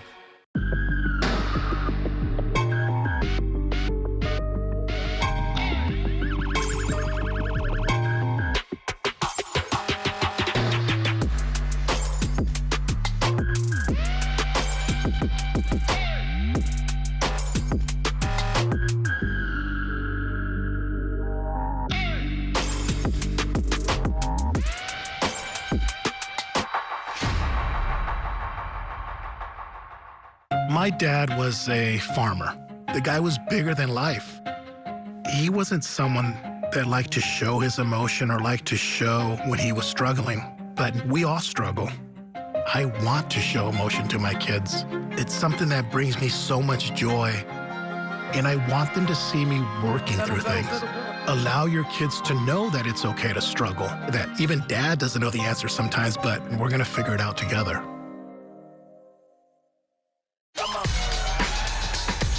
You're not going to get it all right, Just make sure you nail the big stuff. Like making sure your kids are in the right seat for their age and size. Get it right at nhtsa.gov/the right seat. You're not going to get it all right. Just make sure you nail the big stuff. Mama? Like making sure your kids are in the right seat for their age and size. Get it right at nhtsa.gov/the right seat. Hail to the victors, valiant, hail to the conquering heroes, hail, hail to Michigan, the leaders in battle. JJ McCarthy, quarterback, Chris Jenkins, defensive tackle, Michigan. Mike Sanderstill, defensive back, Michigan. My goodness. Jim Harbaugh got one of his boys, Junior Colson. Roman Wilson. Zach Zenter. Blake Corum. Yes. Wolverine Palooza. Go blue all day, baby. Hail to the victors, valiant, hail to the conquering heroes, hail, hail to Michigan, the champions of the West. Go blue. He really got that whole song in. He Yeah, got he the did. whole He was day. good. And, you know, for good reason. Hail to the victors of the 2024 NFL Draft. They did not break the all-time record. Still belongs to Georgia, but they did win the day. 13 picks. Most of any school in this 2024 NFL Draft. And while Jim Harbaugh did get a couple of Michigan men on his new Chargers roster, they were not his first pick. This was. Joe, How you doing, Coach? got a question for you. Who's got it better than us? No one. Nobody. Yeah. Nobody. Yeah. We're fired. Oh. Here's our owner, John Spanos. Look, we need to listen to Jim Harbaugh as we welcome Byron Baldinger back here for Baldy's Big Boys. Look at you. No, You're it's ready beautiful. to go, Baldy. Yeah. You're I ready got the big head and everything right Put there. the ball down, Baldy. Yeah, Let's just everybody we just got fight 9-on-7 going right now. Well, let's get to it. Can we Yeah. get to the big boys? Because it starts with Joe Alt. Let's do it. Your Well, you know, favorite Jim fits. Harbaugh tried to recruit him to Michigan. He spurned him. He went to Notre Dame. Finally got him. Now he finally got him. He's the son of John Alt. John Alt was a teammate of my brother in Kansas City. Massive left tackle. His son is even more massive. I mean, he is a massive technician. And let's just face it, they're going to win this football, and they're going to turn things around in the trenches. Yeah. That's where Harbaugh is concentrating. First tackle off the draft. Just get a massive technician at right tackle, opposite Rashawn Slater. That's going to be, you want to talk about bookends right there. That's they a will bookend. hold everything up for sure. And you know what? Remember sitting there listening to Jim Harbaugh talk at the annual league meeting, right? He's like, you know, what's the one position group that doesn't rely on anybody else to succeed? Yeah. Offensive lineman. Yeah. We got to listen to what he says. He's giving us clues. Yeah, right? just give them a good, buffet. Just give them a good buffet. They're good to go. All right, let's go to your another one of your favorite. J.C. Latham. Yeah. J.C. Latham got drafted by Tennessee with the 7th pick. J.C. is so lucky. First of all, he is a human eclipse. We just had the solar eclipse a couple weeks ago. He's a human eclipse, okay? But he's got good feet and he's got massive power. Yeah. And oh, by the way, the new offensive line coach is Bill Callahan. So I hear he's already working with them to work at left tackle, work on his footwork. We'll see. Maybe he's the right tackle in Tennessee. Like it. He's got that ability, but this is just a guy that has played at a very high level at Alabama, the best of the best, week in, week out. He has, and he moves other big bodies. And that's kind of what you got to do at that tackle position. Tennessee's trying to get back to where they were a few years ago when they had a very good offensive line. It started last year with Peter Skoronski. Yeah. Now they had J.C. Latham. Bill Callahan coached them all up. It's a good start for the big boys. Yeah, no question. Right, a pick, I'm sure, is Taylor Lewan approved as a former offensive tackle and left tackle there for the Tennessee Titans, certainly. Latham helped clear the way for Jace McClellan in that opening touchdown for Alabama in the Rose Bowl. Definitely a nice pick there. All right, how about another big-time, big boy fit? Let's go to Fuaga here, okay? I mean, he just needs one name, just Fuaga, okay? Because when you move like he moves, and you have anvils for hands, because when he hits you, he shocks you. You can feel it ripple.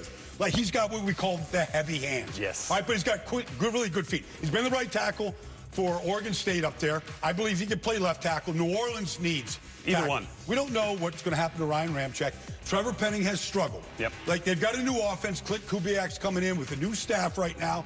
We're going to get to a different style of offense. They need an athletic, powerful left tackle or right tackle, wherever they want to put him. I think he can win the job in either place right now. It's going to benefit all of the Saints and everything they do. The running game struggled last year when the line fell apart. Like, they need a monster up front to really start building that group and making it stronger. The fact that he was on the board at 14, I thought was a slam dunk for the New Orleans Saints. Yeah, they ran the cart. Who's next? Let's go to Pittsburgh, because Pittsburgh has two. Whoa. Yeah. They've got Troy Fautano, their Okay, first-round stack, pick, baby. and their second-round pick is Zach Frazier. All right? Now, you look at Fautano. He was the left tackle at Washington, right? Like, this guy has got the only thing quicker than his hands are his feet. Like, that's a good combination when you're 330 pounds. No doubt. So you look at Zach Frazier right here. I mean, he's a 4-time heavyweight state champion.